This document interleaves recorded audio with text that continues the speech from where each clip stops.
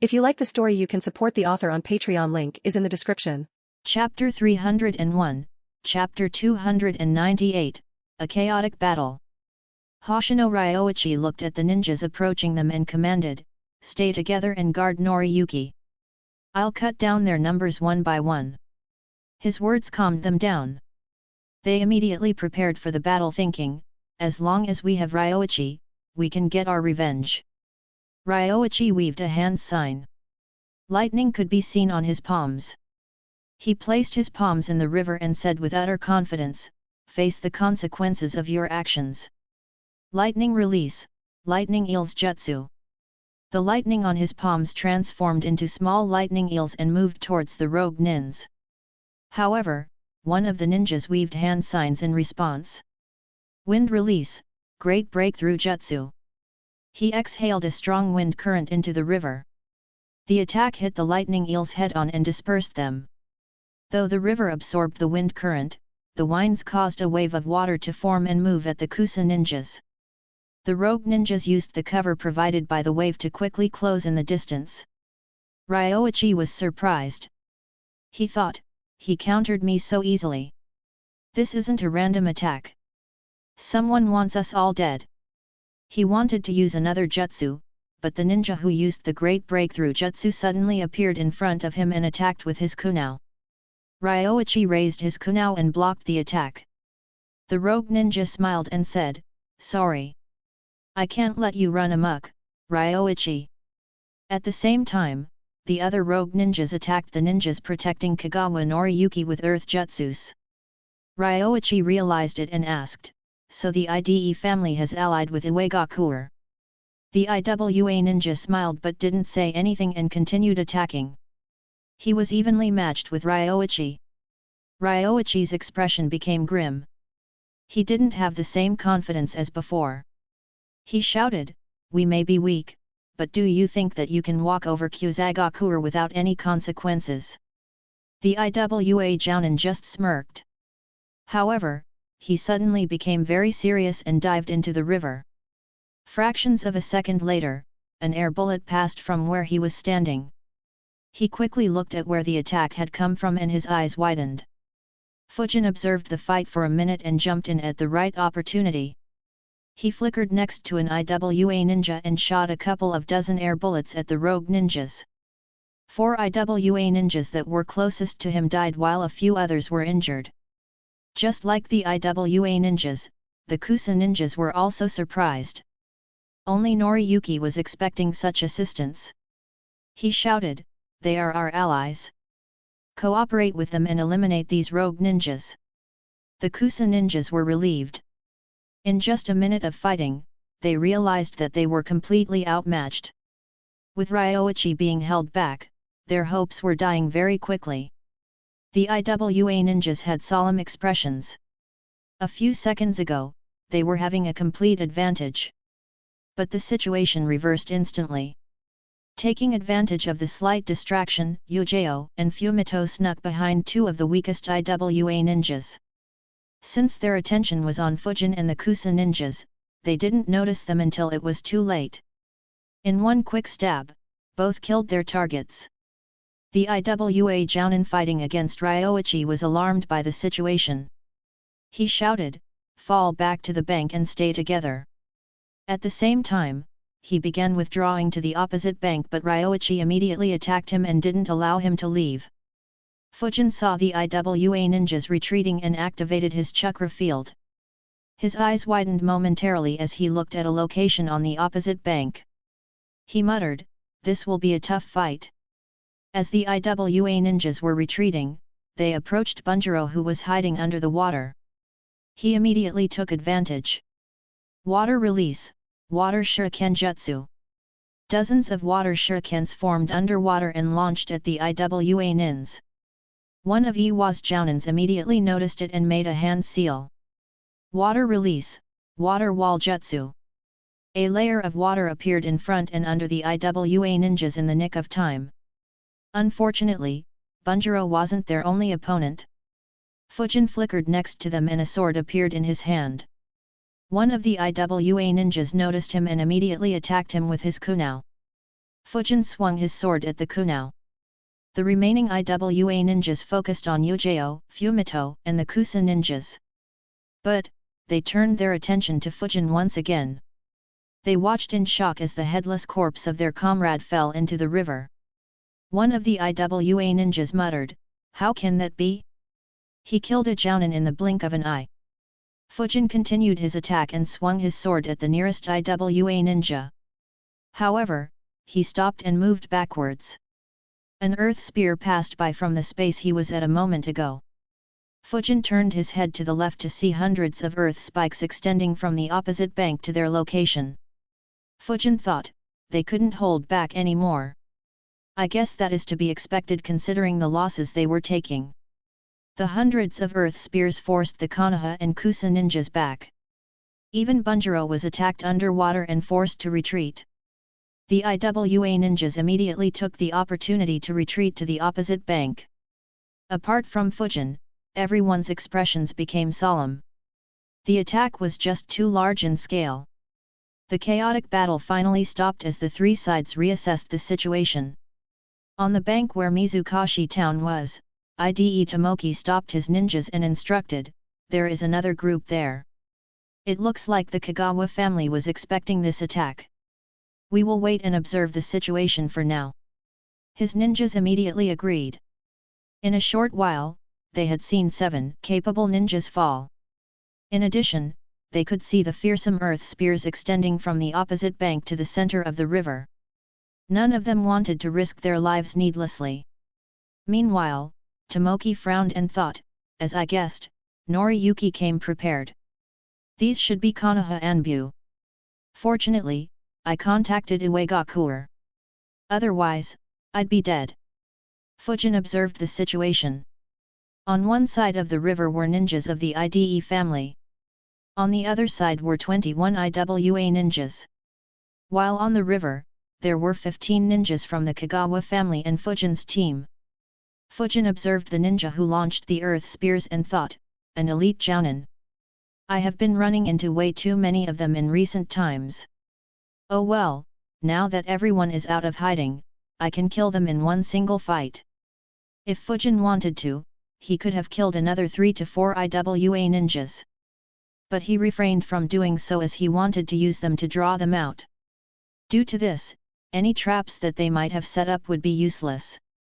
The ninja, at whom Fujin was staring, looked at the IWA ninjas who retreated and asked, "Shiharu, are you fine?" Shiharu nodded and said, "Yes, but 7 of our ninjas died. The Kusa ninjas have Ryoichi among their ranks. But Jin, be careful of that Konoha Anbu with the sword. For some reason, he is giving me a very bad feeling." Jin looked at Fujin and said, "It doesn't matter, they will all die today." There wasn't a single shred of doubt in his voice.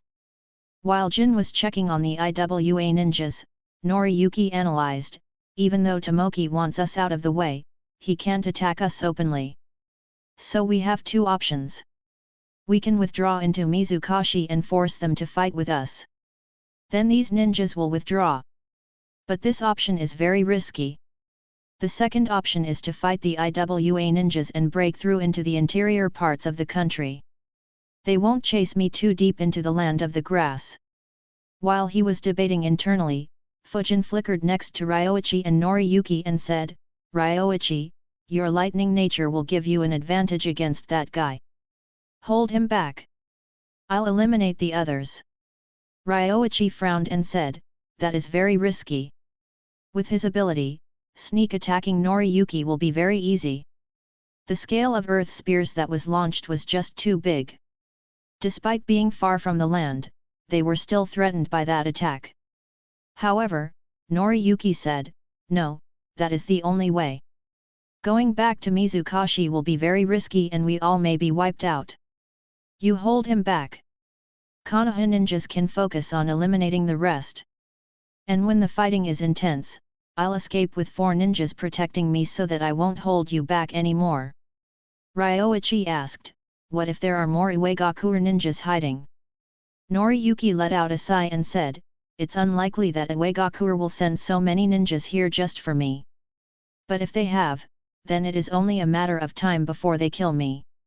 After all, that group is already stronger than us. Just escape and ensure that you stay alive. If possible, please see that no harm befalls my family. Ryoichi didn't want to agree. Unfortunately, he couldn't see any other option. Meanwhile, Fujin was surprised. He looked at Noriyuki and thought, that's a surprise. Most of those in power, even if they are just, won't risk their own lives to help others escape. I guess this is why Hiruzen and Shikaka valued him highly. Fujin said, don't worry. I don't sense anyone else. But be careful regardless. Noriyuki nodded. They stopped talking at the same time as Jin. Jin rapidly weaved hand signs and slammed his palms on the ground. Earth Release, Earth Spike Hell Jutsu. Chapter 302, Chapter 299, The Battle on the River Bank. Earth Release, Earth Spike Hell Jutsu. The Kusa ninjas were surprised by the massive chakra emanating from Jin. On the riverbed, thousands of small sharp spikes began forming. Fujin sensed the change and shouted, leave the river immediately. Fujin flickered right away. So did his team. The Kusa ninjas were slightly slower to react as Fujin wasn't their superior and they didn't feel the change happening under their feet. However, when Noriyuki and Ryoichi began moving, they immediately followed. In a second, the spikes were launched. They tore through the strong river current and propelled skyward. 3 Kusa chunins were a bit slow to move. The spikes pierced into their feet and drilled through their bodies, shattering their bones and puncturing their internal organs. They emerged from heads and shoulders and soared into the sky, tracing a vivid arc of red blood. The 3 chunins died without even understanding how they were hit from below the river. The ninjas from the IDE family saw in horror as blood spouted from their bodies as they fell into the river and dyed it red color momentarily. The scene was hellish. They thanked their lucky stars that their leader asked them to stay away. As soon as Fujin stepped on the river bank, he felt the ground under his feet transforming into small spikes. He immediately flickered while thinking, this is annoying. Even my team might not stay safe for long from such a barrage. Fujin flickered continuously while building his chakra up. Jin tried attacking him and the places he might appear in, but Fujin was too fast and unpredictable for him and maintained a sufficient distance from the remaining IWA ninjas. Wind Release, Infinite Breakthrough Jutsu. Jin was surprised. He thought, he is good. A sealless supercharged jutsu.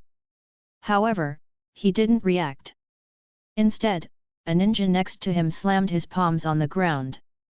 Earth Release, Earth Wall Jutsu.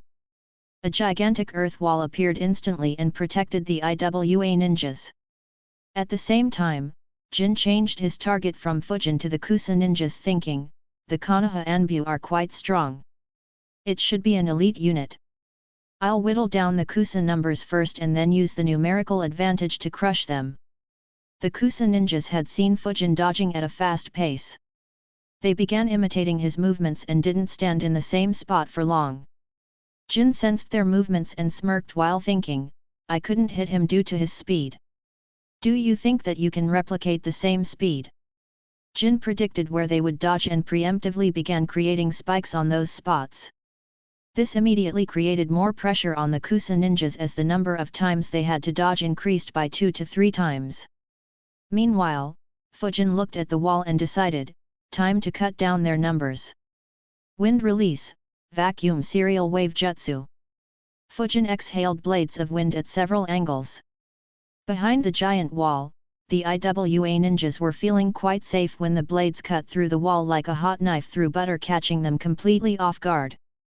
Jin, who had already neutralized another Kusa ninja and injured a couple more and managed to keep the Kusa ninjas and Fujin's team at bay, was shocked. He immediately jumped up to dodge the wind blade heading towards him. Jin's eyes widened as he realized the power behind the wind blades. He wondered, wind vacuum technique. Who is this guy? Wait, if he knows wind vacuum technique, then... Shit! Jin immediately created an earth clone. The experienced IWA ninjas also reacted instinctively. However, 8 IWA ninjas couldn't react in time. They were cut into 2 and died on the spot. Jin watched as his eyes turned red. He had lost 15 ninjas on such a simple mission. The losses had now exceeded the acceptable limit. However, before he could even think of retaliating, Fujin fired vacuum bullets at the ninjas who had jumped in the air to dodge. 2 bullets were heading at Jin. Jin looked at the incoming attack and thought, as I had expected. The earth clone he created seconds ago pushed him away as the vacuum bullets pierced it and dispelled it. Jin barely managed to dodge the attack. However, not everyone could do the same. Another 2 IWA ninjas were killed. Fujin observed the situation and analyzed, these ninjas are all elites. I had targeted 6 but only 2 died. They are much stronger than the Suna bunch that tried to hunt me. Looks like Onaki greatly values this mission. Is IWA that desperate to make inroads into grass or waterfall? IDE Tomoki saw Fujin's counterattack and gulped in fear. He was no longer confident in Iwa's victory. He decided, if IWA fails to kill Noriyuki, I will distance myself from them and claim that this attack had nothing to do with me. After all, I doubt IWA would claim these ninjas as their own and hence won't antagonize the only noble in the land of grass that supports them. Fujin's consecutive attacks finally gave his allies time to catch their breath. He also changed the numerical advantage in their favor. Yujao, Fumito, and Bunjiro immediately went on the attack. Ryoichi remembered Fujin's words and immediately rushed towards Jin. He realized, Konoha Anbyo captain is right.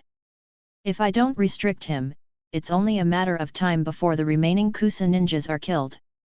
Only I and the Konoha Anbyo might be able to escape. The remaining Kusa ninjas split into 2. 4 stayed next to Noriyuki while the rest followed Ryoichi. Ryoichi weaved hand signs while running and supercharged his jutsu. Lightning release, false darkness jutsu. He extended his arms towards Jin as bolts of lightning crackled on his arms. He discharged all the lightning bolts at Jin. Jin saw the lightning bolts with a frown on his face as he thought, lightning is the biggest weakness of earth jutsus. Back in the Third Great Ninja War, he gained fame against us because his unit encountered a division that was exclusively made of earth affinity ninjas and didn't have any strong jounin. Despite the frown, Jin wasn't worried about Ryoichi. Instead, his attention was on Fujin. The threat of wind vacuum jutsus far exceeded lightning in his eyes. Shiharu appeared in front of Jin. After knowing that Ryoichi was with the Kagawa family entourage, Jin had specifically requested Shiharu to join this mission to counter his lightning jutsus. Even though Jin could still deal with Ryoichi, it would be very annoying and would allow Fujin to run amok. Wind release, great breakthrough jutsu. Shiharu confronted Ryoichi with a supercharged jutsu as well. Both jutsu clashed. Ryoichi frowned and stopped. Despite the power of the jutsus being the same, he was at a disadvantage. The winds neutralized his lightning bolts one after another. However, Fujin flickered next to Ryoichi. Fire release, searing migraine jutsu. Taking advantage of the winds, Fujin exhaled a massive fire at Shiharu. Shiharu's eyes widened as he cursed, shit. He also knows fire jutsus. Jin also became serious. He was waiting to find an opportunity against Fujin. Instead, it was Fujin who seized the opportunity. He gathered chakra and slammed his hands on the ground. Another gigantic wall appeared out of the ground. It was tall and wide enough to keep the massive firestorm on the other side temporarily. However, Jin shouted, "Move away from the walls." Every IWA ninja followed his instruction without any hesitation. A second later, blades of wind cut through the gigantic wall with ease. Fortunately, the IWA ninjas were far enough to have the time to dodge them. Jin observed the blades with an annoyed expression. He thought, fortunately my sensei had informed me about Shimura Danzo's skills. Otherwise, the death toll would keep piling. Still, wind vacuum technique and such ruthlessness. Is he Danzo's successor? If so, he can't be allowed to live any longer. Who knows how many of our sufferings had that bastard's hand in the shadows. If another shinobi of darkness appears in Konoha, then we will suffer for a few more decades. Kagawa Noriyuki noticed the destruction and thought, O Lord Hokage 1. He instructed, let's escape. Chapter 303, Chapter 300, Breaking Through Iwa's obstruction. Taking opportunity of the situation, Noriyuki, along with 4 jounins, began escaping. Jin sensed it and muttered, do you think it'd be this easy to escape from me? He weaved hand signs and slammed his hands on the ground once again. Despite the large distance between them, the ground under the feet of Noriyuki's group turned into a swamp. They immediately jumped backwards. However, several mud balls were launched at them from the swamp. One of the Kusa ninjas weaved hand signs. Water release, water wall jutsu. A water wall appeared in front of them and stopped the mud balls. However, soon the land to the right of them began moving. A second later, a large, bronze dragon head popped out of the ground. It opened its mouth and shot multiple cannonballs made of mud at the group. The Kusa ninjas hurriedly dodged while the dragon head dived underground once again. One of the Kusa ninjas shouted, be careful. It will attack us from below and blow itself up. His words alarmed Noriyuki and the rest. They stayed on their toes and tried attacking the dragon underground in order to make it explode deep underground. However, several spikes and needles were launched at them, forcing them to keep evading and cutting off their escape routes. Fujin sensed the attack and thought, such a large range. But, why hasn't he ordered a retreat? Their losses are already too high and this situation is very disadvantageous and dangerous for him. Though he and Ryoichi tried to stop him, they were outnumbered. When Fujin used any vacuum attack, Jin would move away and then place his palms on the ground once again. Finally, the remaining Kusa and Konoha ninjas made their way across the fire and debris and joined the battle. Ryoichi instructed, keep their weaker ninjas busy. We will eliminate their leaders. The Kusa ninjas immediately obeyed his command. As for Fujin's team, they had already attacked. With their aid, the number advantage was evened out. Fujin flickered towards Shigeru while Ryoichi confronted Jin. Jin confronted Ryoichi while observing the battlefield. He analyzed, despite the enemy reinforcements, we still had one more ninja. 5 ninjas are equally matched while we have the advantage in 3 fights. But, though it looked like they had the overall advantage, Jin was worried. Shigeru couldn't match up to Fujin at all. He barely hung on. Jin sighed, I can't afford to take any more pointless losses. If I knew that someone as ferocious as he would be protecting Noriyuki, then I would have redone our entire strategy. I didn't want to resort to this, but we don't have any other option now. I can only use my final card. Though this could put my village in some trouble, it's better than just retreating with nothing but losses. Within half a minute of confrontation, Fujin had gained the absolute advantage. He was about to deal the final blow when he suddenly jumped away. Numerous earth spikes assaulted his previous position. He looked at Jin. Jin gritted his teeth and cursed, fine. I'll let Kagawa Noriyuki go. But you all will stay here. He stopped attacking Noriyuki's group and focused entirely on the existing battlefield. Immediately, Fujin and a few other ninjas were assaulted by spikes, needles, spears, and other weapon-shaped projectiles from the ground. Apart from Fujin, everyone fell at a disadvantage. Ryoichi tried his best to stop him but had no success. A frown appeared on Fujin's face as he analyzed, something is off.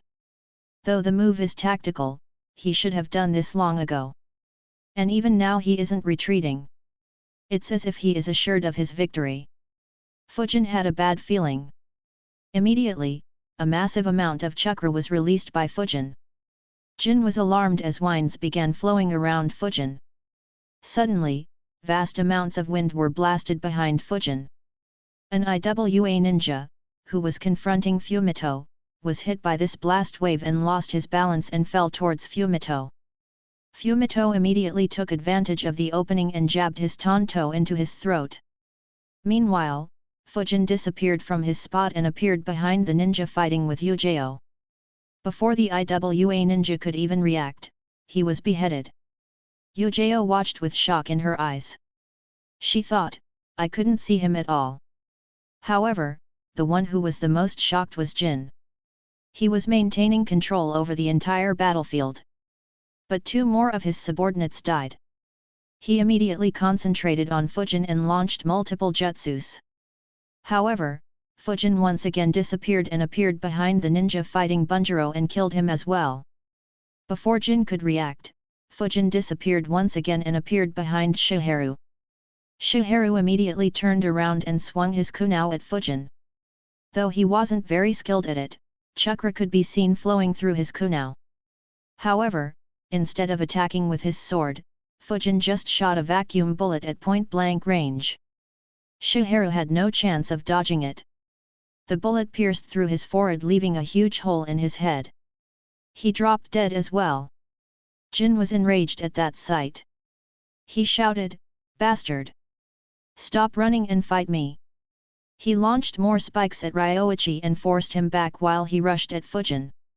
Winds blasted behind Fujin once again as he appeared in front of Jin in the blink of an eye. Jin saw Fujin swinging his sword at him. He only had one thought, shit. Jin's body turned black as he tried to grab Fujin's sword with his right hand. His right hand was even blacker than the rest of his body. Fujin's sword hit his right hand. Though the iron skin jutsu was strong, it was no match for a sword enhanced by wind nature chakra flow. In addition, Fujin was also assisted by his massive momentum. The sword cut his right palm open. It cut through his right forearm. Jin gritted his teeth and endured the pain and managed to just get his body out of the way of Fujin's sword. However, he had to pay an extremely high price. Jin's right hand was cut off. Half of his right forearm was cut off vertically. What remained just bled and hurt like hell. Jin looked at Fujin with hatred in his eyes. Though Jin and Fujin were quite evenly matched, their strengths lay in different areas. Fujin excelled at close-range fighting and had numerous jutsus to make him lethal at mid-range and long-range. Meanwhile, Jin was better than Fujin at controlling the battlefield and fighting while keeping his enemies at bay. Though his close-range skills were nothing to scoff at, he wasn't comparable to Fujin. Under normal circumstances, he would maintain his distance and keep Fujin away. Such a battle would only result in a draw. That is why both Fujin and Jin tried to target the weaker enemies to gain a numerical advantage while distracting the other. Fujin gained an advantage in that aspect. He didn't care about the losses Kusa suffered, and he had killed far more IWA ninjas than the damage Jin managed to inflict on Kusa ninjas. This caused Jin to make a mistake and end up confronting Fujin head-on. Since Jin had stopped targeting them, Noriyuki and the 4 jounins with him left the banks and began running towards the interior. Noriyuki said, "We will run full-time till we reach back to our town. Once we reach there, Iwagakure won't dare to attack us. We will lodge a complaint with Lord Daimyo and make Iwa pay dearly." The jounins nodded. They ran a couple hundred meters without any obstruction. Since none of the IWA ninjas chased them, one jounin said, "Looks like your plan has worked. The IWA ninjas can't spare anyone to chase after us." They were relieved. Noriyuki nodded and said, "Yes, but stay on guard. We can't afford any more loss." Noriyuki's words were stuck in his mouth as he felt extremely high heat on his right side. He and the jounins turned around to see. A look of shock and terror appeared on their faces. A massive rock covered in lava was heading straight at them. They wanted to get out of the way. Unfortunately, it was too late. Before their feet could move, the massive lava-covered rock hit them. It crushed the 5 ninjas under its immense weight while burning them and exploded almost immediately. Chapter 304, Chapter 301, Attacking Indiscriminately. Seeing Fujin attacking him again, Jin retreated. Fujin was about to give chase when the loud explosion sound was heard, attracting everyone's attention. Seconds later, dust and smoke covered the entire area. Some debris also fell. The IWA ninjas took the chance to retreat and regroup as the sensors on Fujin's side were shocked. Fujin looked towards the spot of the explosion and thought, the chakra of all 5 of them disappeared. And what's with that massive chakra? Even Hiruzen's chakra wasn't as high as this. Though Fujin's first mission as the Anbu captain had failed, he had no time to think about it. He was more concerned about the chakra that the ambusher was emitting. Jin looked at the destruction and sighed, we had to resort to this. Now everyone will know that it was Iwagakure who did the attack. This will be a diplomatic disaster. He turned his attention towards his bleeding arm. His expression became determined as he thought, but that's fine. Though we will lose our influence in the land of grass, we found out about this fearsome Anbu from Konoha. I don't recall any powerhouse in Konoha having such skills. So he should be someone who they raised after the last Great War ended. Killing him will be far more beneficial. Suddenly, Jin's eyes widened and he looked in front only to see a sword heading straight at him. He instinctively moved backwards but knew that he had no chance of avoiding the attack. Having sensed a formidable foe, Fujin didn't want to leave any other trouble behind him. Fujin's blade was just a few inches away from Jin's neck when he sensed molten rocks headed towards him. Fujin flickered backwards and fired a few vacuum bullets at Jin. Jin barely managed to dodge them. They created a few cuts on his body, causing him to lose even more blood, but none were fatal. However, Fujin had no time to look at him. A figure rushed towards him at rapid speed. Fujin shot a few vacuum bullets, but he dodged them all. His fist began glowing red as he punched Fujin. Chakra began flowing along Fujin's sword as he slashed at the incoming punch. The sword and the fist clashed, creating a slight shockwave. Fujin's expression behind his mask became serious as his sword couldn't cut into the fist. The punch sent him flying backwards. He flipped in the air and landed back on the ground but was still dragged behind for a few minutes. His eyes landed on the ninja who attacked him. He had red hair, mustache, and beard. Unlike the other IWA ninjas, he didn't bother hiding his identity. He wore a large headpiece that proudly displayed the symbol of Iwagakure. On seeing his face, Ryoichi and the other Kusa ninjas were horrified. Even Fujin's team raised their guard to the max. Ryoichi asked in disbelief and horror, Rashi, why did Iwagakure send someone like you? Rashi ignored his question and looked at Fujin. He said, youngsters these days are getting even more ferocious. You forced me to take action. Fujin cursed in his mind, shit. If I knew someone like him was hiding here, I wouldn't have wasted time dealing with the rest. Though if I did that, he might have jumped in sooner. But why the hell is Oniki sending his Jinchuriki on a mission? It's an absolute taboo during peacetime. Even their own citizens don't trust them. Let alone citizens of other countries. Fujin roared, Iwagakure. You dare send your Jinchuriki to the land of grass? Do you intend to start a war? Fujin used his chakra to amplify his voice.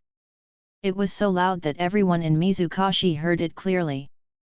Though most didn't know what a Jinchuriki was, knowing that the ambushers weren't rogue ninjas and instead were from Iwagakure terrified them.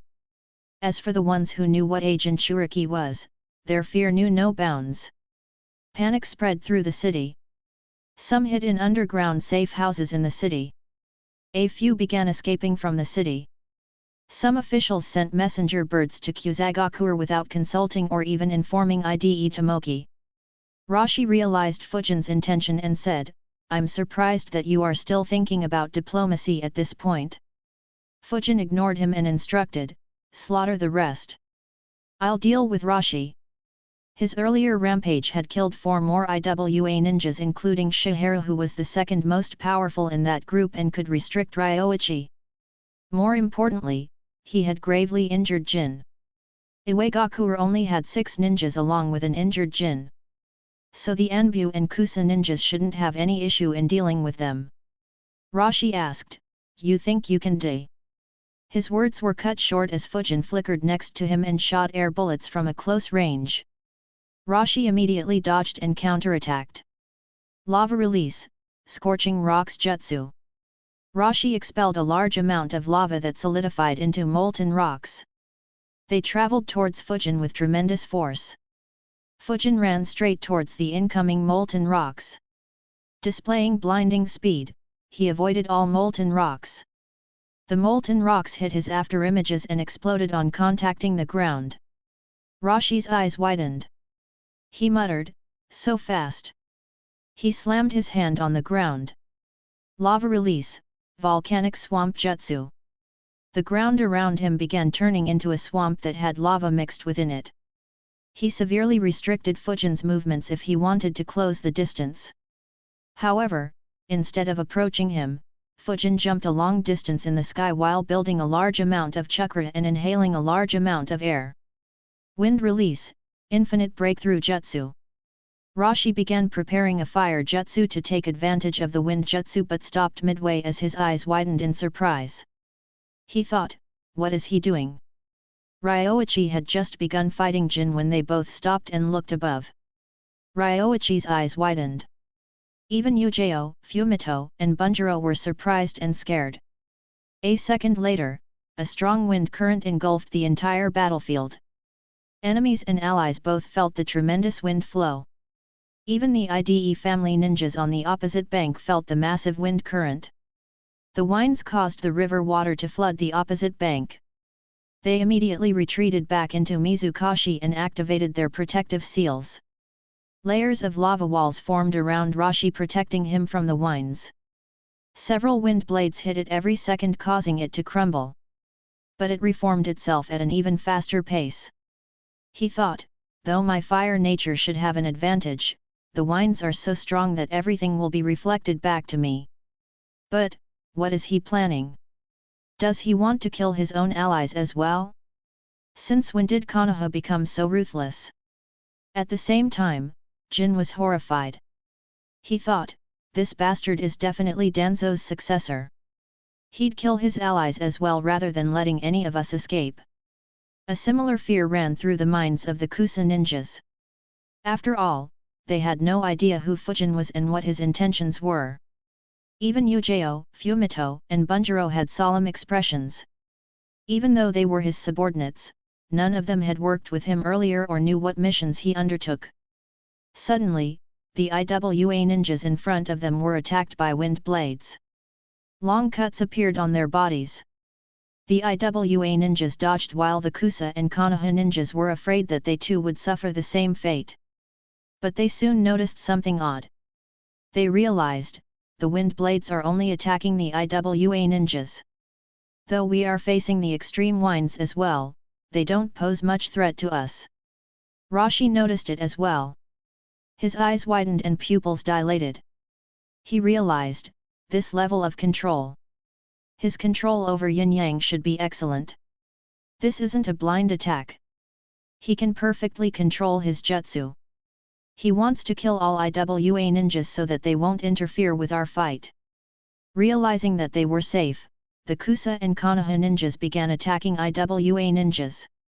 The IWA ninjas immediately fell into peril. A red coating of chakra appeared around Rashi as he rapidly weaved hand signs. Chakra and lava gathered on his right fist as he punched the ground with full force. Immediately, the lava and chakra were released into the swamps he created earlier. The ground around him raised 10 meters in height, forming a miniature volcano. The lava began gathering towards its mouth. Lava release, flower fruit mountain jutsu. The miniature volcano exploded with a loud sound. It sent a shockwave in the surrounding area, nullifying the winds Fujin had created. Following the shockwave, a large amount of molten rocks was launched into the air. However, since the IWA ninjas were also in the vicinity, Rashi controlled it to fall far away from the battlefield. One of the molten rocks fell on Mizukashi town. It hit the protective barrier and broke it with ease. Fortunately, it hit the wall and didn't fall in the town. The wall crumbled in an instant.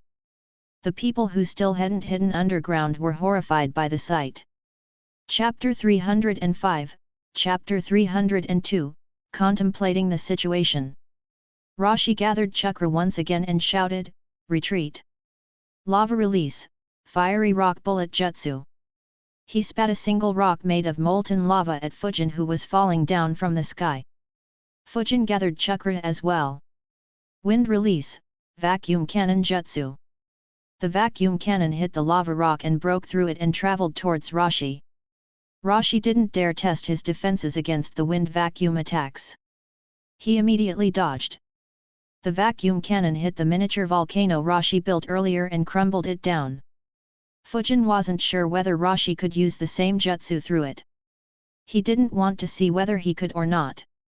He landed on the ground and instructed, "Chase and kill them off." The IWA ninjas had already begun escaping. Fujin's allies were wondering whether they should aid him or chase the IWA ninjas. Hearing his command, most of them began chasing the IWA ninjas. Seeing what Rashi could do, none of them wanted to face him. Only Ryoichi and Yujeo stayed behind. Yujeo looked at Fujin and recalled the words Hiruzen had said to her before she joined Fujin's team. She analyzed, if he kills Iwa's Jinchuriki, then it could cause a war between Konoha and IWA. The best solution is to disengage now and let them retreat. But how do I tell him that? And what would be the optimal route if that Jinchuriki decides to keep chasing after us? Ryoichi had similar thoughts. Konoha could afford to offend IWA, but they couldn't. He said, "Kagawa Noriyuki is already dead. Let's stop here and leave." Fujin and Rashi were about to begin their battle but halted on hearing that. A frown appeared behind Fujin's mask. He pointed at Rashi and said, "Tell him that." Rashi thought for a few seconds and replied, "Sure. Kusa ninjas can leave but Konoha will have to pay for killing so many of our ninjas." Ryoichi was stunned by his words. He immediately fell into a dilemma. If he escaped, then the remaining Kusa ninjas would live. If he stayed and Fujin lost, then they could all be wiped out. A frown formed on Yujeo's face as she stared at Ryoichi. Fujin didn't say anything. He decided that if Ryoichi withdrew, he would run away as well. And after he gets away from Rashi, he would hunt them down and pin the blame on IWA. After all, an entire town had seen them fighting IWA ninjas. Ryoichi let out a sigh and said, "Then I have no choice but to continue fighting." He immediately left and began chasing the escaping IWA ninjas while thinking, though we can't afford to offend IWA, they are the ones who attacked us in our country. If I escape, then we will offend Konoha while IWA would think that they can bully us whenever they want to. In that scenario, our country will be doomed. Rashi frowned and was about to flicker towards Ryoichi when Fujin suddenly appeared in front of him and swung his sword at him. Rashi dodged and attacked back. Both began fighting. Though Yujeo wanted to retreat, seeing Rashi's unyielding attitude, she understood that there was no other option. She shouted, "Captain, don't forget our mission," and left to chase the IWA ninjas. Fujin wondered, what mission? The one we are supposed to protect is already dead. Meanwhile, Rashi also wondered, did they come here using Kagawa as a front to do a secret mission? But what mission could have a higher importance than guarding Kagawa Noriyuki? They entered into an intense conflict. However, both had thoughts running through their minds. The longer they fought, the more depressed Rashi became. He thought, though I have stopped paying attention to the internal situation in IWA, I still know that the old man hasn't found any successor for him. For decades, no one who can replace Onaki has appeared in IWA. Only me and Han came close, but we were asked to take control of the tailed beasts. But Konoha. They had White Fang, who dominated the Second Great Ninja War. He was followed by the Sunnins, who gained fame in the Second War and dominated the Third War. And while they were still at their peak, Namikaze Minato rose to fame and took command of their forces. Even though they suffered numerous losses after the Third Great Ninja War, their next generation is already stepping up. First copy ninja and now this guy. Though he isn't as strong as me, his speed exceeds mine. And his attacks are all very deadly. Even if I get hit by just one, I'll be gravely injured or dead. At the same time, Fujin was seriously introspecting, should I kill him or just stall? He analyzed, if I kill him now, the four tails will die as well and will need a few years to resurrect. If I can capture and seal it inside me and become a perfect Jinchuriki, then my prowess will increase many folds. But Fujin flickered to his right to dodge the wave of lava heading at him. Rashi launched another round of molten rocks at Fujin which he dodged as well while counter-attacking. He further analyzed, but by the time the four tails is resurrected, Akatsuki would have begun capturing tailed beasts.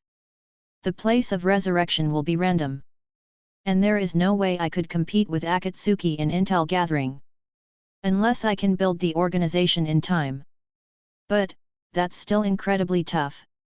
Not to mention, there is no way anyone can compete with Zetsu in terms of gathering information. Besides, even if I have great luck and manage to become a Jinchuriki, I will have very little time to become a perfect one. After all, creating friendship and a deep enough bond will be very difficult after I beat him up and seal him inside me. Fujin let out a sigh and thought, leave it. I'm not ready yet. Killing him now could result in a conflict with IWA. It could change the course of future events. Not to mention, I doubt I could kill him unless he becomes very careless for some reason. If he transforms, then the only way I can confront him is by summoning Ryu. But that will exhaust all my chakra and I doubt Ryu can win against Son Goku. Still, this is a good opportunity to test my skills. Fujin's expression suddenly became very serious. Though his face was hidden by the turtle mask, Rashi felt the change in his attitude. Fujin suddenly disappeared and appeared behind Rashi and swung his sword vertically. Rashi immediately moved to his left. A sword slash passed by leaving a deep scar on the ground. Suddenly, several cuts appeared on his arm despite dodging the attack. Rashi's eyes widened as he flickered away. He realized, in addition to the main slash, there were hundreds of smaller slashes surrounding it. Fujin followed Rashi and swung his sword 6 times in quick succession. 6 razor-sharp sword slashes streaked towards Rashi with blinding speed. Rashi's eyes widened as he thought, if these also have the additional slashes, then... He moved his body such that he would narrowly dodge all the sword slashes. At the same time, one tail appeared behind him and red chakra appeared on his body. Before the sword slashes reached him, a coating of lava enveloped his entire body. The sword slashes narrowly missed his body while the accompanying winds hit his lava armor. Numerous cuts appeared on his armor but none reached his flesh. Fujin thought, a lava armor. That's interesting. He immediately shot a vacuum bullet at his heart. Rashi immediately dodged.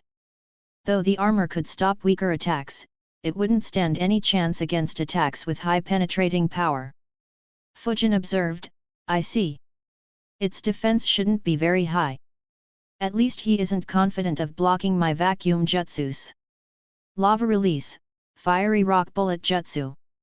Rashi shot 3 lava boulders at Fujin. Fujin dodged them but Rashi used the distraction to reduce the distance between them.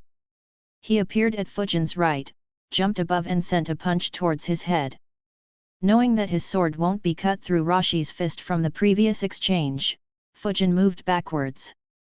Rashi's punch hit the ground causing cracks to appear in the ground. One such crack extended towards Fujin while emitting red light and a lot of heat. Fujin immediately got out of the way. Lava erupted out of that crack. At the same time, Fujin's clothes caught on fire. Fujin was shocked. Rashi used this distraction to once again appear in front of Fujin. Fujin looked at Rashi's grin and wondered, when did he burn my clothes? Rashi sent a punch at Fujin once again. Fujin slashed at his lava-covered fist with his sword again as he realized, I see. The heat from his armor is so intense that my clothes caught on fire despite not being touched by him. Just when the fist and sword were about to clash, Rashi opened his fist and caught the sword. The sword cut a couple of inches into his palm but couldn't cut any more due to the highly concentrated chakra flowing through his arm. Rashi held the sword tightly as he raised his left fist to pummel Fujin to death. However, before he could punch Fujin, a punch landed on his abdomen and sent him flying backwards. Chapter 306, Chapter 303, Changing the Terrain. Rashi flipped in the air and landed back on his feet but was still dragged backwards for another dozen meters. He looked at Fujin who was standing in the same spot. However, his left hand was lit on fire. Rashi chuckled and said, "Since you dared to punch my lava armor, you can say goodbye to your HA." His words got stuck in his throat as he saw Fujin wave his left arm in the air and the fire dissipated. He noticed that Fujin's left arm was completely black in color. A frown appeared on Rashi's face as he realized, Iron Skin Jutsu. He can use rank B Earth Jutsus as well? Though it isn't enough to resist my armor for a longer period but should enable him to be able to punch or kick me. The cut on Rashi's right hand stopped bleeding and began healing slowly. Suddenly, Fujin's entire body became covered in the same color. The fire on his clothes was extinguished as Fujin flickered and appeared behind Rashi. He slashed his sword at his back. Rashi immediately escaped. A sword slash was released from Fujin's sword. It hit the river and left a deep scar across it. Fujin chased after Rashi thinking, I can't maintain Iron Skin Jutsu for too long. I need to deal some critical blows quickly. Just when Fujin was about to reach him, Rashi turned around and spat out a large amount of lava. Fujin's eyes widened as he flickered away in an instant and landed on top of the river. The lava covered the entire area. Waves of lava surged towards Fujin like a tsunami. Fujin frowned and wondered, does he want to massacre the entire town behind me? Even if it silences the ones who heard my roar, there is no way IWA can get out of this mess without suffering any major diplomatic consequences. Fujin swung his sword at the river. This time, he didn't focus on the penetrating power. Instead, he created a 100-meter-long wind slash. The wind slash hit the river vertically along the length of the river. It caused the river water to gush out towards the lava wave. The water and lava waves clashed, covering the entire area in mist. The lava wave broke through the water wave but lost a lot of its momentum. It still continued forward and entered the river. Knowing that it won't be able to harm Fujin, Rashi appeared on the river bank and ran across the river to fight Fujin. Fujin was about to attack when he sensed a chakra build up behind him. Water release, Raging Waves Jutsu. Water release, Raging Waves Jutsu. Lightning release, False Darkness Jutsu. Bunjiro and Yujao spat a large amount of water. The water in the river mixed with their attack and it rushed towards Rashi like a waterfall. At the same time, Fumito released a strong lightning current in the waterfall. A frown formed on Rashi's face. He spat out a large amount of lava once again while he retreated back to the river bank. Fujin swung his sword at the lava wave and flickered next to Yujao on the river bank behind him. The wind slash hit the lava wave. It slowed down the momentum of the wave by more than 70%. A moment later, the combination jutsu of water and lightning hit the lava wave. It forced the lava wave back to the other bank. Rashi slammed his hands on the ground. 3 layers of walls formed by molten rocks appeared in front of him. The combination attack broke through the first wall but was stopped by the second wall. The third wall broke down by itself and molten rocks were fired at the Konoha and Kusa ninjas on the other bank. Fujin swung his sword at the incoming rocks and asked, "What's the status?" The slashes hit the molten rocks. The smaller rocks were split into 2, while the larger ones had a deep scar in them. They lost their momentum and dropped into the river. Yujao replied, "We tried chasing them, but they retreated below the ground." Chasing became very risky due to their constant and unpredictable attacks from underground. Fujin was surprised. He thought, "I see. I guess taking off one arm wasn't sufficient. Sigh, I should not underestimate anyone who managed to gain the elite Jounin rank. Though I guess that others might have helped him." He said, Alright, you guys retreat. I'll retreat soon as well. We will meet up in the same town. His subordinates nodded while the Kusa ninjas sighed in relief.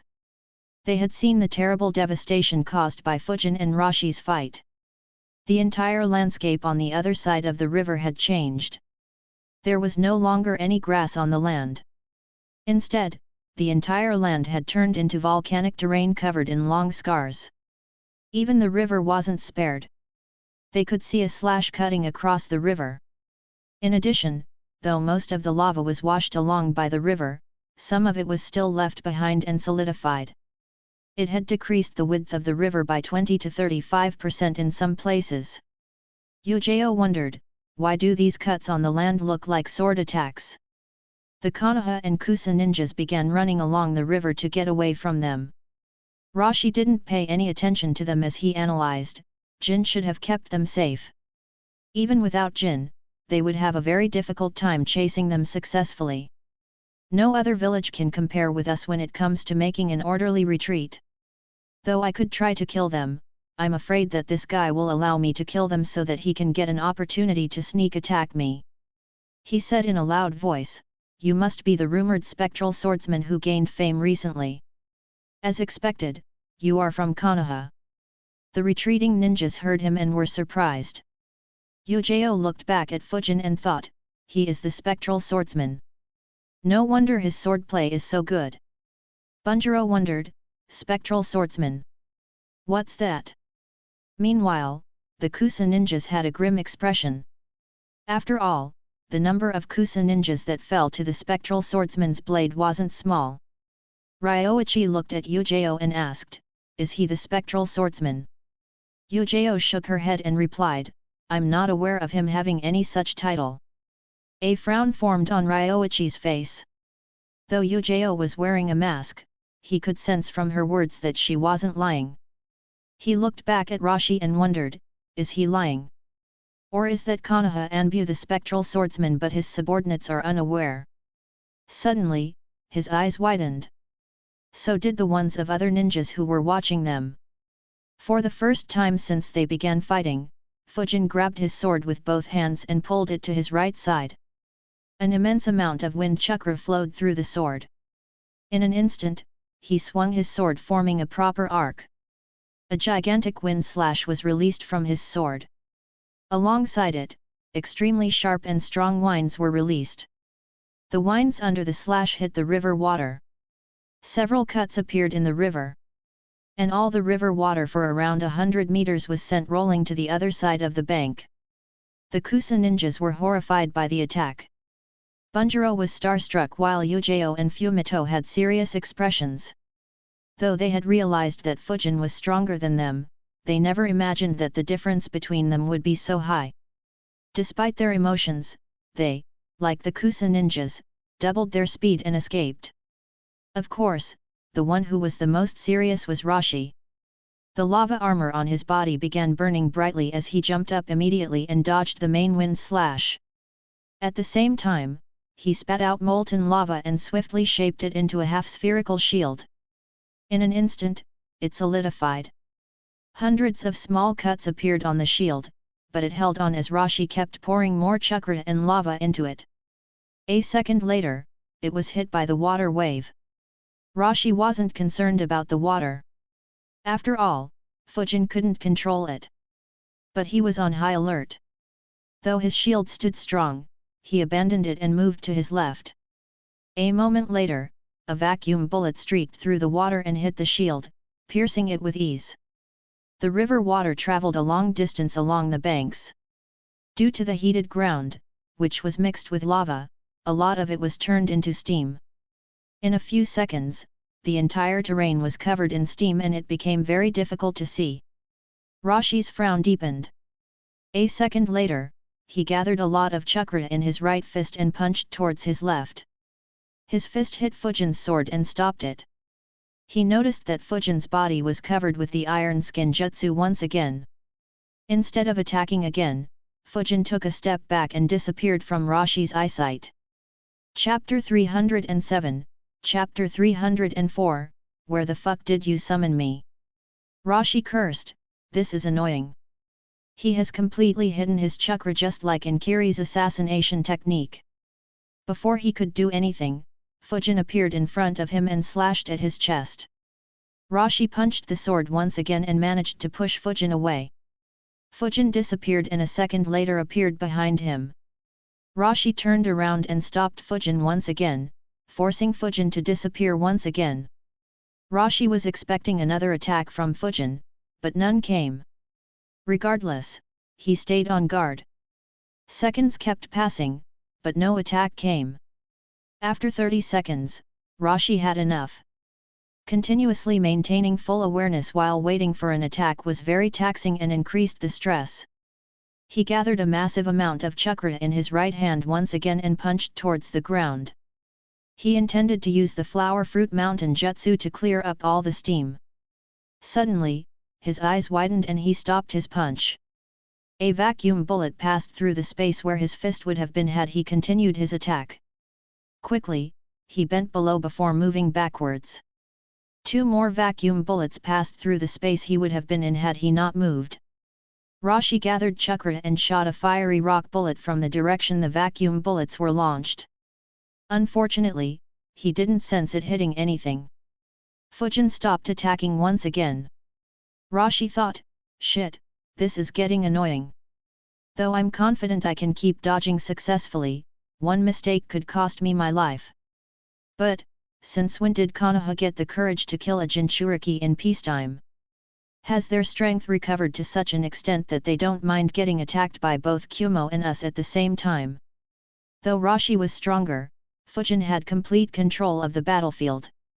Unlike Rashi, whose attacks caused large-scale devastation, Fujin's attacks were always on point. They were all deadly and gave Rashi very little time to react and were quickly followed up by more attacks. For the next minute, Rashi maintained full guard but wasn't attacked by Fujin even once. Finally, Rashi began building his chakra once again. However, he stopped midway and ducked down. A vacuum wave passed above him. He immediately began rolling to his right and dodged 3 vacuum bullets and 1 vacuum wave. Soon after, he got off the ground and continued moving to his right as a vacuum wave landed on the ground. His eyes widened as another vacuum wave grazed past his left leg. He quickly jumped backwards, but a deep cut is left in his left leg, almost exposing his bone. Before he could gather himself, he sensed movement behind him. He ignored the wound and turned around and threw a punch at the incoming sword. The fist and sword clashed once again. Rashi was surprised as Fujin didn't retreat. He was about to punch with his other fist, but his eyes widened and he quickly took a couple of steps behind. He saw 2 vacuum bullets passing a few inches in front of him. His expression became grim as he realized, shadow clones. The Fujin in front of him moved forward and attacked him with his sword. At the same time, another Fujin appeared behind him and attacked his back. In addition, a few more vacuum bullets were fired at Rashi. Realizing the grave risk he was in, Rashi dodged and shouted, "Enough!" Suddenly, a massive amount of red chakra was released from his body. It covered his entire body. At the same time, it released several waves of pure chakra around him. Fujin's clones were very close to him. Their eyes widened but they didn't have enough time to move. They immediately used the iron skin jutsu to protect themselves. The chakra wave hit them and sent them flying away in opposite directions. The red waves also reached the real Fujin who was maintaining distance and attacking with vacuum bullets. He immediately flickered away while thinking, what the hell? He can use Son Goku's chakra to this extent without losing control? Or does he not care about losing control? The red chakra waves traveled for about 40 meters around Rashi. The steam covering the area was blown away and even more damage was done to the ground. Without the steam cover, Rashi could see Fujin clearly. He looked at him and thought, that was close. With his shadow clones, the danger was amplified exponentially. If I keep dodging, it would only be a matter of time before I mess up. Anyways, now that he has forced me, it's time to end this. At the same time, Fujin also looked at Rashi. Shock could be seen in his eyes. He saw that the chakra covering Rashi had taken the shape of a red-furred and green-skinned monkey, looking exactly like the Four Tails, Son Goku. What shocked Fujin the most was that Rashi looked to be in complete control of himself. He stood calmly in the head of the chakra construct. Fujin was dumbfounded. He thought, impossible. I thought only B and the fourth Mizukage were perfect Jinchurikis. Why would I have fought him for so long otherwise? The sight scared Fujin. He immediately became very serious. He was about to make a move when he sensed some movements under his feet. He gathered chakra under his feet and jumped high in the sky. The ground transformed into small spikes which were launched at Fujin. Noticing the opportunity, Rashi shot a ball of lava at Fujin. Fujin immediately slashed his sword towards the incoming spikes while looking at the ball of lava and analyzing, such a gigantic ball of lava. My vacuum cannon might not stop it. One seal on his left bracer began glowing. 100 explosive tags appeared in front of Fujin in a flash. Fujin controlled the winds and caused the explosive tags to fly towards the lava ball in 3 layers. Rashi was surprised. Just before the lava ball was about to crash into the first layer of explosive tags, all 100 explosive tags blew up. The shockwaves from the explosions decreased the momentum of the lava ball until it came to a halt and began losing its shape. The lava fell down to the ground. Immediately, Fujin focused his chakra field under the ground. He realized, someone is hiding his chakra underground. Should be that IWA elite Jounin. Sigh, what a mess. I need to retreat. Fujin dispelled the 2 shadow clones on the ground to gain their chakra. Rashi looked at Fujin who was around 100 meters in the air and muttered, to jump airborne against a Jinchuriki who has displayed some control over his tailed beast. What a stupid move. He began gathering chakra to end the fight but his eyes suddenly widened in shock. Multiple seals on each of Fujin's bracers lit up. Rashi watched in shock as he noticed more than 2,000 explosive tags appearing in the sky. The number was utterly ridiculous. Rashi was speechless. He wondered, was his real mission to destroy a city or something? In an instant, the wind began blowing. All the explosive tags moved towards the ground at a rapid speed. Rashi didn't bother creating any defenses. He was confident that despite their high numbers, the tags won't cause any harm to him. The chakra body of Son Goku opened its massive maw wide open. Concentrated chakra began gathering in a swirling vortex and pulsated with an overwhelming intensity. Behind his mask, Fujin's expression became very grim. He controlled the explosive tags while weaving hand signs. As the explosive tags moved down, they spread over the entire battlefield and split into multiple waves. The first wave had 400 explosive tags, the second had 600, and the third had 1,200 tags. The explosive tags in the first wave landed on the ground. At the same time, the explosive tags in the second wave maneuvered in the air and surrounded the chakra body of Son Goku. Meanwhile, the third layer appeared on top of the tailed beast bomb. At the same time, it also blocked Fujin from Rashi's view.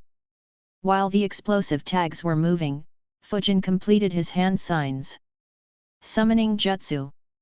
A cloud of smoke appeared under him. A figure appeared in it and arrogantly said, "The great winged saber-tooth Lord Goro is her." However, his words were cut short. All the explosive tags exploded at the same moment. In an instant, the entire area was covered by a loud explosion sound. The intensity of the explosion made Goro look down in horror.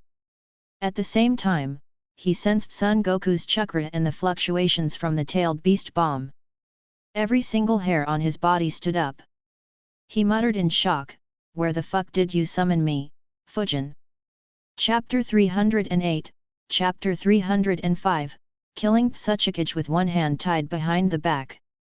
Fujin landed on Goro's back and shouted, "Goro, there is no time.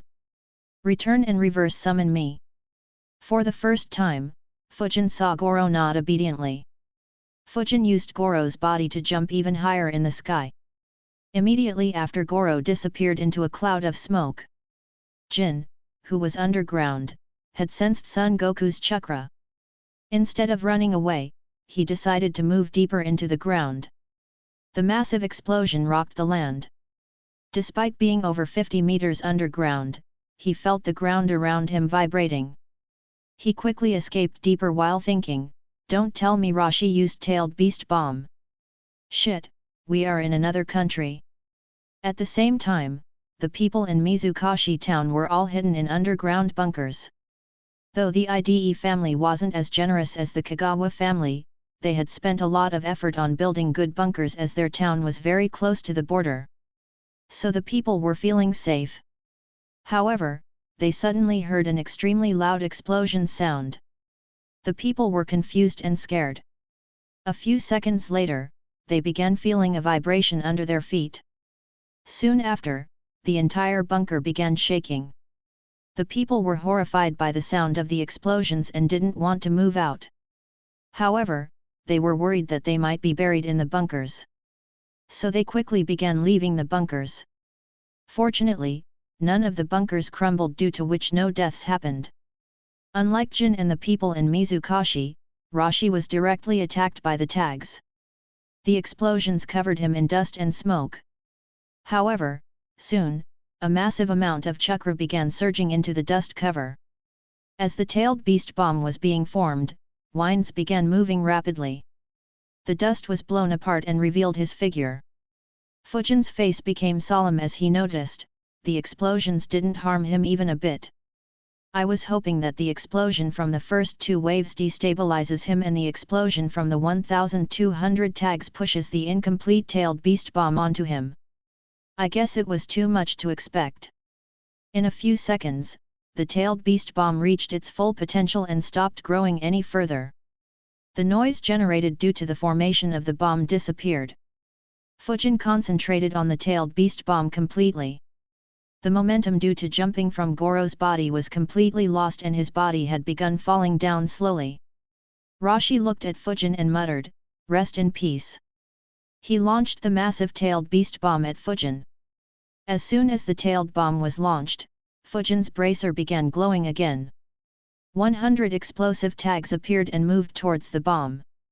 These were the last tags stored in his bracer. At the same time, he twisted his body in the air to face east. A large amount of wind was blasted from his back, making him fly out of the path of the tailed beast bomb. Rashi noticed Fujin's efforts but wasn't bothered by them. He shook his head and thought, "Looks like he is still too young. Against a tailed beast bomb, such efforts are pointless." In a moment, the tailed beast bomb hit the explosive tags. Though the tags all exploded, they couldn't even slow down the bomb. The tailed beast bomb reached the same altitude as Fujin and exploded. Fujin turned his head and looked behind him.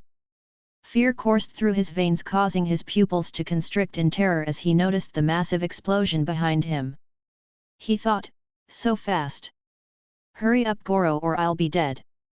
The tailed beast bomb didn't even need a second to reach his previous location. He focused all his chakra on his back, causing more intense winds to be blasted behind him. At the same time, his body was covered in the iron skin jutsu. A powerful blast wave rippled through the air. It reached Fujin in the blink of an eye. It broke through the intense winds behind Fujin as if they were non-existent and hit him. Fujin gritted his teeth as he felt an intense pain in his back.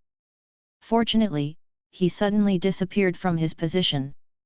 The blast wave continued expanding for kilometers in the air. The sound of the explosion was heard for several miles. The people in Mizukashi hadn't even reached the doors of the bunkers and were still feeling the effects of the previous explosion when they heard the loud sound. They covered their ears in pain and were horrified. However, they had no other option but to leave the bunkers. No one wanted to be buried alive. A frown formed on Rashi's face. He looked above and thought, "That's weird." His chakra just disappeared in an instant instead of decreasing progressively. Considering his strength and that he wasn't hit directly, he shouldn't die in a moment. Did Konoha gain a successor for the Flying Thunder God technique? But why did he take so much effort to dodge in that case? Due to the explosion tags and the chakra disturbance by the tailed beast bomb, Rashi hadn't sensed Goro. So he wasn't aware of Fujin's plan to reverse summon himself. Mount Mutki. Fujin disappeared from the battlefield and appeared on Mount Mutki. A look of relief appeared on Goro's face as Fujin appeared in front of him. He was about to boast when his eyes widened. Fujin's hardened body slammed into his face with tremendous force. Both of them slammed into the mountain, creating a small cave inside the cave they were in. The sound immediately attracted the attention of other winged saber-tooths. Ryu frowned and began flying towards the cave. Land of grass. Rashi observed the skies properly to see whether he had missed anything. He maintained his form. While he was paying attention to the sky, a slight movement was happening under the ground. Around 10 seconds later, a head popped out of the ground and observed the situation. He looked above with fear in his eyes and thought, so scary. I was worried for my main body. But since I am fine, my main body should have retreated safely. He was a shadow clone Fujin created and hidden underground when he was sneak attacking Rashi under the cover of steam. However, the battlefield changed very rapidly, forcing the clone to hide deeper into the ground, leaving him without any means to provide aid to Fujin. He thought, since my main body didn't dispel me, he should have a reason to keep me here. It's either to kill that elite Jounin hiding underground or to test Rashi. If I try to sense the elite Jounin, Rashi will sense me and defeat me. After all, I'm no match for him and I doubt that elite Jounin will die easily. Not to mention, he is hiding deep underground. Though my vacuum jutsus have good piercing power, they can't pierce through tens of meters of ground. So there is just one option. Against a ninja who could use the wind vacuum technique, hiding underground was very risky. It would severely restrict mobility and the attacks could easily pierce into the ground. But by moving so deep, Jin had unknowingly got into the best defensive position. So Fujin's clone decided to completely ignore him. He focused over 80% of his chakra into his throat. The sudden chakra build-up attracted Rashi's attention. He quickly turned his head and looked at where the clone was. Wind release, vacuum cannon jutsu. In an instant, Fujin's clone shot the vacuum cannon at Rashi. Rashi's eyes widened. He instinctively moved within the chakra construct. The jutsu traveled at a very high speed and hit the head of the chakra shaped like Son Goku. The cannon easily pierced into the chakra and broke through the other side, leaving a massive hole in the head. However, Rashi had moved out of the path of the attack. He controlled the chakra to refill the hole with Son Goku's chakra in a second. Though he wasn't hurt, his expression was dark. Despite being in his strongest state, he was still in danger. Despite not doing any damage, the clone had a smile on his face as he analyzed, though the chakra cloak of a tailed beast provides decent defense, it is much weaker than that of a Susanoo. As long as I have a way to dodge the tailed beast bomb safely consistently, I can threaten even a Jinchuriki. But winning should be impossible for now. Their bodies are just too big and their attacks are too strong. They can easily maneuver their position and dodge my attacks while counter-attacking. Rashi began moving towards the clone and said, impressive. To deceive me and make me attack your clone while you stayed hidden safely. No wonder your chakra disappeared so suddenly. But you should have stayed hidden instead of trying to kill me. Rashi was about to attack him again when the clone raised his palm and said, let's stop here. Rashi was confused by Fujin's actions. He asked, what do you mean? The clone said, both our squads have already retreated and neither of us can kill each other. Let's call it a day. We will settle our battle on another battlefield. After all, Iwa and Konoha aren't at war. Rashi's expression became dark at Fujin's shamelessness. He had killed so many Iwa ninjas and yet didn't have an ounce of shame in his voice while claiming that Iwa and Konoha weren't at war. Rashi did not doubt that if Fujin could finish him off, he would never speak such words.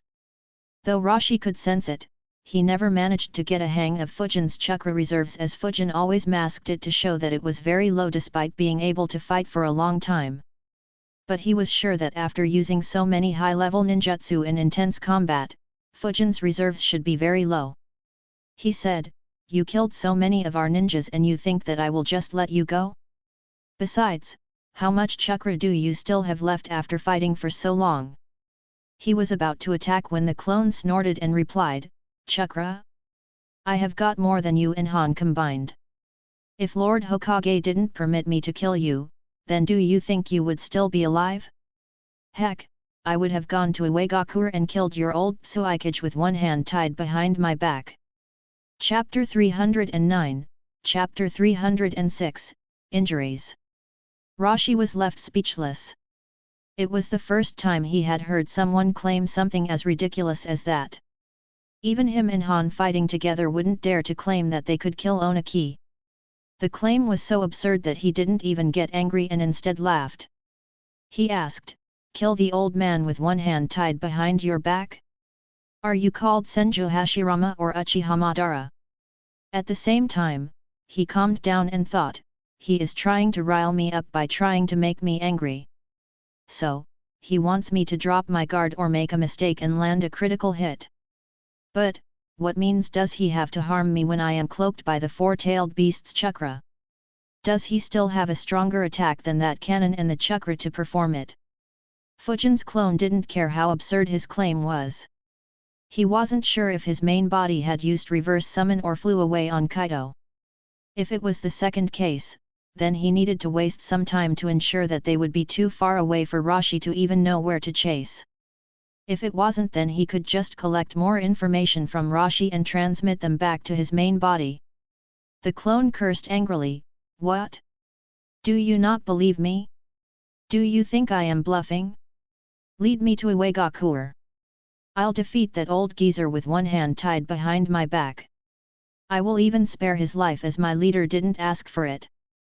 Rashi looked at the clone with a deadpan expression and thought, "Yeah, right.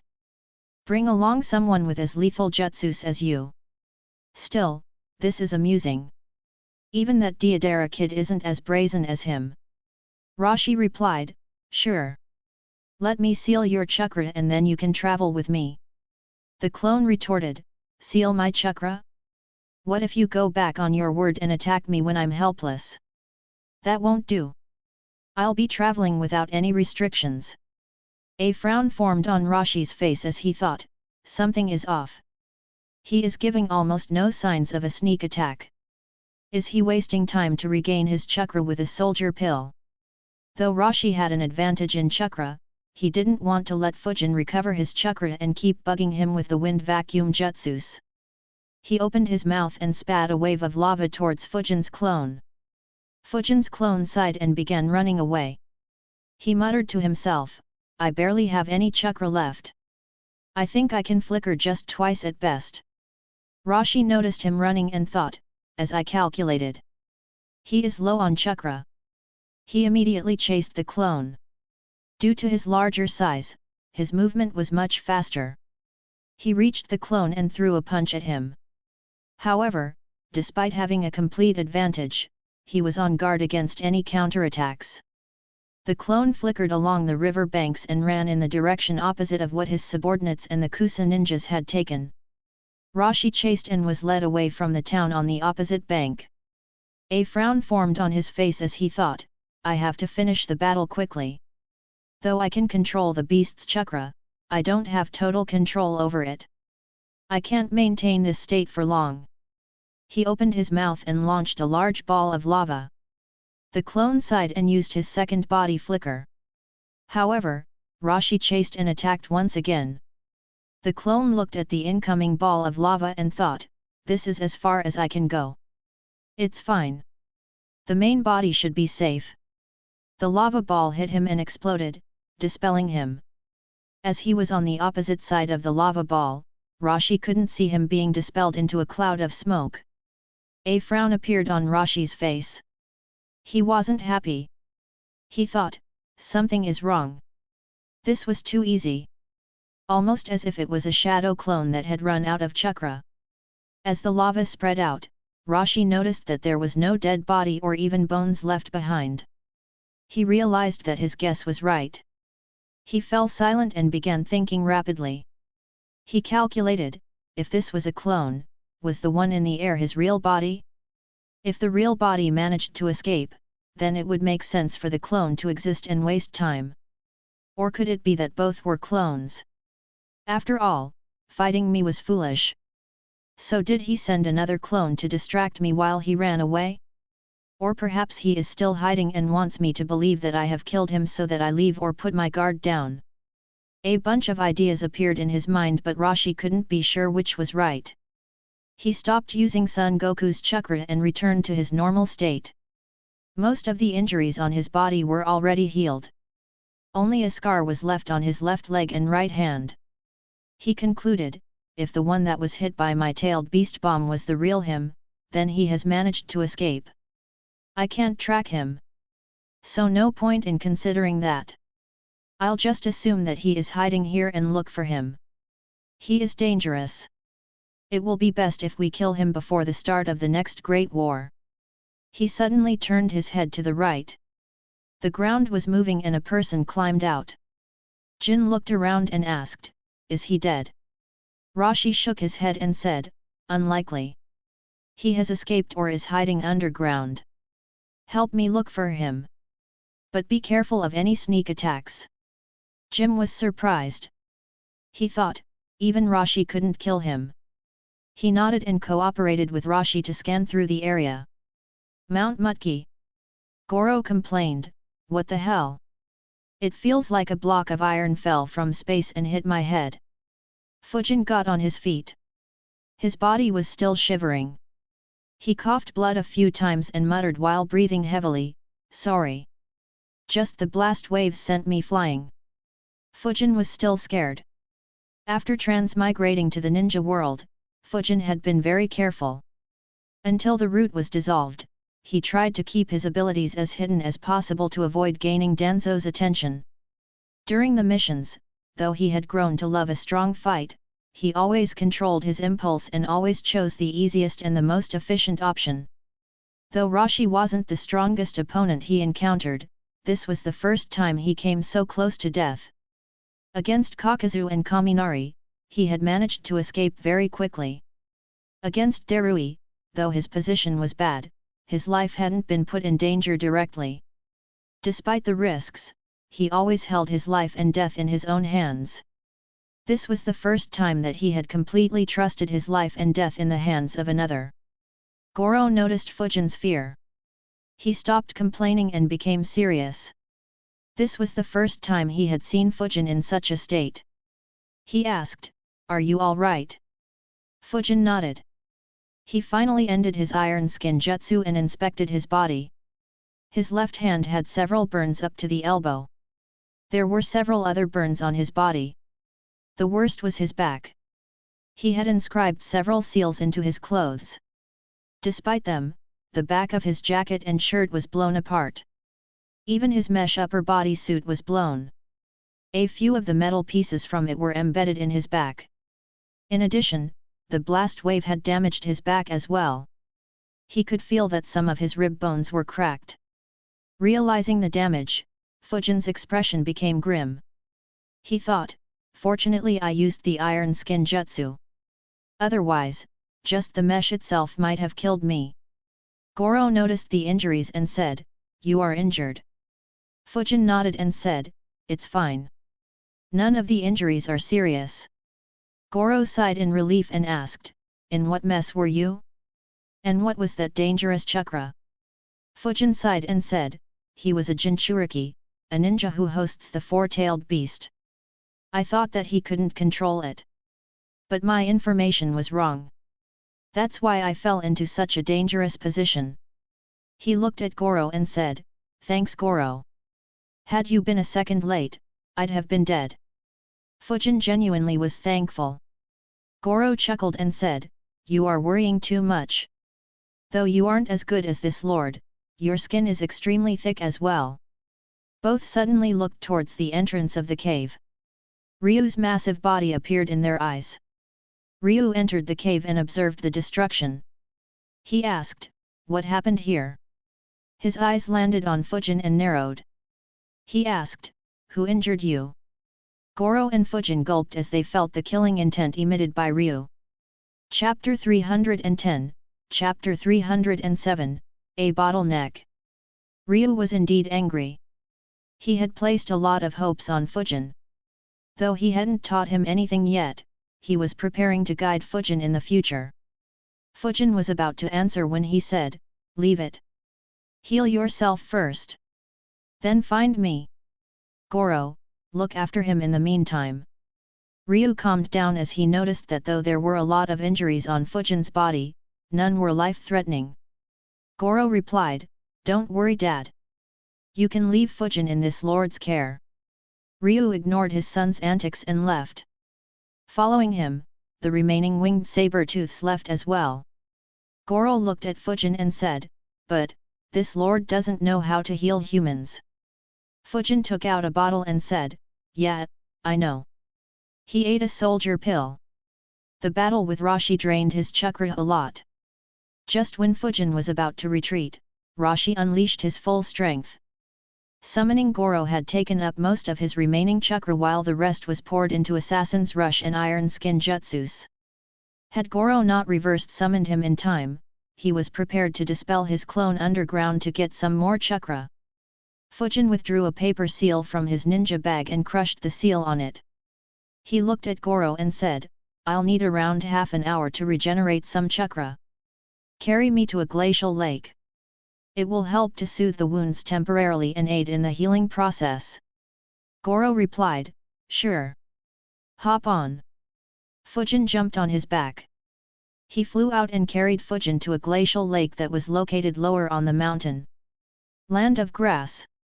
The Kusa ninjas and Fujin's subordinates were rushing away from Mizukashi. Ryoichi looked at the Konoha Anbu and said, "We won't be able to accompany you to the Kagawa family's town. We will be heading straight to Kusagakur." One of the Jounins with him said, "But shouldn't we inform his family about the losses first? Our families are there as well. We need to me." Ryoichi cut him off and said, "No. This matter is huge. If you spread the news, chaos will spread throughout our country. We need to report to Kusagakur and form a proper plan first. This matter needs to be handled by the diplomats." He looked towards Konoha Anbu and said, "I am grateful for your aid, but I hope that you won't spread the news of what happened in Mizukashi either." Yujao replied, "I'll pass the message to our captain. It will be his decision." Ryoichi nodded. The Kusa ninjas split off from the group and moved in a different direction. The Anbu continued on their path before changing their directions as well. Though Fujin had asked them to meet in the Kagawa family's town, it was just a code word for another small village they had come across while traveling. However, they suddenly heard a loud sound behind them. They stopped and looked back and noticed a smoke cloud in the air. Bunjiro asked in surprise, "What was that?" As they were already over 10 miles away from Mizukashi, they didn't sense the fearsome chakra fluctuations of the tailed beast bomb. Neither Yujao nor Fumito could provide any explanation. Bunjiro asked, "Should we return to check if Captain is all right?" Fumito shook his head and replied, "No, you are in Anbu. Following the instructions of the captain takes priority." Bunjiro nodded reluctantly. He was a bit worried for Fujin. They continued their journey. A few minutes later, they felt a vibration in their pouches. They quickly stopped and took out a paper tag. It had a seal similar to the one which Fujin crushed. In a moment, all 3 of the paper tags began burning. Bunjiro's eyes widened. He muttered, "This." Fumito and Yujao also became serious. Bunjiro said, "When Captain handed us this tag, he said that if this seal burns, we have to retreat back to Konoha." "What happened?" Yujao replied, "The fight might have been very difficult. Or for some reason, he might not be able to meet us up at the rendezvous point. Let's leave quickly." Bunjiro and Fumito nodded. They changed their direction once again and moved towards Konoha. Rashi and Jin looked for Fujin for around half an hour but didn't find him for obvious reasons. They gave up and retreated from the land of grass after meeting up with the remaining IWA ninjas who were hiding underground. Since the outside was calm for half an hour, the ninjas in Mizukashi finally dared to climb on the walls and observe the surroundings. The sight shocked them. On the other side of the river, the land was leveled several times for over a kilometer. Not a single strand of grass could be seen. Instead, it was covered with solidified lava. The river had changed as well. A wall of lava had solidified in its path, forming a temporary dam. It stopped the water flow, forcing excess water to move around the wall and through the banks to continue forward. They gulped in fear at that sight.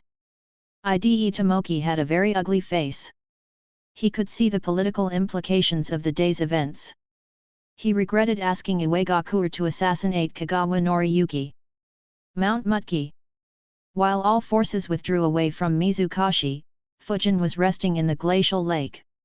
He wondered, so, where did I mess up? He analyzed for a bit before concluding, my information wasn't right. I don't recall Rashi having such control over Son Goku in the series. And none of the intel about him in this world mentioned this. But, Rashi has been the Jinchuriki since before the Second Great Ninja War. It's impossible that the village doesn't have this information. So the only possible answer is that for some reason, they have kept this information as top secret. A frown formed on Fujin's face. If he had known this information, then he wouldn't have fallen into such a risky situation. However, his expression became normal as he thought, though the village has to be blamed, I am at fault as well. I was overly dependent on the intel I had and didn't even consider Rashi using Tailed Beast Bomb while maintaining his sanity as a possibility. Even if the village had provided all details, what if my opponent gained new skills and abilities in secret? Though depending on intel gives a good advantage, I need to avoid overdependence on it. Especially when it comes to Jinchuriki and S-rank ninjas. As someone who gave the highest importance to his survival, Fujin immediately figured out his flaw and decided on what changes he should make to avoid falling into such desperate situations again. His mind immediately began thinking about the oddity. He thought, but why isn't Rashi considered a perfect Jinchuriki? Wait, now that I think about it, though he controlled a lot of chakra, he didn't transform into Son Goku like how B could with Jayaki. Could it be that even without a tailed beast's approval, Rashi could harness his chakra to such an extent and use Tailed Beast Bomb? Fujin thought for a bit and concluded, yes, that should be it. So though he isn't a perfect Jinchuriki, he isn't far from it. It's kinda like Naruto's first Kurama chakra mode, but instead of having just a little bit of Son Goku's chakra, he has access to at least half of it. Now that I think about it, I recall Yujito transforming into Matatabi against Akatsuki. While Gaara was able to construct Shikaku's body during the Konoha crush. I guess it is easier to harness the chakra from Tailed Beast with lesser tails. I should be careful if I run into Yujito or Han in the future.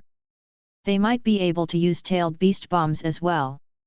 On concluding, his mind immediately began analyzing the fight, ignoring the battle after he released that massive chakra. This fight was a bit weird. Rashi was much stronger than me. Be it in chakra, experience, defense, or physical strength.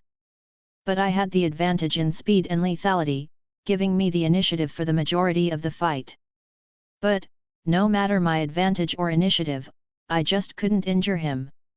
Even the few injuries I caused began healing almost immediately due to the massive chakra. This sort of exposes a big flaw in my combat system. Or rather, the imbalance in it. Right now I am heavily dependent on my combat speed and the speed and piercing power of vacuum jutsus. These two factors make it impossible for anyone under Elite Jounin to last long against me. But, Elite Jounins are able to dodge my vacuum attacks and stop or dodge my sword safely. It makes it impossible to win those fights if they don't get distracted. Another flaw is that this method of fighting is very exhaustive on chakra. The main reason for this is that my other skills haven't managed to keep up with these two. Only sword skills and taijutsu comes close. The other elements and genjutsu are much weaker and can only be used in certain situations. Even Fuinjutsu can't be used effectively in battle yet. However, I don't see any way of improving those skills in a short time. In fact, even improving vacuum jutsus is becoming very difficult. I can only create more forms that won't increase my combat strength drastically. It's almost as if I have reached some sort of bottleneck. How do I break through? Involuntarily, Fujin's gaze moved towards the peak of Mount Mutki. Chapter 311, Chapter 308, Restlessness.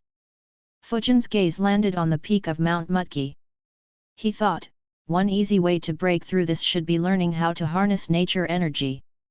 With Sage Mode, I'll be able to keep up with the best of the current ninjas. The other alternative is learning Flying Thunder God. With it, I'll be able to teleport. It will make dodging my vacuum jutsus almost impossible. And I will be able to retreat at will. Unfortunately, when I learn either of them isn't in my hands. It depends on Ryu and Hiruzen. And I can't be sure whether I'd manage to learn them or not. If I end up failing to learn both, Senjutsu and Flying Thunder God, then my future prospects drop hard. Apart from these two, there are 4 other methods I can think of. The first is creating Scorch or Swift Release. Though in terms of difficulty, it might be even more difficult as I would have neither guidance nor any information and just have a book with unsuccessful attempts towards a different Kekkei Genkai to refer to. The second method is to improve my speed even further. With the aid of Assassin's Rush Jutsu and training my body even further, I could enhance my speed even further. That could allow me to crush elite jounins. In addition to this, I need to create a few original jutsus. Though they won't be as strong as the rank A jutsus in the library, I will have to create them such that they complement my high-speed style of combat. The third method is likely the one that has the highest prospects. That is Fuinjutsu and Juinjutsu. Once I become a Grandmaster, I can make a list of seals that I can use on the battlefield. If I can use them as skillfully as Hiruzen did against Suna ninjas, it will be at the same level as my vacuum jutsus. The above 2 methods will need time as well, but they are the ones I am most confident in achieving. However, if I'm not able to learn Senjutsu or Flying Thunder God, then they won't allow me to reach the top of this world. That would leave me with just one option. Learning 8 inner gates from Guy. Fujin let out a sigh and stretched. He immediately winced due to pain. He muttered to himself, "This is so taxing. All these methods will need a lot of time. The time that I just don't have. I will need to quit Anbu soon. If I waste my time on long missions, I won't have enough time to train." Fujin let out another sigh. How to inform Hiruzen and convince him to let him quit Anbu was another headache. He stopped thinking about it and muttered, "My chakra has recovered a bit." Fujin got out of the lake and sat down. A shadow clone appeared next to him and began healing him. The cold water in the lake had soothed the burns on his body. The clone healed all the burn marks with ease and finally turned his attention towards Fujin's back. He poured chakra into his back and said, "3 ribs are cracked. Luckily the spine is not damaged. Though I can heal them, it's better to avoid training or fighting until we visit Konoha Hospital." Fujin nodded. The clone healed his back before dispelling itself. Fujin got up and stretched his back once again. A loud and satisfying cracking sound was heard. Fujin muttered, "Finally, it feels better." He looked up and said, "Goro, it's time to visit your father." Goro was flying above. He immediately landed next to Fujin and asked, "Done healing?" Fujin jumped on his back and said, "Yes." Goro replied, "You humans need such a long time and complicated procedures to heal." Fujin shrugged and replied, "Our physique isn't as strong as a winged saber-tooth. And our bodies aren't infused with nature's energy. Obviously, we can't heal as quickly as you guys." Goro chuckled and replied, "Sucks to be you." He took flight. In less than a minute, they appeared outside Ryu's cave. Goro said, "You can go alone. Summon me sometime to have some fun. But don't summon me if that dangerous beast is around." Fujin chuckled and asked, "Why, wasn't that fun?" He jumped off him. Goro angrily replied, "Hey! I am only 41 years old. I want to live up to at least 41,000 years. Fujin chuckled and didn't reply. Goro flew away. Ryu opened his eyes and watched Fujin walking towards him. He asked, "So, what did you encounter?" Fujin informed him about his encounter with Rashi and the tailed beast within him. A frown formed on Ryu's face. He muttered, "Agent Shuriki. Humans managed to subdue the tailed beasts? I didn't expect that they would advance so much over the last few decades." Fujin thought with a sigh, "As I expected. Due to not having any summoner for so long, they aren't in touch with recent happenings in the ninja world. Though I suppose they don't particularly care." Fujin asked, "How would you fare against the four-tailed beast?" Ryu replied, "It's hard to say. I haven't fought any tailed beast yet. However, my grandfather did fight the one named Seiken. He said that they were quite evenly matched until Seiken used a technique that created a gigantic black ball of compressed chakra. It should be the tailed beast bomb you stated. That forced my grandfather to retreat and run away. As for the four-tailed beast, from what I heard, he could use lava. So I will likely be at an even greater disadvantage. But I will have to see him to say for sure.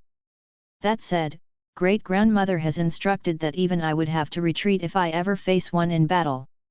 Fujin nodded. It was as he had expected. Though Ryu was strong, against the tailed beasts, he wouldn't stand much of a chance. At max, he would be able to stall them for some time. Seeing Fujin silent, Ryu asked, "Are you planning to go back?" Fujin shook his head and replied, "No way. If he is still waiting for me, I'll be dead. Not to mention, his village has an even scarier old man." He looked into Ryu's eyes and said, "I was hoping to stay here for a while and learn senjutsu." Ryu looked back and observed Fujin for a few seconds. He replied, "You aren't ready yet." Fujin complained, "Come on. The world is so scary. I almost died today. With senjutsu, I will be able to protect myself." Ryu looked down at Fujin and said, "Stop being childish. Your body isn't strong enough to contain nature energy yet. Nor is your chakra reserve high enough. More importantly..." He stared at Fujin for a few seconds before continuing, "You are restless. I can feel restlessness and impatience from your mind, body, and will. In such a state, you will never manage to learn how to harness nature energy." His words surprised Fujin. Ryu waited for Fujin to digest them and continued, "Stop being so impatient. For your age, you are very strong. Your attacks can even threaten me. Instead of worrying and taking needless risks, slow down and focus on all-round development. You still have a lot of time ahead of you." Ryu's words made Fujin think. After a couple of minutes, he let out a sigh and thought, "He is right. I have been too restless lately. I am too worried about the fourth great ninja war and increasing my strength. However, my restlessness might become the biggest obstacle." He took a deep breath and said, "Thank you, Ryu." Ryu nodded. In the last couple of years, he was quite impressed with Fujin's intelligence and maturity. He knew that he didn't need to say more. He said, "Rest here for as long as you want. You can fly back on Kaido." Fujin nodded. He was about to leave when he recalled something. He said, "Ryu, I have created a new seal. I was wondering if I could leave one with you. It works on the principle that if I destroy my seal, it will cause the corresponding seal with you to catch fire. I can use that in times of danger and inform you to reverse summon me immediately." Ryu replied, "That sounds handy. Unfortunately, we, winged saber-tooths, sleep for long periods and at times engage in battles with other worthy foes. If it doesn't catch our attention, then you'll be left in danger with false hope. Stick to the traditional method with us as it doesn't take very long. That said, leave the seal with me. If you can't even summon Goro for some reason, then you can use it as a last resort and pray that you are lucky." Fujin agreed and handed him a paper tag similar to the one he had given his squad. He rested for a day on Mount Mutki. While Fujin rested, the situation in the elemental nations became turbulent once again. Ryoichi reached Kyuzagakure and reported all the events to Ashikaga Hiroshi, the leader of Kyuzagakure. Chapter 312, Chapter 309, The Difference Between Iwa and Suna. Hiroshi's expression became grim. He muttered, "It hasn't been even a month since the Iwa and Konoha armies withdrew from our borders. I thought the situation would calm down since Suna no longer made any strange moves. Instead, they clashed inside our country. And Iwa even deployed their Jinchuriki while Konoha sent someone who could fight a Jinchuriki." Ryoichi said, Kagawa Noriyuki was probably aware of something. That's why he had issued a secret mission to Konoha. So we can't blame Konoha. Hiroshi shook his head and said, "No. The fact that their Enbyo captain was the spectral swordsman shows that they had ulterior motives as well. But you are right. We can't blame them. We can't afford to offend both villages. Besides, I have already received multiple messages from Mizukashi. The area around the town is extremely damaged. Even the town walls have suffered a lot of damage. Fortunately, there weren't many casualties. I have discussed this with Daimyo. He has already started the process of launching a protest against Iwagakure by sending an official letter to the Earth Daimyo. He also sent a message to the Fire Daimyo and Waterfall Daimyo. A diplomatic process will begin soon. It should apply a lot of pressure on Iwa and Onaki." Ryoichi nodded. He had anticipated a similar action. The only thing that he didn't expect was that Mizukashi would send a message before he reached. He asked to see the messages to confirm that there were no falsehoods. To his surprise, all messages stated the truth other than the fact that Ide Tomoki feigned ignorance about any collusion with Iwa. Hiroshi said, "I have asked our ninjas to begin preparing for an emergency situation. You should join them. Your participation will increase their morale a lot. Help them increase their preparedness. Though I doubt Iwa and Konoha would start a war, I want to make them unwilling to start a war on our lands." Ryoichi nodded. Before he left, he said, "We need to investigate the Ide family." Noriyuki was confident that they had invited the Iwa ninjas. In addition, they didn't help us in the fight. Hiroshi's expression became serious. He said, "I know. Don't worry, I have already made my move. They won't be let off easy." Iwagakure. The next morning, a letter from the Earth and Fire Daimyo reached Iwagakure and Konohagakure respectively. Onaki had just gotten to his office while complaining about his back problems. Suddenly, the door slammed open and a ninja rushed in. "Lord Tsuchikage. We have an emergency letter from Lord Daimyo." Onaki looked at him and scolded, "Why are you creating such a ruckus? I almost pulled my back once again." The ninja was quite used to the scolding and didn't get offended. Kitsuka took the letter and said, "Don't mind father." He opened the letter and began reading. His eyes widened. He quickly handed the letter to Onaki and said, "This matter is serious." Onaki read the letter. His eyes widened. He muttered, "What the hell are those fools doing? Why did they create such a ruckus?" Kitsuki asked, "Which mission were they sent on, father?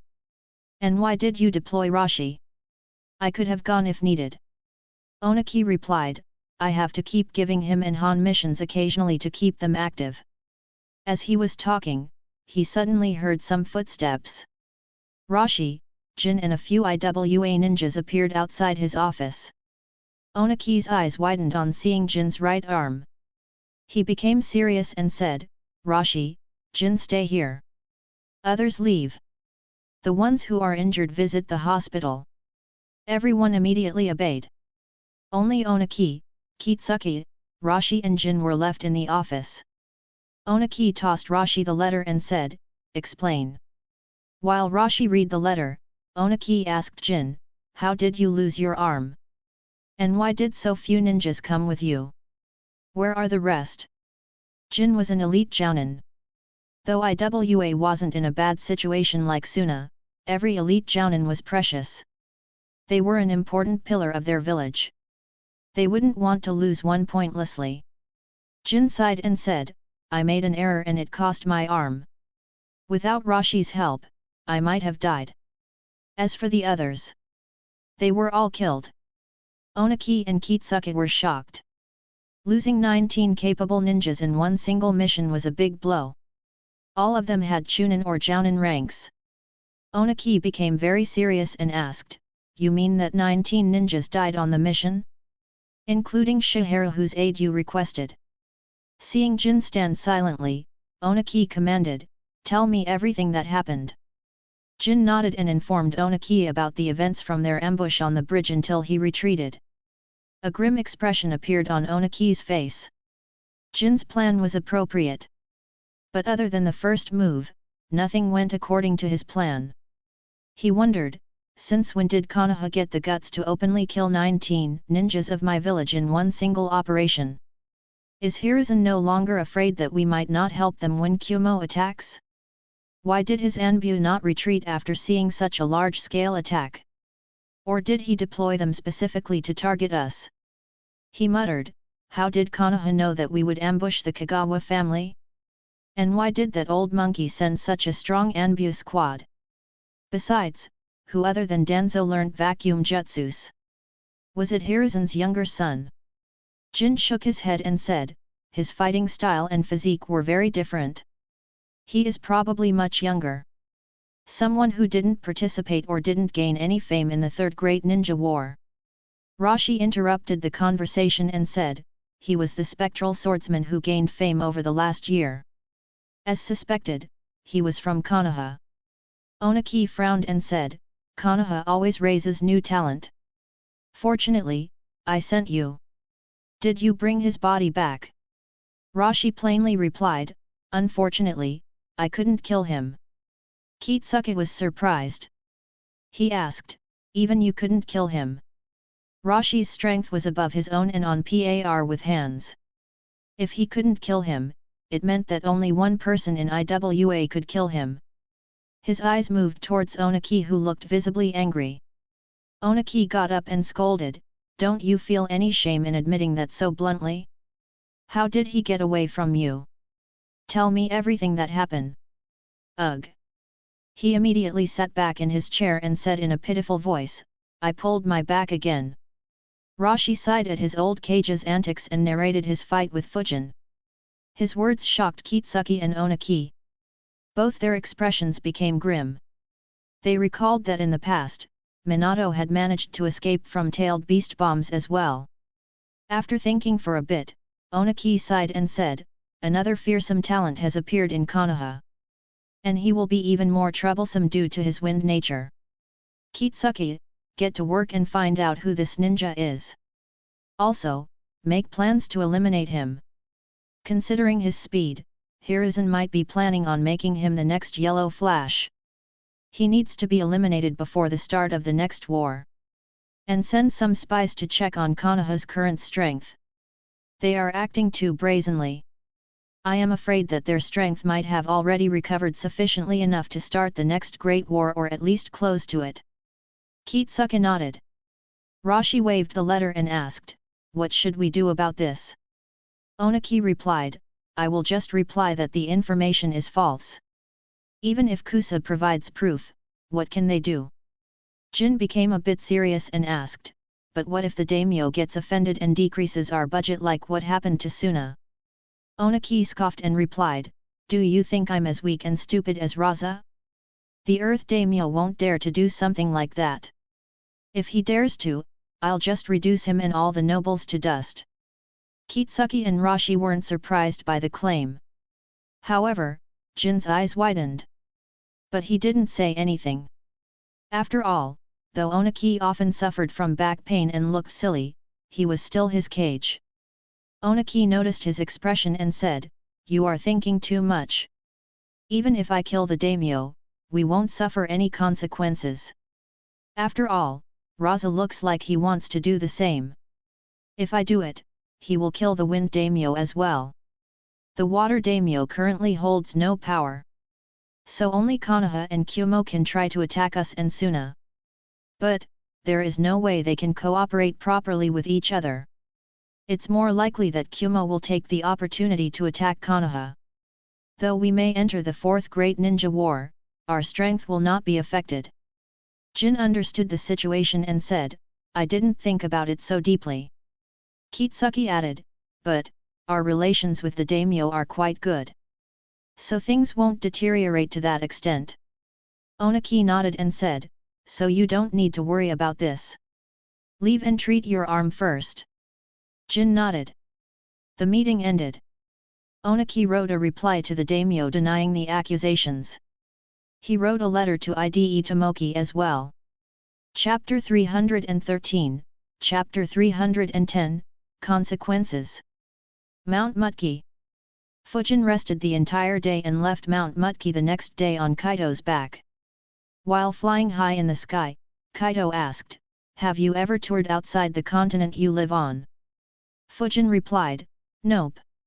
I haven't even visited my continent entirely. Though his time in the Anbu had him make several trips, they were mostly within the Land of Fire and the weaker countries surrounding it. He hadn't visited the Land of Water, Earth and Lightning much. And there were still some countries beyond them. Kaito replied, then you will be in for a hell of a ride. Enjoy the scenery. I'll explain some important locations to you. Fujin replied, cool. I always wondered how the world outside the elemental nations is. He thought, I wonder how it will compare to my previous world. And whether there are other civilizations in this world. Kaito flew the entire day without needing to rest. As someone who was addicted to roaming around the world, Kaito could fly for over 3 days without rest. Fujin rested his body while watching below. Most of what he observed was just a never-ending ocean. But, there were many islands that were full of life. However, Fujin didn't notice a single human living there. He asked, Kaito, do no humans live outside the continent I live on? Kaito replied, I don't recall seeing any. But I have barely seen around 15 to 20% of the world. So there might be some in other places. But the chances are low. Fujin was puzzled. He asked, why is the chance low? Kaito smirked and answered, you will understand it soon. Fujin sighed. He recalled that Kaito loved showing rather than telling. The two continued their journey. It was his way of making others accompany him rather than losing interest after hearing the answer. Though Fujin was stuck with him regardless, his habit couldn't be changed so easily. Land of Grass, Mizukashi Town. Ide Tomoki was sitting in his office. It was already late in the evening. He had 2 letters in front of him. One was from Onaki while the other was from Hiroshi. And his expression was very ugly. He thought, these guys. Hiroshi has left me with no choice. Though he hasn't asked me to admit that I colluded with IWA, the price he is asking me to pay is unreasonable. My family will have no chance of rising any further for decades. Instead, we may have difficulty maintaining power here as well. But, Tsuchikage's proposal is too drastic. He said that IWA won't be able to support me any longer. So he is recommending breaking off from the Land of Grass and becoming a part of the Land of Earth. If I do that, I will be able to maintain all my current territory. In addition, I can also get more lands in the future if Iwagakure is successful in war. He fell into a thought. After a long time, his expression hardened. He muttered, Kusagakure is leaving me with no future. But Iwagakure has not only promised me a better future, but they aren't even trying to force me to make a decision. Though I don't want to betray my birthplace, the choice I have to make is obvious. He immediately called 3 of the 5 most influential nobles in the city. They were the closest to him and his family. Half an hour later, Tomoki, all his family members and 3 nobles gathered in the meeting room. Tomoki explained to them the contents of the 2 letters and informed them about his decision to join the Land of Earth. His declaration shocked everyone in the room. No one even considered such a drastic step. But after thinking for a bit, his family members agreed with his decision. Just the nobles hadn't said anything. A couple of them were extremely opposed to the idea. Hiroshi's restrictions would restrict the IDE family and not them. However, the third noble got up and walked to Tomoki. He bowed and said, "Tomoki-sama, no matter what you decide, my Sato family will always support your decision." A smile appeared on Tomoki's face. He said, "I am honored to have a loyal friend like you, Sato Seiya." He looked towards the remaining two nobles. They immediately cursed in their mind, "This fucking bootlicker." They were heavily outnumbered by the IDE family in that small room. Both knew that they wouldn't leave alive if they didn't agree. Just when they were about to speak, their eyes widened in shock.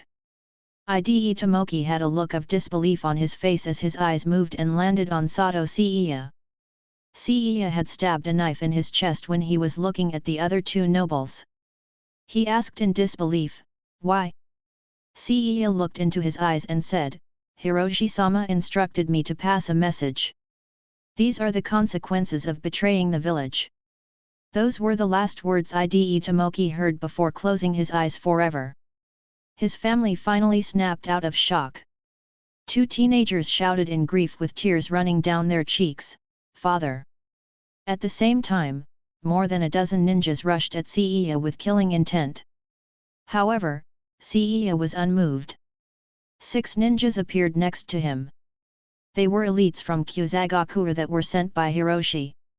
Within minutes, every member of the IDE family, no matter if they were old or young, male or female, guilty or innocent, were all killed. Sato Seiya watched the slaughter without a trace of pity in his eyes. He looked at the two nobles and said, "By the command of Kyuzagakure and Daimyo, the Sato family will be in charge of Mizukashi from now. Do you have any objections?" Both immediately shook their heads. They were still in shock at how swiftly and brutally the IDE family was eliminated. Seiya said, "Good. Spread the word around the town. The IDE family betrayed Kyuzagakure by colluding with Iwagakure and killing Kagawa Noriyuki. As a result, they were eliminated. I will be the new lord of the city." Both nodded and immediately left the slaughterhouse. After leaving, one said, "I never thought that Seiya would betray Tomoki for power." The other shook his head and replied, "From the performance, it might be more appropriate to say that he was a pawn Kyuzagakure planted next to Tomoki long ago. It's scary to think about. I'm glad that neither of us decided to betray our country. We need to check the backgrounds of our subordinates once again. I don't want to die as miserably as the IDE family." The news of Tomoki's betrayal spread like wildfire in Mizukashi and then throughout the land of grass. His death directly crushed Onaki's plans. The citizens of the land of grass also began hating Iwagakure for pulling such a stunt in their country. However, Onaki wasn't bothered much. After all, Iwagakure's reputation in the land of grass was already very bad. It didn't have any effect on him if it worsened any further. After all, why would it matter if an ant hated you a little or a lot? Both situations were the same in Onaki's eyes. Around the time Tomoki was killed, Yujeo, Fumito and Bunjiro finally reached Konoha. They reported to Hiruzen and informed him about how the mission went. Hiruzen had already received a letter from Daimyo. So he had some ideas, but their report cleared the picture for him. His expression became grim as he analyzed, why did Onaki send Rashi on such a simple mission? Was he aiming for something else? And, where is Fujin? He looked at the trio and asked, "Which seal did Turtle give you?" Yujeo replied, "Captain said that it was a simple seal he created himself. If he crushed the seal that was with him, it would cause our tags to vibrate and burn." Hiruzen asked, "What if it was destroyed?" Yujeo replied, "In that case, our tags wouldn't activate." Hiruzen eased a bit and thought, this means that he shouldn't have died. I was worried. Rashi is very strong. He can pose a danger to me as well. As for those seals, I recall a couple of simpler seals. I guess he combined two to create this effect. It is very convenient to pass simple instructions. He said, "All right, you can leave. Until Turtle returns, take a break." The group nodded and left. They returned to their envy room and changed into their usual attire. Bunjiro asked, "Is there anything we should do?" He was worried. It was the first time that he returned from a mission with one person short. Fumito shook his head and asked, "What can we do in this situation?" Yujao added, "We can't help Captain. The only thing we can do is train harder so that the next time we can help the Captain instead of just escaping." Fumito nodded. Bunjiro decided, "I thought that I already trained hard. I will need to train harder. Otherwise, I might never be able to catch up to him." Determined, all three dispersed. Unknowingly, Fujin added fuel to the fire burning in the hearts of his three subordinates. If Hiruzen knew it, he would be extremely pleased with his decision to assign them under Fujin. Chapter 314, Chapter 311, The Dangerous World. While the IDE family was eliminated and his subordinates returned to the village, Fujin was enjoying flying under the starry sky. This journey expanded his horizons a lot. Kaido had shown him various sights and numerous wild beasts, including some species he had never seen before. He even informed Fujin about locations and information of stronger wild beasts from whom he stayed away. Fujin saw a couple of mountain ranges that were on par with Mount Mutki in height. Finally, around midnight, they reached a location from where they could see nothing but water. There wasn't a single island in sight. Kaido suddenly flew very high in the sky. He said, "This is the sea surrounding the elemental nation continent. For thousands of kilometers, there is nothing but water. I haven't seen a single island in this area. This is one of the reasons why I said that the chances of finding humans elsewhere are low. After all, who would continue sailing for thousands of kilometers despite finding nothing but water?" Fujin fell into thought. He analyzed, "Though this world doesn't have aircraft, the ships are quite well developed.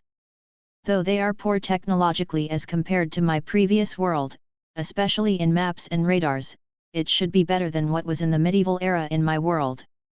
In addition, they are much stronger in terms of defense due to ninjas. Surely there would have been some adventurous folks who made it all the way through." He asked, "What are the other reasons?" Kaido chuckled and replied in an evil tone, "These oceans have terrifying beasts living within them. I have seen at least 13 who are as strong as my father. Some are even stronger. Even if someone as strong as you sailed these oceans, the chances of making it through alive would be very low. And I am not even considering the natural calamities that suddenly happen in the ocean. Numerous times I have seen a giant whirlpool forming out of nowhere. At times, a giant tide arises without any prior signs. Even if a ninja strong enough to defeat the stronger beasts and overcome any calamity sailed, they would have to suffer countless attacks from smaller beings in the ocean. They will definitely damage the ship and leave you stranded in the middle of the ocean. Eventually, all of them will die." Fujin was surprised by the answer. He hadn't expected the calm ocean to be so dangerous. However, instead of being afraid, he let out a chuckle and said, "Perhaps after the wars are over, I should build a good ship, gather a few friends, wear a straw hat and sail these waters." "Ha ha ha!" Kaido asked, "Why a straw hat?" Fujin replied, "You won't understand." Kaido was confused. But he replied, "All right. Call me if you do so. That sounds like an interesting adventure." Fujin replied, "Sure." Kaido said in a mocking tone, "Though I won't join you, I would love to see you struggle from the sky. If you die, I'll be sure to weep for you and inform everyone back home about your heroic demise." Fujin had a deadpan expression. He thought that Kaido was genuinely interested in that adventure. He replied, "Don't worry. If I am in such deep trouble, I will be sure to summon you down. I'm sure those gigantic beasts would prefer eating someone big instead of someone tiny like me." The two continued their banter all night. After all, Fujin couldn't sleep due to the soldier pill and there was nothing interesting to see other than the stars in the sky. The night slowly faded away as the first glimmers of dawn lit up the horizon, painting the vast ocean below in hues of gold and pink. The first rays of sunlight kissed the water, setting it ablaze with 1,000 shimmering lights. A sense of serenity washed over Fujin as the vast expanse filled with awe-inspiring solitude. A smile appeared on Kaito's face. He said, "No matter how many times I see this, it always feels as serene and refreshing as the first time. It's one of the reasons why I fly so much." Fujin nodded. The sight reminded Fujin of the first time he rode on Ryu. Noticing how engrossed Fujin was, Kaito let out a chuckle and said, "Look towards the right." Fujin saw to his right but couldn't see anything. Kaito said, "It's very far. Use your chakra." Fujin's eyes began glowing as he focused chakra into his eyes. As there were no obstacles, he was able to see for extremely long distances. At the same time, Kaito began flying higher into the sky. At first, Fujin enjoyed the sight of sunlight grazing the ocean surface. However, as Kaito kept going higher, he noticed a strange wave. Despite traveling for so long, he hadn't seen any waves in the ocean. It was extremely still. As Kaito kept flying higher, Fujin finally understood what the strange wave was. His eyes widened in surprise. It was a whirlpool. He muttered, "What a fucking gigantic whirlpool." Kaito agreed. He said, "That whirlpool always changes in size. At the smallest, it has a radius of 25 kilometers. And at its highest size, it exceeds 100 kilometers in radius. Underneath it lives a fearsome beast. It is a 9-headed hydra. The entire whirlpool is caused by it." Fujin was stunned. He asked, "That freaking thing is caused by an animal?" Kaito nodded and said, "Around 200 years ago, my grandfather and 3 of his siblings were attacked by it when they were flying over. Father said that all 4 of them were as strong as he is now. And still, they were defeated. They barely managed to make it out alive and were severely injured. From that moment, flying over that whirlpool is forbidden for us." Fujin replied, "I am surprised that flying over this ocean isn't forbidden for you considering that it was that strong 200 years ago. If it is that strong, then it is almost as strong as the tailed beasts. Without the tailed beast bomb, it might even have an advantage." Kaito said, "I don't know what that attack is. But our sage did say that the tailed beasts are stronger. But I haven't seen either of them in action. So I can't give my opinion." Fujin thought, "It will be interesting to see what would happen if I drop Isabu in this whirlpool. Will it kill the beast or force it to withdraw? Or will it be forced to retreat? And how much damage will it take?" Suddenly, he had an idea. "Now that I think about it, this might be a very easy way to subdue Isabu. Just have to move him here and make these two fight. Zetsu shouldn't be able to keep an eye on this place. It is the perfect plan. Or would have been if I had any means of transporting Isabu so far. Even the flying thunder god shouldn't allow me to do that unless my chakra is at a ridiculous level." He looked at the whirlpool and wondered, were those whales I saw while using the summoning jutsu from this ocean as well? Now that I think about it, it's fortunate that I appeared there and not next to this monster. That water flow alone is insane. No ship will be able to survive that. Let alone face that beast inside." Kaito continued flying forward. En route, he shared the location of another strong beast. This one wasn't as strong as the Hydra but still very strong. By afternoon, they finally saw land. Fujin observed the land but couldn't identify where it was. He asked, "Which country is this?" Kaito replied, "This should be an island in the land of water." Fujin replied, "I see. So Mount Mutki is to the east of this continent." Kaito nodded and said, "Yes.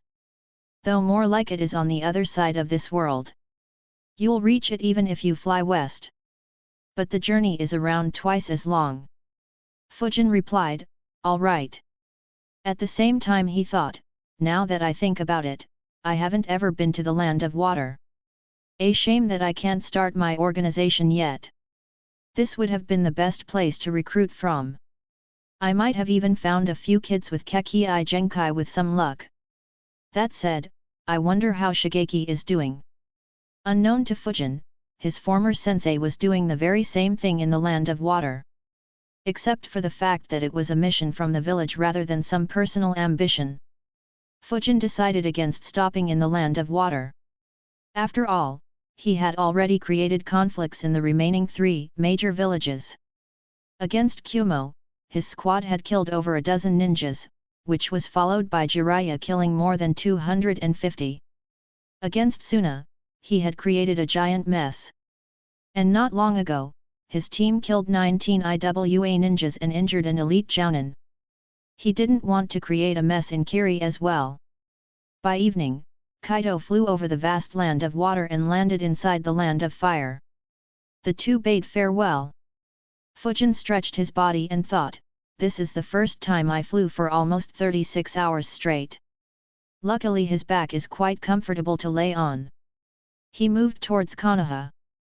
The spot Kaito dropped him at was very close to it. So he reached within an hour and directly went to see Hiruzen. Chapter 315, Chapter 312, Konoha under attack? Hiruzen was surprised to see Fujin return so quickly. He emptied his office and asked, so, how was the fight with a Jinchuriki? Fujin sighed and said, very difficult. I almost died. Why isn't there any information about Rashi being able to use the tailed beast bomb? He caught me off guard. Hiruzen let out a sigh as well. He answered, the abilities of Jinchuriki are too strong. If I put it out in public, then panic will spread among the citizens. Even with the little information everyone has, they are still terrified. Fujin furrowed his eyebrows. He said, I can understand about hiding it from common people. But why are Anbu and Anbu captains not informed about them? Hiruzen replied, because you are not supposed to engage them. Even an elite jounin has to retreat on sight. Only rank S ninjas have the ability and permission to engage with them. Even a Jinchuriki who has no control over their tailed beast can lose control and unleash its full strength. Fujin thought for a bit and said, that makes sense. But there's still no reason to hide the information. There are so many ways with which we can neutralize them before they can unleash their full power. Hiruzen's expression hardened. He replied, you shouldn't be neutralizing them. That can directly lead to a major war. Jinchurikis are the backbone of those countries. Harm them and other countries will think that we are decreasing their strength in preparations for a war. It will cause them to ally with other countries. A frown appeared on Fujin's face. He asked, but isn't that Anbu's job? Every mission I took in the last couple of years restricted other villages in one way or the other. Hiruzen shook his head and answered, all those acts were subtle. They left no links or proofs pointing towards us. And they were far from the bottom line of other countries. Hiruzen could see that Fujin wasn't being combative with those questions. Otherwise, he might have had to re-evaluate Fujin. Fujin replied, all right. But pass me information on the other Jinchuriki. I don't want to be short on information again. Hiruzen nodded and asked, this matter aside, describe the battle between you and Rashi.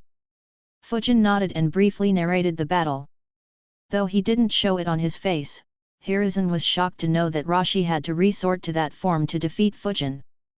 Fujin's performance far exceeded what Hiruzen had expected.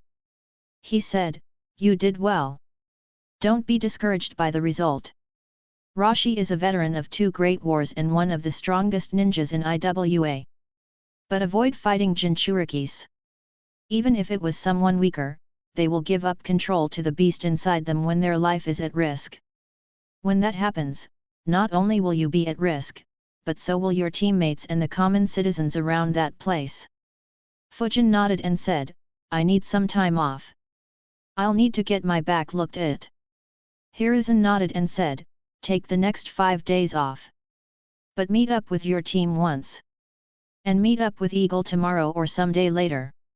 He will have a scroll with the necessary information. I have another rank S mission planned for you after 5 days. It won't be an Anbu mission, but a secret mission in another squad that I will assemble. So get back into your best shape. Fujin thought, I was hoping for at least 5 weeks. But unfortunately, it doesn't look like he will let go of me that easily. Sigh, if I didn't need the wind crystals and access to Section A, I would have quit right away.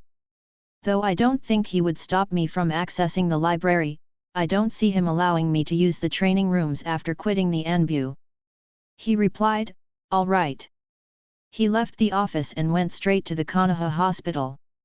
Meanwhile, Hiruzen turned his attention to the report on his table and thought, no wonder Onaki didn't try harder to increase his influence in Mizukashi.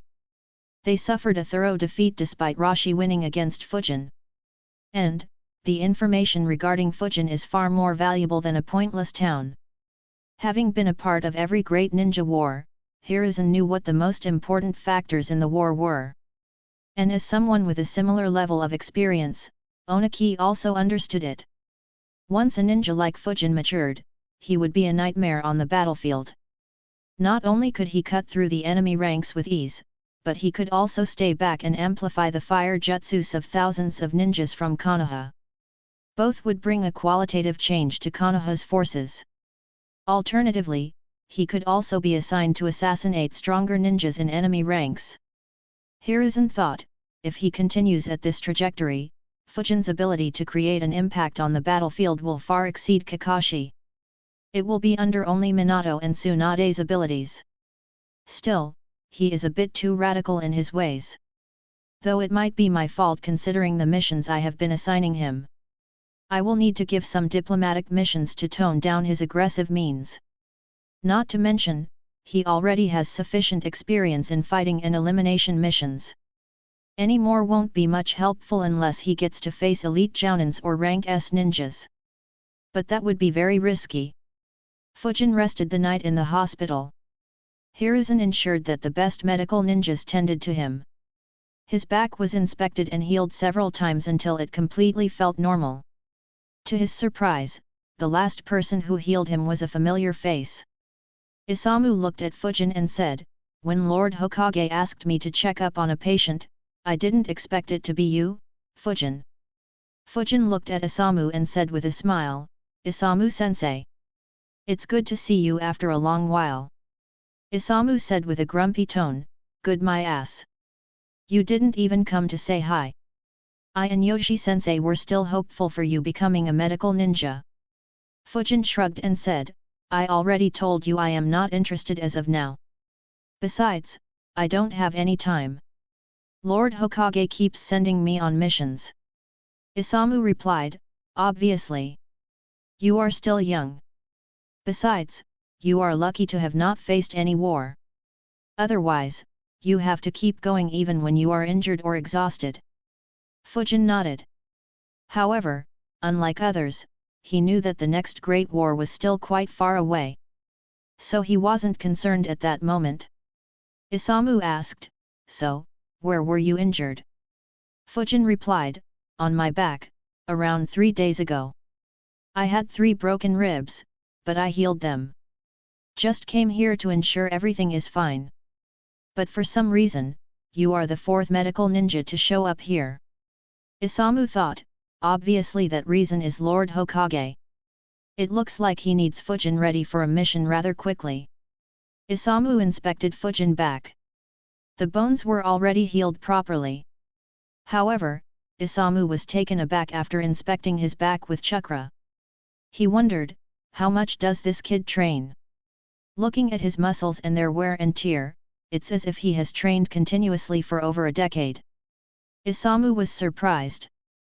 Extremely few ninjas would put their bodies through such continuous training for such a long period. Even if someone was enthusiastic, they would lose that enthusiasm in a year or 2. After all, after the initial boost in strength, the effects of training on the body diminish a lot. No visible effects would be seen. Most ninjas would stop training their bodies at that stage and focus on other skills. Isamu didn't say anything and slowly healed the hidden issues and internal trauma that were caused due to constant training and fighting. He couldn't help but sigh in admiration. No wonder Lord Hokage values him so much.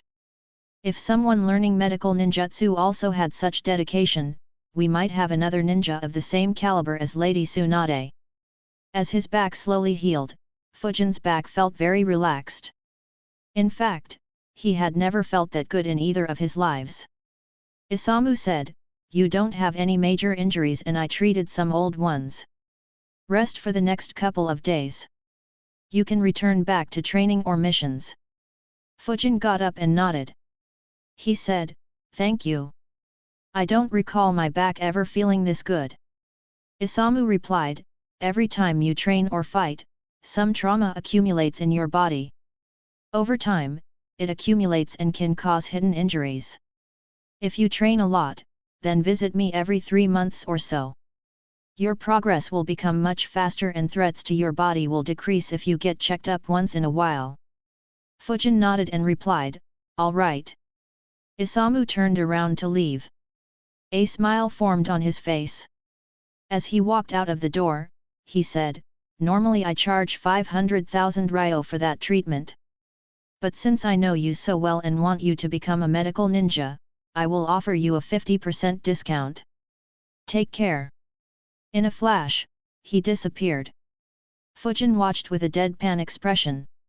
He cursed, "This damned world. Every freaking one is shameless." A/N, Isamu was introduced in chapter 230. He taught Fujin the basics of medical ninjutsu along with Yoshi. Fortunately, money wasn't an issue for Fujin. Even if he ever ran short on it, he knew numerous corrupt nobles and officials. He wouldn't bother thinking twice before stealing from them. Fujin left the hospital in the morning thinking, Isamu only asked me to rest physically. Should I continue Fuinjutsu training? Fujin pondered for a bit before shaking his head. He decided, I should take a proper rest. After all, even my brain needs some rest. Perhaps a decent break would help me master those seals even faster. Oh well, time to indulge in some delicacies. Suddenly, Fujin's eyes moved and landed on a mask shop to his right.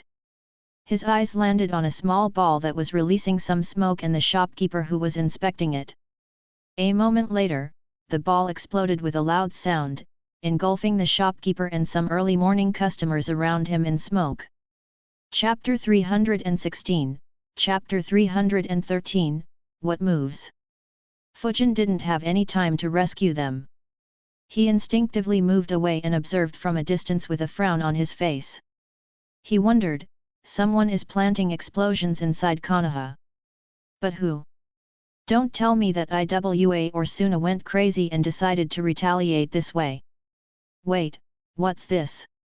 To Fujin's surprise, none of the people were harmed by the explosion. Instead, the people engulfed by the smoke began coughing. Soon after, they covered their nose and mouth and ran out while feeling nauseated.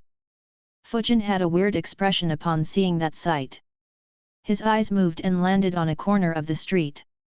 He chuckled and muttered, now it makes sense. Still, my missions lately have been so intense that I almost considered this an attack.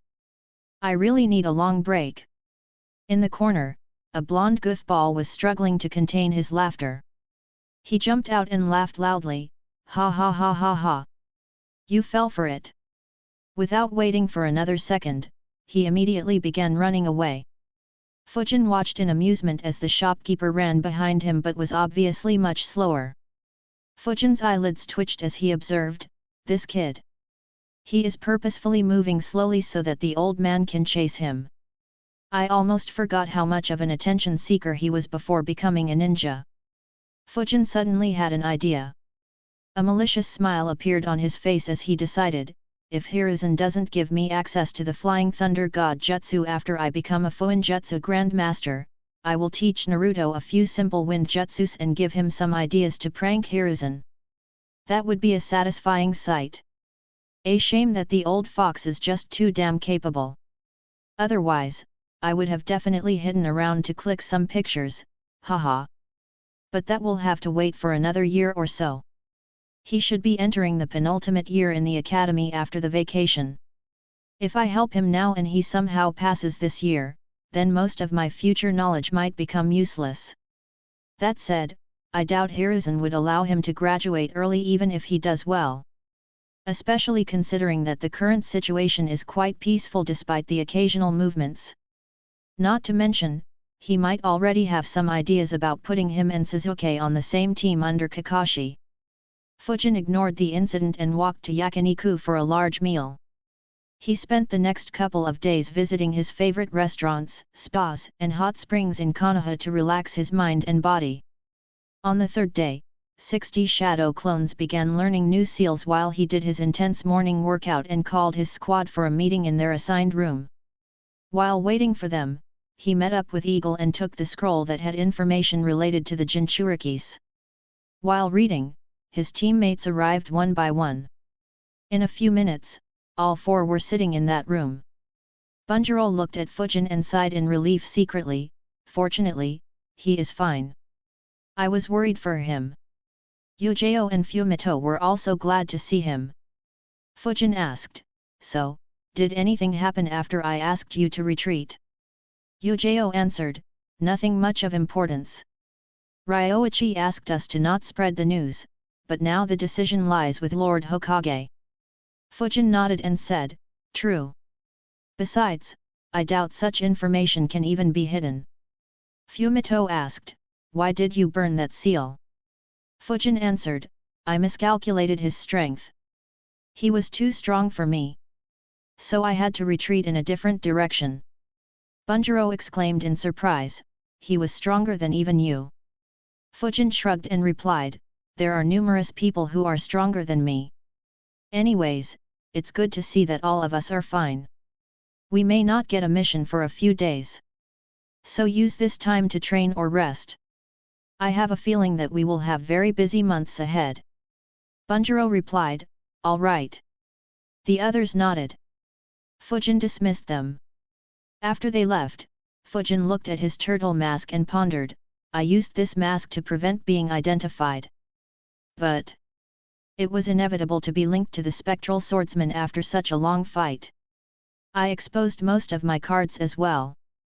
I might not have the element of surprise from now onwards. In fact, I am afraid that my real identity could be compromised as well. After all, how many ninjas use vacuum jutsus?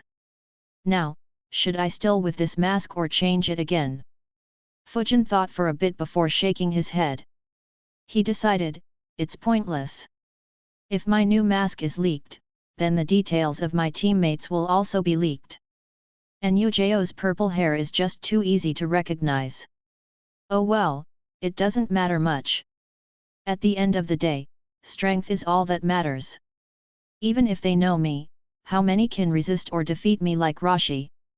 And if it is needed, we can all use transformation jutsu to prevent others from identifying us." Having made his decision, Fujin put the mask back in his pouch. He was about to leave when Yujao entered the room again. Fujin was puzzled. He asked, "Did you forget something?" Yujao replied, "No. I just can't resist my curiosity. My apologies for being unprofessional, but are you really the spectral swordsman?" Had Fujin not analyzed, he would have denied it. But since it wouldn't have much effect, he nodded and said, "You are too obsessed with your sword." "Yeah, I am. But don't spread it around." Yujao nodded. After catching a glimpse of his fight with Rashi, she had expected it to be the truth. However, she couldn't help but think, "I never would have guessed that the infamous spectral swordsman would be someone so younger than me." She immediately asked, "Can you teach me swordplay?" Fujin immediately shook his head. He barely had any time for himself. How could he waste it training someone else? But he knew that he couldn't deny so bluntly. He immediately thought of a convenient excuse and replied, "My style is completely different than yours. I won't be able to teach you. You should continue learning from the one you currently are." A frown formed on Yujao's face. She quickly said, "I know that I can't change my style now. but I can still learn a few moves from you and incorporate them into my swordplay. Fujin tilted his head and asked, "What do you mean by moves?" Yujao was confused by the question. She answered, "I mean something like my hazy moon night or the dance of the crescent moon." Fujin shook his head and said, "I don't know any sword moves." Yujao was surprised. She asked, "What do you mean?" Yujao had always assumed that Fujin wasn't taking her seriously. She never expected such an answer. Fujin chuckled and replied, "What moves do you need to learn with a sword? It's a sword. It has sharp edges. Just grab the handle and hack or stab the ones you want dead. Or block an incoming attack. It is very simple and uncomplicated, isn't it?" Yujao was stunned by the answer. She thought about it deeply. At first, it seemed like Fujin was completely bullshitting her. However, the more she thought, the more sense Fujin's answer made. She realized, that's right. Other than slashing and blocking, there isn't anything to swordplay. Even my techniques can be broken down to just slashing. But, is it really everything to his swordplay? This wasn't an answer Fujin had made up. In fact, it was something that he had realized when Renjiro was teaching him. Renjiro's own swordplay was based on this principle. When he had asked Renjiro his opinion on the various dance forms of swordplay, he had a similar answer. After thinking for numerous months, this was the answer Fujin had reached. His swordplay didn't have anything fancy. It was just plain old slashing and stabbing. He just added wind chakra to enhance its lethality to an extreme. While he did have some variations in flying slashes, those were more of a wind jutsu rather than a sword move. Yujao looked at Fujin while recalling the wind slash released from his sword. Fujin noticed her gaze and realized what she was thinking. He said, "That is everything to my swordplay. I just use chakra flow and change it to wind nature to enhance its sharpness and range. There are no other complications in my sword skills." Yujao thought for a long time, but couldn't think of a response. Fujin let out a sigh and said, "That's why I said that you should stick with your current master. My ways will just confuse you. If you want, you can try to learn chakra flow to strengthen your current moves. But apart from that, there is nothing else I can contribute." Yujao calmed herself and replied, "All right. Thank you for the guidance. I'll stick with my current methods for now." Fujin nodded. That was indeed the best. She took her leave. Fujin sighed in relief. Fortunately, she didn't ask me to teach her chakra flow. Now, should I go raid the wind crystals in training rooms or should I try improving my wind jutsus and perhaps creating new ones? Fujin already had a few ideas for new jutsus. And he had thought of proper training plans to learn them. However, he shook his head and decided, no. I won't be able to sustain training for a long time as my clones have the majority of my chakra. I'll go raid those wind crystals. He moved to the wind training rooms and began meditating. Chapter 317, Chapter 314, Infiltration. 3 days later, Fujin was summoned to Hiruzen's office. He quickly went to his office in his regular ninja outfit. After entering, he noticed that there were 4 other ninjas there. Yujao looked at Fujin and gave a small nod in acknowledgement. Fujin gave a small nod back. The other faces were familiar as well. They were Genma, Yamanaka-ken and the head of the TNI department, Ibiki. Ken recognized Fujin instantly. After all, Fujin had left quite an impact on him during the mission where Fujin acted as the bait against the bounty hunters. Ibiki and Genma looked at Fujin for a few seconds before recalling who he was. Ibiki was the first one to recognize him. He said, "Suzuki Fujin. I didn't expect you to be assigned missions with us so soon." Genma nodded. Just like Ibiki, he recalled judging Fujin during the last round of the Chunin exams. He thought, I didn't expect him to become capable enough to be deployed on the same mission as us. Did he train his wind jutsus to such an extent that he can aid Jounins? Or did he develop some other speciality? Fujin nodded and replied, "It's good to see you as well."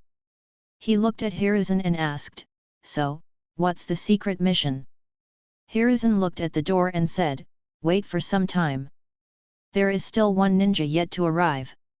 Fujin nodded and waited patiently. After a couple of minutes, everyone looked at the door. Kakashi walked in and said in an unapologetic tone, "Sorry for being late.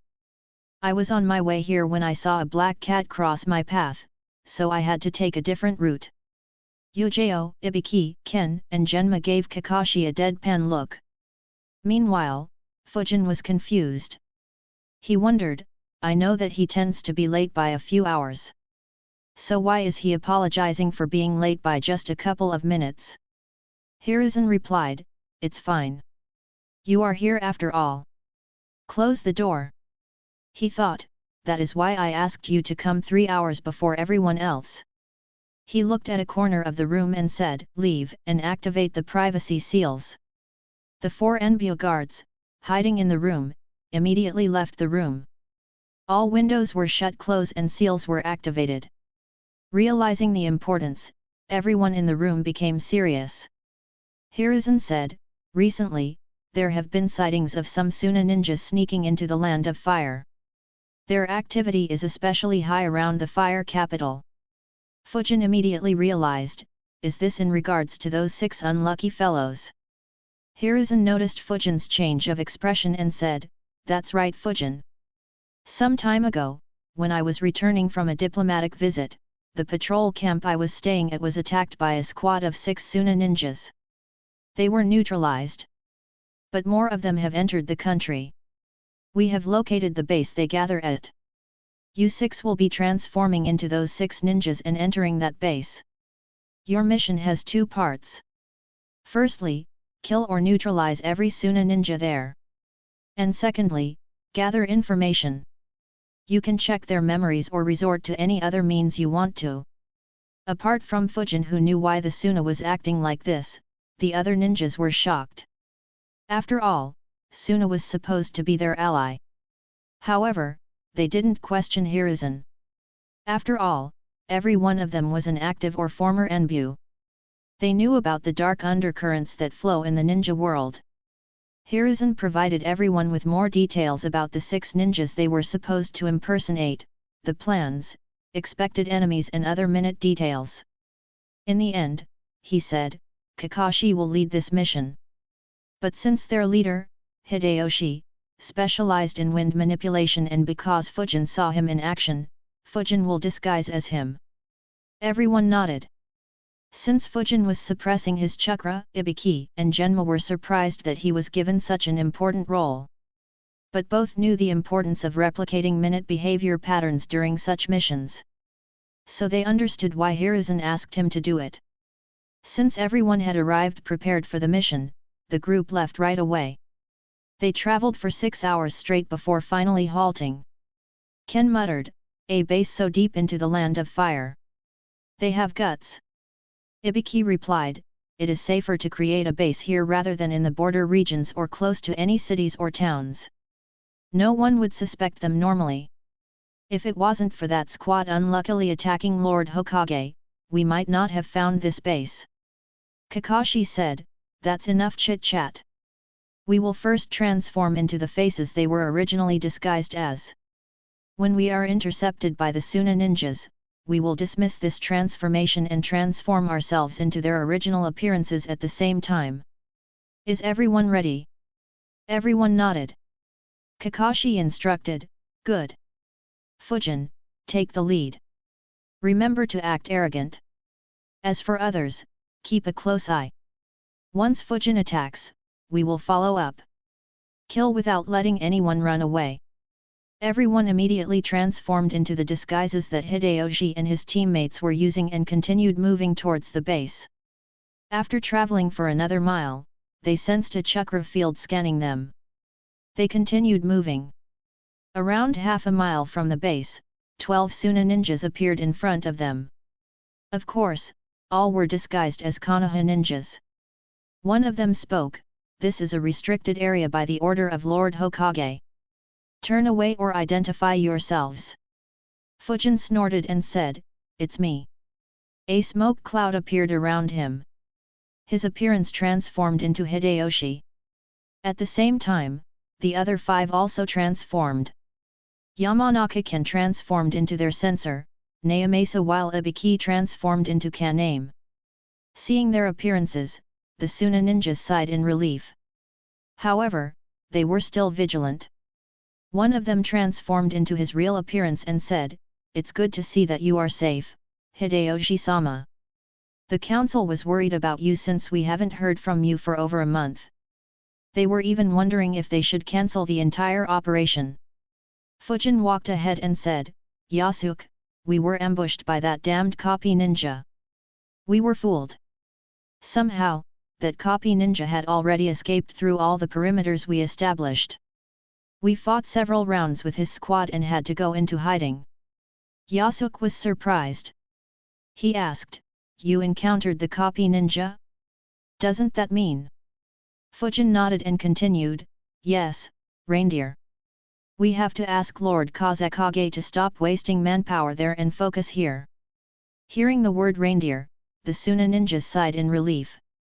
In order to prevent anyone from infiltrating their secret base, the Suna ninjas were made to follow a certain protocol. The first was to show their real face. The second was to call the name of the ninja who talked with them accurately. And the third was to call him reindeer. Since the conditions were satisfied, Yasuke said, "Welcome back, Hideyoshi-sama. Please exert your chakras so that I can confirm your identity." While the above means were good enough in most circumstances, they weren't good enough in the land of fire. Konoha had the Yamanaka clan that could read memories. That is why Suna had placed a capable censor in charge of the secret base. He remembered the chakra signatures of the important ninjas so that he could cross-identify them. Fujin exerted his chakra. The amount of chakra he exerted was just higher than the amount of chakra Hideyoshi had used against Choza. Yasuke observed him and nodded, "Similar chakra signature, just more than the amount I saw last time, and shows off his affinity to wind. Just like I remember. Looks like there shouldn't be any issue." He also asked Kaname and Naomasa to show their chakra and identified both their chakras as well. As for the other 3, he didn't remember. He said, "Come." However, Fujin interrupted him and said, "Enough wasting time, let's go to the base. I have important information to report to Lord Kazekage. If we don't report this, then we will suffer during the next war." Yasuke nodded and quickly welcomed him to the base while thinking, his arrogance is still the same. Suna's plan was almost foolproof. While some ninjas could replicate the chakra signatures as well, such ninjas were very rare. They would either be very capable censors or experienced jounins. More importantly, reading memories from a dead ninja wouldn't allow a Yamanaka to copy their chakra signature.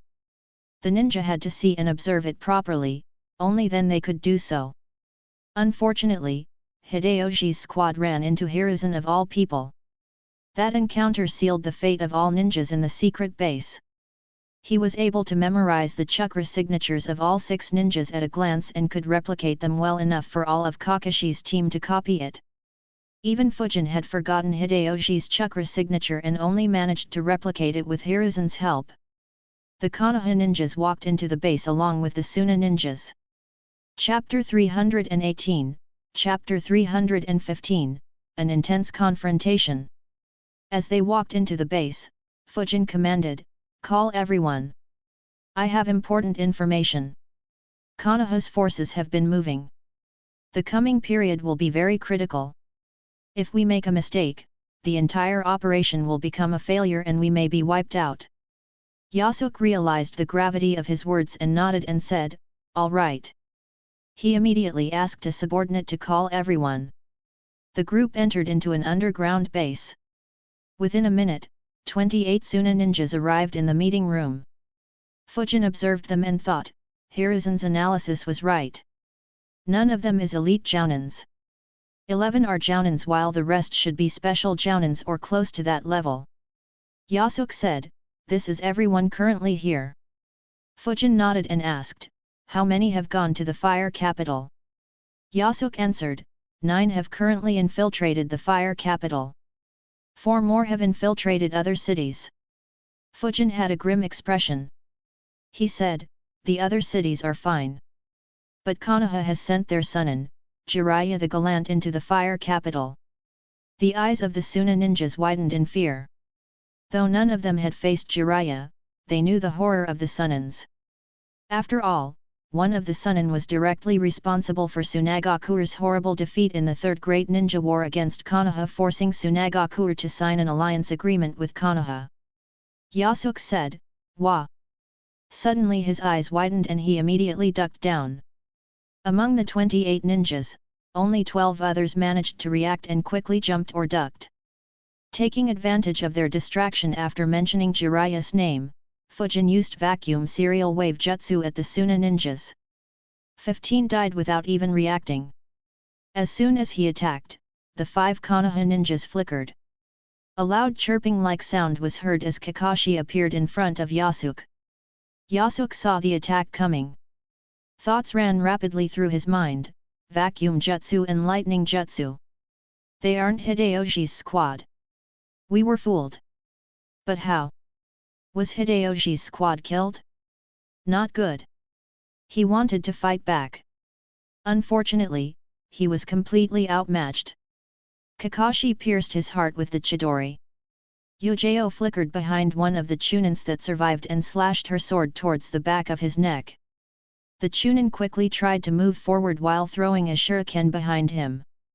Yujao moved forward while dodging the shuriken and cut his head off. At the same time, Ebiki also killed one Chunin while Genma and Ken began fighting a Jounin each. Fujin himself flickered in front of a Jounin and slashed at him. The Jounin had just dodged the vacuum wave. He grabbed his kunao and tried to block the sword. Unfortunately, Fujin sliced straight through the kunao. The Jounin's eyes widened. He quickly stepped back and stretched his head backwards in order to dodge the sword. He managed to barely dodge the sword by a few millimeters. Unfortunately, his throat was still sliced through. The remaining Suna ninjas finally collected themselves and realized the grave danger they were in. Their survival instincts kicked in and they began retaliating. 2 Jounins appeared focused on Kakashi and appeared on his sides. Wind release, wind sword jutsu. Wind release, blade of wind jutsu. Seeing the dangerous lightning chakra on his arm which was still lodged in Yasuke's chest, they didn't dare to fight him using taijutsu or kenjutsu. Kakashi withdrew his arm, weaved a hand sign and slammed his hands on the ground. The earth quickly raised up and formed a dome around him just in time. The wind blades hit the dome leaving some scratches on it. At the same time, Ibiki and Yujao were also attacked by 1 Jounin each. One Jounin noticed the chakra flow on Fujin's sword. He grabbed his own sword and attacked Fujin. Wind chakra flowed through his sword as well. Meanwhile, one opened a scroll and made the confrontation hand seal. A wooden puppet that looked like a cactus appeared. It had needles sticking to its entire body. The Konoha ninjas were instantly alarmed. The last ninja retreated to the back of the room and crushed a seal. A bird was released and it quickly flew out of the underground base. He began weaving hand signs. The puppeteer moved his fingers. 3 mouths opened up on the puppet. It fired needles at Fujin, Ibiki, and Yujao. Almost instantly, all 3 aligned themselves such that they would be covered by the Suna ninjas who had attacked them, forcing the puppeteer to stop his attack. As soon as he stopped, the sound of Chidori was heard once again. Kakashi's hand pierced through the ground and grabbed the leg of one of the Jounins who attacked him.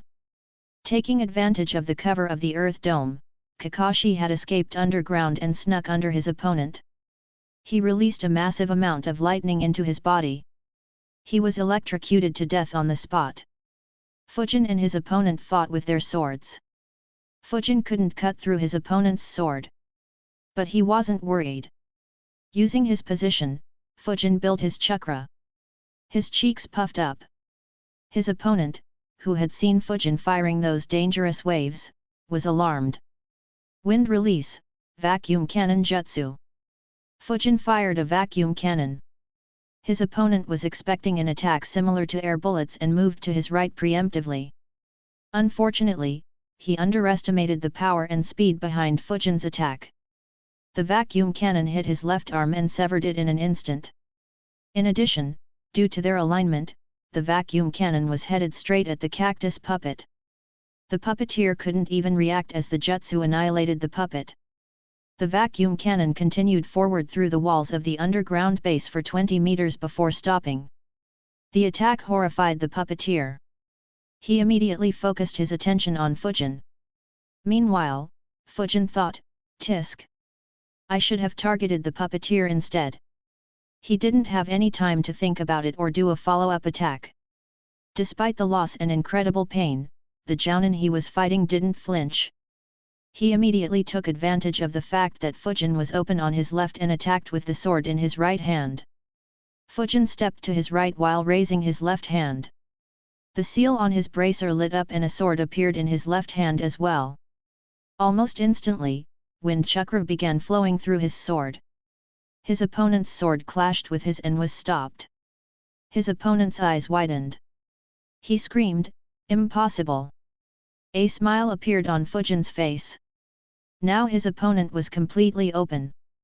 His other sword immediately moved towards his opponent, aiming to hack him in two. Wind release, air bullet jutsu. Fujin's smile soon changed into annoyance and he immediately jumped backwards.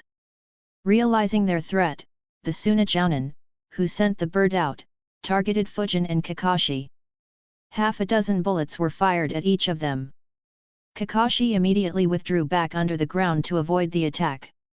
As for Fujin, he stepped backwards and maneuvered his body to dodge all 6 air bullets in time. Fujin's opponent attacked him again. At the same time, the puppeteer grabbed another scroll while throwing a purple ball into the hole that Kakashi had escaped into. He made the confrontation hand sign once again. Another puppet appeared while the purple ball exploded, releasing poisonous gas into the hole. Kakashi immediately jumped out from another spot and slammed his hands on the ground again.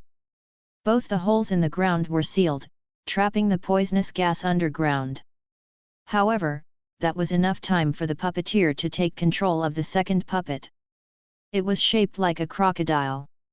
It opened its mouth and shot needles at Kakashi. At the same time, the other jounin used the blade of wind jutsu to cut off Kakashi's escape route. Kakashi slammed his hands on the ground once again. A wall rose in front of him, blocking all the needles. Since the blades of wind were aimed at his escape routes, he didn't need to avoid them. The puppeteer looked at Kakashi and Fujin and thought with a frown on his face, "The battle has entered a deadlock. I need to poison one of them quickly. Otherwise, we may be wiped out here." Unfortunately, for him, the situation didn't last. Genma and Ibiki neutralized their opponents at the same time.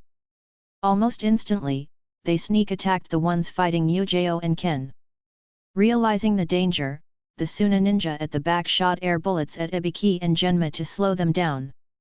The crocodile puppet launched its poisonous scales at them as well, blocking them and saving the lives of the jounins fighting Yujao and Ken. Unfortunately, this reduced the pressure on Fujin. Without the support from the puppeteer and the wind ninja hidden in the back, Fujin went on the attack immediately. He slashed his right sword vertically at his opponent's head. Realizing the danger, the opponent blocked it with his own sword. However, at the same time, he saw Fujin's other sword heading at his waist. He immediately jumped up and barely managed to dodge it as well. Unfortunately, Fujin shot an air bullet at point-blank range. Due to the close range and his feet being off the ground, he couldn't dodge. It pierced his heart and he dropped dead. At the same time, Kakashi neutralized the jounin that was engaging him. Both turned their gaze towards puppeteer and the ninja hiding behind him. Their gaze made their scalps tingle in fear. Chapter 319, Chapter 316, Ruthlessness. After the first round of assaults, Suna had 8 ninjas against Konoha's 6. But when Ibiki and Genma killed their opponents, they equalized the numbers. And after Kakashi and Fujin killed their opponents, it became 4 vs 6. All Suna ninjas realized the inevitable result of that fight. The puppeteer observed the situation. His heart ached at the fact that 24 of his fellow ninjas had been killed in less than a couple of minutes. He looked at Kakashi, who had stopped disguising himself, hatefully and shouted, "Retreat!" The Suna ninja in the rear immediately left the base. The ones fighting Yujao and Ken also tried retreating but were stopped by Ibiki and Genma. At the same time, Fujin and Kakashi moved towards the puppeteer. However, their eyes widened and both stopped. The puppeteer made the confrontation hand seal. His crocodile puppet exploded. Numerous hidden mechanisms were fired in all directions. Even the 2 Suna ninjas in the room were targeted. At the same time, purple gas began spreading out. Fujin and Kakashi were shocked at the brutality of the attack. The first person who was hit was the puppeteer himself. His body was turned into a pincushion. Both Kakashi and Fujin immediately jumped underground. So did the remaining 4 Konoha ninjas and one of the 2 Suna ninjas. But, surrounded by 4 Konoha ninjas, he was killed as well. Kakashi and Fujin ignored that ninja and immediately traveled far away from the base before exiting the ground. Fujin immediately spread his chakra field. A frown formed on his face as he said, "I can't sense him. He must be good at wind instantaneous body jutsu." Kakashi nodded and said, "The puppeteer provided a good opportunity for him to escape. Who'd have thought that he'd be so ruthless?" Fujin nodded. There were numerous people who could act ruthlessly against others who are weaker or helpless. But to be the same with themselves was extremely rare. In half a minute, their allies crawled out of the ground as well. Ibiki looked around and asked, "He managed to run away?" Kakashi nodded. Ibiki sighed, "This means that the mission wasn't entirely successful. With him on the run, we won't be able to use this base as a trap to catch and kill any Suna ninjas that might return here." Kakashi replied, "They had managed to send a message out. It would have been tough to do that even if we killed him. It's fine. I'm just glad that all of us are all right." The fight was much tougher than I had anticipated. Everyone nodded. Despite the overwhelming victory, the fight was very close. One mistake could have caused a few deaths on their side. Ibiki turned his attention towards Fujin. Though there was no expression on his face, he was shocked by Fujin's abilities. He thought, "This kid is very good. I thought that he'd be the weakest in the group. But he is second just to Kakashi." No, in terms of impact, it was higher than even Kakashi. After all, that first attack killed more than half of them and allowed us to kill a few more. Despite using such a deadly jutsu, there was almost no sign of him preparing it. No chakra leak was detected. And he properly diverted their attention just before attacking. Genma had the same thoughts running through his mind. With a chuckle, he thought, "I guess our evaluation was incorrect. Using him as a support would be a big waste of his talents. I guess no one's a better judge than Lord Hokage." He looked at Yujao and analyzed, "I had heard that Yujao was recently assigned to a different Anbu squad. And seeing how familiar they acted with each other on our way here, they should be in the same squad. Or more likely, she should be in his squad." Fujin agreed with Kakashi as well. He thought, "These guys were very good. I was expecting to cut through them with ease as there wasn't any elite jounin among their ranks. I guess fighting underground in a small room played a huge role. It heavily restricted movements and prevented me from taking advantage of my speed. If I had attacked in the open, I wouldn't have been at any risk. Unfortunately, it wasn't possible to do so in these circumstances. Apart from the underground base, they wouldn't have assembled at any other spot." Kakashi looked towards the base and said, "The poison will begin leaking into the surroundings. Send shadow clones to neutralize the poison and recover the dead bodies. Once the poison on them is cleaned, read their memories, Ken." Everyone nodded and sent shadow clones to the base. The poison had begun leaking out from the opening to the underground base. The shadow clones used various methods to neutralize the poisonous gas in order to ensure that the surroundings weren't affected. While the poison was being dealt, Kakashi quickly wrote a report and summoned a dog and asked him to give it to Hiruzen. By then, the poison was finally dealt with. The shadow clones brought the dead bodies out of the bases one by one. Yamanaka Ken's shadow clone placed his hand on one of the dead ninja's head to read his memories. He inserted his chakra into the head. A moment later, his eyes widened. He muttered, "This." Kakashi's clone asked, "What's the issue?" Ken's clone replied, "I can't read the memories." He quickly began checking the memories of the dead bodies that still had their brains intact. However, he couldn't read any memories. His face was very dark. He said, "The poison that puppeteer used is the one that affects the neural system. Though I have the antidote that Lady Tsunade created, it works on alive humans and not dead ones. So I can't read any memories." The remaining clones were shocked. Fujin's clone paid attention to his words. Unfortunately, Ken didn't say anything about reading memories that he didn't already know. Ibiki's clone said, "No wonder he chose to explode the puppet.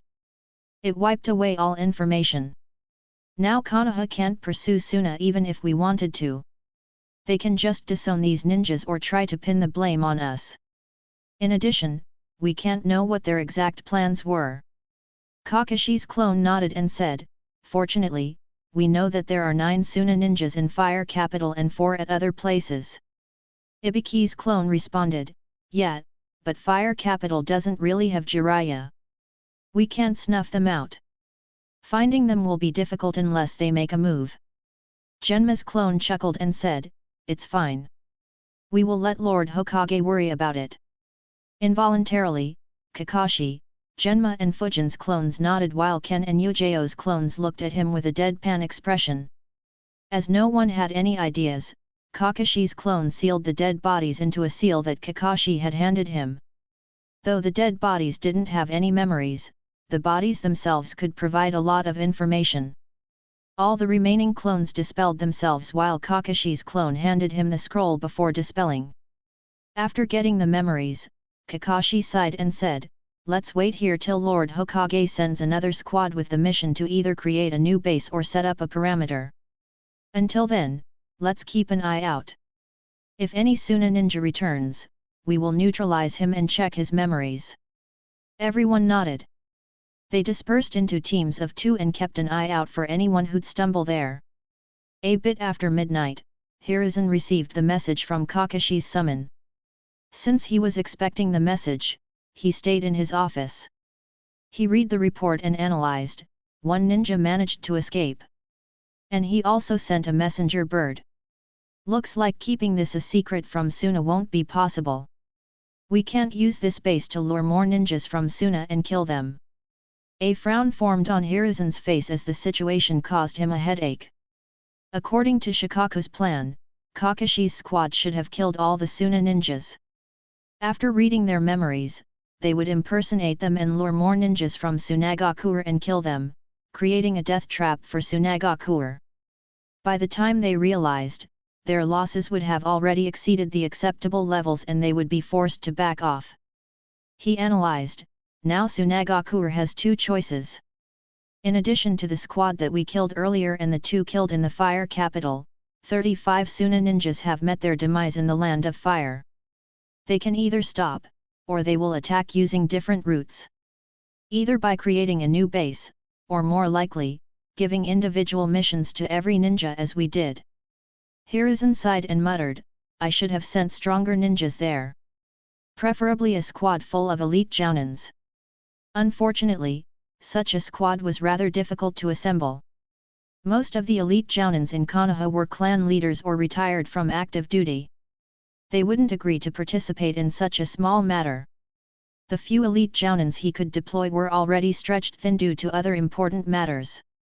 For instance, Renjiro was currently in the Land of Water while Eagle was in the Land of Birds. He shook his head and thought, leave it. Even that wouldn't have been a guaranteed success. They probably were on guard against such a situation.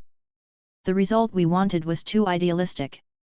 I'm sure Shikaku has planned for such a situation. Without any hesitation, Hiruzen decided to pass the headache to Shikaku. He deployed 4 Enbu squads to relieve Kakashi's squad and maintain an eye around the base. Unlike Hiruzen, a certain person couldn't pass his headache to someone else. Chapter 320, Chapter 317, Suspicions. Despite it being a couple of hours past midnight, a loud banging sound could be heard. The man in the house grumpily woke up and walked to the door while muttering, "I should have made the door out of gold and created spikes on the surface. At least then no one would bang so loudly." He opened the door to see a messenger. The messenger quickly said, "Lord Kazekage, there is an extremely important matter." Without giving Raza any opportunity to speak or respond, he handed him a scroll. Raza opened the scroll and his eyes widened. However, soon a look of tiredness appeared on his face. He let out a sigh and said, "Ask the council to meet tomorrow morning." The messenger nodded and left. Raza ignored Temari and Kankuro, who were woken up by the loud banging, and walked back while reading the scroll again. He thought, another loss against Konoha. The base was compromised. The status and the number of the ninjas in the base are still not known. We need to revamp our plans in the Land of Fire.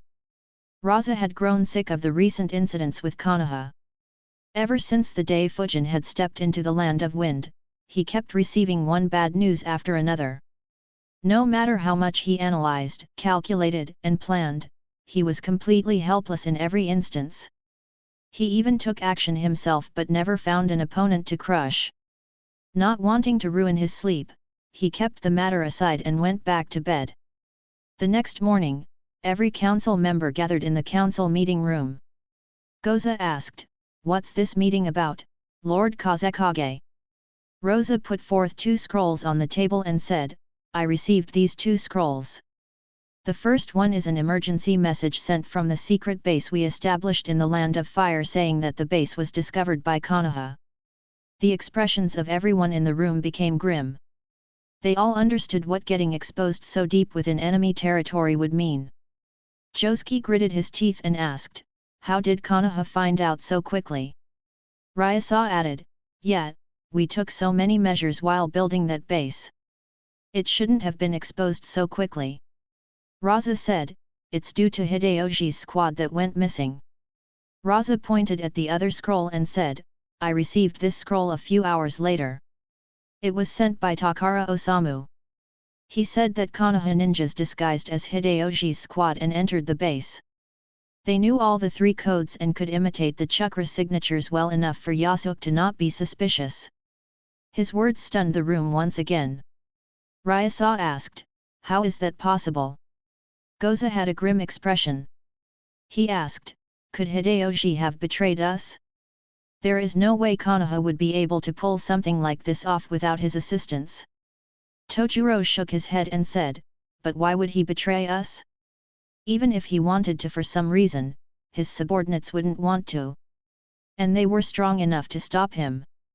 Gazo replied, "If he didn't betray us, then that would mean that they ran into someone strong enough to not only kill them but also replicate their chakra signatures and prevent them from destroying their neural network." Unfortunately, he realized that Konoha had a few such ninjas. He grumbled, "Did they run into one of the Sunnins?" He looked at Raza and asked, "What happened to the base?" Raza replied, "Before Osamu escaped, 24 of our ninjas had died and another self-destructed his puppet. He believes that everyone other than him might have died. As for Konoha, they attacked with just 6 ninjas. That is why he was able to run away." But, he gathered 2 important pieces of intel. Raza's face became very ugly as he said, "Hitaki Kakashi was one of the attackers and was probably the leader of the group." The eyes of the council members widened. For the past couple of months, they absolutely hated that name. Not only did he kill dozens of their ninjas, but he hid so well that even 1,000 ninjas searching for him had to return empty-handed. And due to the volatile situation in the country, they couldn't even call those ninjas back to the village. This strained their already tight finances. Raza continued, "And, the one who impersonated Hideyoji could use vacuum jutsus. He caught everyone off guard and killed 15 of the 28 ninjas in the base with his first attack. The council members were shocked again. Tojuro asked, "Did that bastard Danzo participate in this matter despite his old age?" Raza shook his head and replied, "Probably not. Baki ended his meeting in the Land of Birds yesterday. Though nothing significant was achieved and the meeting had a lot of outside interference, IWA gave him a piece of intel on the last day." Raza opened a page on the bingo book and placed it on the table. The council members looked at it and had a peculiar look on their faces. Raza noticed their confusion and said, "He is Suzuki Fujin. 2 years ago, just before we began mining in the Land of Hot Water, Kumo placed a bounty on this boy and stated that he could use vacuum jutsus. But he hasn't been seen outside Konoha since then. I guess he joined the Anbu. Right now he should be 14 years old. Iwagakure ninjas encountered him during a mission and they gave his information to Baki. They are sure that his strength is at elite jounin level and is very lethal. And, he is extremely skilled at wind jutsus and wind vacuum technique. Onaki believed that he might have a hand to play in incidents that happened in our country earlier." The council wasn't surprised that Onaki knew about the incidents that had happened. But all were shocked to know that a 14-year-old Konoha ninja not only knew wind vacuum technique but was so good with it that his strength was considered to be at the elite jounin level. As for Fujin's identity, Kitsuka looked into all available information on Konoha ninjas. His first suspect was Sarutobi Asuma, but he didn't find any evidence of him using swords or vacuum jutsus. Though that could be hidden, Asuma had been sighted when the spectral swordsman was killing his targets. So Kitsuka stopped suspecting him. After days of looking into thousands of ninjas, he didn't have any luck.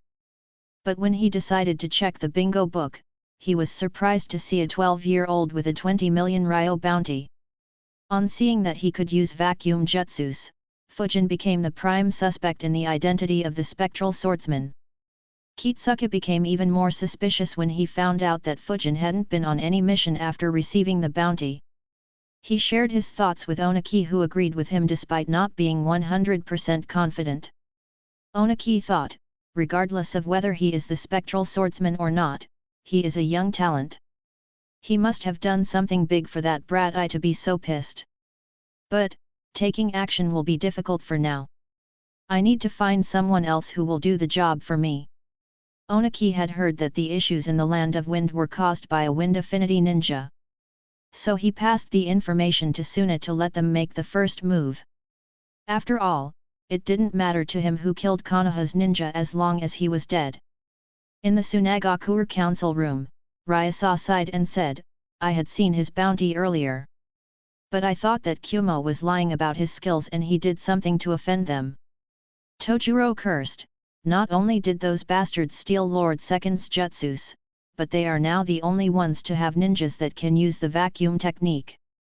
Gazo thought for a bit and said, "In addition, no information about him has leaked in the open apart from that vague information in the bounty. Having such power at merely 14 years means that he is sure to reach S rank when he matures. As expected of Konoha. Not only did they hype up the copy ninja to be the leader of the next generation, but they are also raising another in secret. That said, the culprit of the previous incident should still be the copy ninja. After all, from the reports, he was in a clutch. If it was this kid, then he would have used vacuum jutsus to deter or eliminate our ninjas.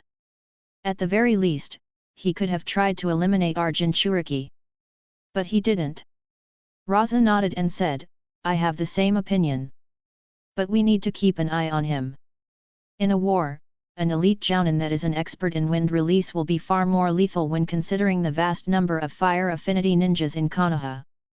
We were already concerned about Hokage's younger son, but even before he could reach his peak, Konoha already has someone else who is younger and probably stronger." Chapter 321, Chapter 318, Dreaming Beyond One's Capability. The council members agreed with Raza's analysis. There were two main reasons for this. The first was that Fujin never used any vacuum jutsu during his time in the Land of Wind. And secondly, on a subconscious level, they would rather want the damage done to them by someone who had gained fame, was the son of the White Fang and was taught by the fourth Hokage, rather than someone who had no fame and was merely 13 years old. Raza asked, leaving his matter aside, "What are your thoughts on the operation in the Land of Fire? 2 of our ninjas were killed outside the Land of Fire. Now 27 are presumed dead here.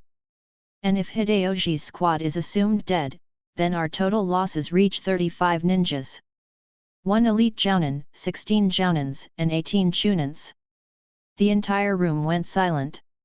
Such losses would make their hearts ache even if it was wartime. After some time, Gazo broke the silence by saying, adding the previous losses, "We have now lost 2 elite jounins and over 100 ninjas in total." Ryasa sighed and muttered, "At this rate, we might have been better off not acting against Konoha." Tojuro immediately rebuked him and shouted, "Are you crazy? Even if we didn't, we would have suffered the same losses in the future. Don't forget the stuff that Danzo keeps pulling in the dark." Ryasa looked back at him and said, "Stop yelling and tell us a good plan if you think this was such a good idea." Tojuro snorted and said, "Of course, we have to continue attacking. This time, we should send more elite jounins. If the base had 3 to 4 elite jounins, then Konoha's plot would have backfired. And instead, Hitaki Kakashi and Sasuke Fujin would have died. We need to make Konoha feel the pain for daring to scheme against us." Ryasa replied, "We still don't know how Hideyoji's squad was dealt with. And the base we created this time was destroyed after being attacked by just the copy ninja. What if the Sunnins attack next time? All 4 elite jounins will die if they do. Can you accept the responsibility for such a loss?" Obviously, Tojuro won't claim responsibility for such a matter. He thought, "Why is this bastard pushing the matter on me? Besides, even if Konoha killed 4 more elite jounins and a few dozen jounins, so what? It's not like they will dare to invade our country. The only thing that will happen is that Raza's position will become very shaky. And with numerous elite jounins out of the way, I will have a good chance to become the 5th Kazekage." He replied, "Then do you want to cower and tell Konoha that Suna is weak and they can walk over us any time without any consequences?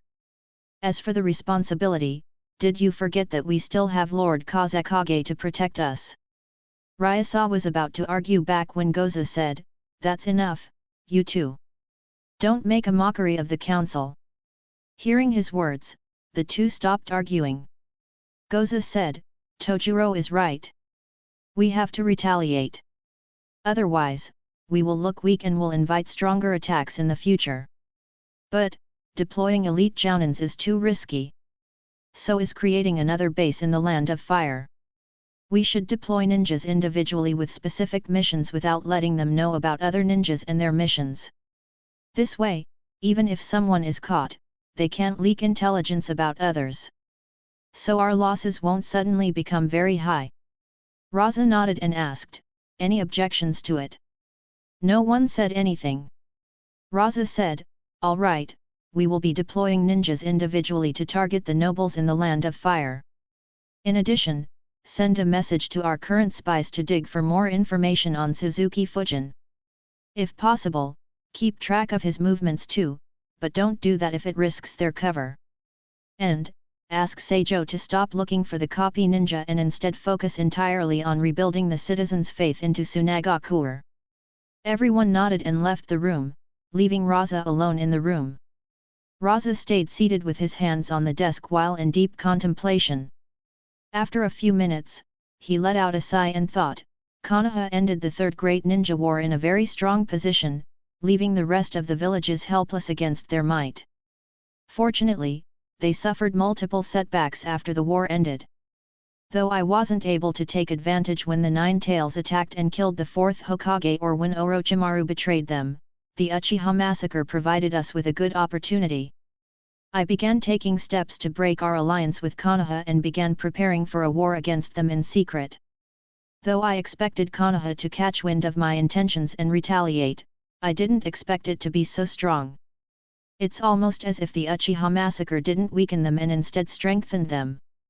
And despite such extreme actions, they don't seem to be worried about us starting a war. The important question is. Raza became very serious as he contemplated, is Hiruzen thinking that I won't dare to start a war?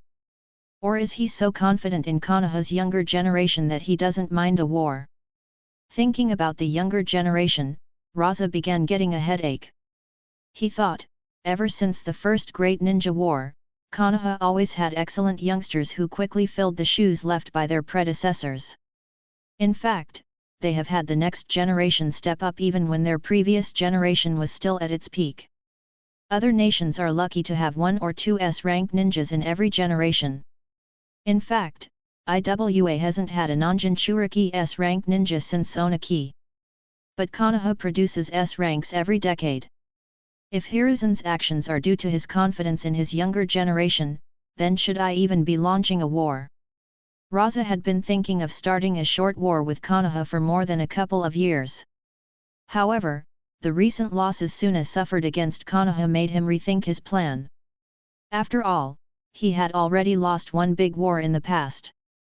In order to ensure that he maintained his position, he even got rid of the only other rank S ninja in Suna's ranks from his generation. After thinking for a long time, he concluded, no, right now is the best time. The Sunnins barely stay in the village. All that leaves is an old Hiruzen and an injured Danzo. Though Hitaki Kakashi's fame exceeds even the Sunnins at his age, in terms of accomplishments, he is lacking. And if I compare it to Minato or his father, then it's not even comparable. He probably needs another 6 to 8 years to reach my level. As for this new kid, he is still at the elite Jounin level. He will need even longer. As long as I make a move within the next 5 years, I will have a good chance. But, the attack will have to be a sneak attack. And it needs to be done at an accurate time. If I attack directly, then the Konoha armies will crush us just like the last war. And if I attack when the Sunnins are nearby, I will have to face 2 or more S-ranked ninjas by myself. The best time would be to attack Hiruzen when the Sunnins aren't in the village. Once I kill him, we can cause some damage to Konoha and retreat. Then even if the 2 Sunnins return to Konoha, they will be helpless to do anything to me. They won't dare to march in the desert and would need to keep an eye on Kumo. And the Wind Daimyo will be helpless as well. That war will leave him no choice but to give us all the missions. But there are 2 main issues. Can I kill Hiruzen with a sneak attack? And what if the Sunnins hide waiting for me to make a move? Raza analyzed the answers to both of his questions. Finally, he decided, as long as I catch him by surprise, I can kill Hiruzen. After all, he is far past his prime. But the main issue is Jiraiya and Tsunade. I need someone to keep them in check. An S-rank ally. Raza thought for some time, but couldn't think of anyone suitable. He thought, the only one that comes to mind is Cho. But she is way past her prime. She lost to Tsunade in the last war. This time, she might not be able to even put up a challenge. He thought of the remaining cages but immediately removed that thought. In the end, he decided, I need to find a proper ally for the sneak attack. I will wait till I find one. If I don't find any, then I will do my sneak attack after 5 years. I will have to depend on Chikako to divert the Sanins or other strong fighters. In the meantime, I need to strengthen a few subordinates that are loyal to me. I will need a few elite Jounins to block the clan leaders in Konoha. Unlike the rest of the council, Raza had given up on the hopes of achieving any success in their current campaign against Konoha. Instead, he directly began preparing for a war against a village that had 3 times more S-rank ninjas. Chapter 322, Chapter 319, Wind-Style Genjutsu. The 4 Enbu squads dispatched by Hiruzen reached the base created by Tsunagakure and took over the command from Kakashi. Kakashi and the rest began returning to Konoha. By noon, they were back in the village, returning in exactly 24 hours. They met Hiruzen, handed him the scroll of the dead bodies and informed him about the poison. Hiruzen let out a sigh and thought, other than elimination, this mission has failed on all parameters. Oh well, I'm sure that Shikako has considered this situation as well. Understanding the importance of the mental health of a cage, Hiruzen didn't bother planning for even a second before tossing another headache over to Shikaku. He said, "All right, you did a good job in eliminating the infiltrators. I miscalculated their strength and didn't think they would fight back so vigorously. Fujin, stay back. Others can leave." Other than Fujin, the rest left. Hiruzen tossed a scroll at Fujin and said, "This scroll has the genjutsu that you requested. I'll let you take a week off to master them. On the 8th day, come to my office at dawn. We will be having a couple more diplomatic missions. Burn the scroll after you are done and don't use them lightly." Fujin nodded. He understood that Hiruzen wanted to keep the Anbu guards in the dark regarding the exact matter. He said, "Thank you, Grandpa. I'll begin working on them right away." Hiruzen nodded. Fujin kept the scroll and walked out while thinking, it took so long for them to read Susumu's memories. Normally the memories get checked within a day. Did Hiruzen keep them until today? But I don't see any reason for him to do that. I guess reading memories to extract jutsus is a more difficult task. Or perhaps he wanted to check each and every memory before giving me the scroll in order to remove any issues or dangers in the jutsus or that might arise while learning them. While Fujin headed to his home, Hiruzen entered Shikaku's office and closed the door. Shikaku looked at Hiruzen and had a bad feeling. He muttered to himself, "This look. He is going to dump another troublesome task on my head." Hiruzen said, "Kakashi's group returned. Their enemy used poison to ruin the neural network in dead people. The only one who wasn't poisoned by it had his head destroyed by earth spikes. So we can't read any memories from them." Shikaku raised his eyebrow and said, "I can understand a message being sent and someone escaping, but how did they fail so badly? Who did you send?" Hiruzen replied, "Kakashi, Fujin, Ibiki, Genma, Yujao and Ken." A look of annoyance appeared on Shikaku's face. He muttered, "Why did you send such a weak squad? I recommended sending at least 4 elite jounins and 2 who are close to that level." Hiruzen shrugged and said, "I know, but you didn't arrange to have that many elite jounins available. I could just make do with the ones available." Shikaku was stunned by the reply.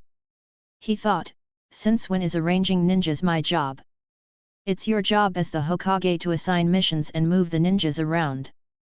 Before he could reply, Hiruzen said, "Suna will soon start sending ninjas one by one in our country. Make plans to eliminate them." He turned around and sighed, "I have a few meetings to attend. So I will leave this matter in your capable hands." Shikaku watched as Hiruzen disappeared from his office without a hint of apology. His body slumped on his desk as he muttered, "What a troublesome old man. If he had informed me earlier, I'd have made Inoichi and Choza go instead of Ken and Yujao. Now I have to deal with another troublesome mess." While Shikaku was sulking, Fujin reached his home. He entered the basement and began reading the information in the scroll. In a few minutes, a look of admiration appeared on Fujin's face. He thought, this Susumu guy was a genius. Such precise, delicate but stealthy use of wind chakra. He would first hide his chakra from being sensed so that no one would realize the extremely minute amounts of chakra he emitted from his body. The chakra would turn into harmless winds and slowly enter his target's body as they breathe the air. Right when the target is about to use a jutsu, he uses his chakra in his opponent's body to influence the opponent's chakra and make him fall into a genjutsu. And this genjutsu has only 2 effects. 1.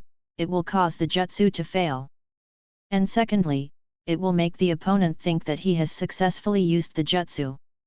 But other than this, there is nothing that this technique does. The winds pose no threat and the chakra that infiltrates the opponent's body also doesn't pose any threat apart from being able to cast a low-level genjutsu. This is the ingenious part. Most experienced ninjas have a keen sense of danger. But since this jutsu doesn't pose any threat, the ninja won't feel any danger. The real danger comes from the jutsu that are aimed at the opponent. For instance, if I hadn't sensed my chakra being influenced and used body flicker against Gaara, I'd have thought that I moved away when I hadn't. His sand would have killed or at least gravely injured me.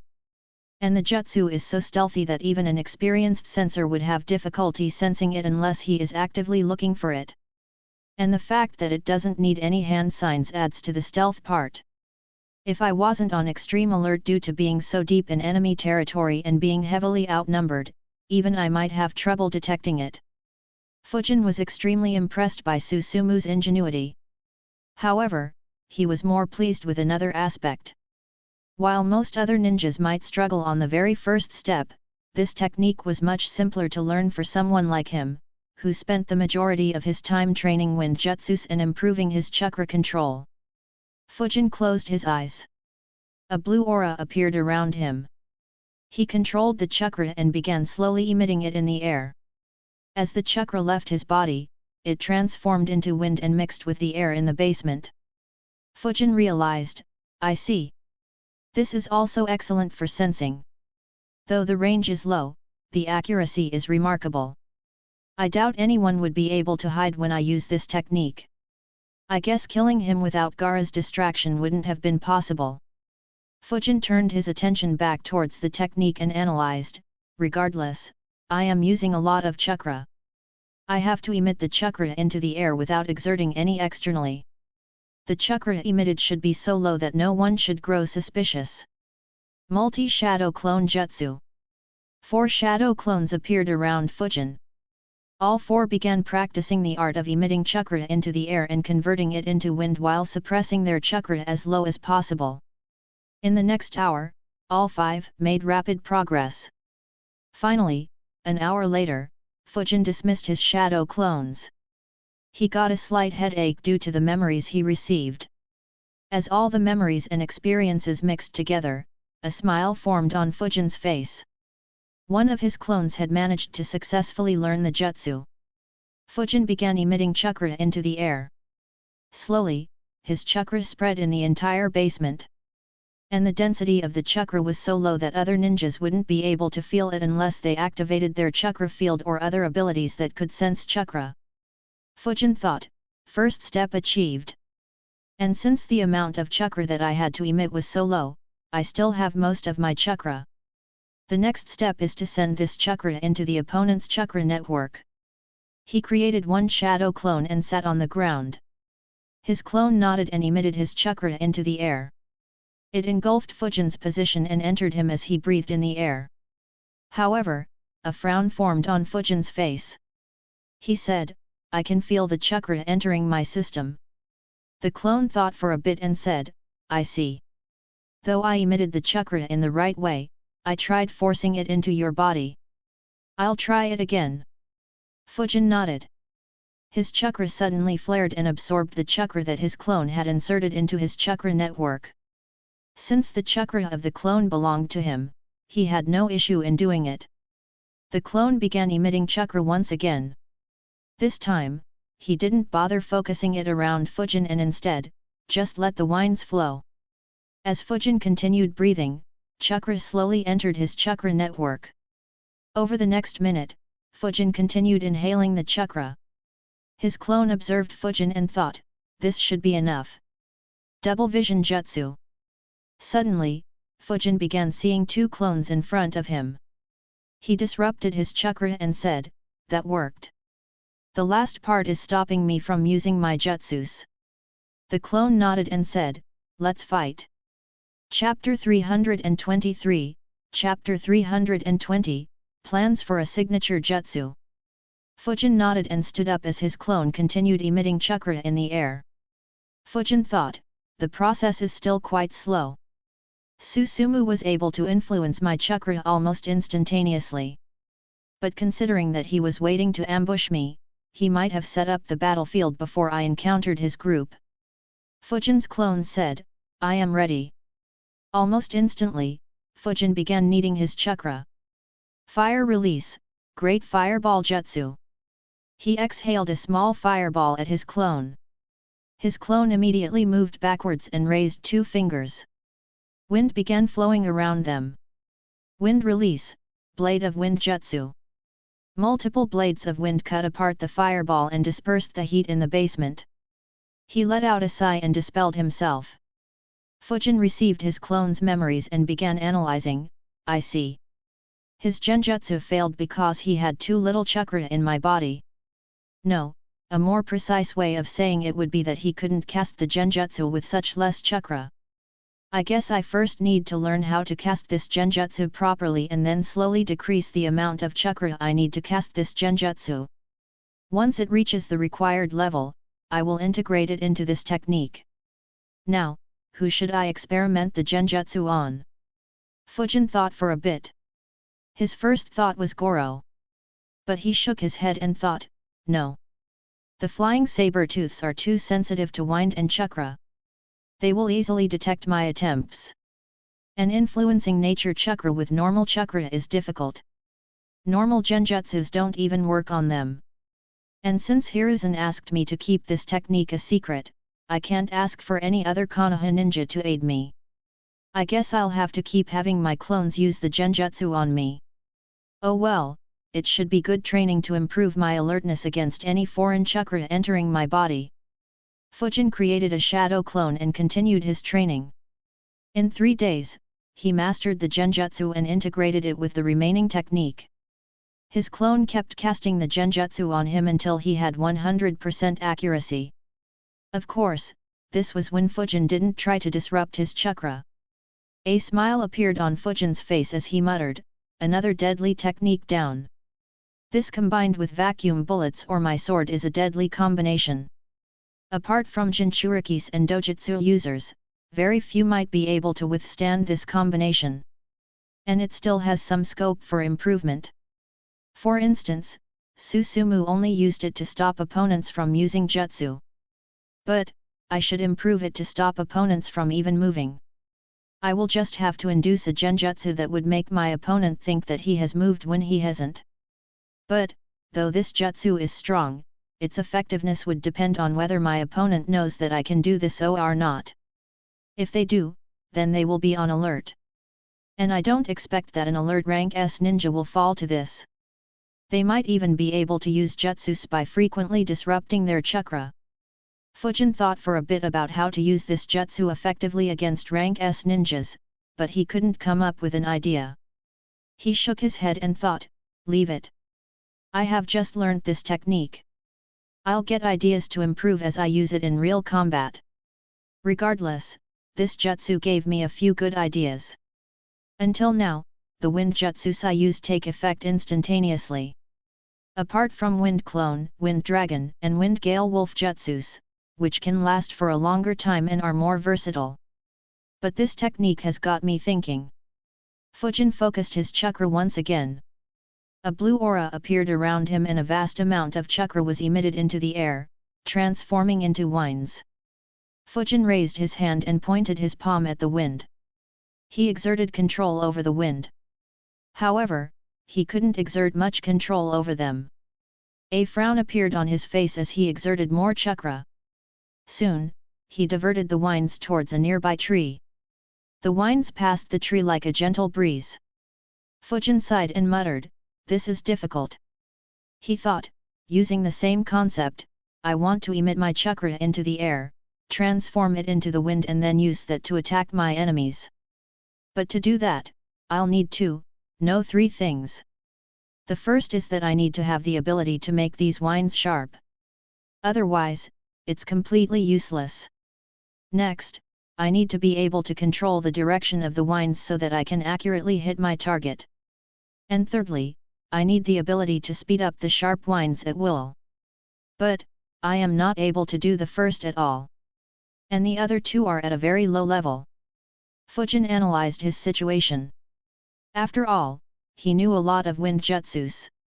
The things they could do were several times more complicated and devastating. So he didn't understand why he couldn't create what he envisioned. But soon, it clicked.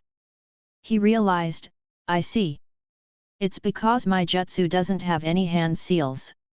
For a jutsu to be effective, chakra had to be manipulated in a very precise method.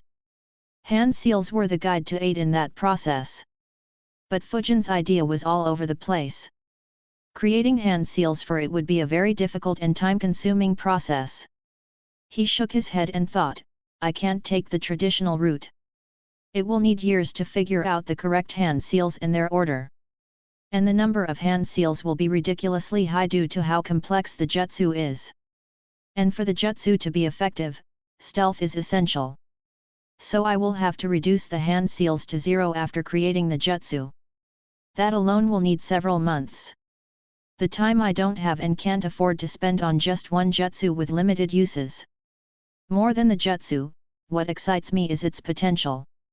As my chakra grows and my control over the wind improves, this method could become my main method of fighting. In the future, this style of combat might be what I am identified with. But that won't happen if it is limited to a single jutsu. I will have to come up with an unconventional way to train this jutsu. Kinda like the 3 steps needed to learn the Raise Nan. Raise Nan after learning to just pop the balloon is very weak. After popping the rubber ball, it becomes more potent but has limited usability. And at stage 3, it is a rank A jutsu which can be a signature jutsu for rank S ninjas. My jutsu will have to go through some similar stages. Fujin made up his mind. However, he soon fell into another dilemma. He muttered, I can't work on this jutsu and learn Fuinjutsu at the same time. Fujin had to choose between the two. After a long struggle, Fujin let out a sigh and decided, I'll stick to Fuinjutsu for now. Though this idea is cool, I can still make do with infinite breakthrough and vacuum attacks. But Fuinjutsu is my hope to stand out even among the S ranks. Besides, I doubt Flying Thunder God can be learned quickly. I can train for this jutsu when I reach a roadblock on Flying Thunder God training. He decided to go out for dinner. En route, he couldn't help but think, it sucks that I don't have as much chakra as Naruto. I could have achieved so much with that amount of chakra and recovery speed. Though his chakra reserves were exceptional, they weren't even comparable to the weakest Jinchuriki. Unfortunately, there was nothing Fujin could do regarding it. It wasn't as if Tailed Beast would fall from the sky, let itself be sealed in him and obediently provide him chakra. Fujin rested for the day and began focusing on Fuinjutsu the day after. On the appointed day, Fujin arrived at Hiruzen's office. After interacting with him for a bit, Fujin sat quietly as he observed how Hiruzen interacted with the diplomats and a few clan leaders on what should be negotiated with the Land of River and the Land of Grass. After a few hours of discussion, Hiruzen, his Anbu guards, Fujin, Abarame Shibi and Kurama Illumi left the village on the negotiating mission. The negotiations with the two countries went very similar to the negotiations Fujin had seen earlier. Just the resources traded were changed. Of course, Hiruzen did ask for elemental crystals.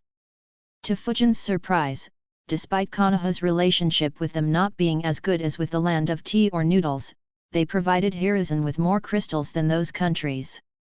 However, after thinking for a bit, the reason was obvious.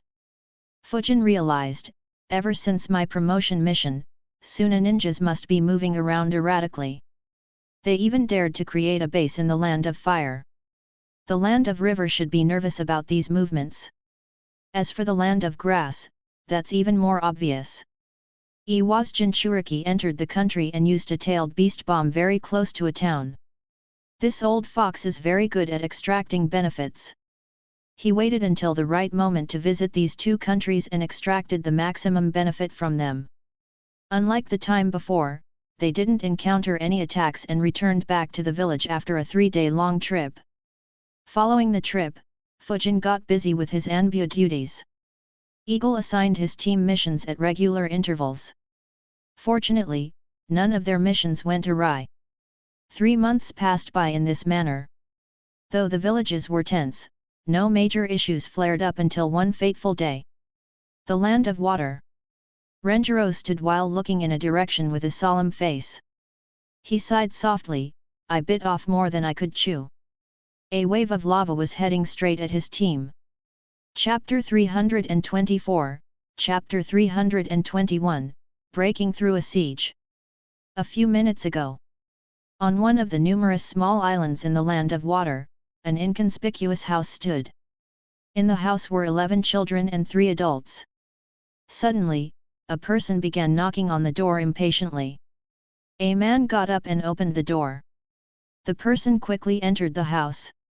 Panic and fear could be seen on his face. He said, "Renjiro-san, I sensed multiple ninjas heading towards this island. I think the rebel faction is heading towards this island." A frown formed on Renjiro's face. He asked, "How many did you sense, Makoto?" Yamanaka Makoto shook his head and said, "I saw 4 ships heading towards this island from the west. And I felt multiple chakra fluctuations from each ship. I didn't dare to sense them or stare for too long." Renjiro nodded, "Good work. They might be just passing by here. Change your transformation jutsu to another appearance and keep the kids quiet. It's best to not attract any attention." Makoto nodded. He dispelled his transformation jutsu and then transformed into a young lady and went into the room where the kids were and put them to sleep. The other 2 Konoha ninjas got serious as well. All 4 suppressed their chakra to civilian levels and waited.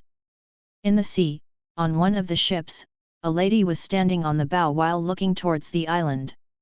She had long, ankle-length, auburn hair. She asked with a serious face, "Is your information accurate, Ao?" Ao nodded and replied, "Yes.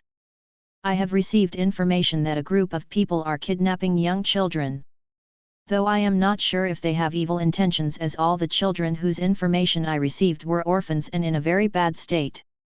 But, there were many other similar orphans. Since only these kids were kidnapped, I'm afraid that it is one of the major villages trying to rescue and recruit young talent and probably kids with bloodlines." Mei nodded. She agreed with Ao's speculation. After all, over the last decade, her family had done the same in the Land of Water. The kids she rescued were completely loyal to her and had a reason to get stronger. Ao added, "But if it is one of the 4 major villages, we need to proceed with caution. Though I doubt anyone would want to enter into our mess, if they do and decide to support the Mizukage faction, we will be in deep trouble." Mei nodded and said, "Let's decide after seeing who it is. If we can kill them all, then we will do so and dispose of their bodies. The news can be blocked as well. For now, create a perimeter and send 20 ninjas to attack them." Ao nodded and flickered onto other ships to pass the instructions. Soon, all 4 ships reached and docked on the island. The Konoha ninjas were alarmed. But Renjiro said, "They might be here to restock supplies. Stay calm and don't leak any chakra. But be prepared to run. If any issues occur, then we may have to fight or even kill our way out." Renjiro's teammates had solemn faces. They were aware that the number of Kiri ninjas would be at least 10 times their number. However, all of them were Jounins. And everyone had water affinity and could travel rapidly in the sea. They believed in their abilities to escape from an enemy that would be composed of a mix of Genins, Chunins and Jounins. Akimichi Itaru asked, "But what about the kids?" Renjiro replied, "We will leave them here. The rebels are known to take young kids and provide them with proper care and training. So they won't suffer." Renjiro's teammates nodded. After landing, Ao activated his Byakugan. He immediately noticed the 11 children in the house where the Konoha ninjas were. He whispered commands to the Jounin leaders. Half the Kiri ninjas moved normally towards the market on the island while the other half stayed near the ship. Ao and Mei waited on the coast. All of a sudden, 20 ninjas got in action and surrounded the house.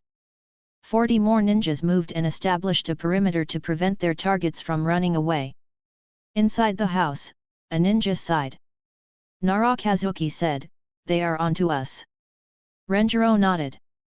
And said, "Break out towards the east. Avoid killing to leave some room for negotiations later.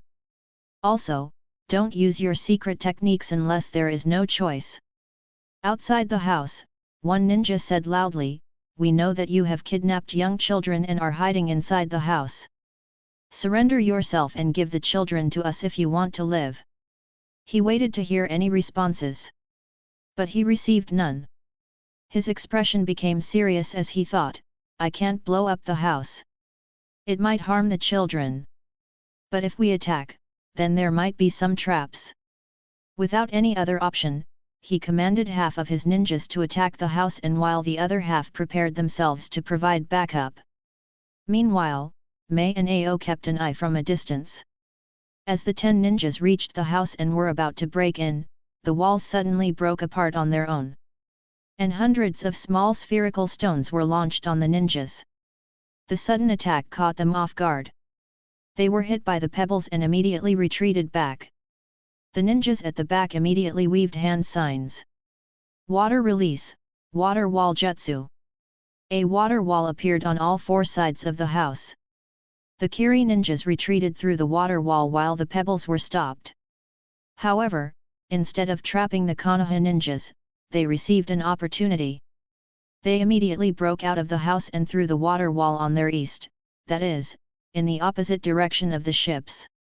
The Kiri ninjas were taken by surprise. Renjiro and Akimichi punched their opponents in the stomach, knocking them out. Narakazuki analyzed, good, they are just Chunin levels. They immediately broke through and began running. Renjiro observed the situation, 5 ninjas in front of us, 2 Jounins and 3 Chunins. 3 coming in from both directions. They will reach us. As for the rest, they are behind us. He instructed, Itaru, stop any attacks coming from the rear. Kazuki, Makoto, slow down the ones on our flanks. He immediately sped up towards the ninjas in front of him. Itaru weaved hand signs and slammed his hands on the ground. A gigantic wall appeared behind them. A bunch of water jutsus crashed into the wall and were halted. At the same time, multiple kunaus with explosive tags appeared in the hands of Kazuki and Makoto. Both threw them at the ninjas running towards them from the sides, forcing them to dodge and slow down. Meanwhile, the 5 ninjas saw Renjiro rushing towards them. A few of them threw shurikens while others weaved hand seals. Renjiro used the snake hand sign. Earth release, iron skin jutsu.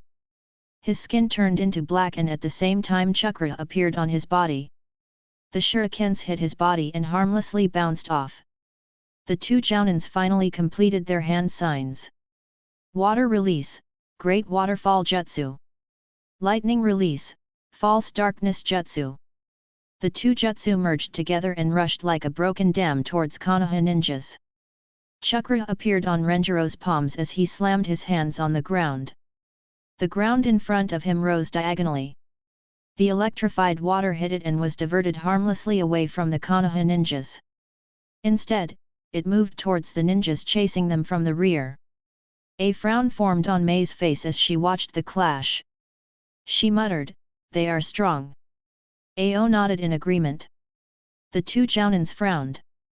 The one who used the lightning jutsu began weaving hand signs again. He wanted to destroy the ground that Renjiro had raised.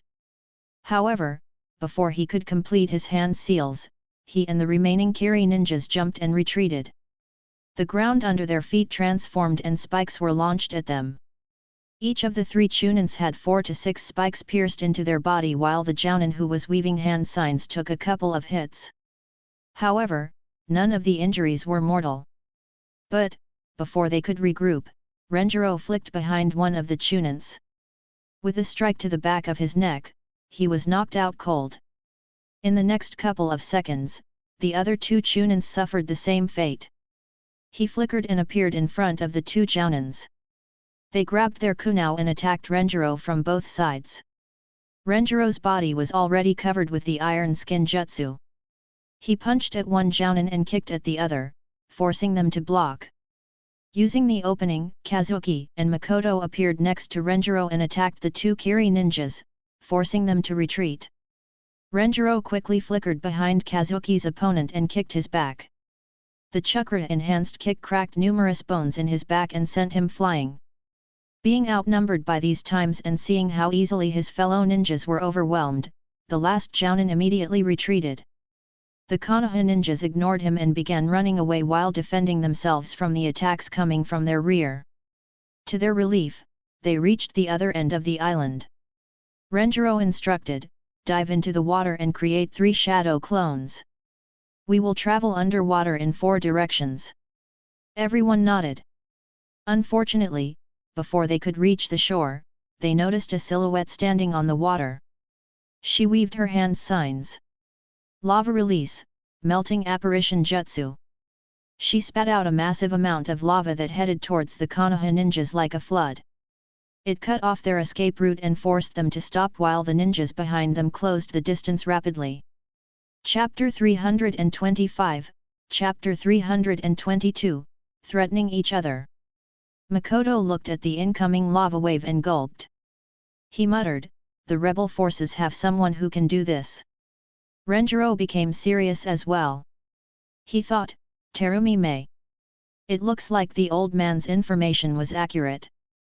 Still, this isn't enough to stop me.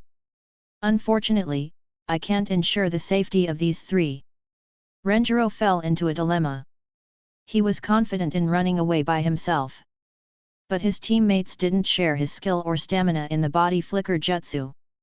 After thinking for a bit, he let out a sigh and made up his mind. He waved a hand sign and said, "Don't fight. I will negotiate. They shouldn't dare to kill us." Narakazuki sighed in relief. He thought, good. I was afraid that he would try to leave. Renjiro might have managed to escape, but we wouldn't have managed to do the same. He looked at the lava wave and realized, we made an error. We should have escaped when Makoto returned. Renjiro slammed his hands on the ground. A deep, circular trench, with him as the center, appeared around the Konoha ninjas. A large, inclined wall raised up from the ground along the inside part of the trench. The lava wave hit the wall and fell into the trench. Once again, another large-scale attack was directed away successfully by Renjiro. Mei was surprised. She wondered, so strong. His wall successfully blocked my attack and even diverted it. Who is this guy? Before she could think further, her eyes widened. Thousands of spikes appeared on the surface of the inclined wall. Due to her lava, the spikes looked red and extremely hot. Her expression became grim as she shouted, "Take cover." The other Kiri ninjas didn't need to be told twice. They could see the spikes as well. Immediately numerous water and earth walls were raised. However, no spike was fired. Instead, a voice was heard, "Terumi Mei, we aren't here to create trouble for you." Mei asked, "So, why are you here? And who are you?" Ao appeared next to Mei as a part of the inclined wall crumbled, showing the 4 Konoha ninjas who had stopped using transformation jutsu. Ao became serious as he said, "Senju Renjiro. The commander of Konoha's forces that faced us in the last war." Renjiro became serious as well. He analyzed, 2 elite jounins, one with a stolen Byakugan and another speculated to have 2 Kekii Genkai. I could take on any of them in a one-on-one fight.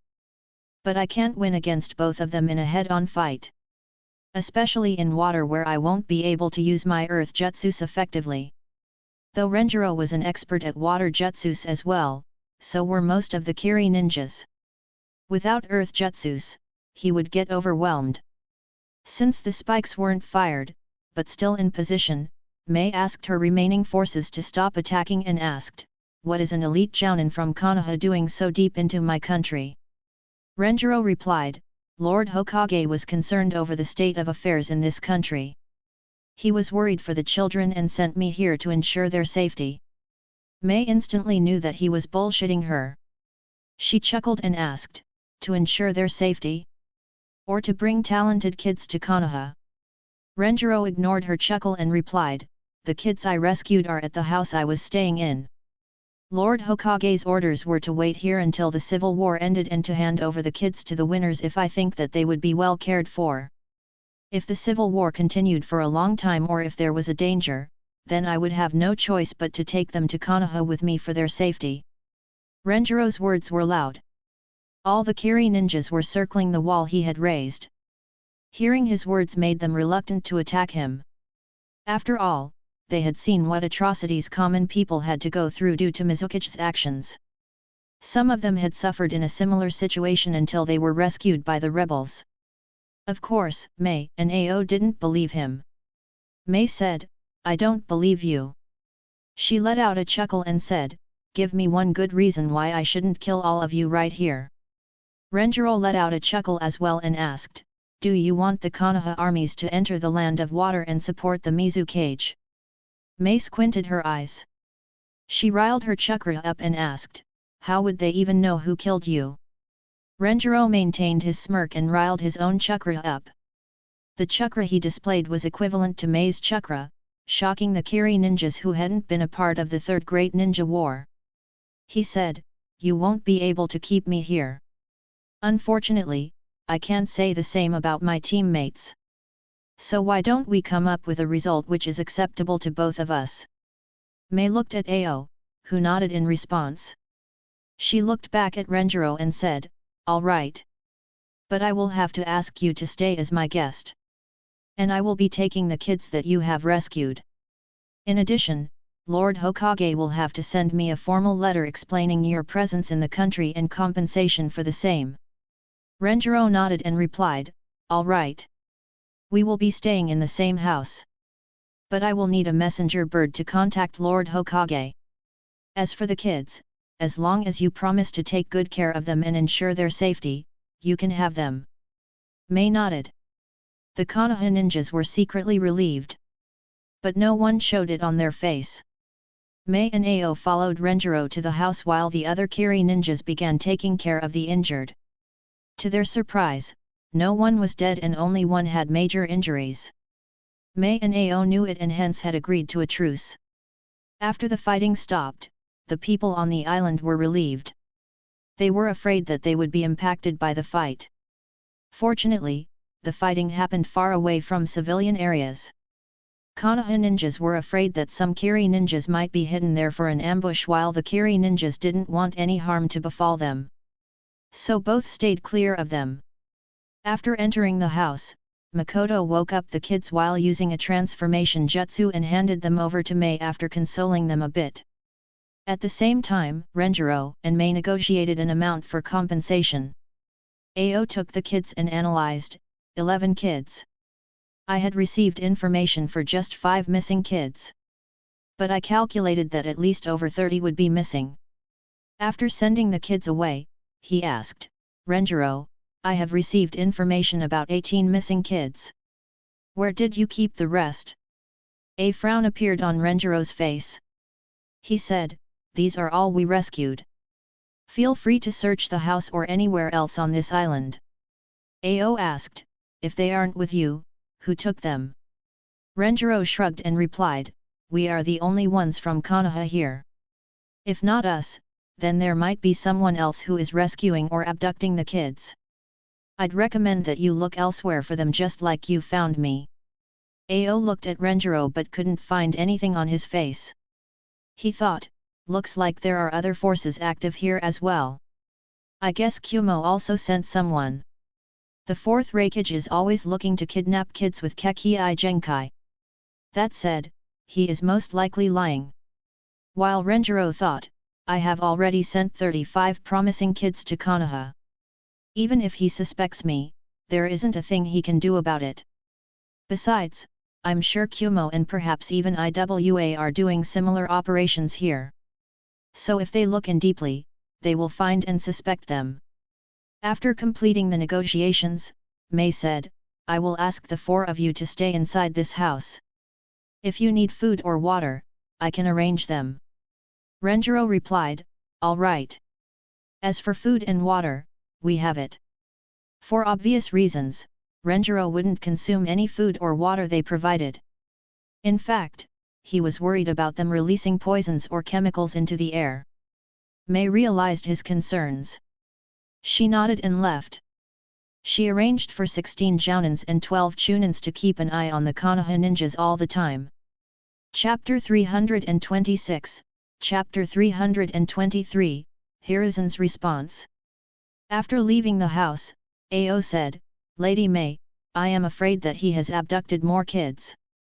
Mei nodded and said, yeah. But seeing his confidence, they shouldn't be here. He must have already sent them to Konoha. Unfortunately, there isn't much we can do. If we ask, they will deny it. Until the civil war ends, such cases will keep happening. What we need to do is end this war as soon as we can. Ao looked at Mei. He could see the seriousness on her face. However, he knew that Mei couldn't end the war. He thought, unfortunately, that isn't possible. The Terumi clan leader is too old, while the Sakai clan leader got injured in the Third Great Ninja War. The other clan leaders can't take on rank S ninjas. So we don't have anyone who can take on the fourth Mizukage. At least until Mei becomes a rank S ninja. Renjiro wrote a letter and sent it to Hiruzen. His teammates approached him.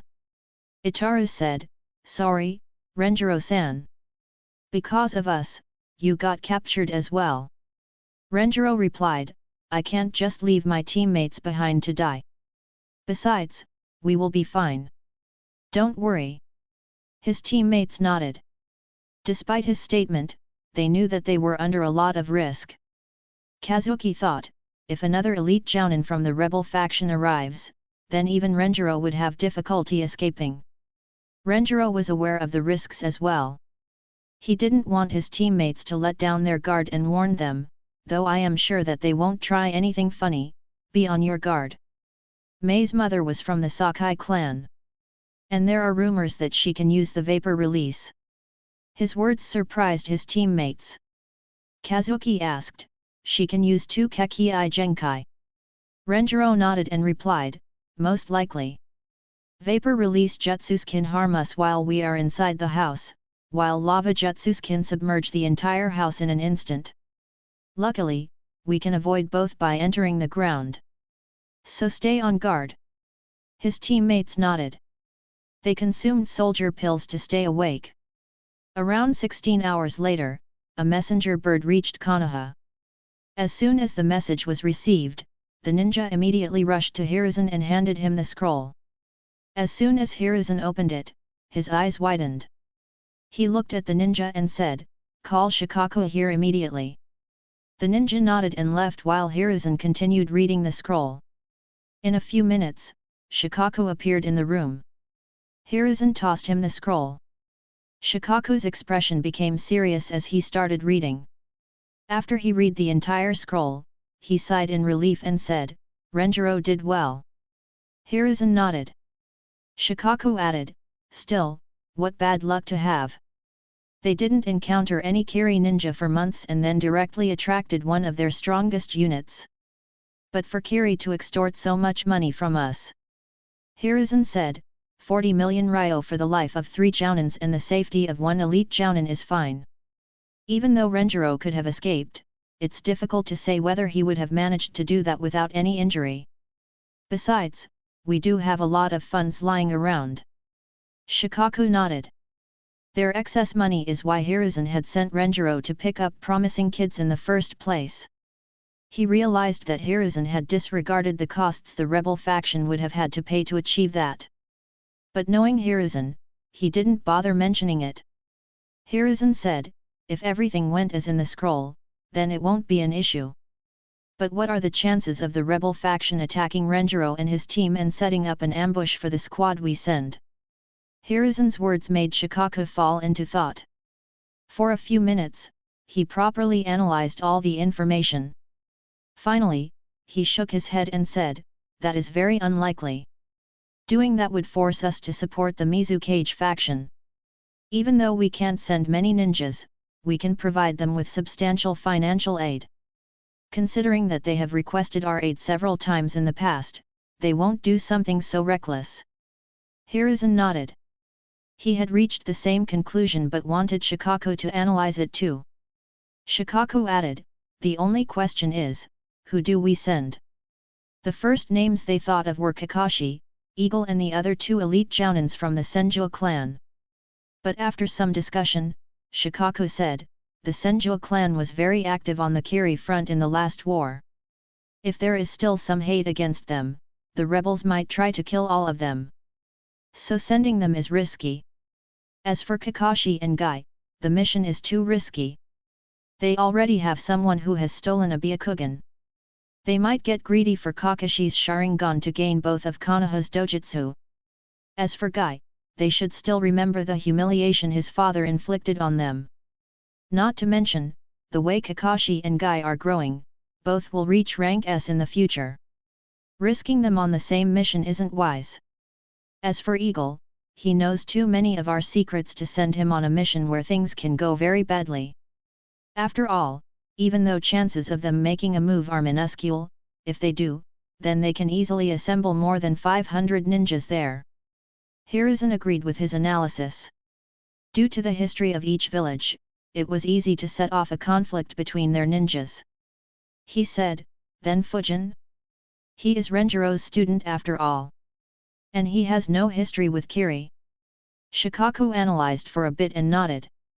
He said, he would work. He was able to escape from Rashi despite Rashi being able to use the tailed beast bomb.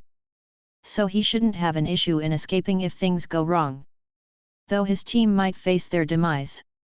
But he can't go as Fujin and instead should go as the spectral swordsman. Unlike Kakashi, the spectral swordsman is still covered in mystery, be it his identity or strength. The mystery can be a good deterrence, especially when combined with his high chakra reserves. And he did kill numerous Kiri ninjas from the Mizukage faction who pretended to be bounty hunters. In addition to the money, we can also give them the information we gained from Higashi Renzo. The information will make them think twice before getting any funny ideas. And will make them indebted to us at the same time. A/N, Higashi Renzo appeared in chapter 242. Hiruzen nodded and said, all right. I'll dispatch his Anbu squad there. Shikaku nodded and left while Hiruzen called for Fujin.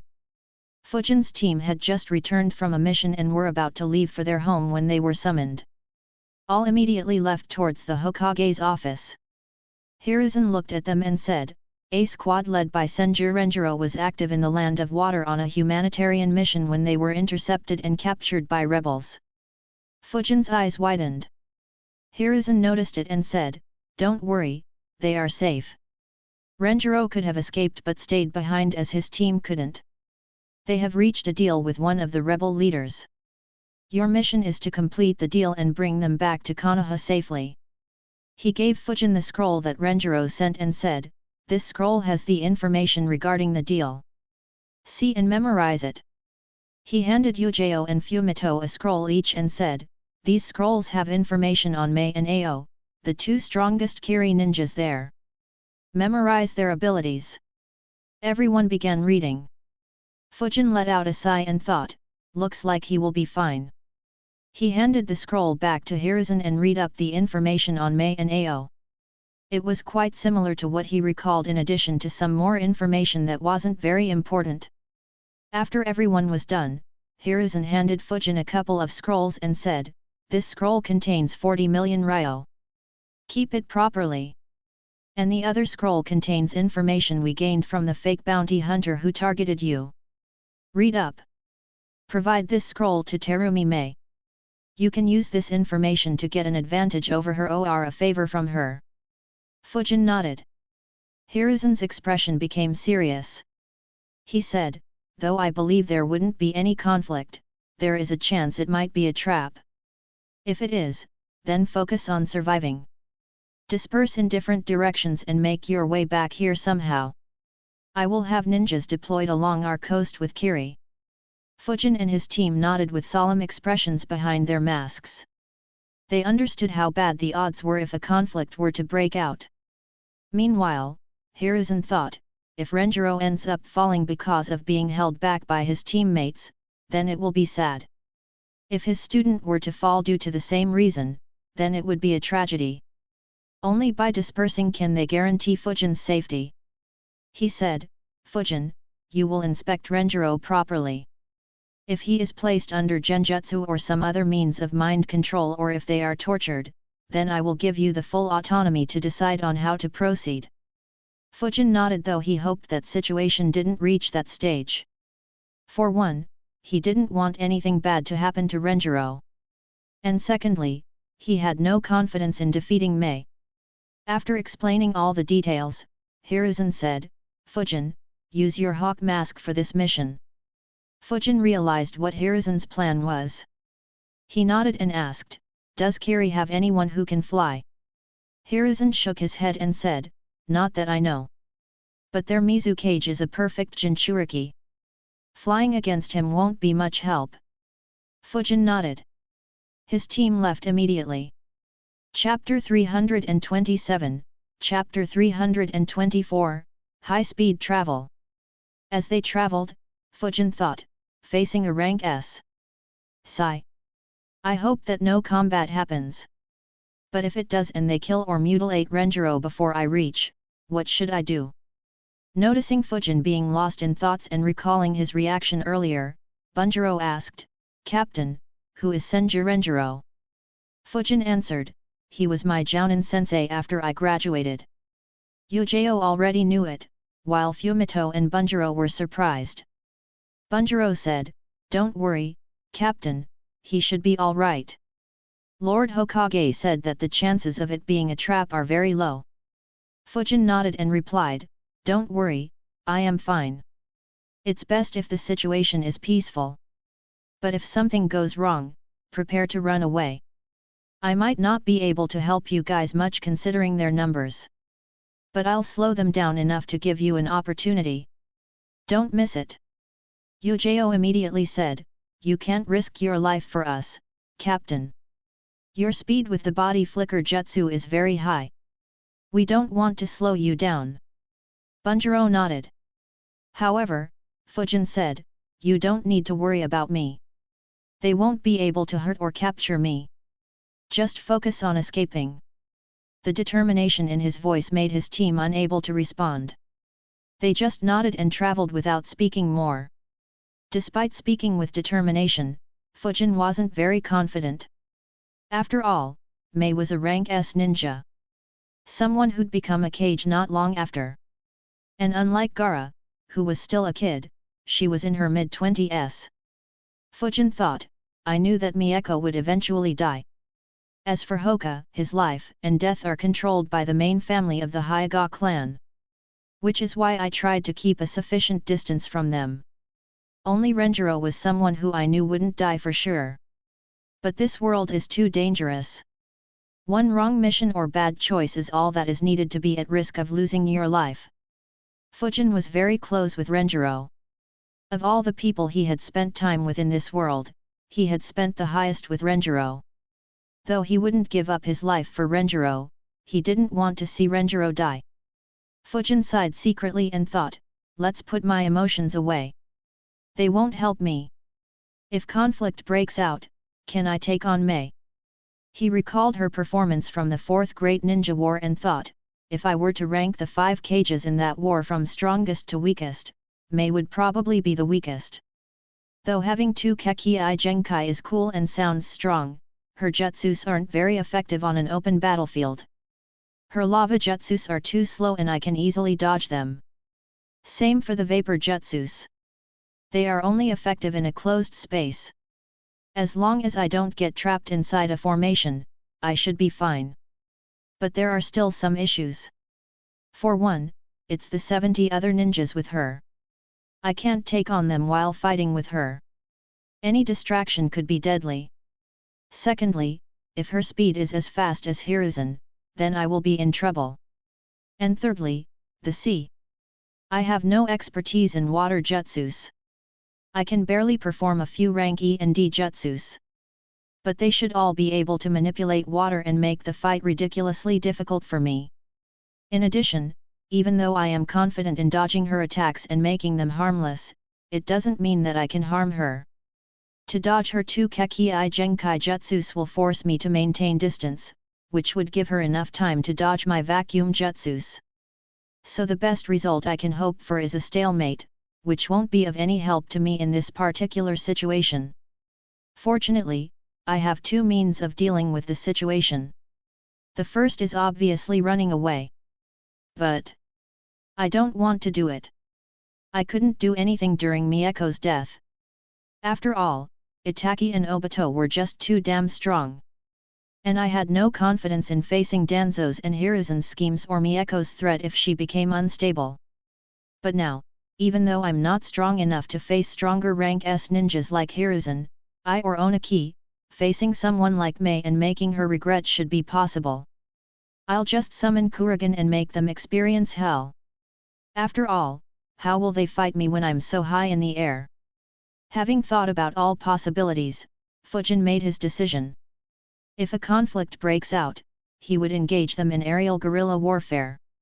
Land of Water. Not everything was merry in Mei's camp. Though Renjiro's words had gained the support of a good number of her ninjas, a few were still skeptical. There were many whose family was harmed by Renjiro or his subordinates in the previous war. Many ninjas still hated Konoha. A few banded together and approached Mei. Since they were her subordinates, Mei couldn't dismiss them casually. She sighed and said, I understand your emotions, but keep the bigger picture in mind.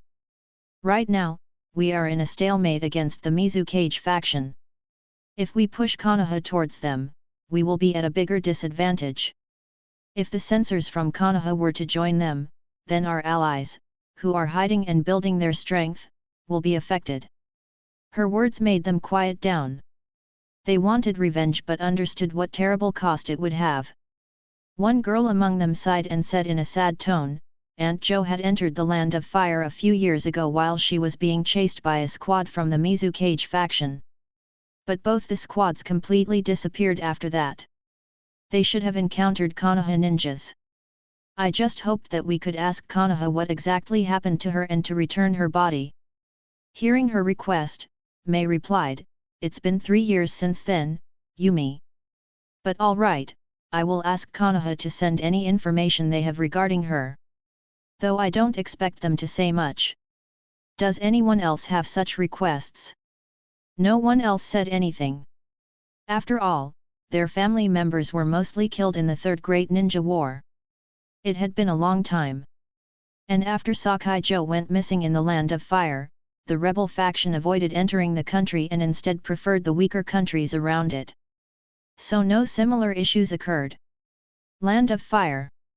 After Fujin gathered his thoughts and made a decision, he thought, traveling there even if we go at full speed will need around 2.5 to 3 days.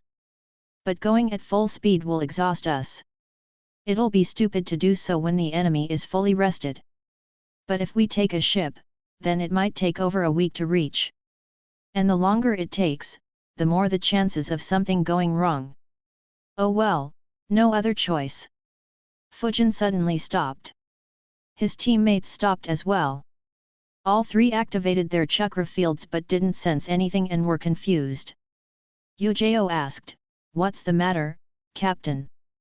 Fujin answered, Nothing. Not many people know about this. So keep quiet.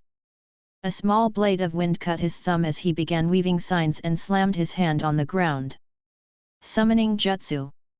A majestic 9-meter-tall saber-tooth appeared in front of them, shocking Fujin's teammates. Due to having their chakra fields activated, they could sense the vast amount of chakra in him. He turned his eyes to the strangers, who immediately stepped back.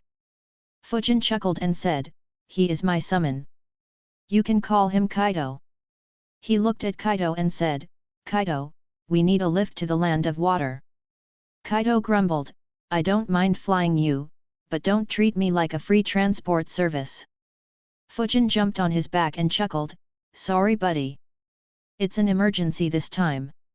I might even need some aerial support from you later. Though I hope the situation doesn't deteriorate to that state. Though Fujin chuckled, Kaido could hear the seriousness in his voice. He asked, Is it that serious? Fujin nodded and replied, I might have to summon Kurogen. Kaido replied, Big brother has been itching for a fight for a long time. I'm sure he'll be delighted. But don't count much on me though. Fighting isn't my forte. Fujin nodded. Though Kaido said that he wasn't strong, Fujin knew that he was numerous times stronger than Goro. He looked at his teammates and said, Hop on. Seeing that he was friendly, they jumped on his back. Bunjiro asked, Is Kaido gonna run all the way to the shore? It would help us save a lot of stamina. Fujin didn't reply. In the next moment, Kaido spread his wings. Bunjiro, Fumito, and Yujao were surprised. With one flap of his wings, he took off the ground and broke through the clouds. Bunjiro was stunned by that sight. So were the other two. Despite being a ninja for over a decade, neither of them had seen such a sight. Chapter 328, Chapter 325, Hand me the money. Bunjiro said, Summons are cool. I want one as well. Fujin replied, Good luck. You can find the summoning seals in the library. But be careful. It's very dangerous. I almost died. Preferably discuss with your sensei or the Anbu commander. They might help you reduce the risk. Bunjiro nodded. Fujin said, Kaido will carry us close to the target. Use this time to rest. Eat a soldier pill. Your chakra and readiness need to be at the highest levels. Everyone nodded. Kaido flew straight towards the target for 8 hours straight. They finally reached close to the island. The island was surrounded by water for tens of kilometers. Fujin asked Kaido to stop around 7 kilometers away from the island so that they would be out of reach of all sensors. The group landed on the water. Fujin said, Be on your guard. We will be heading straight to the island. Kaido, hide above the clouds. If a conflict happens, then sneak attack their strongest fighters from above with your wind breath. If that fails, clear out their weaker ninjas. Also, one of them can spit lava and blow extremely hot steam. Both will be very harmful to you if they hit. So stay on guard against them and sudden changes in the temperature. Kaido replied, All right. Good luck to you. He took off and disappeared above the clouds. The Konoha ninjas ran straight to the island. When they were around 2.5 kilometers from the shore, a sensor sensed them. Everyone in Fujin's squad felt it and prepared themselves. 1 Jounin and 3 Chunin from Mei's forces moved towards Fujin's squad while a ninja went to inform Mei and Ao. The Kiri squad running towards Fujin noticed that they weren't slowing down. They were alarmed by seeing the Anbu outfits. Around 1 kilometer from the shore the two squads met. The Kiri Jounin weaved hand signs while shouting, Stay where you are and state your purpose. Water release, water wall jutsu. A wall of water appeared in the path of the Konoha ninjas. However, blades of wind suddenly appeared out of nowhere and hit the water wall, causing it to crumble down. The Kiri ninjas were surprised by the result. Fujin said, I'm here to meet Terumi Mei. Lead me where she is. The Jounin frowned and asked, Are you from Konoha? Fujin nodded. The Jounin replied, I will have to ask you to wait here.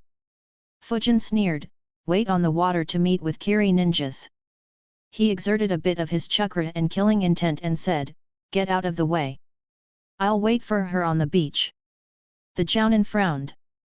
He understood that conflict there would result in unnecessary casualties. He thought, if we fight on the island, then they will be outnumbered heavily and at a greater disadvantage. The chances of escape would be 0. What a fool! He replied, All right, follow me. They began rushing towards the island. Mei and Ao were informed about the intruders. Ao activated his Byakugan and observed, There are 4 ninjas. They clashed with one of our squads, but they are much stronger. Mei frowned. She got out of her tent and asked, Are they in danger? Ao shook his head and said, Fortunately not. They are coming to the beach. Mei nodded and moved towards the beach. She wondered, Are they from Konoha? But how did they send a squad in just around a day? Did Renjiro send a message to Konoha or is he scheming against us?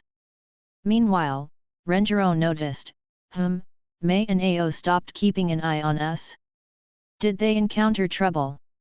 He looked at his teammates and said, There seems to be an unusual movement. Sense what is happening, Makoto. Makoto nodded and activated his chakra field.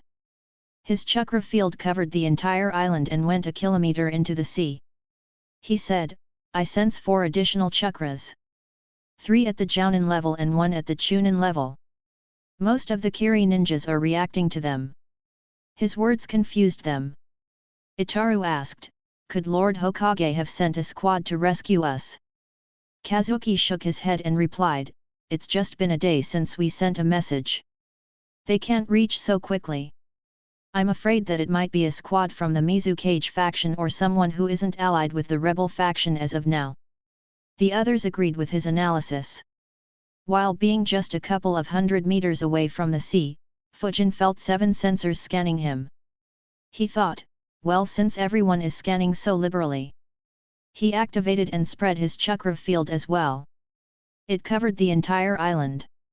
He immediately focused on 3 chakra signatures. 2 were rushing towards him and were clearly far stronger than the other Kiri ninjas on the island. And the last one was a familiar one. A smile appeared on Fujin's face as he realized, looks like he is safe.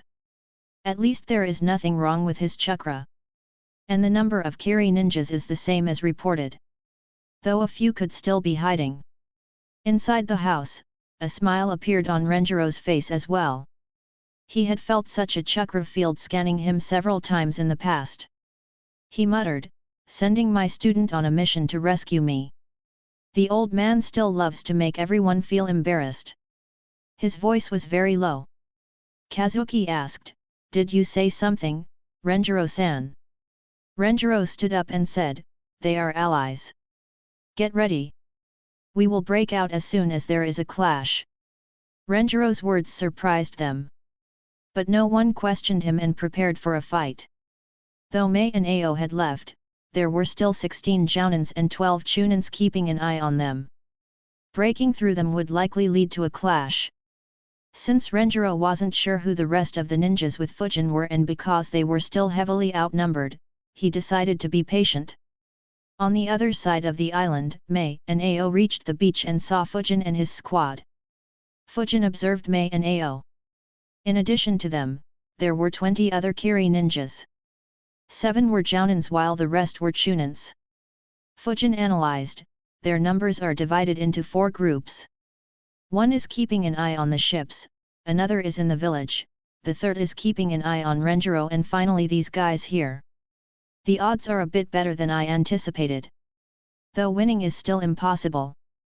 At the same time, Mei also took a measure of Fujin's group. She wondered, who are they? And how did Konoha send a squad so quickly? And why didn't the Hokage send an elite Jounin to ensure the safety of the captured ninjas? She thought a bit and concluded, did Konoha send a weaker squad to reduce their losses in case this was a trap? Seeing that she wasn't speaking, Fujin said, "Lord Hokage received Senju Renjiro's message and asked me to take him from here." A scroll appeared in his hand. He added, "This scroll has the negotiated 40 million ryo. So bring the Konoha ninjas here and we will complete the deal." Mei asked, "How did you come here so quickly?" Fujin replied in a neutral tone, "I'm afraid that isn't your concern." His tone surprised Mei and Ao. They thought, despite being outnumbered and outmatched, he isn't afraid. Does he have something up his sleeve? Or is he not afraid of death? Mei said, "I am afraid it is." "How do I know that you are from Konoha?" Fujin replied, "Just release them and they will confirm." That sentence eliminated the doubt of their identity. However, Mei didn't want to appear in a weaker position against a nobody. She asked, "How do I know that the scroll has the money? Give me the scroll first and let me check." Fujin answered with a question, "Why would we bother traveling so far with so few people if we didn't bring the money?" Ao and Mei's expressions became serious. Fujin's rhetorical question was both a compromise and a threat. It implied that they couldn't win a fight, but at the same time, it also threatened Mei that Konoha could crush them on a whim. Fujin knew that they would be smart enough to understand the hidden message. The serious expression on Mei's face faded away as a seductive smile appeared. She giggled, "What an interesting young man. Unfortunately, you have no power here. Hand over the scroll or I will capture you as well." She suddenly riled her chakra. Massive pressure was exerted on the Konoha ninjas. A look of surprise appeared behind Fujin's mask. As for the rest, they were completely shocked. In fact, Bunjiro was terrified. Despite having met with Hiruzen numerous times, none of them had seen him exert his chakra. So they had never sensed such a massive chakra from anyone other than Rashi. But Rashi hadn't focused on them, so they never experienced such a domineering chakra. All three of them instinctively grabbed their weapons. Unlike his teammates, the surprise on Fujin's face was due to an entirely different reason. Chapter 329, Chapter 326, Not Yet S Rank. Unlike his teammates, the surprise on Fujin's face was due to an entirely different reason. He thought, that's it. Her chakra is barely higher than Renjiro's. But why is it so low?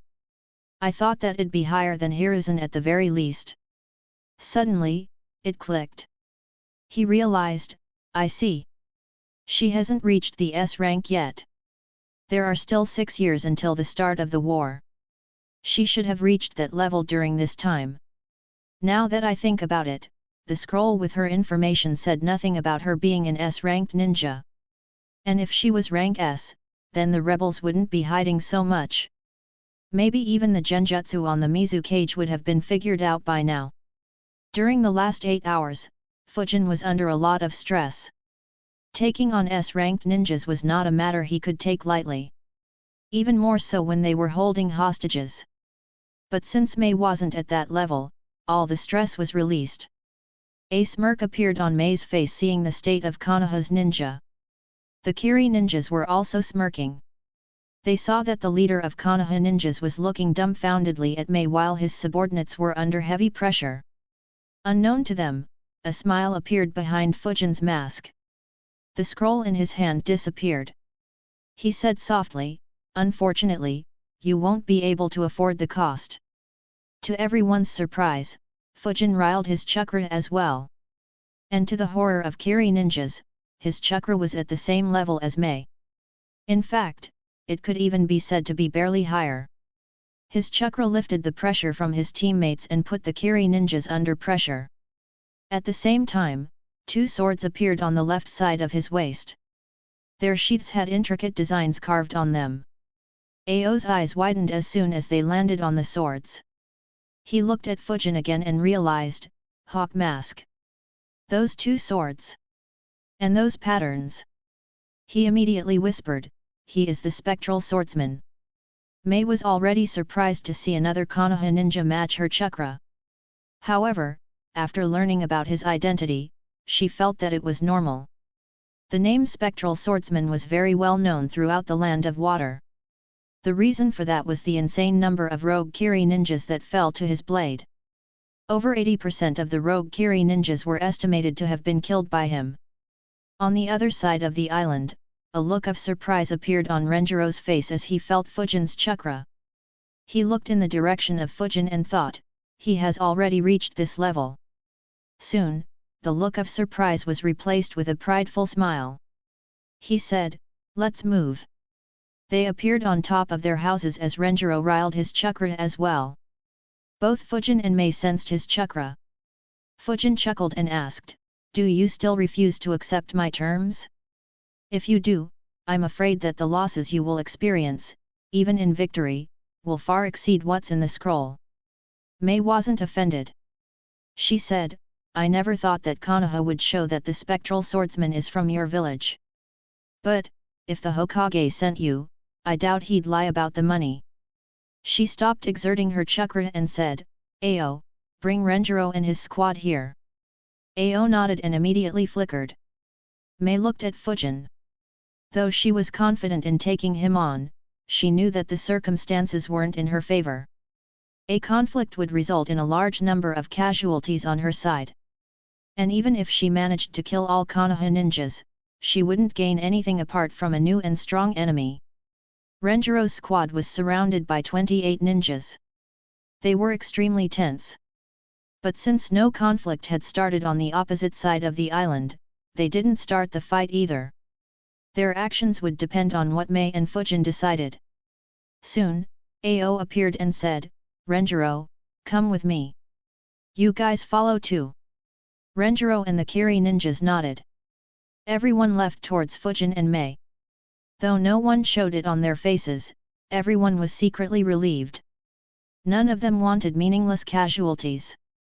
Meanwhile, Mei looked at Fujin and said, if it weren't for the circumstances, I'd have liked to fight the one who killed so many of our rogue ninjas. I wonder who you are behind the mask. Mei thought, though I have information on all the top Konoha ninjas and have a few guesses, I have a feeling that none of them are right. She focused on Fujin to memorize his chakra. Unfortunately, Fujin's chakra kept fluctuating the entire time. So Mei realized that Fujin could disguise his chakra. But, the frequent changes gave her more information. She analyzed, to be able to change his chakra fluctuations so rapidly. He should be a very good sensor. Fujin chuckled and replied, why would I bother wearing a mask if I'd be willing to reveal my identity so easily? Besides, even if I show you a face, would you trust me? Mei replied, I guess not. Still, I do have a bone to pick with you. You killed too many of our rogue ninjas. I was planning to recruit them after this civil war ended to recover our strength. Fujin replied in a deep voice, I would suggest you focus on winning the war first. Mei frowned. She analyzed, what does he mean by that? Does he know something that I don't? She had a bad feeling. Before she could ask, Ao and Renjiro arrived along with the rest. Fujin's eyes glowed as he observed the 4 Konoha ninjas. He and Renjiro exchanged glances. Renjiro nodded in acknowledgement to say that everything was fine. Fujin thought, good. No injuries or signs of torture. And their chakra flow is steady as well. He looked at Fumito, who nodded in response. Fujin said, I'm glad you honored your part of the deal, Terumi Mei. He tossed the scroll with 40 million ryo to Mei. Mei grabbed it and checked the contents inside the scroll. She nodded and said with a smirk, it's been a pleasure doing business with you. Fujin knew that it was a taunt. After all, Mei had received 40 million ryo without giving anything in return. She didn't even risk the lives of her subordinates. However, the money didn't belong to Fujin. So he wasn't bothered. He thought, if that was my money, I'd definitely steal it back. But, Hiruzen is too loaded. Just the trade deals he did with those 4 countries would bring over 100 million ryo on a monthly basis. And that is without considering the cost of elemental crystals. 40 million ryo is probably just pocket money for Konoha. Though it might be a small sum for Konoha, for Mei, whose finances were tight, this was like a boon from the heavens. Fujin looked at Renjiro and asked, ready to leave? Renjiro nodded. The Konoha ninjas were about to leave, when Mei said, wait, I have 2 things to clear up. From their exchange so far, Fujin knew that she wouldn't abruptly begin attacking. He said, speak. Mei said, around 3 years ago, one squad from my faction was chased into the Land of Fire by a squad from Mizuki's faction. However, both squads disappeared. I want to know what happened to the squad from my faction. I hope the Hokage can provide me with the truth. Fujin thought, just cause he gave you money, you expect him to speak the truth. He was about to agree, when Renjiro asked, who were in the squad? And who were the ones chasing? Before Mei could answer, a young girl said, the leader of the squad was Sakai-jo. She was chased by a squad led by Karatachi Kazuki. Fujin looked at the girl and thought, she looks a bit familiar. After a few seconds, he recognized her and thought, Sakai Yumi. I didn't expect to see her here. Regardless, it looks like Mei is nurturing her. Or at least has some hopes from her. Fujin didn't pay any more attention to her. He was stronger than her during the Chunin exams. And right now, the difference in their power was even larger. Renjiro said, I don't know anyone by the name of Sakai-jo, but the mission to deal with infiltrators back then was taken by me. I remember encountering a squad of 5 led by Karatachi Kazuki. Unfortunately, we didn't see anyone else. We managed to find him because we found 2 corpses that were brutally mutilated and blown up into pieces. After defeating him and searching the forests, we found another body that was destroyed and blown into bits. I don't remember the exact number, but the blood on their weapons was tested to be from more than 15 people. But we never managed to find any other bodies. So they might have been eaten by wild beasts or killed before entering the land of fire. Chapter 330, Chapter 327, A Tragedy. Renjiro's words shocked the rebels. To be killed and then blown up to pieces was extremely cruel. However, most Kiri ninjas didn't doubt his words. They had seen the horrendous acts committed by the Mizukage faction. They had no doubts that they would do something as heinous as that. Mei was a bit doubtful of the accuracy of Renjiro's words, but she knew that nothing good would happen by pursuing such an old matter. Even if Konoha were the one to kill her, she wouldn't be able to get justice for Joe. Instead, her followers might pressurize her to make a new enemy and reduce their chances of victory in the war. After all, it was unreasonable to expect everyone to see the bigger picture. She let out a sigh and said, "What a tragedy." She looked at Fujin and asked in a serious tone, "I hope you can tell me what you meant by that statement." Her first question was just to satisfy the people who believed in and followed her. However, the answer to the second question was what she wanted to know. She had a feeling that it would have a significant impact on her campaign. Fujin replied, "Sure." He took out a scroll from his jacket and tossed it at Mei. Mei caught the scroll and opened it while Fujin said, "You have underestimated the Mizukage faction. Your estimates regarding their finances are way off. I'd be very careful if I were in your position." Fujin's words confused the Kiri ninjas. Some thought, why would we hide from them if we had underestimated them? However, they became serious as they noticed the change in Mei's expression. Her face had a very grim expression. She thought, "I thought they were all tired of the situation in the country and went rogue. But the majority of them were rogue only in name. They did bounty hunting and sent money back to the village. If that is indeed the case, we have heavily underestimated their finances. And their resolve as well. We thought that if we stayed hidden, their forces would begin disbanding in large numbers and our chances of victory would increase. In fact, we even tried to recruit them." Wait. Her eyes widened as she realized, "No. We managed to recruit a few of them.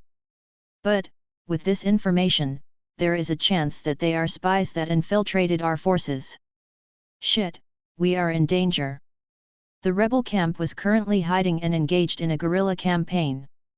But if they had spies among their ranks, then it was only a matter of time before they encountered a trap or were assaulted by a massive force.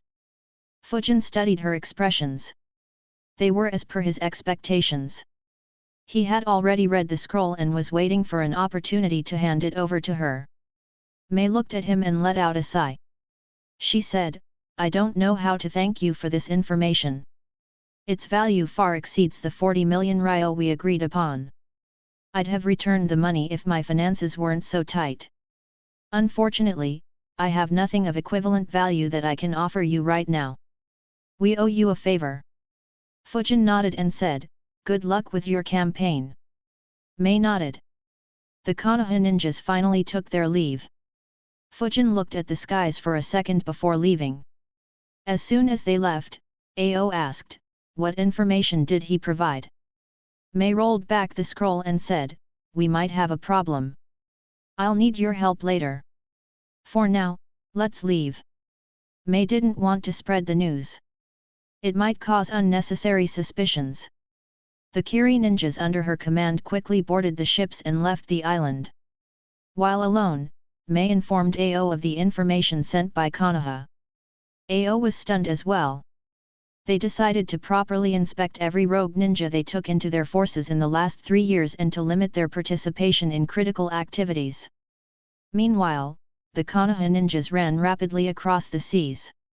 After creating some distance, Renjiro asked, "How did you come so quickly?" Fujin replied, "We had some aid. I'll tell you later." Renjiro was puzzled. But he understood that Fujin didn't want that information to spread. So he didn't push him for an answer. As for Kaito, he had seen Fujin look up at him. After they left, he ended the summoning jutsu and returned to Mount Mutki. Fujin asked, "Did they do anything after capturing you?" Renjiro shook his head and said, "No. She didn't want to get into a conflict with us. Besides, she profited heavily from our encounter." Fujin nodded. Mei received 11 talented kids, 40 million ryo and a critical piece of information that could save the lives of hundreds of her allies. Her gains were too high. And the only cost she had to pay was the time she used. By comparison, Konoha didn't get much. Fujin thought, it's rare to see Hiruzen suffer a loss in diplomacy. I guess he wants the rebels to win and used this as an opportunity to provide them some assistance. It should also create goodwill between the two villages when Mei wins in the future and could provide an opportunity to ally in the next Great War. Considering how brittle the ties between Konoha and Suna are, this could provide more breathing space for Konoha. After all, Konoha doesn't have the same domineering power as it did during the previous Great Wars. Thinking about it from this point of view, he didn't exactly suffer a loss. After all, 40 million ryo isn't much. And the information was useless in our hands. And the kids originally belonged to Kiri too. So getting 3 capable jounins, and a prospective ally for the next war is more than enough gain for such a small cost. That said, I wonder if Hiruzen would have taken the same steps if he had known how strong Naruto would be during the next Great War, or that the next war wouldn't be fought between the villages. Unlike Fujin, Hiruzen didn't know what the future generation would accomplish.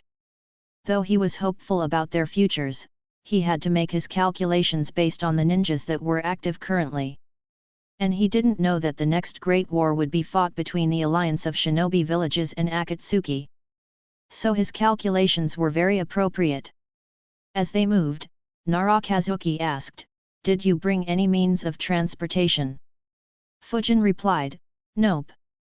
"Did you guys consume any soldier pills?" Kazuki replied, "Yes, around a day ago." Fujin said, "All right, let's just run all the way back to the land of fire then. We will rest in a patrol camp." Fujin's casual reply stunned the Nara. He muttered softly, "Run for 2 days straight. Great." Makoto and Ataru chuckled at his sorrow. As for the others, they were already used to the laziness of the Nara clan ninjas.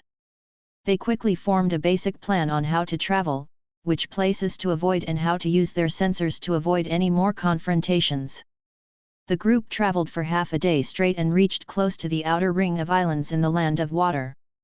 Once they exited it, they would leave the area officially controlled by Kirigakure. However, Makoto sensed something. He turned his attention towards a small island to their right. Smoke could be seen coming from the island.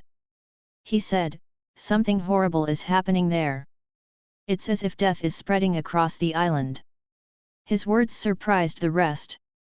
Fujin extended his chakra field as well and said, "There are no ninjas there. But I can feel numerous people dying by the minute." Renjiro said, "Let's check it out." The Konoha ninjas changed their directions and entered the island. They headed straight to the village on the island. But, as soon as they got close to it, they slowed down. Everyone's eyes widened. The scene in front of their eyes was straight from a horror story. The houses in the village were all damaged. Some had a few cracks, others had crumbled. However, that wasn't the worst sight. The entire village was dyed in blood. Corpses, that were sliced open, littered the streets. Among these corpses were a few people that hadn't died yet, but were not too far away from it. Fujin frowned. He walked into the village and asked softly, "Who did this?" Renjiro let out a sigh and said, "It is likely the Mizukage faction. Over a dozen villages and towns in the land of water have been eliminated by them in this manner. Mostly due to suspecting some people with bloodlines among them, or if their village had any dealings with the rebels." Chapter 331, Chapter 328, Rescue. Renjiro's words surprised Fujin's team. Unlike Renjiro's teammates, who had spent almost 4 months in the land of water, they hadn't heard of these atrocities happening in the land of water. To know that a village was committing such atrocities on their citizens was shocking.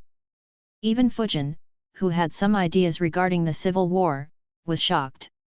He thought, no wonder such a massive rebellion is happening here. I initially thought that it was just the clans with Kekkei Genkai against normal clans. But this is disturbing. Fujin let out a sigh and wondered, is this the act of some lunatics in the Mizukage faction, or has Obito made the Mizukage commit such atrocities? Renjiro said, Makoto, check who all are alive and can be saved. Heal them. Fujin objected, this place just had a conflict. If we spend time here, we could once again be attacked. Fujin was opposed to Renjiro's decision. After all, Renjiro's squad was captured not long ago. And seeing the horrendous state, he doubted whether any of them would be able to live a normal life after experiencing such a horrifying incident. Renjiro shook his head and said, the situation is different. If we see any ships coming, we will run away. If not, we will save as many here as we can. Fujin sighed and asked, would they even want to live after experiencing such an incident? Renjiro replied, that isn't something we should decide. Fujin said, all right.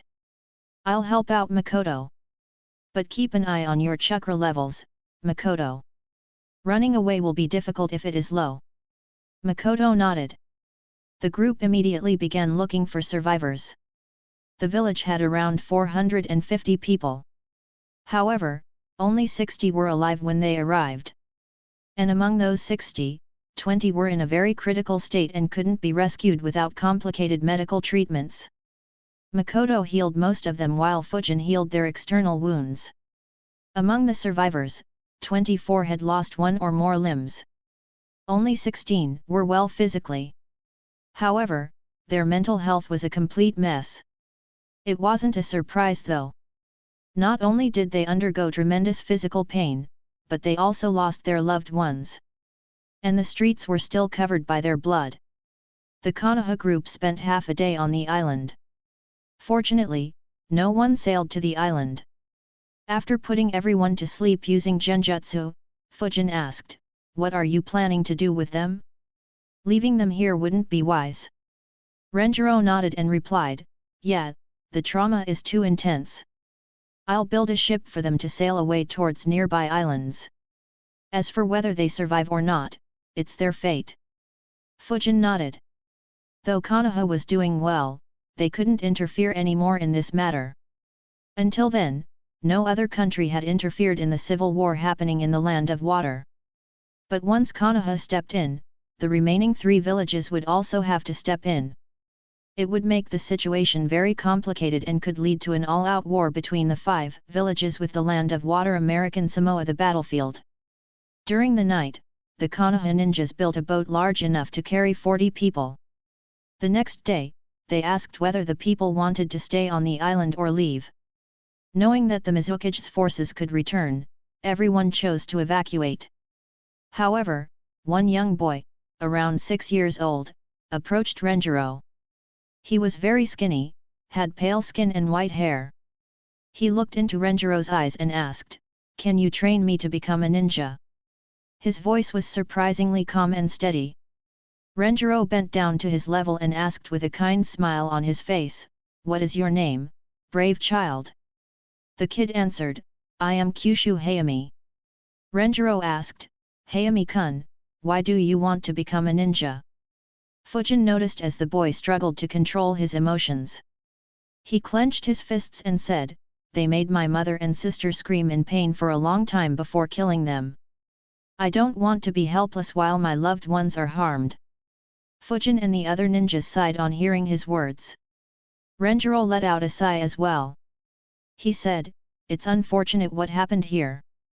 But, to become a capable ninja, you will have to train extremely hard for years. Are you willing to do that?" The boy answered, "I will train as hard as you want me to." Renjiro placed his hand on his head gently and said, "All right. I will train you to be a ninja. He looked at the survivors and asked, are any of your relatives alive? The boy shook his head. An old man approached and said, Hayami-kun never talked much with anyone. But he was very close with his mother and sister. Please take good care of him and take him away from this country. The people already knew that Renjiro and the rest were from Konoha. They wanted to evacuate to the Land of Fire, but Renjiro declined their request as he wasn't able to guarantee their safety. Renjiro said, all right. I'll take good care of him. At the same time, he thought, the boy's chakra is a bit dark. He might become an expert in yin release. The Konoha ninjas saw the survivors sailing away in the boat. After they left their sight, the group began running towards the Land of Fire once again. Renjiro carried Hayami as they ran across the seas. Seeing people run on the water was a first for Hayami. However, despite his young age, he didn't seem interested in it. His mind was still affected by what had happened to his family. Due to the break, Renjiro's squad had to eat another soldier pill to continue moving. After traveling for over a day, the group finally reached the shores of the Land of Fire. The group took a break at a patrol camp before continuing their journey to Konoha. During this time, Fujin interacted a bit with Hayami. Though the kid was polite, he wasn't very responsive. Fujin thought, recruiting talented kids not from the village. It leaves a threat of young kids being sent as spies by enemy villages. Even if that isn't the case, the loyalty of such ninjas can also be questioned. But, I guess Hiruzen doesn't even consider this issue. The will of fire. What a convenient tool. I need to come up with a similar ideology to ensure the loyalty of my members. But, though it seems simple, it is very difficult. After all, what fuels this ideology is the sacrifice of the previous generations. If the older generations don't sacrifice themselves for the next generation, then this ideology will collapse in no time. Sigh, I hope I can come up with something good enough to influence a few people. Otherwise, the only way would be a curse seal. A few hours later, the group reached Konoha and arrived at Hiruzen's office. Hiruzen looked at Renjiro and said, it's good to see you all unharmed. At the same time, he looked at Fujin meaningfully and thought, for them to have returned so quickly, Fujin should have used his summons to fly over. It was the right decision to send him over. Renjiro nodded and replied, thank you. Unfortunately, our mission was interrupted. Hiruzen looked at Hayami and asked, so, who is this young friend? Renjiro let out a sigh and said, on our way back, we encountered a village in the Land of Water that was destroyed by Kirigakure ninjas from the Mizukage faction. We rescued and healed a few survivors. Kyushu Hayami was one of them. He wants to become a ninja, so I brought him with me. Hiruzen observed the boy carefully. With a smile, he said, all right. We will take good care of you, Hayami. I have a lot of hopes for you. He looked at Renjiro and asked, should I make living arrangements for him, or will you be taking him to the Senju clan compounds? Renjiro looked at Hayami. Hayami also looked back at him with eyes full of hope. Renjiro said, I'll make arrangements for him in the Senju clan compound. Hiruzen wasn't surprised. Over the last few decades, especially since the start of the Second Great Ninja War, the Senju clan frequently took in orphans. Hiruzen nodded and said, all right. I will leave it to you then. He looked at Hayami and said kindly, Hayami-kun, can you wait outside the room for a while? We have some matters to discuss. Hayami obediently said, I can. He walked out of the room. Hiruzen asked, so, how did the mission go? Fujin replied, it went well. I had a small confrontation with Mei, but no conflict happened. Since everything went well, I created some curiosity in her and handed her the scroll. She was grateful and said she owes us a favor. Hiruzen nodded and said, good. The mission can be considered a complete success. Though your mission was cut in half, it can be considered a success as well, Renjiro. I have already moved the kids you sent over into the academy. Renjiro nodded. They discussed some more details. Finally, Renjiro said, I'll be needing some time off. It's been a while since I returned home. Hiruzen nodded and replied, you can leave. Send me a mission report later. The group left the office. Renjiro looked at Fujin and said, meet me tomorrow at noon in Yakiniku with Hoka. It's been a long time since we have been together. Fujin replied, yeah, it's been a while. All right, I'll call him. Renjiro nodded. He took Hayami with him and the group went their separate ways. Chapter 332, Chapter 329, A Get-Together. Renjiro took Hayami to his home and introduced him to his family. His wife and children entertained Hayami and made him feel at home while Renjiro arranged for Hayami to stay in the Senju clan compounds. After making arrangements, Renjiro took him to the TNI department where Hayami was put to sleep using a genjutsu and the authorities did a thorough checkup on him. They inspected his body for any possible seals. After confirming there were none, they had a Yamanaka ninja read his memories. Once again, he was cleared and they confirmed he wasn't a spy. After confirming, Ibiki let Renjiro take him back. The procedure wasn't created especially for Hayami. All the 35 children Renjiro had sent before were subjected to the same. Of course, none of the kids remembered any of this. The next afternoon, Fujin walked into Yakiniku. He heard, Fujin, here. Fujin turned his head in the direction of the voice to see Hoka. He joined him and said, it's been a long time. Fujin had gone to Hoka's residence the day before. Unfortunately, he wasn't at home. So he just dropped a message for him and left. Hoka replied, yeah. It's been over a year since we last met up. Time flies so quickly. Seems like the Anbu life is very hectic. Fujin nodded and said, yeah. Some missions need me to stay out for months. He let out a sigh and added, and for some reason, Lord Hokage seems to like giving me a lot of missions. You are lucky to not be in it. Hoka nodded and replied, yeah, it gives me a lot of time to train. Fujin chuckled and teased, so, why aren't you a jounin yet? Hoka immediately became dejected. He said in a depressed tone, Lord Hokage is so strict when it comes to promoting. I can already fight against jounins from other major villages and even in my clan. But he promoted me to just special jounin.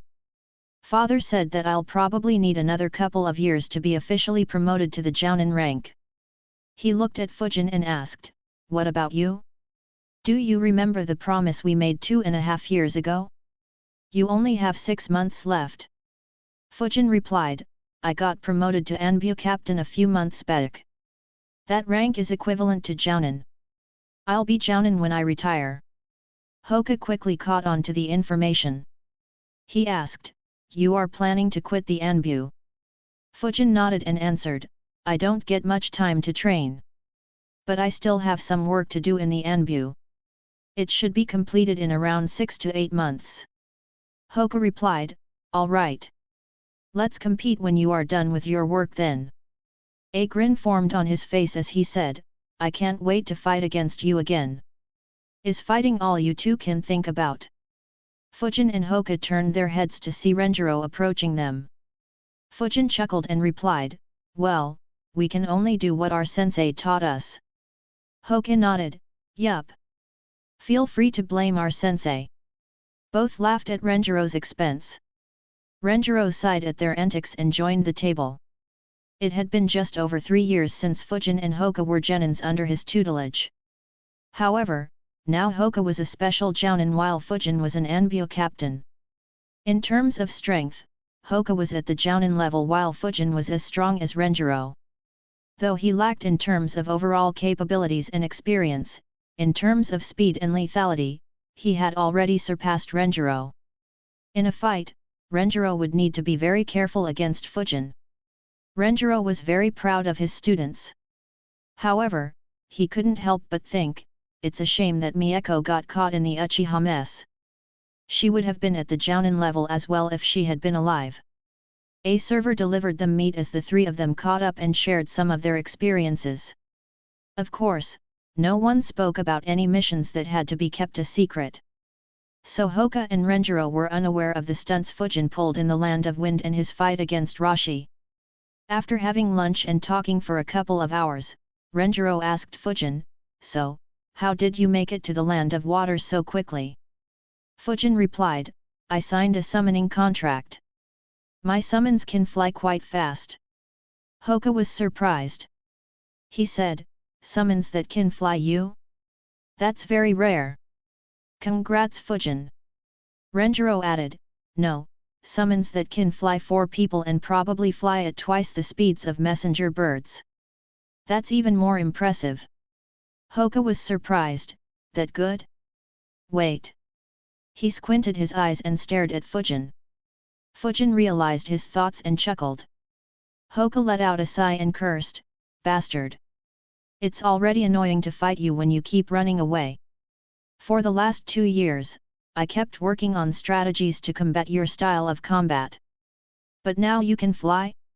How the heck am I supposed to fight you if you fly and keep attacking from above?" Fujin didn't reply and just grinned.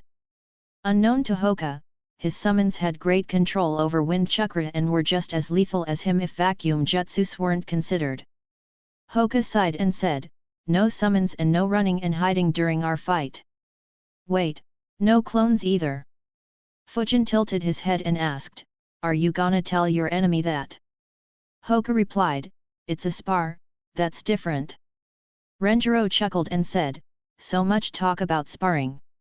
Do you two want to spar against me?" Both Fujin and Hoka looked at him. Hoka replied, "Sensei, I know that you could take 3 of us at the same time back when we were genins. But do you think that you can take the 2 of us at the same time right now as well?" Over the last few years, Hoka's taijutsu improved a lot. It didn't have any flaws and he was confident in going up against Renjiro when it came to taijutsu. With Fujin supporting him with ninjutsu, he didn't think that Renjiro would have an easy time against them. Renjiro shrugged and said, "It's not necessary to win in a spar." Fujin said in an uncertain tone, "Sparring? I'm kinda against doing much of that now." Fujin's words surprised Renjiro and Hoka. Hoka asked, "Why so?" Fujin replied, "The last time I sparred with my team, I had a hard time controlling myself. The missions in Anbu have honed my killing instincts to an extreme. It gets difficult to control myself when I see openings. And it is very dangerous considering that I use wind jutsus primarily. One bad attack could end up killing a friend." Fujin's words surprised Hoka. Unlike Fujin, Hoka went on missions that were tailored to his growth. The Hyuga clan had a proper system in place for anyone who worked hard to get stronger. So Hoka benefited from it. And unlike Fujin, his missions didn't involve as much killing. Renjiro said, "Yeah, that happens when you spend a lot of time in Anbu. Even after leaving the Anbu, it stays for many years. That said, losing control over your actions is not good. It may seem advantageous in battle, but you'll end up making a lethal mistake at some point. You should find a sparring partner to learn and control those instincts." Fujin nodded and said, "Yeah. I guess Lord Hokage feels the same. My missions over the last few months don't involve much fighting." After his clash with Rashi, Hiruzen realized that Fujin's tactics and thoughts had developed to become extremely lethal. He realized that Fujin's actions in the Land of Wind wouldn't be a one-off event. So to tone down his aggression, Hiruzen had assigned him missions that dealt more with diplomacy and protection rather than elimination. Though the mission to rescue Renjiro's squad had a chance of high-level combat, it too fell under diplomacy as Fujin had to avoid conflict to ensure the complete success of the mission. So as such, Fujin hadn't killed a lot after his mission to eliminate the base that Suna had created in the Land of Fire. After talking for a bit, the group decided against sparring. Renjiro was concerned that an all-out spar between them would wreck an entire training ground. Though the village generally disregarded such destruction, he had a feeling that the scale might surpass what the village could ignore. As for Hoka, he wanted to keep his improvements a secret from Fujin. So he didn't push for a spar either. Fujin changed the topic by asking, "How many kids did you rescue from the land of water?" Renjiro replied, "Including Hayami, 36. Fujin was surprised. He said, "That's quite a lot. Do any of them have Kekii Genkai?" Renjiro shook his head and replied, "They are too young. So it hasn't manifested in anyone. But some of them do have the bloodline. Hopefully, a few of them will unlock their Kekii Genkai. Though even if they don't, it's fine. At some point in the future, one of their descendants will unlock it." Fujin nodded. Establishing a new bloodline clan in the village was a long-term project. It would take a few decades to show results. And the frequent wars and deaths during the missions would be a huge obstacle towards that goal. But Fujin wasn't very interested in the long-term aspect. He hoped that a few of the kids would unlock their Kekii Genkai very soon.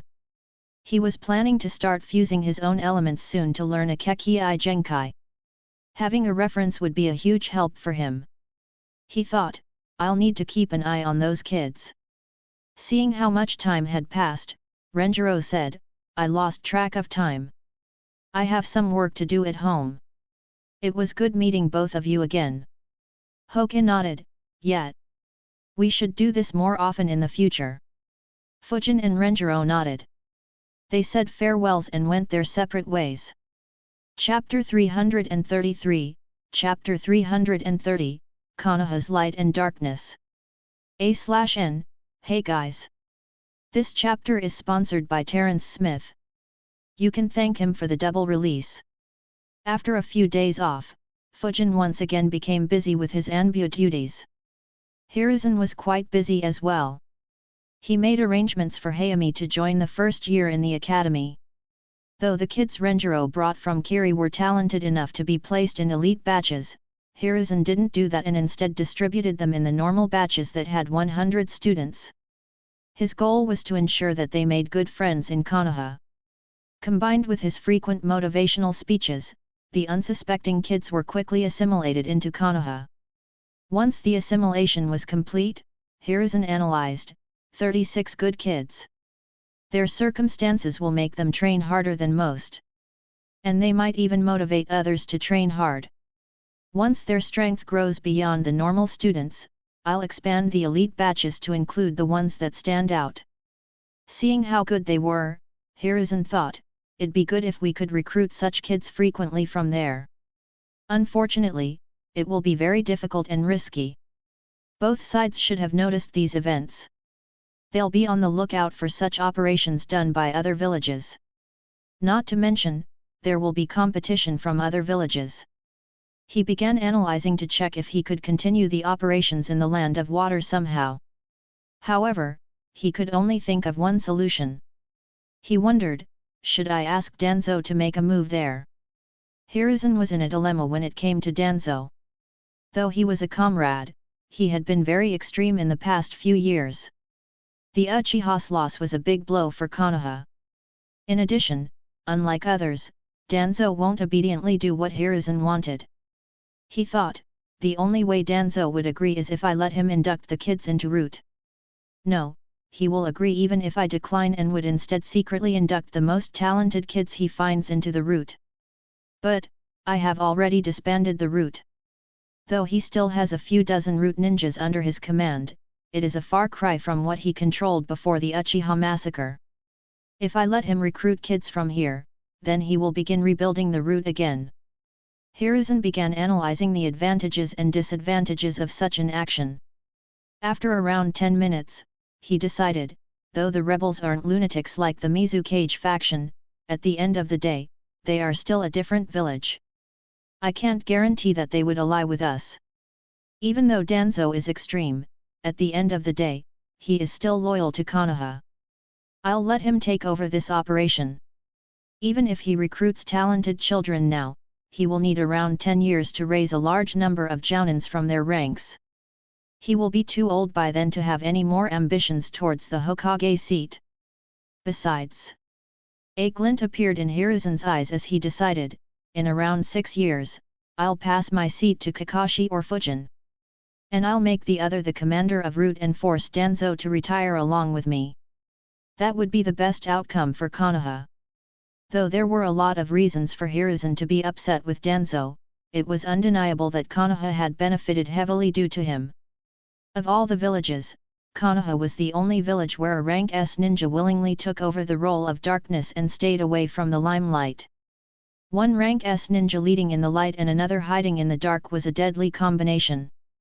Even if Konoha didn't have any other rank S ninjas, Hiruzen was confident in defending Konoha during the second and third Great Ninja Wars despite being surrounded by enemies on all sides. So if Hiruzen could see any opportunity to create such a combination in the future, he would make a move towards it. He let out a sigh and thought, I was hoping that the ones who replaced us would be Jiraiya and Orochimaru. Back then, my relationship with Danzo was very good. If Jiraiya had accepted the Hokage position and Orochimaru succeeded Danzo, we would have been in a stable position for another couple of generations. Unfortunately, Jiraiya didn't take my seat. And Orochimaru wanted to become the Hokage instead of letting Minato be the one. After Minato's death, everything became a mess. I had given up any hopes of recreating this arrangement. To think that such an opportunity would present itself once again. And unlike the ones before, Kakashi and Fujin can take the roles of both, light and darkness. It would provide a lot of flexibility to the village. After dissolving the root, Hiruzen initially didn't intend to revive it again. There were two main obstacles to reviving the root. The first was a capable leader to succeed Danzo. And the second was the manpower. Fujin's performance in the Land of Wind provided Hiruzen with a second possible future leader. And the orphans in the war-torn Land of Water provided him with the required manpower. Though there were some risks, the advantages far outweighed them in Hiruzen's opinion. Having concluded his thoughts, Hiruzen decided on going forward with his plans. He disappeared from his office. A few seconds later, he appeared in a secret underground chamber. Danzo, who was sitting in a chair and handling some work, suddenly looked up. To his surprise, Hiruzen had shown up unannounced. He asked, "What do you want?" Hiruzen replied with a question, "Are you aware of Renjiro's mission in the Land of Water?" Danzo looked at Hiruzen without speaking, but there was no change in his expression. He replied, "The one to rescue orphans from the Land of Water." Hiruzen nodded and said, "He ended up confronting the rebel faction. So I had to stop the mission. But, it's a waste if we don't act on such an opportunity. I want you to deploy your forces and rescue such orphans." Danzo squinted his eye. He asked, "My forces? Did you forget that you disbanded Root?" Hiruzen sighed and asked, "Do you think I'm oblivious to everything you do?" Danzo didn't reply. He knew that Hiruzen knew about the forces still under his control. But he didn't expect Hiruzen to confront him about it. Hiruzen said, "So, will you?" Danzo replied, "I want my former Root ninjas back under my command." Hiruzen shook his head and replied, "That's not negotiable. Root won't be officially started either." A frown formed on Danzo's face. He asked, "How will I rescue the orphans?" Hiruzen replied, "Use your current forces. You can deploy all of them if you want. In addition, the kids you recruit can be recruited into Root. But I want proper documentation on each of them, along with yearly reports on their progress. Especially if someone unlocks Kekkei Genkai." Danzo was surprised by the offer. He thought, "I do have enough force to undertake such a task. But why is Hiruzen being so generous? I thought I would only get to induct a few kids sneakily. But if he allows me to induct them openly, I can rebuild my Root forces in 8 to 10 years. Hiruzen stared at Danzo, completely understanding his thought process. He thought, "I don't want to do something like this to an old comrade. But you left me with no choice. I can only give you false hope and take it away from you before it gives you any results." Not knowing Hiruzen's plan to force him to retire, Danzo replied, "All right. I will take over this mission.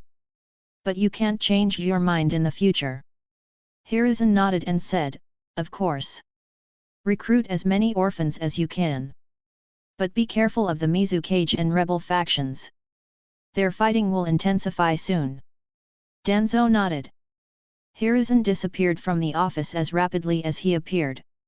After he left, a frown formed on Danzo's face. He thought, Konoha's current condition is very stable. So why did Hiruzen give me an opportunity to re-establish my forces? He thought for a long time, but couldn't come up with a definite answer. He decided, whatever. No matter what he is up to, I'll just counter his schemes when they pop up. Besides, even if I figured out his schemes, I would still want to recruit those orphans. The following day, 36 root ninjas sneakily left Konoha. They moved into the Land of Water and began their mission of rescuing a large number of orphans who were suffering due to the war. Around the time the root ninja reached the Land of Water, Fujin entered his basement. There were multiple scrolls in his hand. He laid the scrolls on the floor and opened them while thinking, in the last 8 months, I have learned all the new Fuinjutsu symbols that were in Section A of the library. In addition, I have learned hundreds of new seals. Finally, my basics are good enough to begin learning this jutsu. He sighed and muttered, it's been such a long time since I wanted to master this seal. Finally, I can do it. The scrolls in front of him contained information and a training plan to learn the 4 symbols seal. Chapter 334, Chapter 331, 4 symbols seal. Fujin sat in his basement, carefully reading the information in the scrolls. It wasn't the first time he had read it. In fact, it was the first seal he studied after getting promoted to the Anbyo captain rank. But the last time he realized that he wasn't ready to learn the seal. After reading all the information once again, Fujin summarized, 4 symbols seal. A seal made of just 4 symbols. Sounds so simple. Unfortunately, that isn't the case. The truth is that this seal contains thousands of symbols arranged in a very complicated manner. In terms of complexity, this is the most complex seal I have seen. The thousands of symbols are arranged in such a way that they take the shape of 4 symbols, giving the seal its name. The 4 symbols themselves have a particular function. The first symbol is to make the seal adaptable. It allows certain changes to be made to the seal such that every 4 symbol seal is different from each other, sort of like a signature or a fingerprint. And once the seal is created, this symbol allows the seal to be further modified. Due to this, the ones who know this seal and are aware of the details in this symbol can make it stronger or weaker if the host doesn't resist or considers them a threat. In addition, the seal can also be influenced by other seals to make the sealing much stronger. The second symbol is to suppress what is sealed inside this seal. It restricts the amount of power the tailed beast controls. In fact, it can pretty much shut down all power of a tailed beast and forcefully put it to sleep. The third symbol is to make the seal resilient. If the tailed beast somehow overcomes the suppression of the second symbol, then the resilience granted by this symbol is enough to temporarily stop a tailed beast from breaking out and provide the host with an opportunity to resist and fight back. It would also provide defenses to prevent someone from forcefully changing the seal. Though if the difference in power between the 2 ninjas is high, it won't be much help. The last symbol's effect is a bit vague and variable. It uses the willpower and determination of the host to increase or decrease the effects and strengths of the other 3 symbols.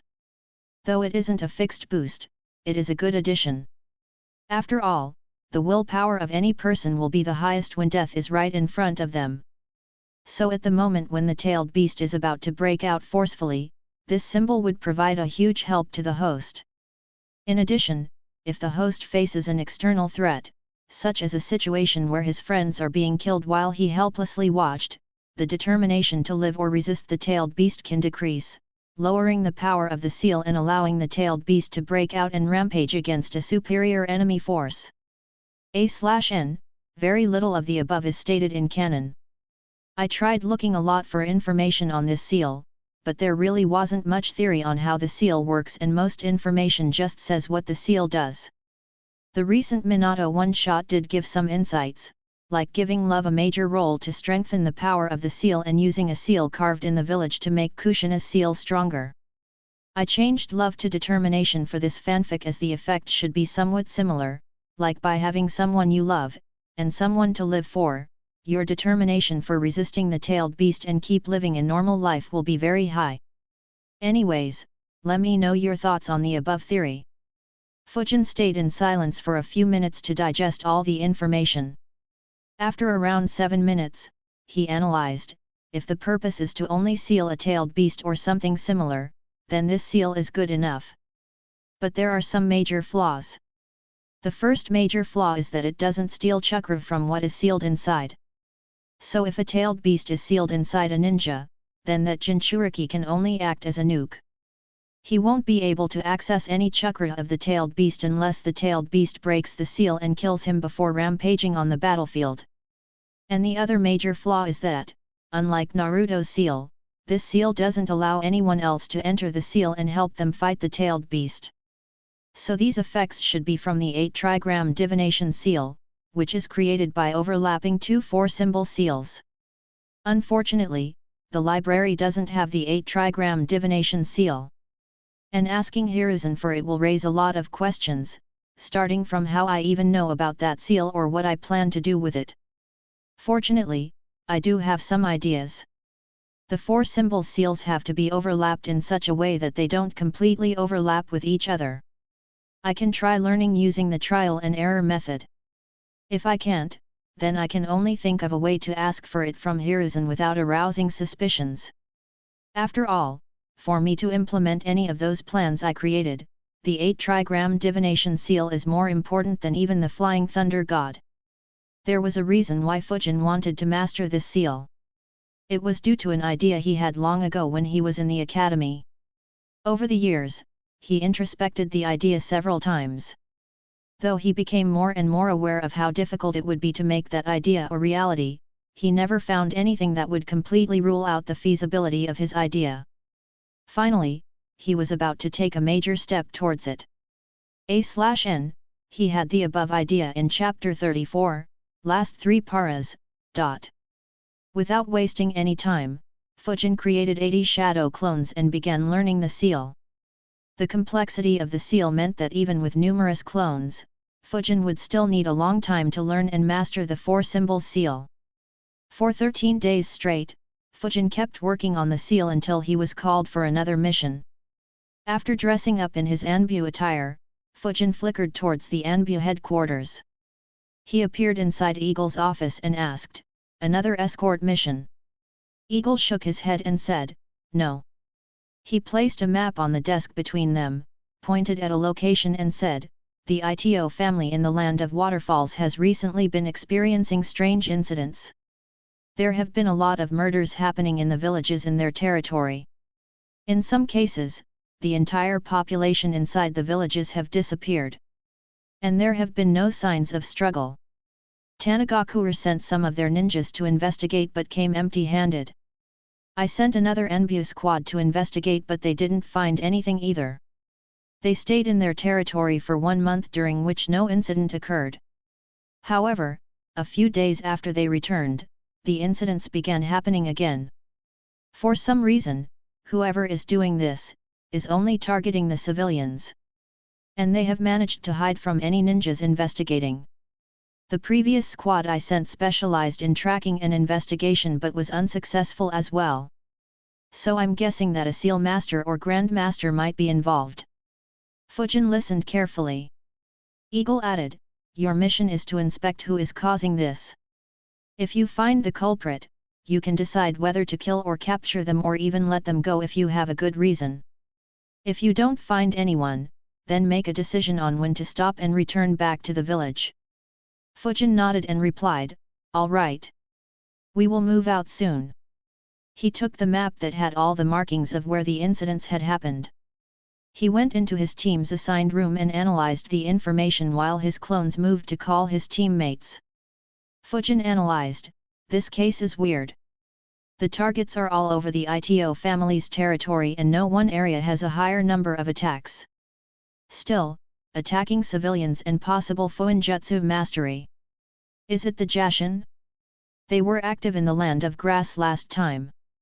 And this area isn't too far off from them. But the Land of Earth is also close to this place. So there could be a possible Iwagakure involvement. I need to be careful in case the Jinchurikis or Onaki are involved. In around half an hour, his team assembled, ready to move.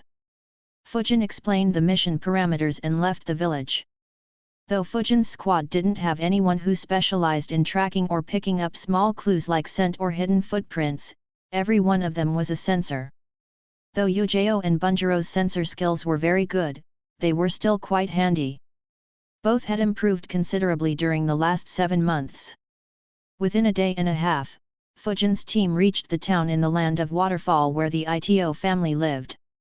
Chapter 335, Chapter 332, A Complex Situation. A/N, bonus chapter for crossing 2K power stones in the last week. Fujin's squad went straight into the Ito family's mansion. Seeing that another Enbu squad from Konoha had arrived, they were quickly welcomed into the mansion. Ito Yuya immediately appeared and said, "I am glad that Konoha sent another squad so quickly. Come with me. I'll update you on the recent incidents." He began walking inside the mansion while the Konoha ninjas followed him. As he walked, Fujin looked to his left and right. Numerous servants were staring at them. On seeing his gaze, they quickly averted eye contact and continued their work. A frown formed on Fujin's face behind his mask. He thought, that's weird. Not all of those gazes were filled with curiosity. Though no one showed it on their faces, it felt like someone was excited to see us. There is a problem in this mansion. He remembered their faces and continued following Yuya. They soon entered a large room with a lot of maps. The room had several ninjas and people from the Ito family, who were trying to come up with a solution. As soon as they entered, all eyes landed on them. A look of relief appeared on their faces. While Fujin identified several faces, one stood out. He looked at one person and thought, Hara Yuto. As expected, he is here as well. Hara Yuto was a capable jounin from Takigakure. In terms of strength, he was about the same level as Fumito. Around a year ago, Fujin's previous Anbu squad had taken a mission to eliminate the ninjas from the Kawaguchi family who wanted to kill Ito Yuya and Kara Yuto. So Fujin had some impression of them. Fujin walked towards a circular table that had a large map. The map was of the territory they controlled. He asked, "So, what's the current status?" Yuto answered, "This is the most detailed map we have. The villages crossed out in black are villages where the entire population disappeared." He pointed towards one village and said, "This village faced their fate 5 days ago. The remaining 3 happened before your previous Anbu squad had arrived. As for the other villages, the numbers next to them state how many people have gone missing. We have tried searching for them continuously but have had no luck until now. There is no pattern to their activities. The people kidnapped are of both genders, all ages, and all professions. The attacks are also at completely random places. We have tried forming a pattern to deduce what they will attack next, but have never succeeded." He took a pause and looked at the Konoha ninjas. He continued, "However, there is one thing. Not a single ninja has gone missing. The villages where we sent a ninja squad didn't experience such incidents. But if we withdraw the squad, then such attacks resume. In addition, when the Konoha Anbu squad was here, not a single attack took place. But after they left, it resumed." Everyone in the room was completely helpless. They had tried all they could but couldn't do anything to resolve the situation. Previously, they had specifically asked for a squad that specialized in tracking. But that didn't help them either. Yuto concluded, "So our analysis is that the culprit is someone who specializes in stealth but either isn't strong enough to face our ninjas or doesn't want to risk facing us." Fujin's subordinates also fell into thought while Fujin focused on the map, trying to find any attack patterns. Bunjiro asked, why don't you deploy a ninja squad to every village? Wouldn't that solve the issue? Bunjiro's analysis was on point. Though they won't find the culprits, they would avoid taking any more losses. However, Yuya helplessly replied, unfortunately, we don't have that many ninjas. We tried asking our village for it, but the request was refused because they were afraid that these attacks would spread to other territories. Yuto nodded and replied, in addition, if we do that, then the defenses of Takigakura will be weakened. We have to shield against the possibility of this being an attempt to launch an attack on our ninja village. Their explanations made Bunjiro's solution unimplementable. He didn't say anything else. However, Fujin muttered while staring at the map, yet. But you might not have a country if you don't stop this. Fujin's words caused a few frowns to appear in the room. However, no one said anything. They were concerned about it as well. And since Fujin was staring at the map, they didn't want to disturb him. Fujin continued observing as he thought, random incidents. Nothing is random. Even if they used a chance-based system, patterns will appear. If they tried avoiding that by having a human decide, even then the patterns will appear due to that person's mentality. He stared at the map for 5 minutes before concluding, unfortunately, it is too complicated. I should have brought a Nara with me. Finally, Fujin stopped looking at the map. Yuya looked with a hopeful expression and asked, did you notice anything? Fujin shook his head and asked, no. Can I kill some of your servants? A frown appeared on his face. He couldn't decide what to say. Seeing him struggle, an old man said, you can, but we need a proper explanation. You can't kill anyone on a whim. Fujin thought, all right. They don't seem to be complete scumbags. So it shouldn't be done by them. The Ito family was one of Fujin's suspects. After all, every incident occurred in their territory. And wherever their ninjas went, the incidents didn't happen. So all the helpless people in their territory would begin looking at them as their protectors from the mysterious enemy that keeps kidnapping ordinary citizens. However, Fujin had no proof for the same. And from their previous record, such behavior was unlikely. So, he decided to move ahead with the lead he had. Fujin replied, all right, summon all your servants. Attempting to calculate the pattern and predict the next attack was a helpless proposition. Not to mention, they could stop attacking like they did when the previous squad was here. Fujin had no intention of wasting a month in that town. So he could only solve it through a different approach. In around 15 minutes, all the servants in the mansion were gathered in a large hall. They were confused as no information was provided. Ito Yuya asked everyone to maintain silence and stand in discipline. Fujin looked at Yuya and asked, are they all? Yuya nodded. 4 shadow clones appeared next to Fujin. They walked towards the servants and carefully observed them. After seeing a servant, the clone said, you can leave. The other clones acted similarly. They took their sweet time in dismissing the servants. Due to the time and since they didn't know what was happening, every servant who hadn't been sent away was getting more and more tense as time passed. Half an hour later, only 16 servants stood in the room. Fujin observed them and thought, these were the 16 staring at me in the corridor. Fujin's clones dispelled themselves as Fujin said, lock down the doors. You 16, stand next to each other.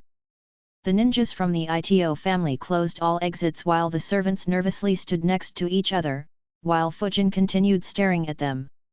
Finally, one couldn't bear the tension.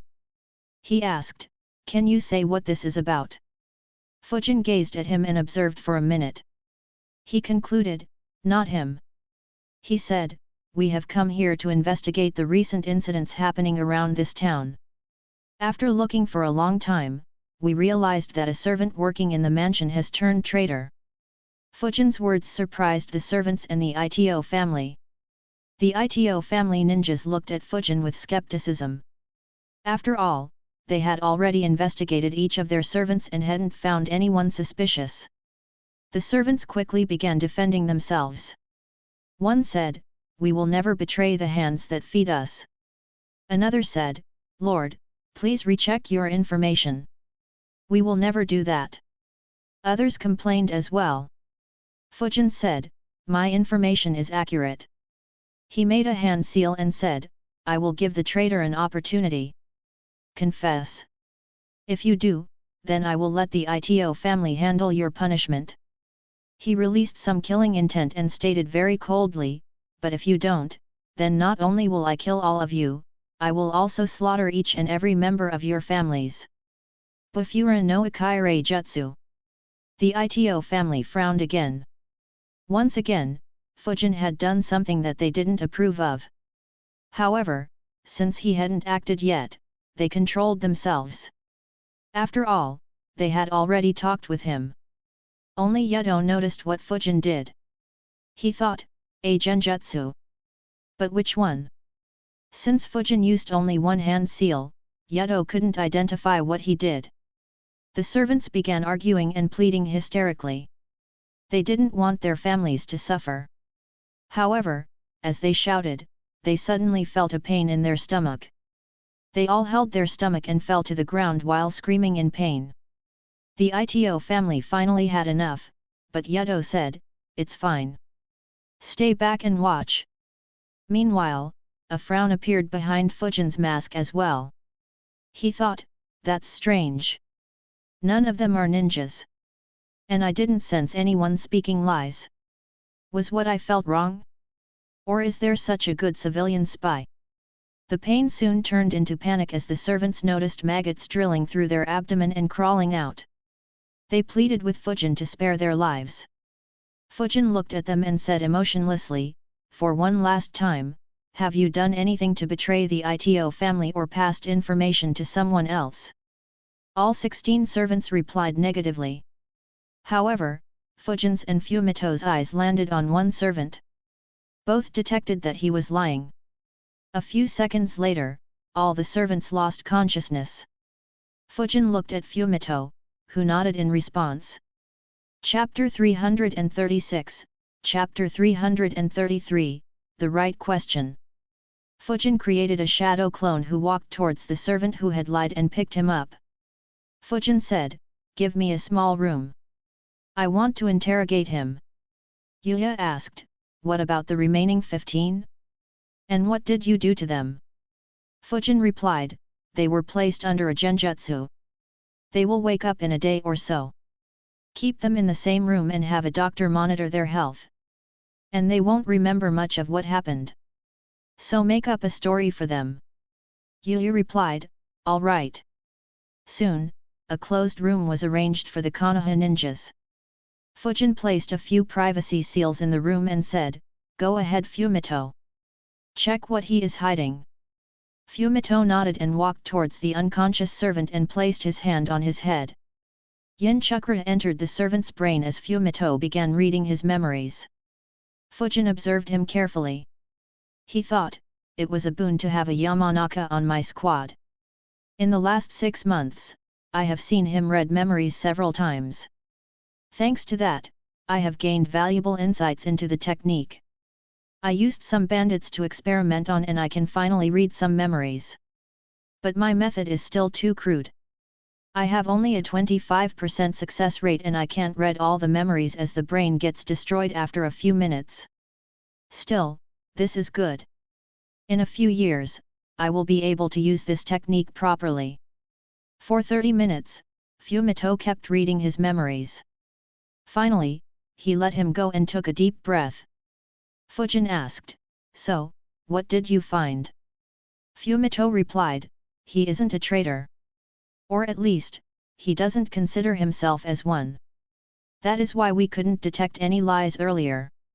He lives alone as his family died around a year ago. He knew who the killer was but had no proof and couldn't do anything as the killer held a lot of influence in the Ito family. He could only bottle it up in himself and continued living bitterly. However, a few months ago, a man approached him. He knew about his situation and promised to get justice for his family if he passed information about any foreign ninjas coming into this mansion. His words generated complicated emotions in the Konoha ninjas. Bunjiro sighed and said, no wonder he didn't consider himself a traitor. Yujao asked, did he pass the information? Fumito nodded. He said, he agreed but added that he will only do it once. The man agreed and eliminated the person who had killed his family. In return, he informed the man when our previous squad arrived here. After passing on the information, the man gave him another deal. If he passed them information for the second time, he would eliminate the ones who supported the killer and allowed him to live in peace without any consequences for his actions.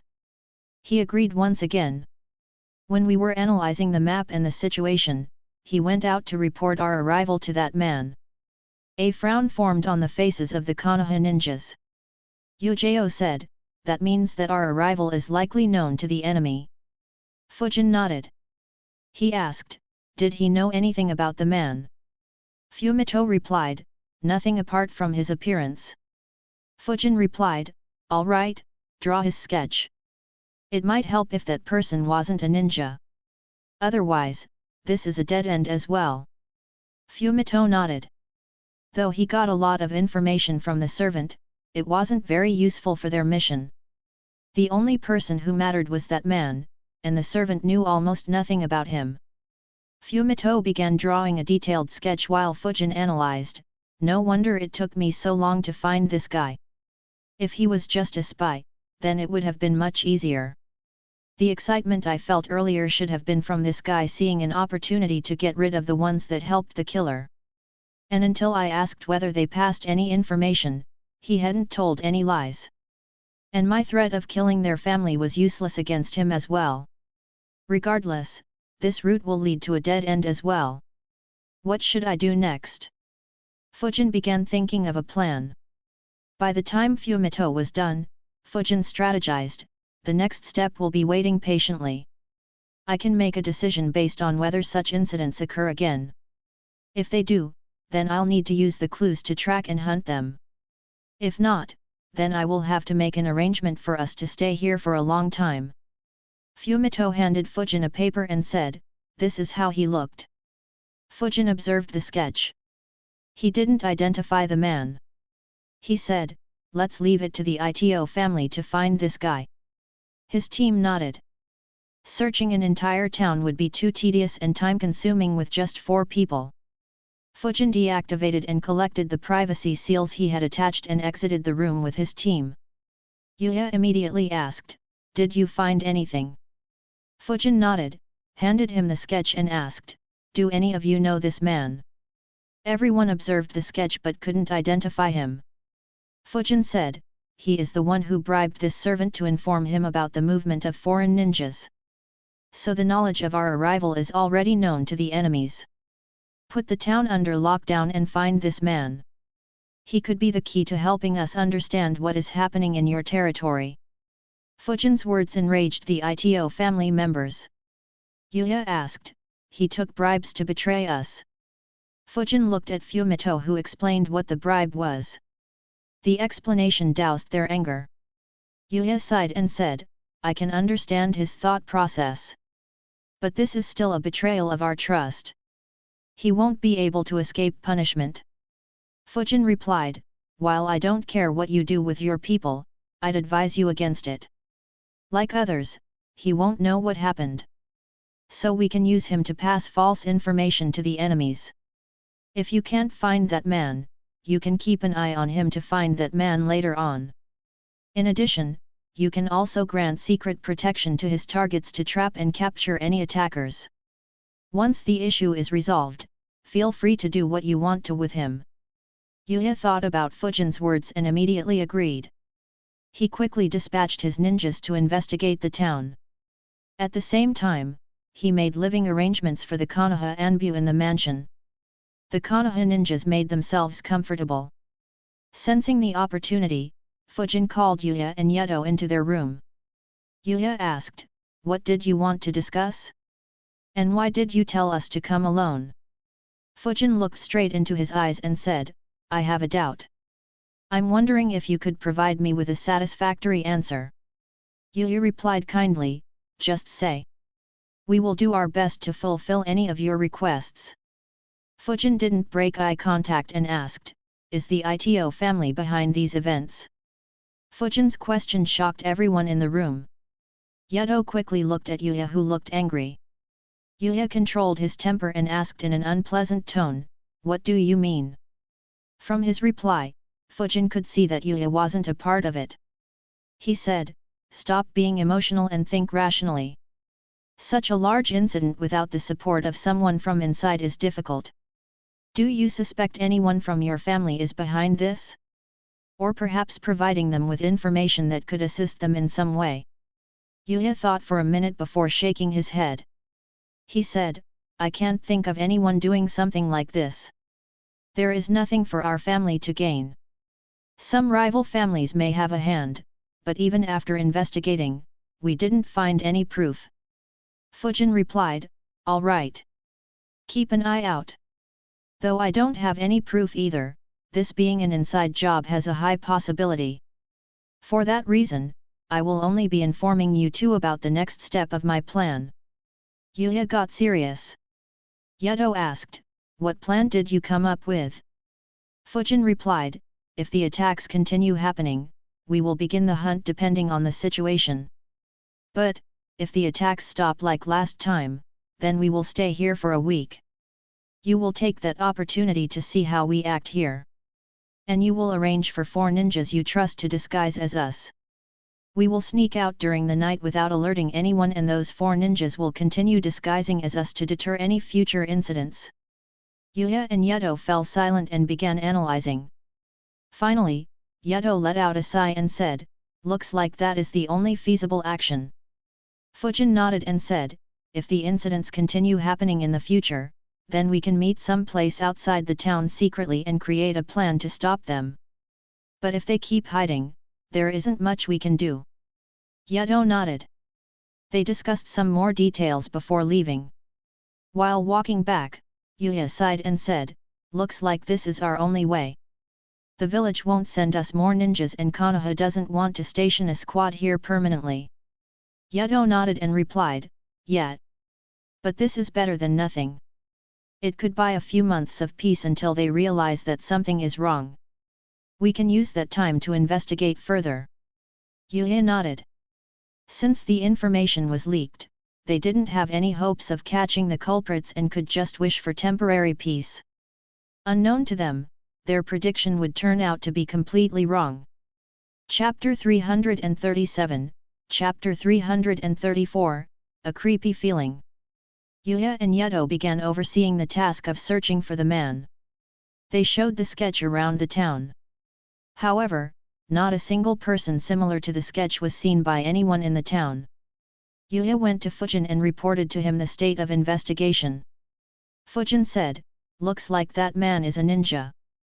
He should have used the transformation jutsu when the servant saw him. Yuya asked, what do we do now? Fujin instructed, it's fine. Continue the search until everyone is asked. Once it is completed, inform me. Inform me as soon as the ninjas stop the search. Yuya was surprised by the weird command. But he nodded. His ninjas investigated until the evening before giving up. Yuya informed Fujin that the search had stopped and the ninjas would return in a couple of minutes. Fujin nodded and dismissed him. Around 10 minutes after the ninjas returned, a chakra field covered the entire town. It was activated by Fujin, who sat at the top of the mansion. He thought, I can't sense any other ninja. It looks like he is still being careful. That sucks. I was hoping that he'd drop his guard after the ninjas returned. Anyways, time to mess with him. In one ordinary house in the town, a man began sweating. He held his breath and didn't dare to even move a muscle.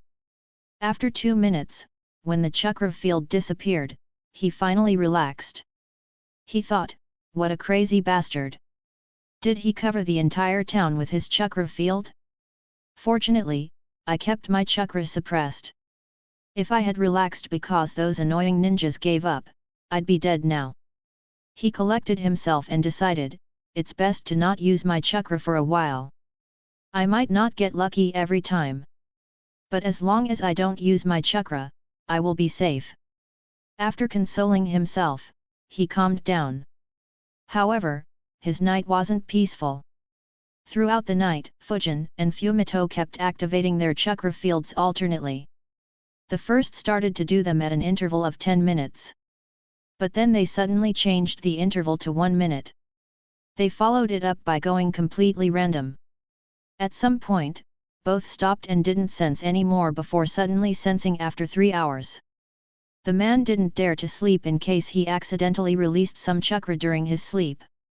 And he didn't dare to consume a soldier pill to stay awake, as that would make it difficult for him to hide his chakra. So he had a sleepless night followed by a sleepless day and another sleepless night. However, he didn't blow up his cover.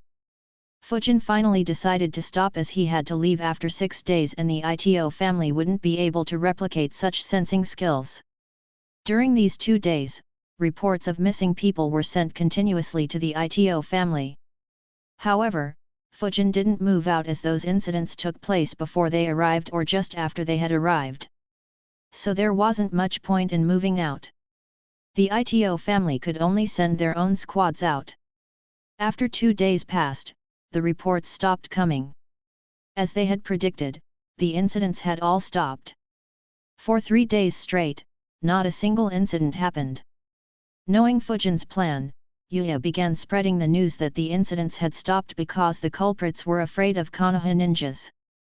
Within a day, everyone in the town and neighboring villages knew that the Konoha ninjas were responsible for their peace. He also said that the Konoha squad will be staying in their territory until the culprits are found. That lifted the morale of the common people.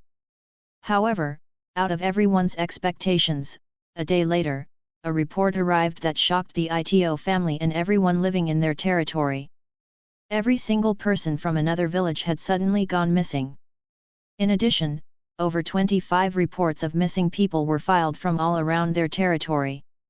The entire mansion was in chaos. Fujin and his team were immediately summoned to the meeting room. Fujin analyzed the information and said, "It looks like they have decided to confront us." Everyone nodded. Fujin asked, "Do you have any plans?" Yuto replied, "Our initial plan was to attack one spot with all our forces. However, the sudden attack has caused a lot of panic in the population. We will have to split up to restore calm in the public." He pointed at the map and continued, "You guys go to the village with missing people. I have already gone to 4 of them and haven't found any clues. I will go to this village which had 5 incidents. The rest will investigate the other cases." Fujin nodded and replied, "All right. We will take our leave then." Fujin didn't mind the plan. He wanted to move just with his squad in either case. The Taki ninjas would only get in their way. Yuto was the only Taki ninja with decent capabilities. The rest could barely be considered chunins. Yuto replied, "Good luck. I hope that you can resolve this issue in one go." Fujin nodded and his squad left the town and began moving towards their target. Around the same time, a couple of dozen more ninjas left the town. Yuto moved in a direction opposite Fujin's squad while the others were dispersed in all directions. Though the village where Fujin was heading wasn't close, it wasn't too far away from the town either. After 30 minutes of continuous running at the optimal speed, Fujin's squad reached the village. The squad stayed a sufficient distance from the village and hid among the trees while observing the village. Fujin's eyes stopped glowing as he muttered, "That's strange. I'm not seeing anyone's chakra. But the village is giving me strange creeps." Bunjiro replied, "Maybe it is because the village is empty." Fujin replied, "No. That's not it. Be on your guard. Fumito, let's investigate the village." Fumito nodded. Both he and Fujin activated their chakra fields. However, neither sensed anyone or anything strange. But Fujin had a frown on his face.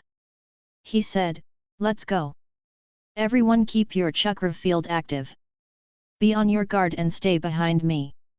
Retreat when I say so without any questions. Is that understood?" His team nodded. They began walking towards the village. All four were actively sensing. In a minute, they appeared at the entrance of the village. Fujin stopped walking as he stared into the village with hesitation in his eyes. His team also stopped behind him and wondered whether he discovered anything. Fujin stood for 2 minutes but still couldn't make sense of anything. He thought, my first thought is Fuinjutsu. But this doesn't feel like it. I normally understand it very well when something is hidden with the help of seals. What is th? As he was thinking, his instincts warned him. Suddenly, a wide grin appeared behind his mask as he thought, not bad at all. You almost had me. A sword appeared in his right hand and he swung it forward with all his strength as he said, retreat. In the next moment, Fujin's sword met with a hardened black fist. Yujao, Fumito, and Bunjiro immediately jumped backwards. The sword cut into the fist for a few millimeters but couldn't pierce any deeper. Instead, the force of the punch overwhelmed Fujin's sword. But Fujin wasn't bothered and instead used the force of the punch to be sent flying backwards. He laughed loudly and shouted in excitement, very impressive. Consider me impressed. Though Fujin laughed and said those words, they were only a taunt to provoke the ones hiding inside the barrier and make them come outside. He didn't want to fight on a battlefield created by the enemy. Unfortunately, no one fell for his taunt. Fujin continued moving backwards as he built up a large amount of chakra.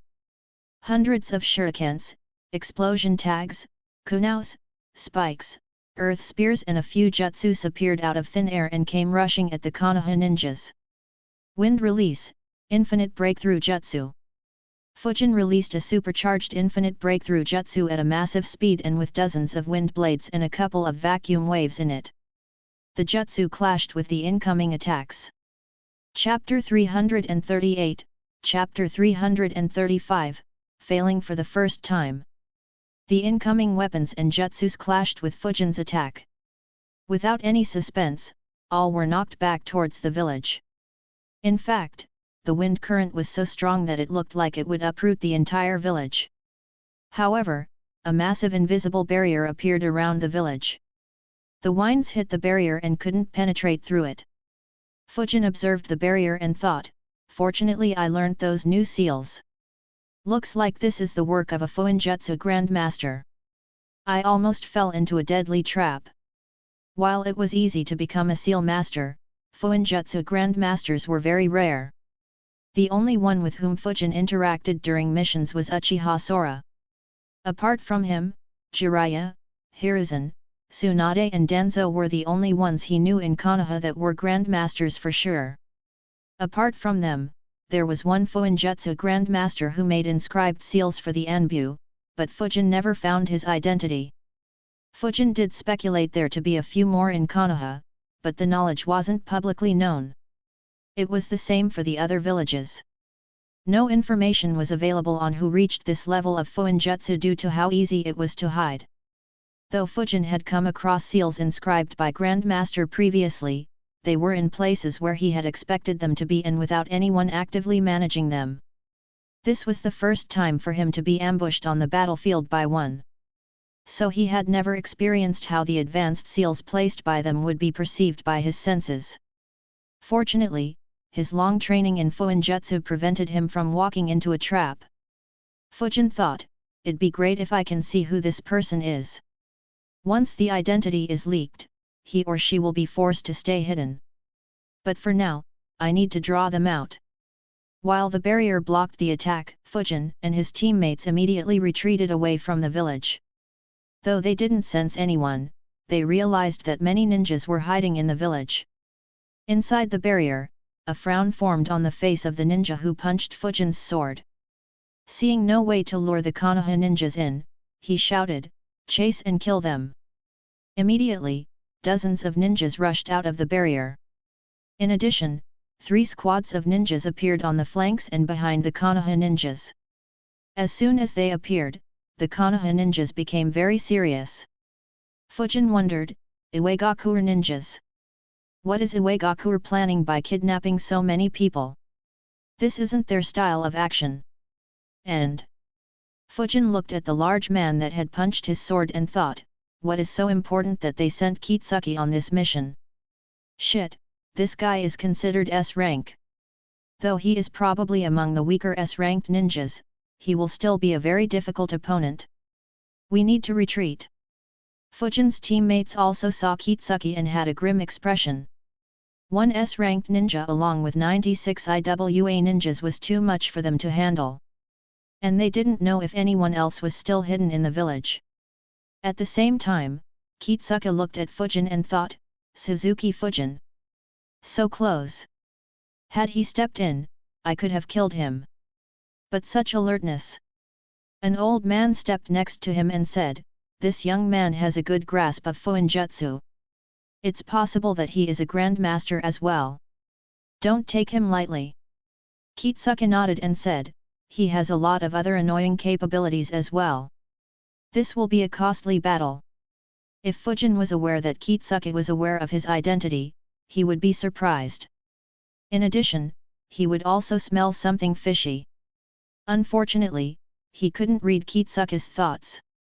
And he had already stepped into their trap. He appeared next to his team and said, Formation 77, rear. His squad immediately understood the command. They stood in a triangle formation with Fujin at the center.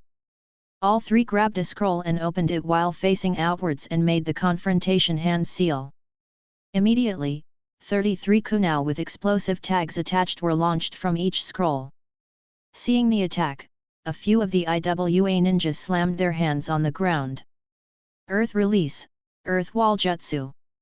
Multiple layers of walls appeared in front of them, surrounding the Konoha ninjas from all sides. The kunais hit the wall and exploded. One layer of the walls was destroyed by the explosion, but the layers behind it stood. However, this was just the start of Fujin's tactic. 4 shadow clones of Fujin appeared around them. Without wasting any time, all flickered in front of the walls. Wind release, vacuum serial wave jutsu. At the same time, Fujin's squad moved towards the enemy squad at their rear. Fumito rapidly weaved hand seals. Lightning release, false darkness jutsu. Fujin's clones launched dozens of vacuum blades at the walls. All pierced through the walls with ease and moved towards the IWA ninjas. A smile formed on the faces of Fujin's clones. Hitting enemies who thought that they were safe was a tactic that had yielded him too many kills. At the same time, the lightning spears launched by Fumito broke through the walls and moved towards the ninjas behind them. However, something happened that shocked Fujin's clones. As the vacuum blades approached the IWA ninjas, every one of them got out of their way. And they didn't do it by just marginally avoiding them. Instead, they dodged, leaving sufficient distance to not be harmed by any suction force. It was almost as if they were waiting in anticipation to dodge the incoming attacks. The 4 IWA ninjas dodged Fumito's lightning spears as well. But the Konoha ninjas had anticipated that. Fujin followed up by shooting 8 vacuum bullets, 2 for each ninja, from a very close range.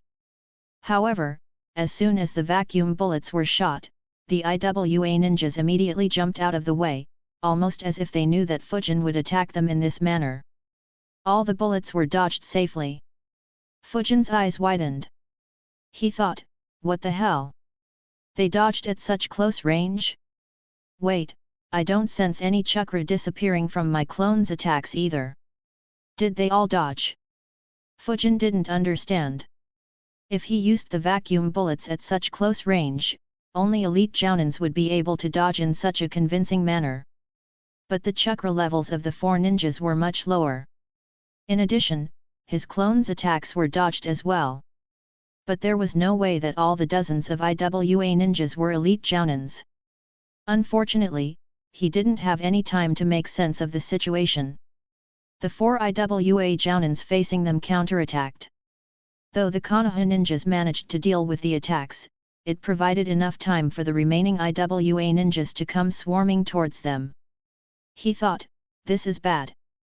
My tactic's success depends on killing a few enemies quickly and demotivating the rest to chase us due to the costs they would have to incur. But since neither vacuum waves nor bullets managed to kill anyone, we will be swarmed by them. Fujin had a bad feeling. He properly observed the IWA ninjas. They didn't come flooding towards the Konoha ninjas to abuse their numerical superiority. Instead, only 7 additional squads rushed at them. The others quickly began establishing a perimeter to stop any escape. But they were very close as well and could jump into the battle at any moment. It was as if the IWA ninjas wanted them dead at all costs. Seeing the situation, 2 of Fujin's clones moved towards a couple of incoming squads and stalled them. The remaining 2 clones got together and faced the direction which had the maximum number of IWA ninjas. Fire Release, Searing Migraine Jutsu. Wind Release, Infinite Breakthrough Jutsu. The 2 jutsus combined seamlessly and a massive firestorm was launched at the incoming IWA ninjas.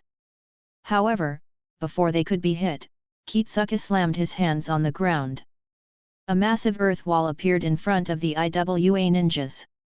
The fire and wind combination jutsu hit the wall and was about to move around and over it, but the size of the wall kept increasing and surprisingly kept up with the expanding firestorm. The wall curved to properly protect all the IWA ninjas so that the firestorm would harmlessly pass by. Though the attack was stopped to the clones' dismay, it stopped the IWA ninjas behind the wall temporarily, allowing Fujin and his remaining clones a breather. One of the clones flickered in front of the incoming squad and shot a dozen air bullets. Once again, all the bullets were dodged. The clones stopped their counterattack while analyzing, "They know about my skills. They move as soon as I attack. The same should have happened with vacuum waves. But why would everyone be aware of my skills?" Suddenly, the clone flickered again and appeared behind them. The IWA ninjas quickly dispersed in 4 different directions immediately. Surprisingly, a cut appeared on the back of each of their necks. Before it could cut through, 2 of the ninjas hardened their bodies using iron skin jutsu and stopped the attack. The remaining 2 dropped dead. The clone analyzed, "Looks like they don't know all my tricks." Air bullets, infinite breakthrough, and vacuum jutsus were anticipated. But Blade of Wind caught them off guard.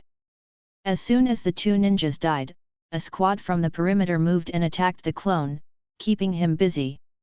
So despite the killing, the situation of the Konoha ninjas didn't improve.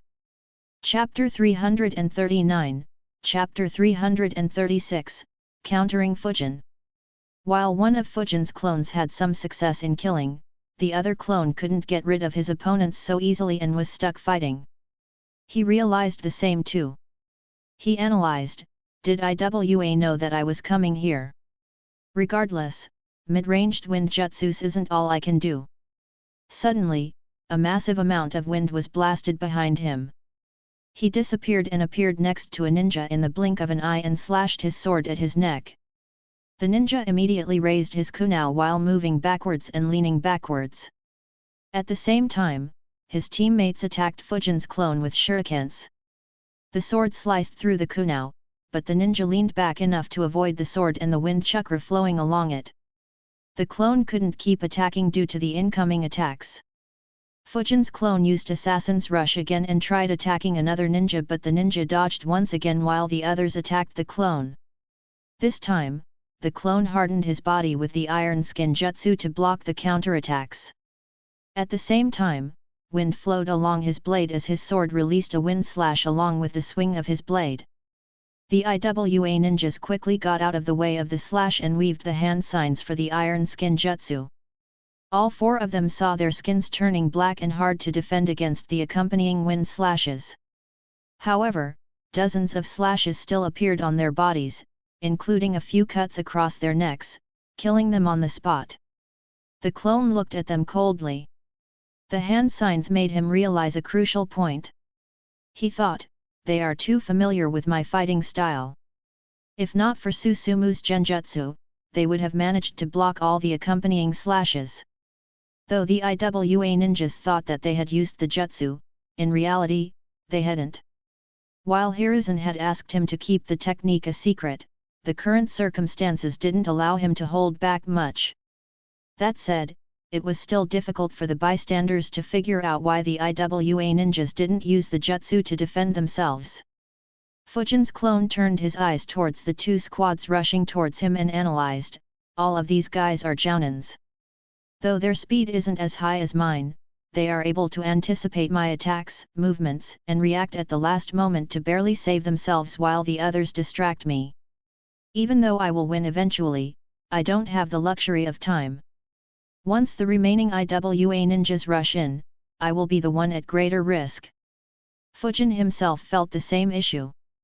Despite having more chakra than his clones and his teammates to assist, his performance wasn't much better as they were facing two elite jounins along with multiple jounins. Though he managed to kill 5 ninjas, he wasn't happy. He analyzed, these guys never come too close to me so that they will have sufficient time to dodge. In addition, every one of them is aiding others in defense. And all their attacks come from my blind spots. It is almost as if someone has properly studied my fighting style and trained these guys to fight most optimally against me. The only way I can overturn this situation and get a quick victory is by spamming Shadow Clone and eliminating their advantage of numbers. But, in this situation, dividing my chakra that much is suicidal. 50 clones fighting means the amount of chakra I use would be 10 times higher than what I'm currently burning. He let out a sigh and thought, it would have been so much more convenient if I was here by myself. I could just run away like I did in the Land of Wind. Unfortunately, though these 3 are quick, they don't share my expertise in running away. Unknowingly, Fujin fell into a similar situation as his sensei had not too long ago. But it was unknown whether he would make the same choice as his sensei or think of any other way.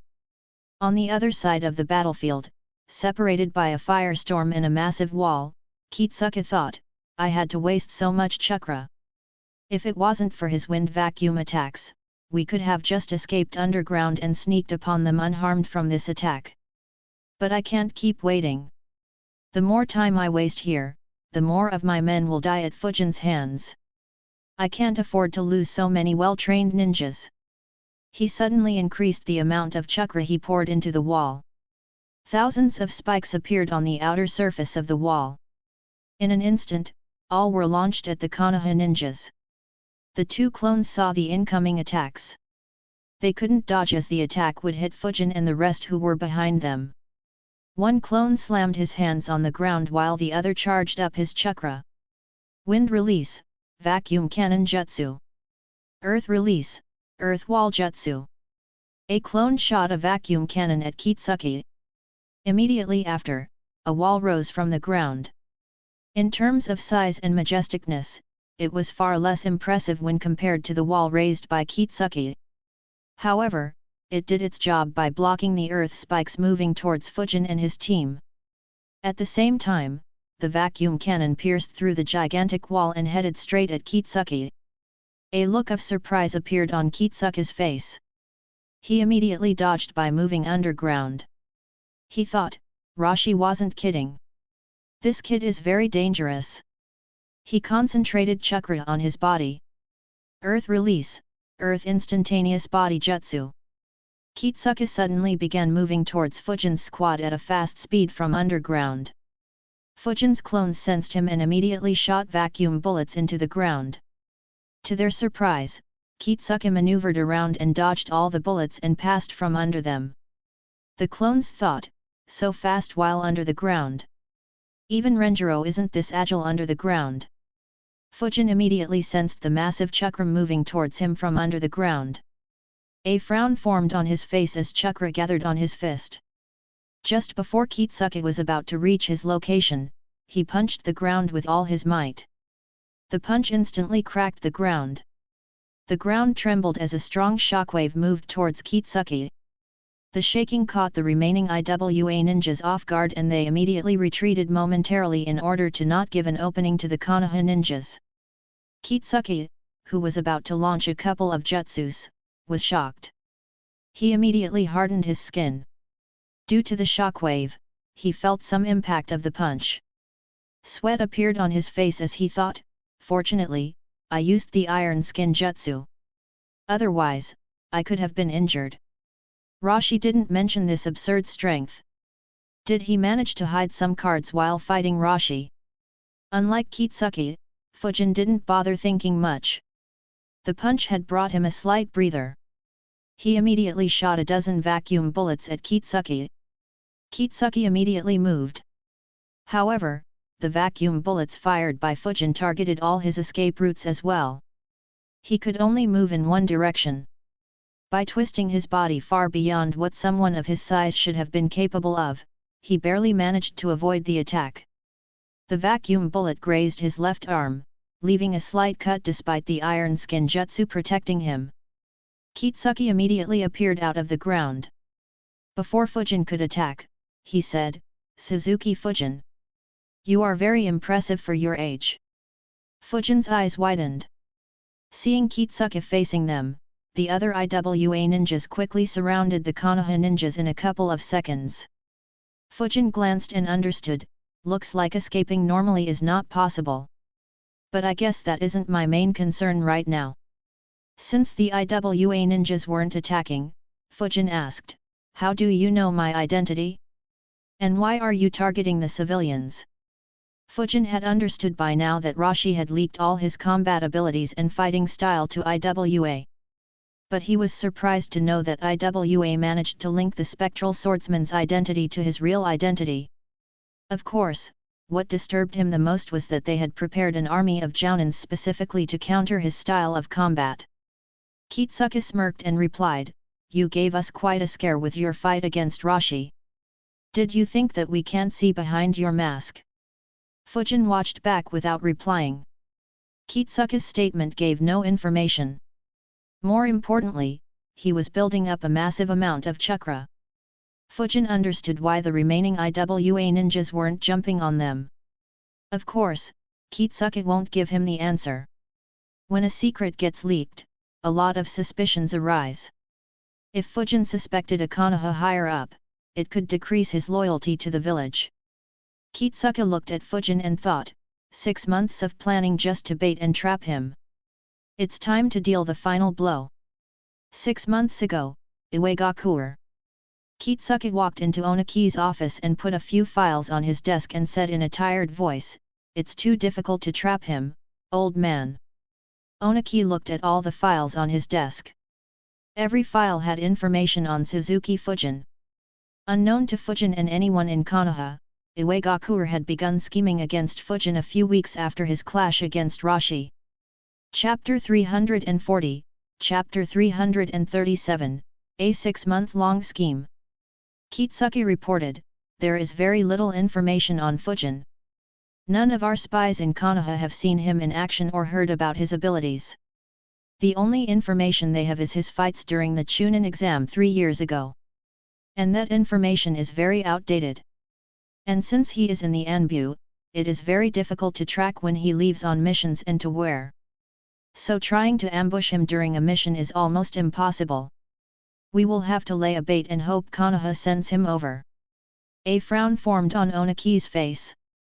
He said, "Though it is normal for ninjas to hide their skills, some information eventually leaks out. To be so secretive. Hiruzen must be scheming something. If it wasn't for sending Rashi on that mission, we would have been completely in the dark. It's an even greater reason to eliminate him now. Any news from Suna?" Kitsuki shook his head and replied, "No. I wanted to get information about the ninjas who wreaked havoc there and see if that was this kid as well. However, none of our spies saw the culprits and Suna has refused to give any information regarding the culprits." Onaki chuckled and commented, "It looks like they have been badly humiliated to hide it so deeply." Kitsuki said, "So our only source of information is Rashi?" Onaki replied, "It's fine. He should have used most of his tricks against Rashi. Just make a plan based on it. Did you decide on the location?" Rashi nodded and replied, "The land of waterfall." He opened a map and pointed at a location and said, "Around a year ago, our scheme against the Ito family was suspected to be destroyed by the spectral swordsman. 2 of our Enbu died while the Kawaguchi family forces were decimated. So there is a chance that he will be sent here once again. If he does, we will eliminate him and withdraw in order to avoid any retaliatory actions by Konoha and prevent escalating the conflict." If he doesn't and Konoha doesn't send anyone equally powerful, then I will destroy the Ito family. We use their territory as a base and change the power structure in nearby territories. So at least a third of the influential families in the land of Waterfall will be on our side. By the time Takigakure and Konoha react, it will be too late for them to do anything. Kitsuke further explained the details of his plan to target the civilians to create panic in the land of Waterfall. Oniki thought for a bit and nodded. He replied, "It's a good plan. Both situations would be advantageous for us. The second situation will be a great diplomatic victory for us. It will offset the losses we had in the land of grass and make the situation more advantageous for us. However, if we manage to kill him, it will be another diplomatic disaster for us as the land of Waterfall will be completely pushed into Konoha's camp just like the land of grass. But, considering his potential, it's a trade-off I'm willing to make." Kitsuke nodded. He agreed with Oniki's decision. Someone forcing Rashi to resort to the tailed beast mode and still managing to escape at the age of 14 was a huge future threat to Iwagakure. Oniki asked, "Have you begun the training?" Kitushi nodded. He, along with Oniki, had discussed Fujin's fighting style, jutsus, their mastery and specialties extensively with Rashi and Jin. After analyzing Fujin's skills, they came up with a proper training plan to counter Fujin. Kitsuke replied, "I have selected 43 jounins and 52 elite chunins so far. I am still looking for around 30 more. The ninjas I have selected all have good speed and reactions. I have already begun training the ones who don't know, the iron skin jutsu. The ones who know it are working on reducing the hand seals needed for the jutsu. This jutsu will make most of his wind and fire release jutsus pointless against them. The only threats it leaves are the vacuum jutsus and getting hit by his sword directly." Oniki nodded and thought, "Good. I would have done the same. I could have created a plan myself, but I'm not sure how my back will be during the next war. Kitsuke will have to be the one to lead our forces on the battlefield. This will be a good opportunity to test his tactical skills. As for leadership, he has already proven that in the previous war." As his back problems kept worsening, Oniki knew that he would need to find a successor quickly. Unfortunately, though Kitsuke was strong and was considered a rank S ninja, he was no match for the other Kages. The 4th Raikage, the Sunins, and the 4th Mizukage all outmatched him by a large margin. Raza was the only one he could compete against. So Oniki was reluctant to pass the Tsuchikage position to him. Kitsuke continued, "The bigger problem will come next. Rashi said that Fujin could flicker continuously without making any seals. He seems to have trained his body a lot to increase his natural speed to a ridiculous level as well. And he has mastered Assassin's Rush Jutsu on top of it. In order to counter that, I want you to ask Han to aid in our training. It is impossible to increase their speed to such a level quickly. But we can raise their reaction speed and ability to defend, dodge and survive by letting Han make them experience what facing someone so fast will feel like. In fact, we could do even better." Rashi said that though Fujin was faster than him, his speed is still lesser than Han's. So after facing Han for a few months, they might be able to see and react to Fujin very easily. A smile formed on Oniki's face as he replied, "All right, I will send Han over." Kitsuke understood why Oniki smiled. He thought, this will allow Han to interact closely with our ninjas who may fear him. More importantly, after this training is done, all the elite chunins will be as strong as jounins. We will have around 60 new jounins who will have very high survival skills during the next war.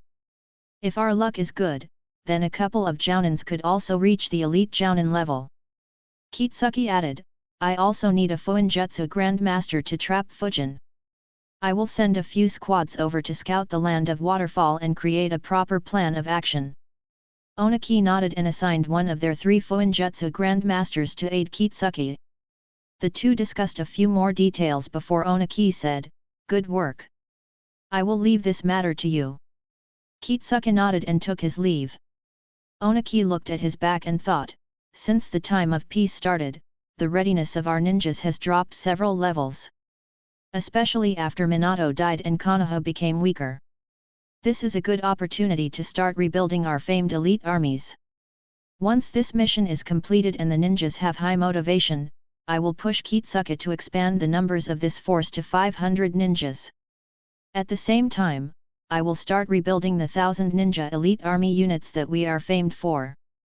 With the 3rd Raikage and the 4th Hokage no longer alive, we won't suffer similar losses as in the last Great War. Once the armies are raised, the only thing missing will be commanders. I, Rashi, Han and Kitsuka could handle the next war. But we will need the next generation to step up for the wars after that. Thankfully, this generation does have some promising youngsters. Akatsuka has shown a lot of promise. So has my granddaughter. There is also the Deidara kid who has the explosion release Kekkei Genkai. If these 3 reach the S rank, then IWA will be safe for another 50 years. After Kitsuka left, he selected more suitable ninjas and began the training with full intensity. For 3 months straight, the ninjas trained with a plan tailored to counter Fujin. Every single ninja became capable of using the Iron Skin Jutsu rapidly and had sufficient defenses to defend against normal wind jutsus. At the same time, Han used his speed in order to give the ninjas a taste of what a fight against Fujin would be like. The initial phase of that training resulted in a lot of pain for the ninjas as they couldn't even see Han move. However, after 3 months of being beaten daily, the reactions of the ninjas improved several times. They could finally protect themselves from Han's attacks. As an added bonus, the beatings also motivated them to learn the Iron Skin Jutsu better. A few ninjas managed to learn how to use that jutsu without any hand seals. 3 months later, Kitsuka left for the land of Waterfall along with the ninjas who were adequately prepared in his opinion. The remaining ninjas continued their training and joined his campaign at a later stage. Chapter 341, Chapter 338, Patience. After entering the land of Waterfall, Kitsuka kept a major chunk of the ninjas he trained with himself and distributed the remaining along with more IWA ninjas around the Ito family's territory. They immediately began their plan of creating unrest in the territory by kidnapping civilians. At the same time, Kitsuka summoned his best spy. Sho appeared in front of him and asked, "What are your commands for me, Kitsuka-sama?" Kitsuka said, "I want you to infiltrate the Ito family's main town. Keep an eye on the ninjas coming in and out of the town." Sho nodded and asked, "All right. Is there anything, in particular, I should keep track of?" Kitsuka nodded and answered, "Yes. I'm looking for a Konoha ninja named Suzuki Fujin." Kitsuka showed Fujin's appearance from the bingo book and added, "He is now in the Anbu and generally wears hawk or turtle masks." The last time he moved, his teammates were a blonde Yamanaka ninja, a long purple-haired kunoichi who uses a sword, both likely in their early 20s.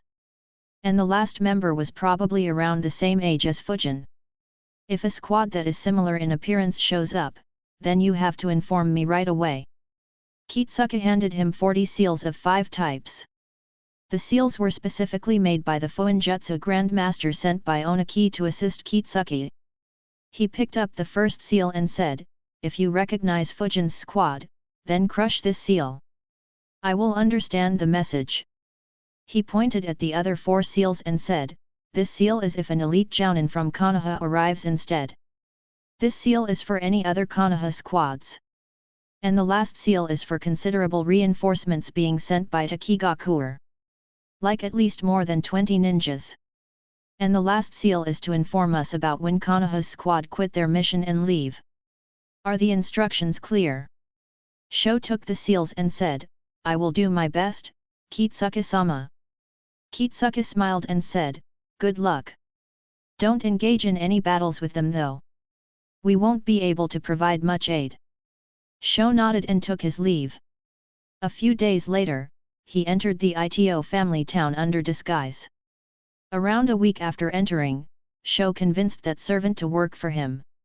When the previous Anbu squad from Konoha arrived, he quickly crushed the appropriate seal to inform Kitsuka. When the Anbu squad went to investigate the villages with the missing population, Kitsuke checked them and confirmed that they weren't Fujin's squad. Due to the seals, the Anbu squad never suspected anyone spying on them while they were inspecting the village. Kitsuke waited patiently for a month until the Konoha Anbu retreated and began the attacks after they left to force Konoha to send an even stronger squad. Luckily for him, Fujin's squad was the next one to be sent. When Sho learned about the appearance of Fujin's squad, he immediately crushed the seal to inform Kitsuke. As soon as he received the message, Kitsuke was thrilled. His 6-month-long effort and patience were finally rewarded. He cooperated with the Fuinjutsu Grandmaster to create the perfect trap for him. He redistributed his forces, calling back the majority of the ninjas that he had trained to counter Fujin. Once the distribution was done, they did multiple attacks at the same time to force the Ito family to split up their forces, so that Fujin's squad would have little to no reinforcements and thus prevent any unforeseen circumstances from occurring. When Fujin reached the village with just his squad, his tactic succeeded. The only part of the plan that didn't succeed was that Fujin didn't step into the village. Kitsuke didn't manage to find out about Fujin's expertise in Fuinjutsu and thus revealed a flaw at the last step. Despite that, Fujin was in a very bad position in Kitsuke's eyes. So his plan could be considered a complete success. As he continued building up his chakra, Kitsuke said, "Surrender. Otherwise, you and your teammates will have no means of survival." Yujao, Fumito, and Bunjiro became very tense. However, to Kitsuke's surprise, Fujin chuckled and said, "I recall Rashi saying something similar. Still, what a good scheme." Formation 66. As soon as they heard that, chakra gathered at the feet of the 4 Konoha Anbu and Fujin's clones. All jumped high into the air. Almost instantly, Kitsuke slammed his hands on the ground. Earth release, opening earth rising excavation jutsu. A large mound appeared under the Konoha ninjas and a huge blast of force was released at them. Fujin looked down at the attack and thought, "I thought that this attack could only be used to target the ones hiding underground. To think that he would use this against us. If we were hit directly, even I might have been blown apart even if I used Iron Skin Jutsu." Fortunately, Kitsuke couldn't hide the high amount of chakra built up for this jutsu, giving Fujin plenty of time to plan a counterattack. Fujin's clones all made the same hand seal.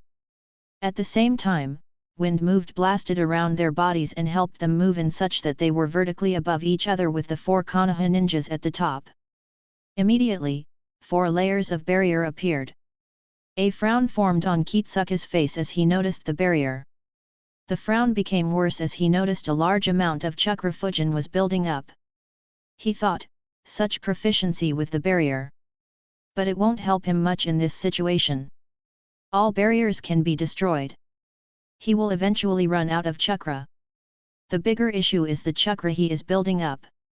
What is he planning? The blast force due to Kitsuke's jutsu hit the first barrier. It crumbled instantly. The clone dispelled itself before the attack hit him. The second barrier endured the impact for a couple of seconds before crumbling as well. The second clone dispelled itself as well. Finally, the attack hit the third barrier. Multiple cracks appeared on the barrier but it held on. Seeing that Kitsuke's attack was stopped, the remaining IWA ninjas weaved hand signs. Earth release, stone pistol jutsu. All the IWA ninjas shot small stones at the barrier. As they traveled up in the air, their size increased until they could be considered boulders. However, Fujin wasn't concerned about the attack. He bit his thumb and thought, "It was great that I didn't expose this against Rashi. Otherwise, I'm afraid that Oniki might have shown up to kill me." Summoning jutsu.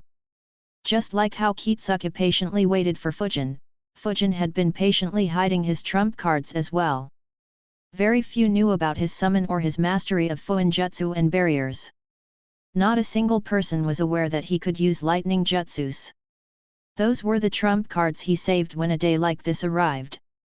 The summoning jutsu directly consumed nearly 35% of Fujin's chakra. The stones shot by the IWA ninjas crashed into the third barrier and crushed it as well, but the clone safely moved above the last barrier.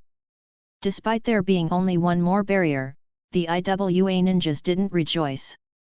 A loud jagged roar was heard throughout the region for multiple kilometers. A massive silhouette of a winged saber-tooth appeared above the large barrier.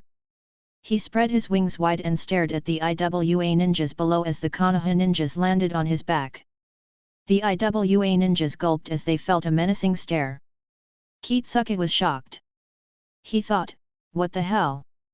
He has a flying summon. Up in the sky, the beast said grumpily, took you 3 long years to summon me. Fujin chuckled and said, Kurogen, everyone below is an enemy. So feel free to go on a rampage. But be careful. They spit out rocks at a high speed. Kurogen said, all right. I had always heard about how humans are very innovative and skillful. I hope they live up to it. Fujin smirked.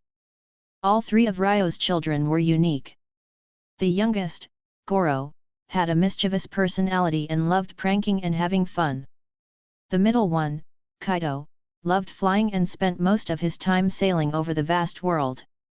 And his oldest, Kurogen, was a battle maniac. He regularly sought strong foes and entered into bloody duels or wars. It was the reason why his body was covered in fearsome scars.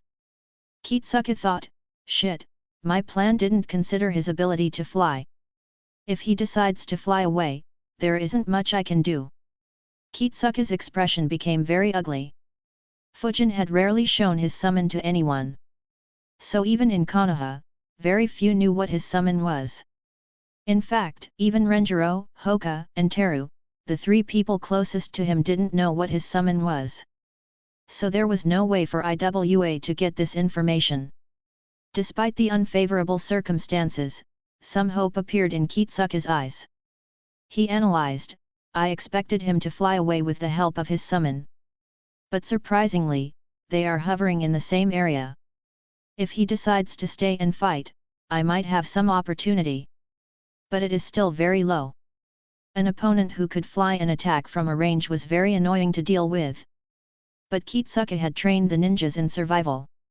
So he had some confidence in fighting against Fujin. As he planned his counterattack, the last barrier disappeared and the 2 clones began falling to the ground. At the same time, nature chakra gathered in Kurogen's wings as he flapped them.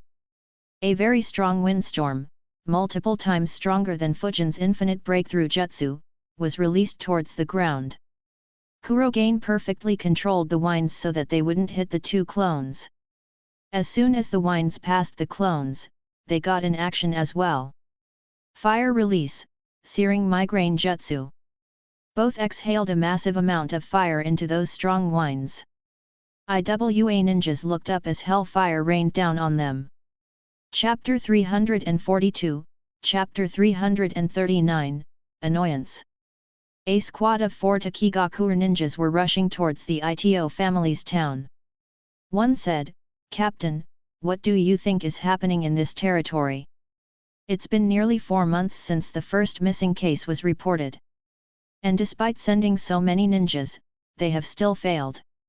The captain of the squad replied, it's difficult to say. The situation is very serious and peculiar. If the Ito family doesn't resolve this soon, then they might be overthrown. The ninja was surprised. He asked, is it that serious?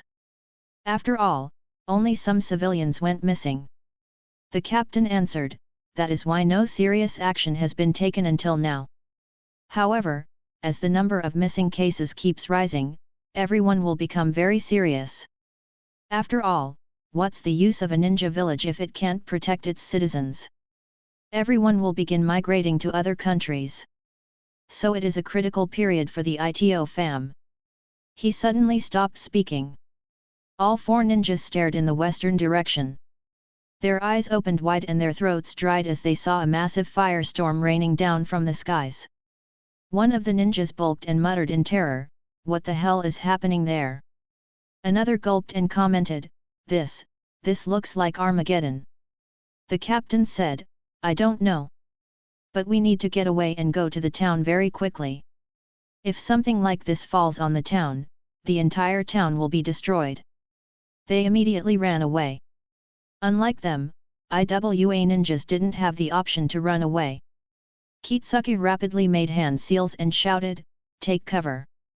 Hearing his command, every IWA ninja who wasn't close to him went underground. Kitsuke slammed his palms on the ground. A gigantic dome rose from the ground and covered him and the ninjas around him. The firestorm finally impacted the ground.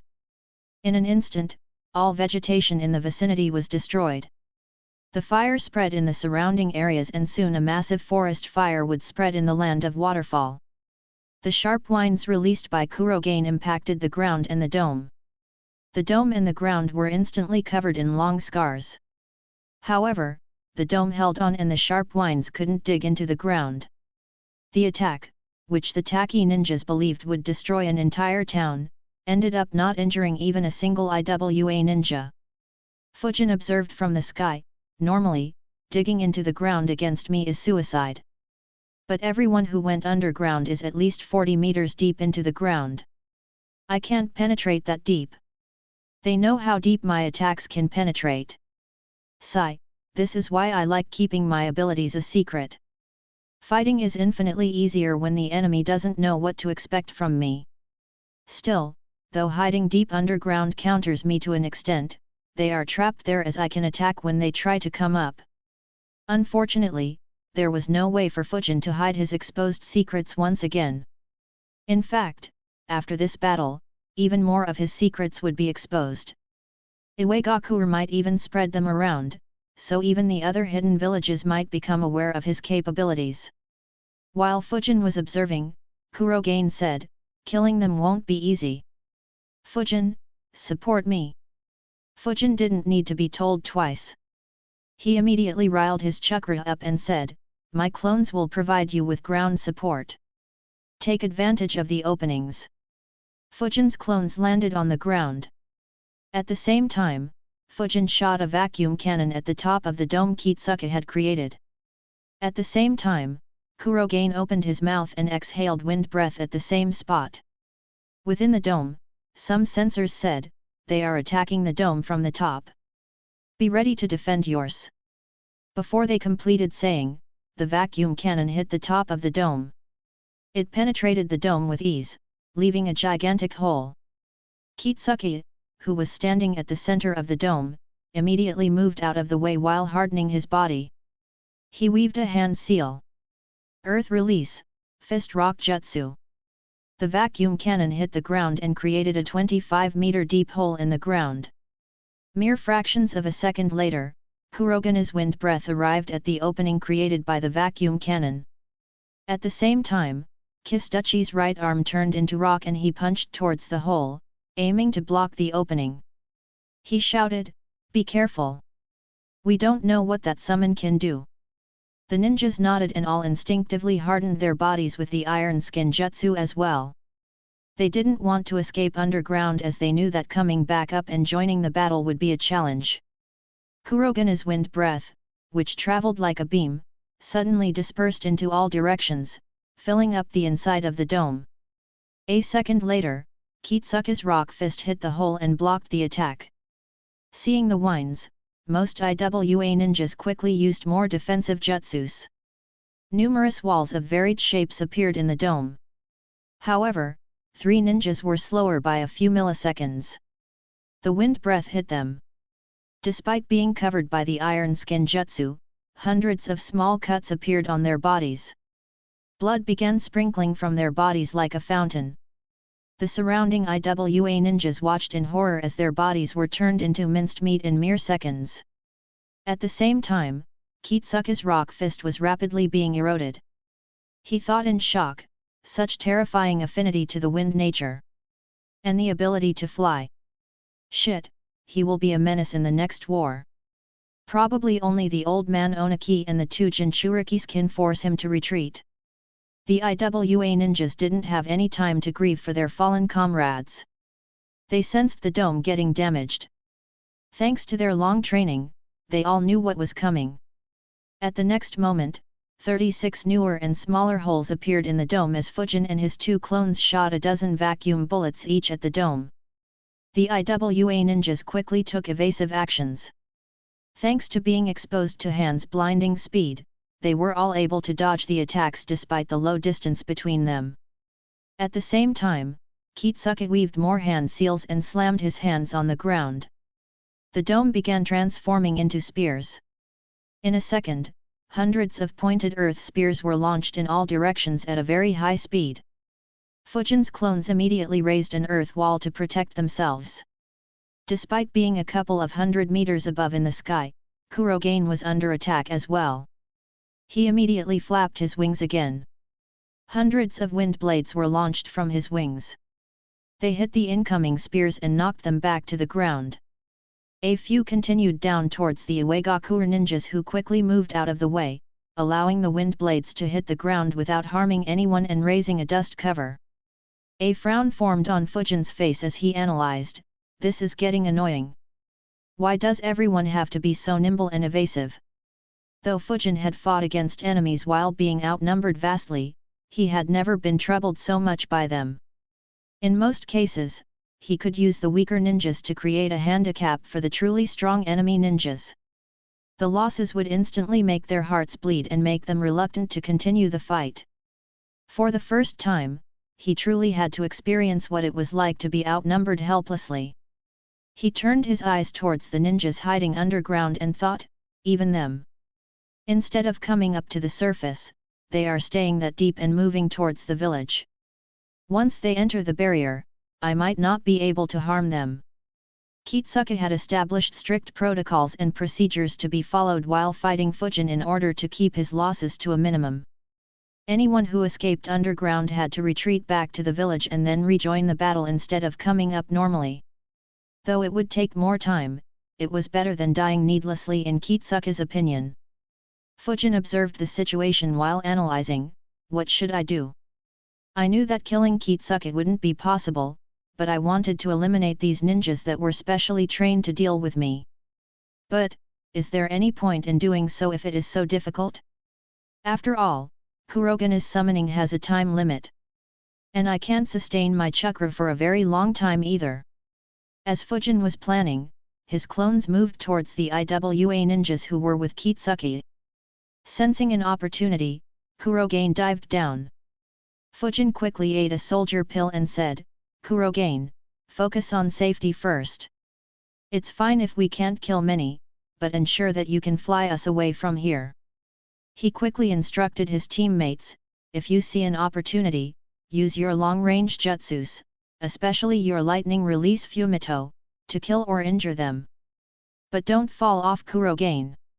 It will be very difficult to save you if you do." Fujin's teammates ate the soldier pills as well and nodded. They all knew that survival would be impossible if they were to fall off. Kitsuke saw Kurogen dive down and thought, "Finally, I can have an opportunity. But if he is diving towards us, he must be very confident in his close-range fighting abilities." The long-range battle would soon end and instead, a mid- and close-range battle would begin. Chapter 343, Chapter 340, An Intense Clash. Fujin's clones approached the IWA ninjas from opposite directions. Wind chakra flowed through both their swords and at the same time, they puffed up their cheeks, preparing the vacuum bullets. The 2 elite jounins immediately faced each clone. Though this was the first time Fujin and Kurogen were fighting together, both had practiced several times. He knew what the clones were about to do. He quickly closed in on the IWA ninjas from the top while gathering wind energy in his mouth. At the same time, Fujin created another shadow clone. The clone looked towards the village with the missing people. Wind release, instantaneous body jutsu. He disappeared from Kurogen's back and appeared right on top of the IWA ninjas who were traveling towards the village through the underground. At the same moment, the 2 shadow clones swung their swords, releasing 2 long wind slashes along with accompanying whines, sandwiching the IWA ninjas between them. The elite jounins slammed their hands on the ground and shouted, "Their cheeks are puffed. Keep an eye out for the vacuum bullets." The wind slashes hit the walls, leaving a large scar at their centers, but the wall withstood the attacks. A second later, dozens of vacuum bullets pierced through the walls. At the same time, Kurogen opened his mouth wide. Kitsuka's eyes widened as he noticed 8 spheres of wind in Kurogen's large mouth. Kitsuka shouted, "Keep an eye on the sky as well." In an instant, he fired them at the IWA ninjas who were dodging the vacuum bullet. Kitsuka had a very ugly expression. Though Fujin was frustrated by the IWA ninja's consistency in dodging his deadly attacks, Kitsuka was equally frustrated with Fujin's tactics, if not more. He rapidly weaved hand signs as he thought, first those deadly vacuum jutsus. And now a 3-directional attack. My ninjas are barely even able to dodge the vacuum bullets by paying full attention to him. But now, not only do they have to dodge attacks from the front, but they also have to keep an eye on their back while also keeping an eye on the skies. Not to mention, just like his vacuum jutsus, the perverse attack of his summon also cuts through iron skin jutsu. The attack from multiple directions finally made the IWA ninjas struggle. They dodged the vacuum bullets coming from the front and quickly twisted their necks to look at the attacks coming from behind. Fortunately, they could sense Fujin's vacuum bullets and Kurogen's air bullets moving rapidly through their chakra fields. Unfortunately, they had very little time and space to maneuver their bodies. They moved their bodies in a manner that allowed them to save their vitals and avoid any lethal injuries. A few vacuum bullets grazed past the hardened arms and legs of the IWA ninjas, leaving a few deep scars. However, to make matters worse, the large air bullets fired by Kurogen maneuvered as well and targeted 8 IWA ninjas. In the nick of time, 8 inclined walls appeared from the ground, providing a cover for those ninjas. Unfortunately, Kitsuka couldn't accurately calculate the directions in which they would dodge, nor was he aware that the air bullets could maneuver in the air. He ended up miscalculating for 2 ninjas, both of whom were engulfed by the air bullets. The ninjas could only hope that their iron skin jutsus protected them. Though the winged saber-tooths called the attack as air bullets, that was only due to their large size. In terms of size, they were thrice as large as Fujin's vacuum cannon. Despite their comrades being hit, the IWA ninjas, who weren't under attack, ignored it and counterattacked. 6 ninjas each, led by an elite jounin, rushed to intercept the 2 shadow clones. The remaining shot stone pellet jutsu at Kurogen, who had come much closer to the ground. Only Kitsuka kept an eye on the 2 ninjas that were hit, as his eyes turned red. On Kurogen's back, Yujao and Bunjiro immediately used defensive jutsus while Kurogen flew out of the way. The IWA ninjas continued their attack but were met by Fumito and Fujin's counterattack. Fujin shot vacuum bullets at the IWA ninjas through the incoming stone pellets while Fumito weaved hand signs. Lightning release, false darkness jutsu. He launched multiple spears of lightning, forcing some of the IWA ninjas to dodge.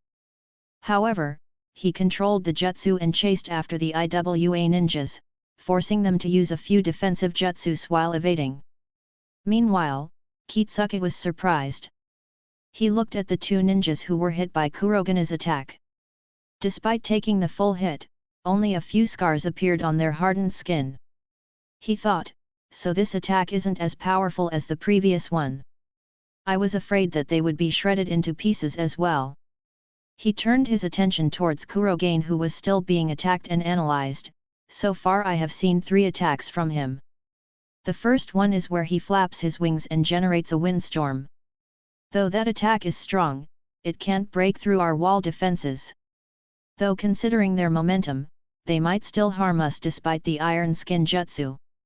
The second is the beam he shot earlier. It gets stopped by walls as well, but iron skin jutsu doesn't protect against it. And the giant balls of wind look to be his weakest attack. Kitsuka looked at Fujin on Kurogen's back and thought, though killing him right now is very difficult, I should collect all the information I can about him. It will be useful if we plan another trap or if he makes a move against IWA in the future. Kurogen also noticed that the IWA ninjas weren't harmed badly by the attack. He analyzed, these guys have a tough body. It's almost similar to those tortoises in the northern lakes. Unfortunately, I haven't yet completely mastered infusing nature energy into the air bullets like I can with the wind breath. And the amount we can infuse in the windstorm created by flapping wings is very low. It looks like wind breath will be the only method I can kill them with. But, it takes a lot of chakra and nature energy.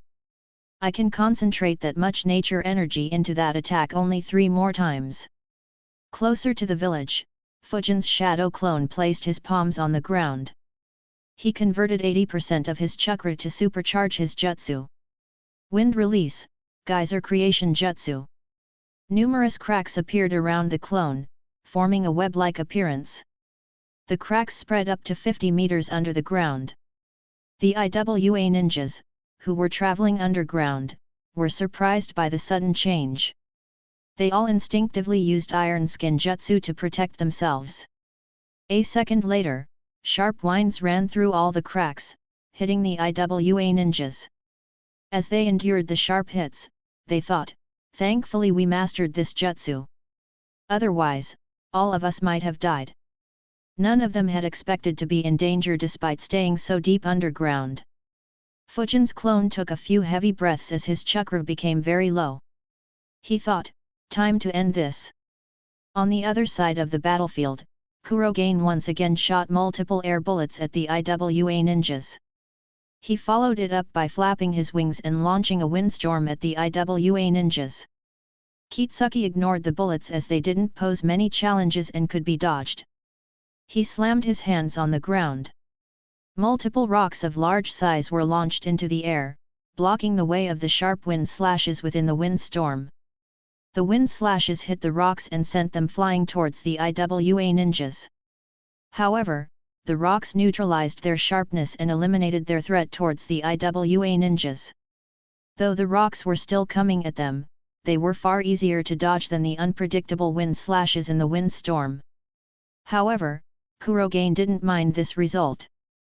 Seeing that all the IWA ninjas other than Kitsuki were focused on dodging the rocks, he immediately sped up and appeared right on top of him.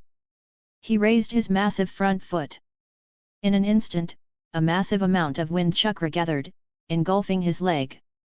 Kitsuki's eyes widened as he noticed wind chakra gathering on his paw. He immediately weaved a hand seal. Earth release, rock fist jutsu. His right arm was covered by rocks which kept increasing its size. He moved backwards as he punched towards the incoming paw. The paw and the rock fist clashed. In an instant, Kitsuki was dragged backwards due to the force of the paw. The rock first kept crumbling at the point of impact. Kitsuki thought, "Such physical might. Thankfully I moved backwards. Otherwise, I could have been crushed under this enormous paw." Kurogen's paw almost entirely crushed the rock fist. Knowing that he couldn't hold on, Kitsuki flickered backwards. However, his eyes widened as he saw a figure flicker even faster towards him. Noticing the opportunity, Fujin flickered towards Kitsuki, his sword overflowing with wind chakra. Chapter 344, Chapter 341, A Close Call. Under the ground, the IWA ninjas were hit by extremely sharp winds. Despite their defenses, a few cracks appeared on their hardened skin. Wanting to take advantage of the momentary distraction, Fujin's clone entered the ground. However, the IWA ninjas were aware of the danger they would face if Fujin's clone got close to them. A few ninjas immediately sensed the clone's location and weaved hand signs. Earth release, spear trap jutsu. In an instant, the surface walls of the entire crack that Fujin's clone was traveling through began transforming. Hundreds of spears appeared from both walls, leaving no space for a normal-sized person to move through. In addition, the walls themselves began moving closer to each other. The clone frowned and immediately hardened his skin using the iron skin jutsu. He thought, "I wanted to go closer and try using vacuum jutsus underground.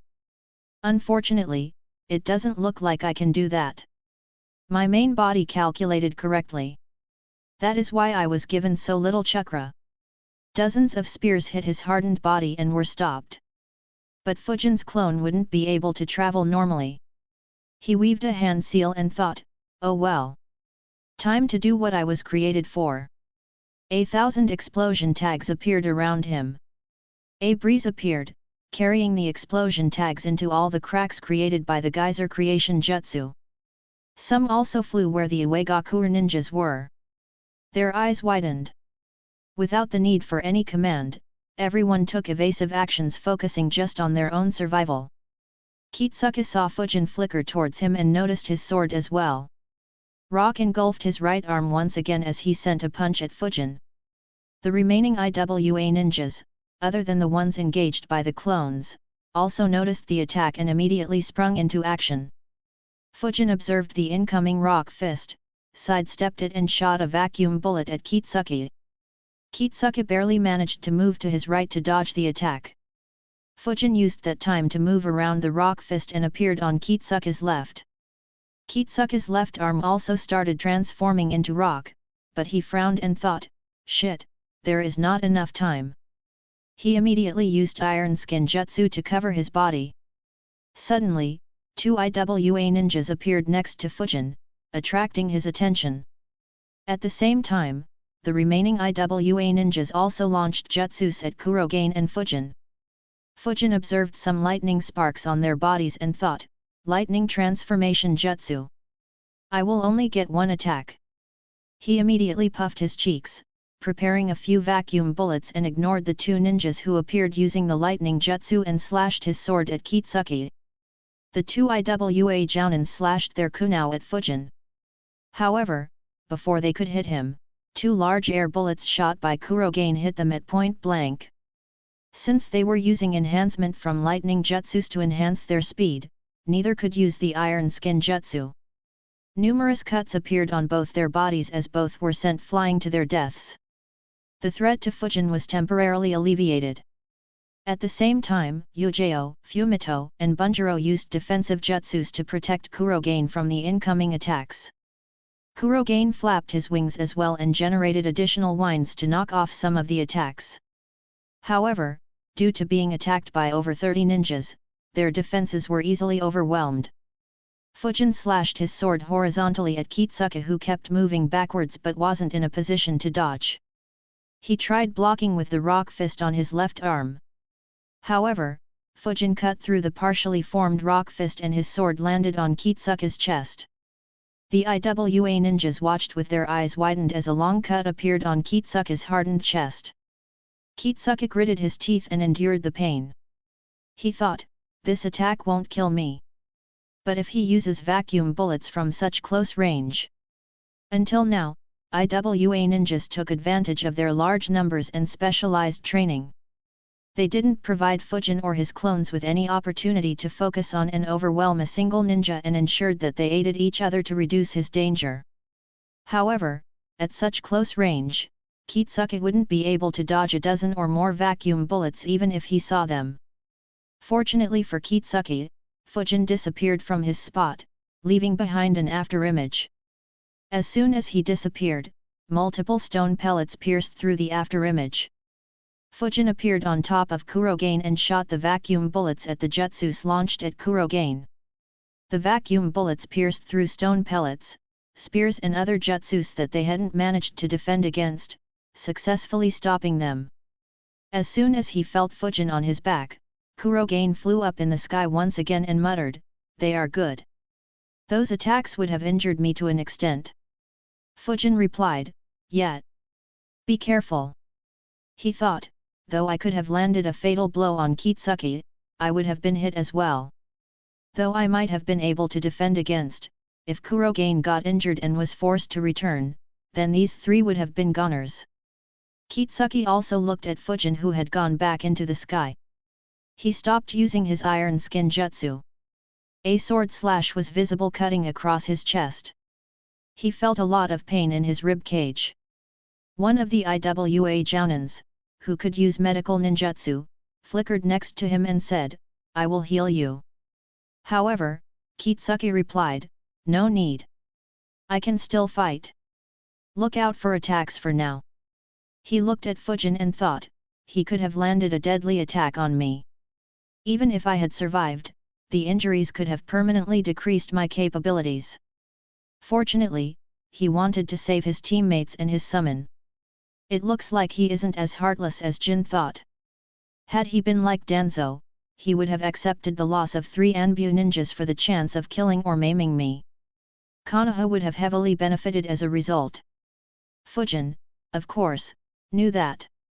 However, he didn't see the point of doing that. He thought, sacrificing my teammates to kill Kitsuke would have been more beneficial for the village from the point of view of other ninjas. But, I know that the next great war won't be fought between the villages. So I have no benefit to gain from killing or maiming him. Unlike Suna, IWA won't be going to war against Konoha. Instead, we would lose a capable commander. And the drawbacks could be worse. After all, right, Oniki only wants me dead due to my potential. But if I kill his son-in-law, then it would be personal. Though I could run away from him, it's better to not have a needless headache.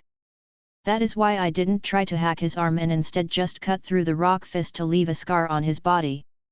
This should be enough to force Uegaku to think multiple times before trying to pull off another stunt like this. They would be far less likely to send someone like Kitsuke after me if it meant that they could lose them. As for Oniki and the 2 Jinchurikis, they won't move so easily. His eyes turned towards the village as he thought, regardless, it should be about time. At the very next moment, a loud explosion rocked the entire place. The ground trembled, forcing the IWA ninjas to turn their attention towards the source of the explosion. Fujin's clones, his teammates and Kurogen were surprised as well. However, the clones instantly received the memories and noticed an opportunity. For the first time since their clash began, the IWA ninjas weren't focused entirely on them. They wasted no time in shooting multiple vacuum bullets. The elite Jounins immediately noticed and shouted, "Pay attention!" They got out of the way and counterattacked. Unfortunately, the short distraction was all Fujin's clones needed. Despite their quick reflexes, one clone managed to kill 4 and the other managed to kill 3 Jounins. Both clones were very low on chakra due to the intense combat. They didn't even attempt dodging the counterattacks and were dispelled. At the same time, Fujin built up his chakra and instructed, "Kurogen, fly over there. You 3 support me." The trio understood Fujin's intentions. Wind release, infinite breakthrough jutsu. Fire release, great fireball jutsu. Wind release, air bullets jutsu. Wind release, wind dragon jutsu. Fujin exhaled strong and sharp whines at the IWA ninjas below him. Yujao launched the fireball in the whines he generated, turning the windstorm into a firestorm. Bunjiro and Fumito added more attacks into the wind to make life difficult for the IWA ninjas. The lethal combination attack forced the Uegaku ninjas to use defensive moves. At the same time, they were on their guard. They had just seen 7 of their comrades die because they dropped their guard for a second. They didn't want to fall prey to Fujin's vacuum bullets again. However, their eyes soon widened. Instead of sensing Fujin's attacks, they sensed him moving away at a rapid speed. Kurogen flew towards the area where the blast had taken place and reached it in a few seconds. Kitsuke understood Fujin's intentions and had an ugly expression.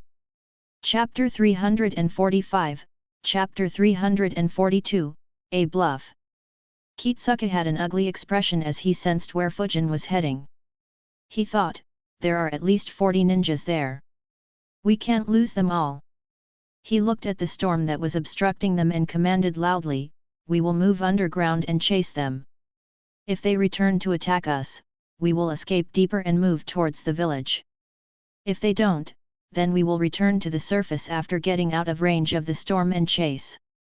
Immediately, all the IWA ninjas followed him. Despite his quick thinking, Kitsuke was much slower than Kurogen, who reached the location in merely a couple of seconds. Fujin looked down and sensed, "Oh, there are 44 trapped here due to the explosion. But they won't be trapped for long.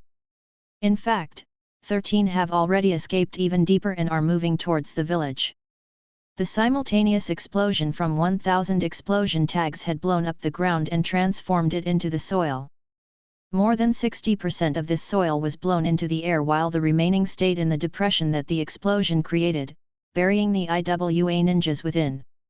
However, thanks to Iron Skin Jutsu and using the ground itself as cover, none of the IWA ninjas were critically injured. And despite being buried, they weren't in any danger. They just needed slightly extra time to move through the soft soil. But, in high-speed intense combat, time was a luxury. Without wasting any time, Kurogen once again infused a massive amount of sage chakra in his breath and shot a beam towards the location where he sensed the maximum number of IWA ninjas. Fujin was even faster. He shot a dozen vacuum bullets where the soil cover was the thinnest. Since more than half the soil was blown away, the defense provided was reduced by more than 50%. In addition, the loose soil provided far lesser resistance than hard ground. Fujin's teammates just stayed alert, prepared to defend in case they were attacked. They didn't have any jutsus to pierce that deeply into the ground despite the weakened defenses. The vacuum bullets pierced into the soil. Kurogen's wind breath also hit the soil and moved straight through it, pushing the soil out of its way and creating a large hole. The IWA ninjas sensed Fujin's and Kurogen's attacks and tried to move. However, they couldn't move as freely under the ground as they could above it. Of the 12 vacuum bullets, 7 pierced into the hearts of the IWA ninjas. The remaining 5 ninjas managed to avoid taking a fatal blow but were still left with a hole in their body.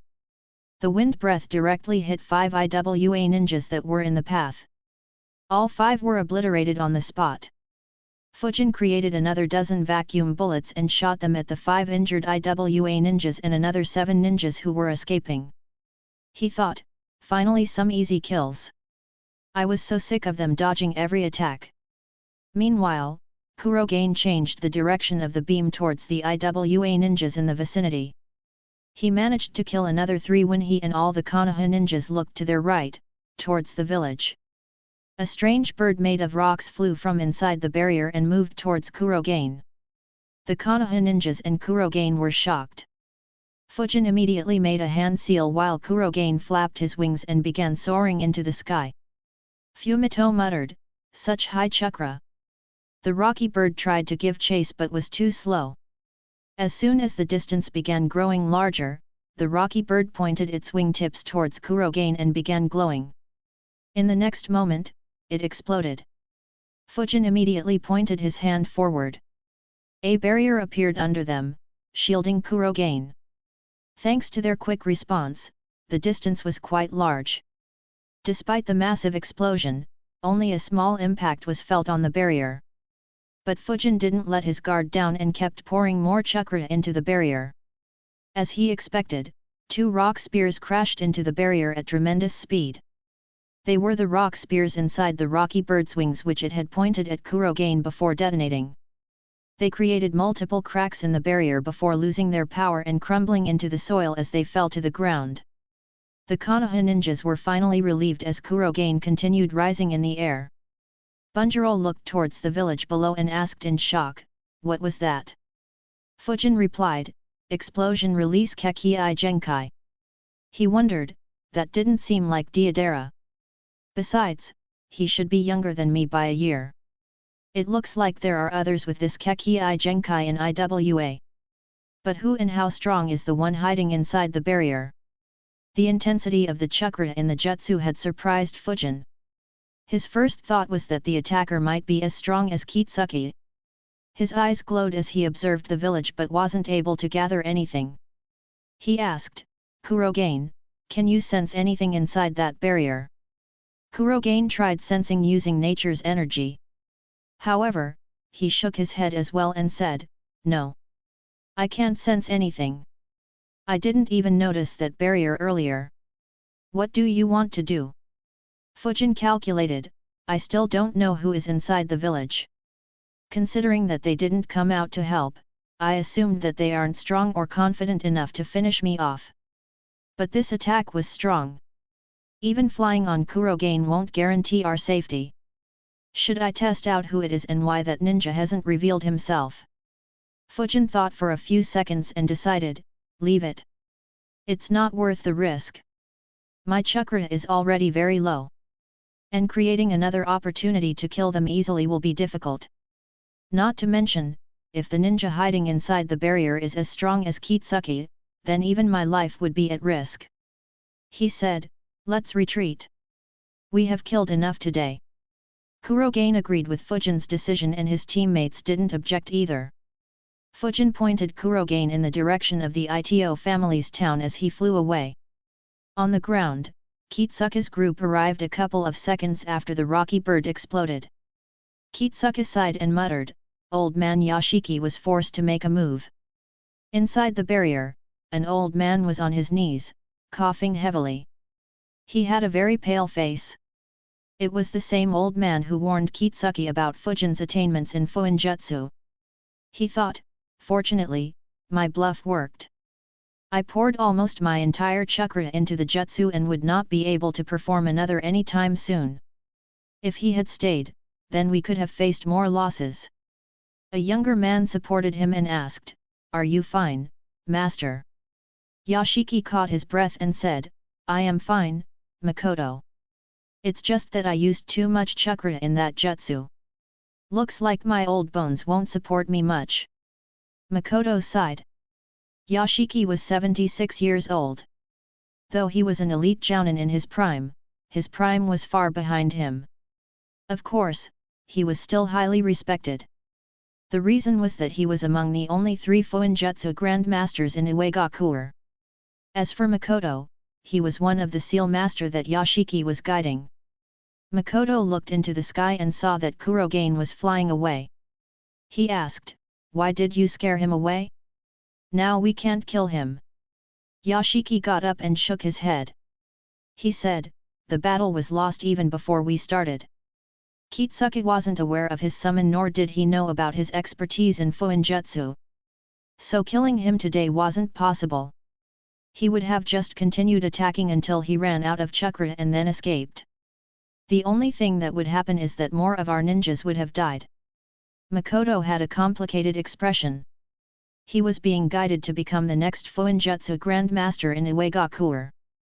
Though he wasn't anywhere close to reaching it, his future prospects were very good. But, to know that someone 7 years younger than him from an enemy country was not only strong enough to fight against one of Iwa's strongest ninjas but also better than him in his speciality was a bitter pill for him to swallow. He muttered, but isn't he just 14? Yashiki sighed and nodded. He said, in every generation, Konoha produces many such talents. 2 decades ago, it was the 3 Sunnins. A decade ago it was the 4th Hokage. And now they have the copy ninja, Konoha's green beast and this youngster, the spectral swordsman. Not to mention, I heard that the children of their clan leaders will be graduating from the academy in little more than a year.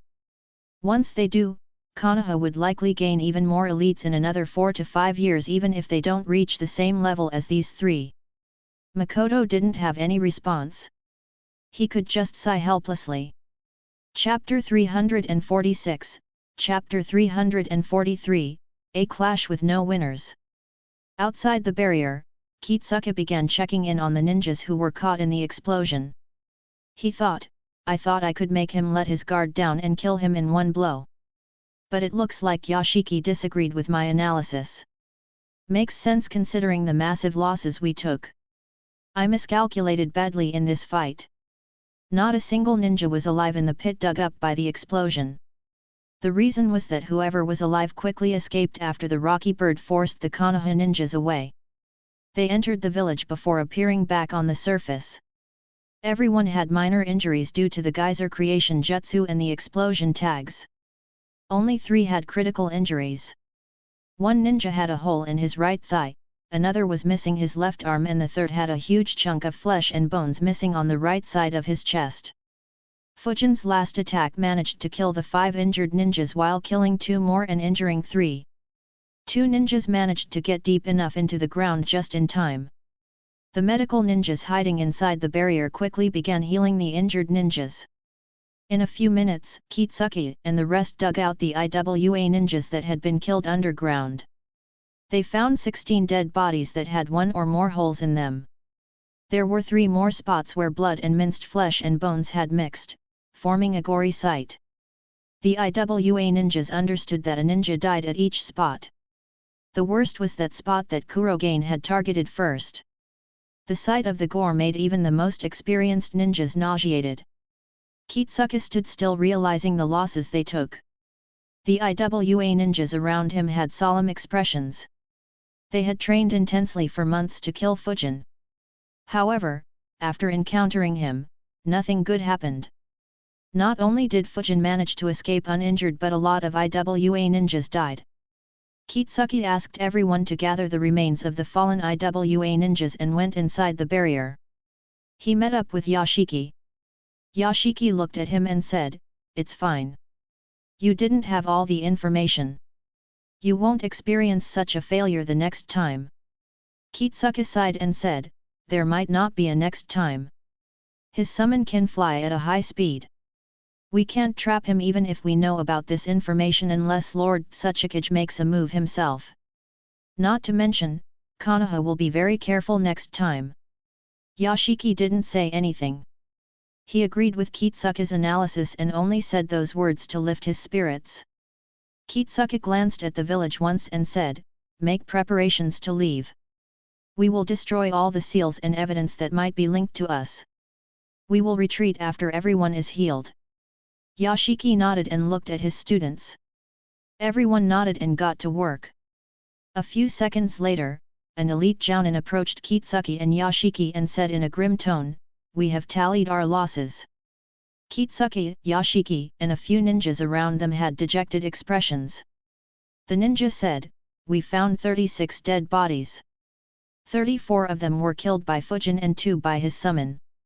A hint of anger could be felt in his voice as he said, "And there are a few more ninjas whose bodies were minced by that beast's attack. We tallied the missing ninjas and calculated that the place with the largest amount of blood and flesh should have had 5 ninjas. So 11 more ninjas should be dead. We lost 47 capable jounins in this clash." He clenched his fists very tightly as he finished speaking. The nails dug into his palms, making them bleed. He wasn't alone. The remaining IWA ninjas couldn't believe the losses they took in that fight. Almost half the ninjas that participated in the attack had died. And they didn't kill or maim even one Konoha ninja. Kitsuki gritted his teeth. He thought, "I wanted to use this opportunity to train a special elite army unit. But 47 are dead and another is handicapped.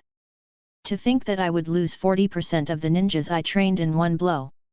Damn it." He hated Fujin a lot at this moment. However, he couldn't do anything but sigh.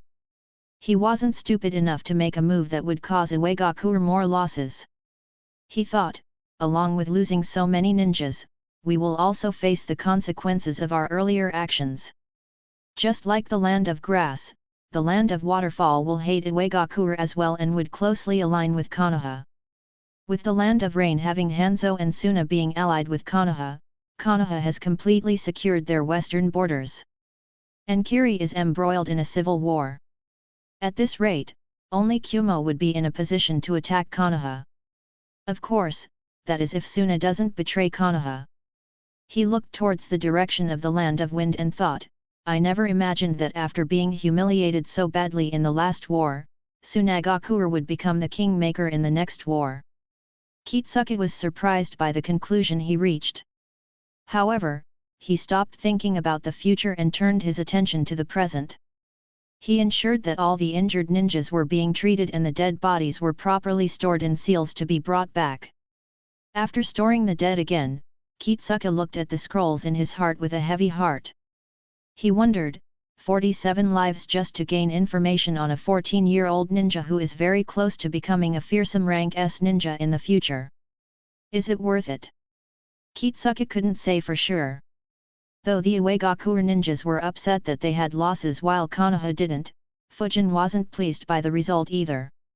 In fact, he was even more upset than Kitsuki. Kitsuki at least gained knowledge about the skills Fujin kept hidden until then. But Fujin had no gains at all. While this wasn't the first time he had to run away from a fight, it was the first time that Fujin was so disgusted by a fight. He thought, this feeling is almost as bad as when I had to escape from Darui. Though my life isn't under any threat this time, it feels like I was paraded naked in front of an entire city. Bastards knew almost every move I would make in advance. Fortunately, Rashi didn't see Goro, or else I might have been in grave danger. At the very least, these three would have died. Though I am not very attached to them, I don't want to develop a reputation for being someone who runs while his teammates are killed. Though I could live with such a reputation, it will create a lot of inconveniences for me in Konoha. While Fujin wasn't too concerned about his reputation unlike some others, he understood the importance of maintaining a good reputation. He still had a lot of more important knowledge and resources that he wanted from Konoha. If he had a good reputation, Hiruzen would not make it very difficult for him to get it. But if he had a bad reputation, then getting them from Hiruzen would become very difficult. Not to mention, he was no longer as young as he was during his academy or genin days. Trying to use his innocence to get rewards from Hiruzen would no longer work. Fujin sighed internally thinking, but now, they know almost everything about me. The only thing that is definitely a secret is my lightning release. One of my clones even used the wind-style genjutsu. I can only hope that no one figures it out. Though I did manage to kill many jounins, that doesn't give me any benefit. If anything, it might make Iwagakure want to kill me even more. I'd prefer keeping my skills a secret rather than killing some ninjas that don't pose me any direct threat. If it wasn't for the fact that Fujin had already exposed his secrets, he wouldn't have bothered to even kill them. But since they were, he was forced to make use of those secrets to make Iwa suffer some losses. If he hadn't, then he would have been the only one to experience losses and Iwa would have come after him again after making even more preparations and a better plan. Just like Fujin, his teammates were also silent and in thought. During the entire battle, forget about killing, they hadn't even managed to injure one ninja. Bunjiro thought, I felt that I was getting stronger. But every single one of them was stronger than me. I didn't think that I would still be so weak. Fumito and Yujao had similar thoughts. They knew how ridiculously fast Fujin was and that he could have escaped if he was by himself. They thought, we were the reason why Fujin didn't escape and had to fight against such terrible odds. Though things turned out well this time, it might not always be the case. At the same time, all three thought, we need to become stronger. We need some time off so that we can train and catch up with Captain. Chapter 347, Chapter 344, ITO Family Crisis. Kurogen noticed the gloomy mood on his back and was annoyed by it. He muttered to himself, I'd rather fight those ninjas than keep getting this depressed feeling from my back. He snapped them out of their thoughts by asking, how far do you want me to carry you, Fujin? You know that I don't like flying for a long time. Fujin answered, we have to pass by a town which should be very close. After reaching it, just fly south for an hour. You can drop us in the land of fire. Our chakra is very exhausted. I'd prefer to not have any more surprises. Kurogen replied, all right. You'll have to guide me though. I have no idea about the geography here. Fujin nodded. Fujin's words surprised Yujao. She asked, are we not going back to the town? Fujin shook his head and replied, no. The enemy is stronger than us. Staying in this country is very risky. If there is any other such force here or they decide to chase us to this town, then we could be in danger. The seals in the village were made by a Fuinjutsu Grandmaster and they have someone who can create that strong explosion. So they have multiple means of trapping us in the city or even destroying the mansion when we might be resting. So it's not worth it. None of his subordinates disagreed and they continued moving forward. Since no one was bothering him, Fujin began thinking about the situation again. He thought, what's done is done. There is no point in getting upset over it. I need to analyze why I fell into such a mess in the first place and how Iwagakure knew I would be sent here. I need to calm my mind as being annoyed won't help me analyze it properly. He began meditating. A few minutes later, they reached above the town. Fujin created a shadow clone who jumped off Kurogain. As for Kurogain, he changed direction and began flying towards the land of fire. The town was still in panic.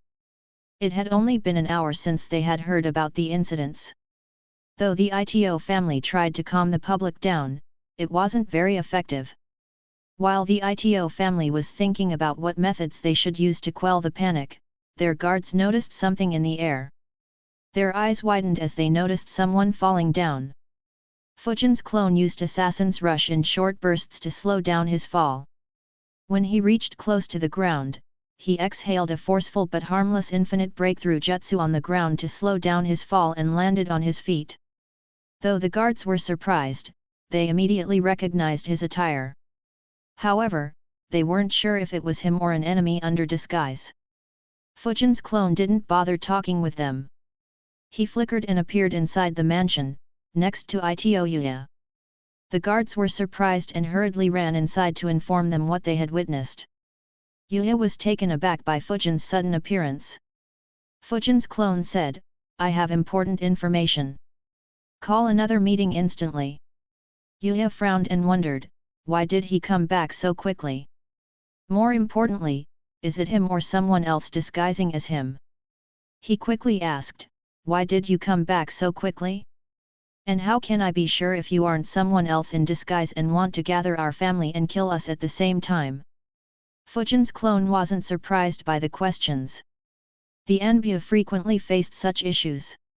He said in a plain voice, "You sent most of the ninjas in this town out.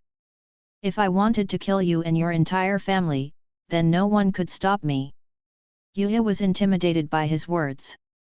Fortunately, the clone didn't continue threatening him and said, "But I don't have much time. If you want to listen to it yourself, then that's fine as well. As for what you do after is none of my business. The one behind the recent incidents is Iwagakure." Yuya's eyes widened. He said loudly in disbelief, "How can that be? Why would a major village do something like this?" Fujin's clone answered, "No idea. We didn't talk much. The village with the missing people is covered with seals by a Fuinjutsu Grandmaster. The village itself had around 100 IWA ninjas. Maybe more if they stayed hidden. And they are led by the third Tsuchikage's son-in-law, Kitsuki." Yuya's heart became increasingly heavier as Fujin's clone provided more information. Though the Ito family was the most dominant family in the territory, they were no match for a behemoth like Iwagakure. Just thinking about 100 IWA ninjas led by Kitsuki made his knees weak. Fujin's clone added, "We clashed but were forced to retreat. They would likely not make a move for a few hours, but I am not sure what they will do afterwards. Since their cover was blown, there are two possibilities. The first possibility, and the one you might prefer, is that they will retreat back to the land of stone. The second is that they might try to speed up whatever they were planning. It might involve an attack on this town." Yuya's mind went blank for a few seconds. The information was too much for him to handle. However, as an experienced politician, he gathered himself quickly. He bowed and pleaded, "Please help us defend the town." Fujin's clone shook his head and said, "The amount of IWA forces is enough to start a war. This matter is something that Takigakure needs to handle. As someone from Konoha, I can't be involved lightly in this matter. Slowing them down and providing you with sufficient time is the most I can do. My squad is already heading back. I'll report the details to Lord Hokage and he will make a decision on Konoha's further involvement. In the meantime, you should coordinate with Takigakure and take appropriate measures." Yuya immediately understood his mistake. He realized, if the Konoha ninjas get involved, then this could result in a war between Konoha and Iwagakure fought in the land of Waterfall. Our country will be one to suffer the most. I can't make such a decision. It will have to be made by Takigakure." He replied, "All right. Thank you for your suggestions. We will act hurriedly. Fujin's clone nodded and replied, good luck. He dispelled himself. Yuya thought, so he was just a clone. He immediately gathered the important members of his family and informed them about Fujin's words. The entire ITO family was terrified. Thankfully, while the meeting for taking place, the ninjas from Takigakure, who were terrified by the flames raining down, reached the town. They quickly met up with the ITO family and informed them about what they had witnessed. The ITO family was shocked once again. Yuya wondered, is that what the Konoha ninja meant by slowing them down? Who was he to be capable of doing something so crazy? Though Konoha was known for having ninjas with very good fire affinity, it was the first time they had heard about something like this. The fact that a single jutsu could burn down the town they were proud of was a bitter pill to swallow. The ITO family informed the Taki ninjas about what Fujin had informed them, shocking the Taki ninjas. After discussing it for a bit, they quickly formed a plan. They quickly sent messenger birds to Takigakure. In less than 15 minutes, the entire ITO family quietly departed from the town and went into hiding. Fujin and his squad were still flying on Kurogain. Fujin had calmed down. He analyzed, I need to start from the very basic question. How did Iwagakure know I would be sent here? He thought of many possible answers. My first thought was that someone from Konoha leaked my movements. Possibly someone like Danzo. But it doesn't seem very practical now that I think about it. After all, IWA had started this mess around 4 months ago. There is no way Danzo could have known that I would be sent here. Unless he or someone else influenced Eagle to send me on this mission. Still, the chances of this are low. I haven't irked Danzo or any other ninja in power as of yet. But even though unlikely, I will need to check on this. I don't want to leave myself vulnerable to someone scheming against me in the dark. Other than that, there is only one possibility. Iwagakure somehow predicted that I would be dispatched here. Or at least, they bet that I might be dispatched here. Maybe they hoped I'd be dispatched but were willing to trap any elite jounin who might have been dispatched here from Konoha. A good scheme indeed. Fujin felt a chill as he realized how much IWA had planned and how much effort they were willing to take to eliminate him. Chapter 348, Chapter 345, Becoming Stale. Fujin analyzed, they should have started planning right after I clashed with Rashi. These ninjas should be trained with the help of Rashi so that they can anticipate my attacks and movements and take preventive measures to avoid being killed by me. Training 100 ninjas just to kill me. What a freaking overkill. I'm not even an elite jounin officially. Though it might not be just for me. The skills they develop will help them survive tough battles against others as well. With such a good trap, there were only 3 ways for me to counterattack.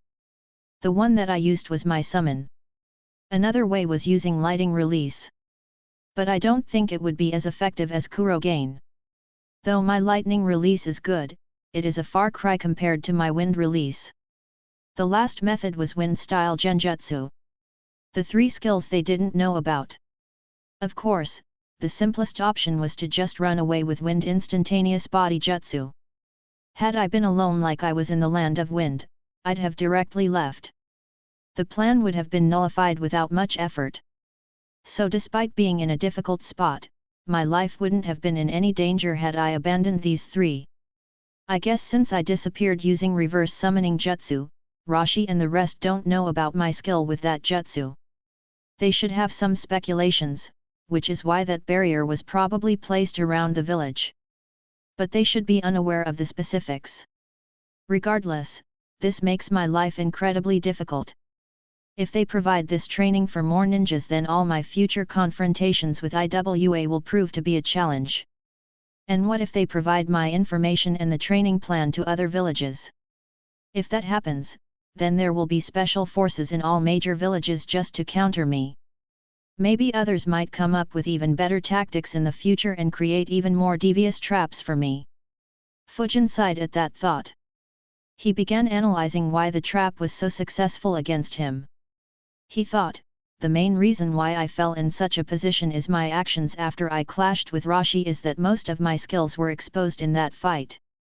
So I knew that IWA would have a lot of information on me. Despite that, I made no effort to upgrade my skills or learn newer ones. Due to this reason, Iwa's plan was so effective. In another way of speaking, my power has become stale. Though I can't be entirely blamed for that as I spent most of my time on Fuinjutsu, it still left a flaw. A flaw that I was aware of but didn't act on as I never expected anyone to make use of it. After all, if the information about a ninja is available, no matter how strong that ninja is and how well-rounded his abilities are, this world has enough smart and intuitive ninjas to come up with ways of defeating that. Though the performance of these IWA ninjas against me can be considered remarkable, it isn't even comparable to Shikamaru defeating Haiden. The two were leagues apart in strength and abilities. And Haiden was still someone with a lot of weaknesses. Even someone with no visible weaknesses like the third Raikage was defeated by Naruto's clone after he received information from Eight Tails. Another example of this can be the Uchiha Susanoo. Though most ninjas will be very alarmed by that jutsus, for me, it's the least threatening of all the Manjikyu abilities that I know of. After all, it is very exhaustive to maintain a Susanoo. I can easily run away when it is activated and return when it is deactivated during the fight, making it useless. Of course, that is if it is used with normal Manjikyu.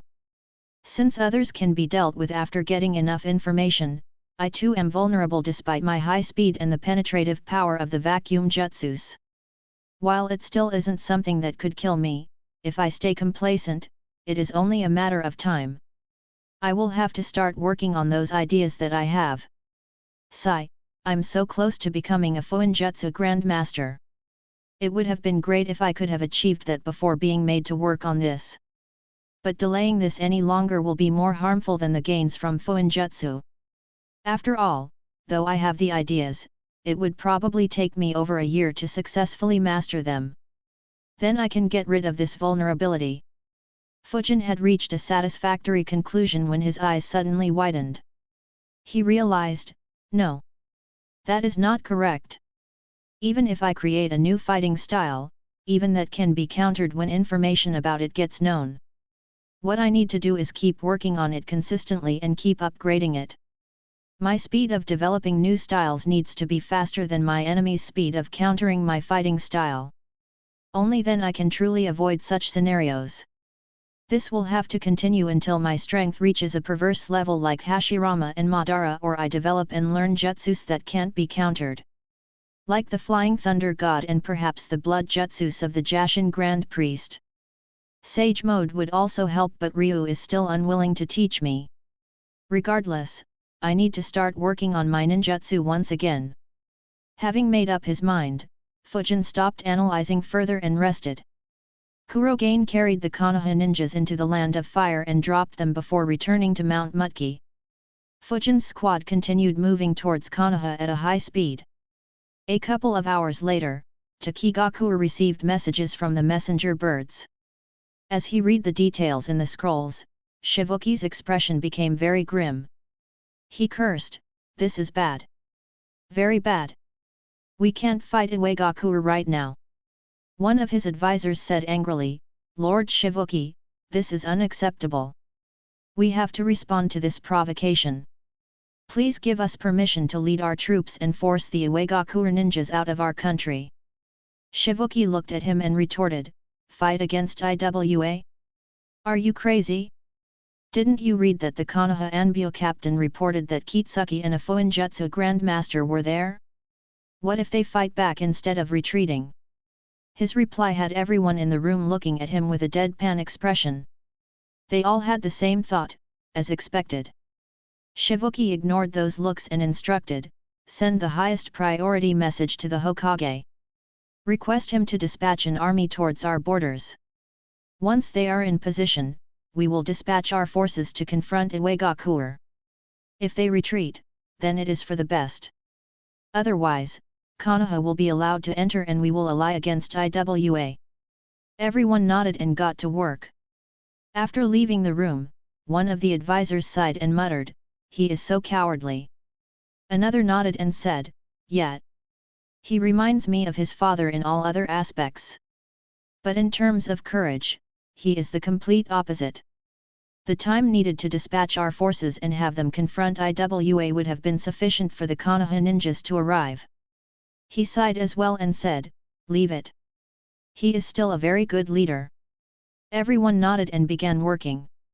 Thanks to Shibuki's inaction, Kitsuka gained valuable time.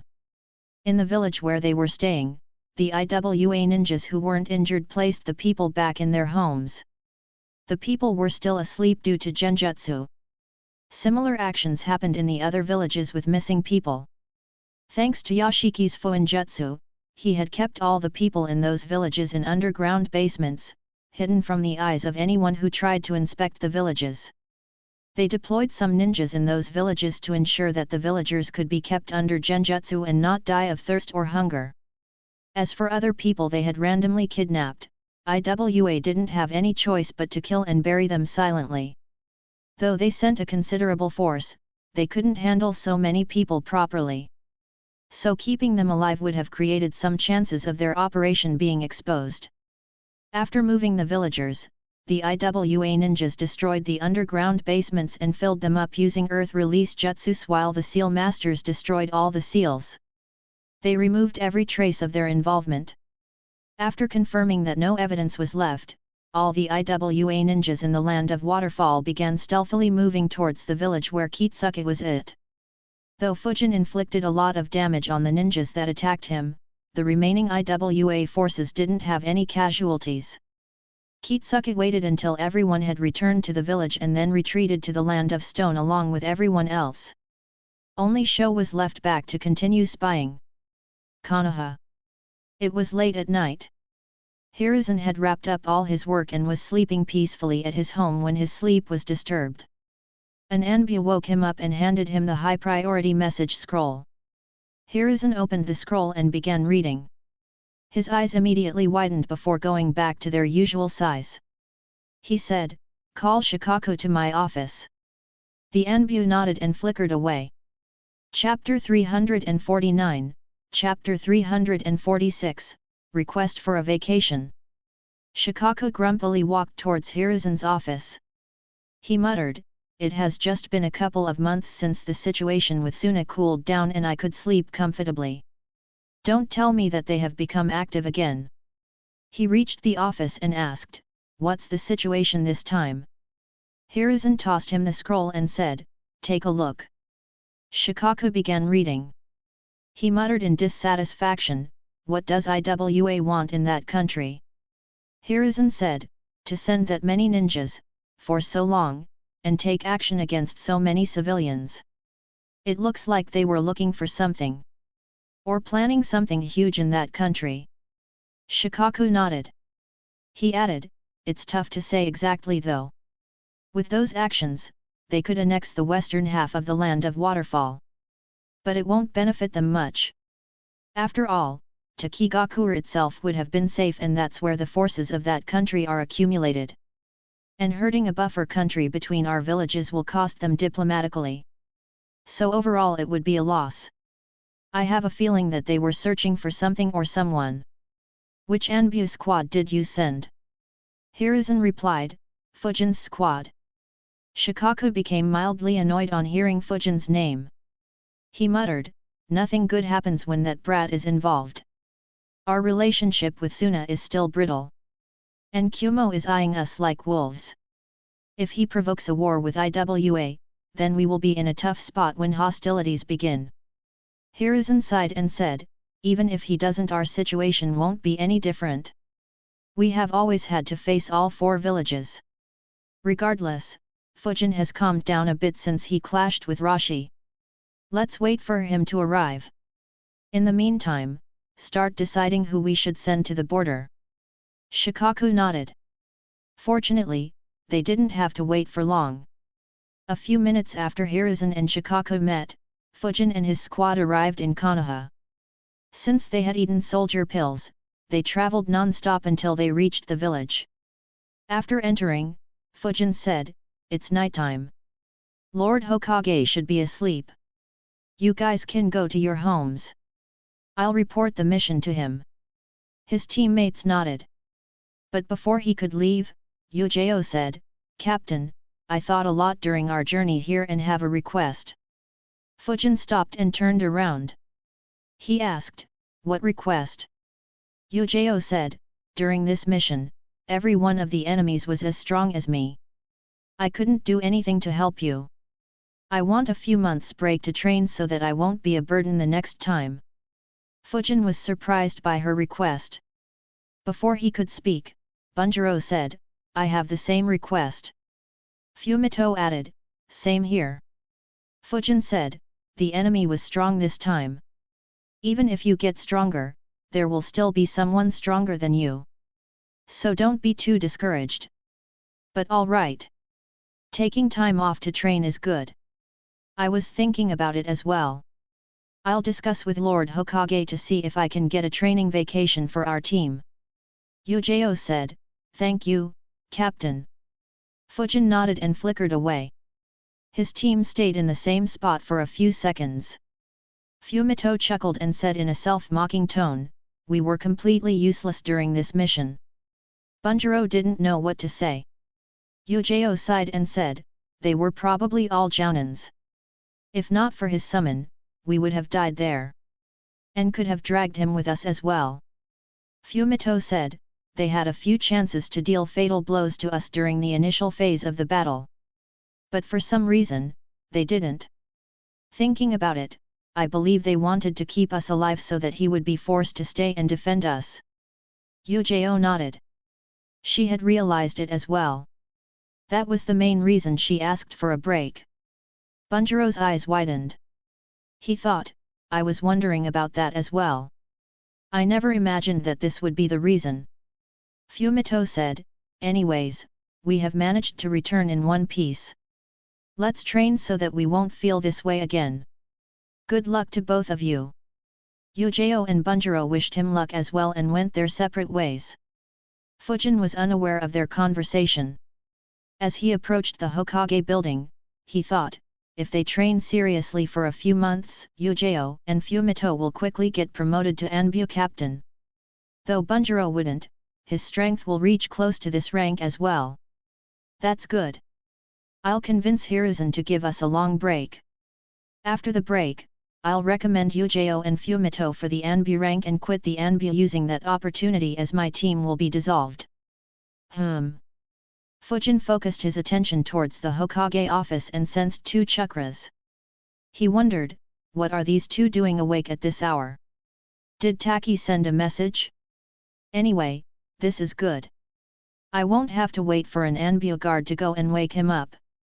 He quickly went to the office. An Anbu guard appeared and asked, Tortoise, what are you doing here at this hour?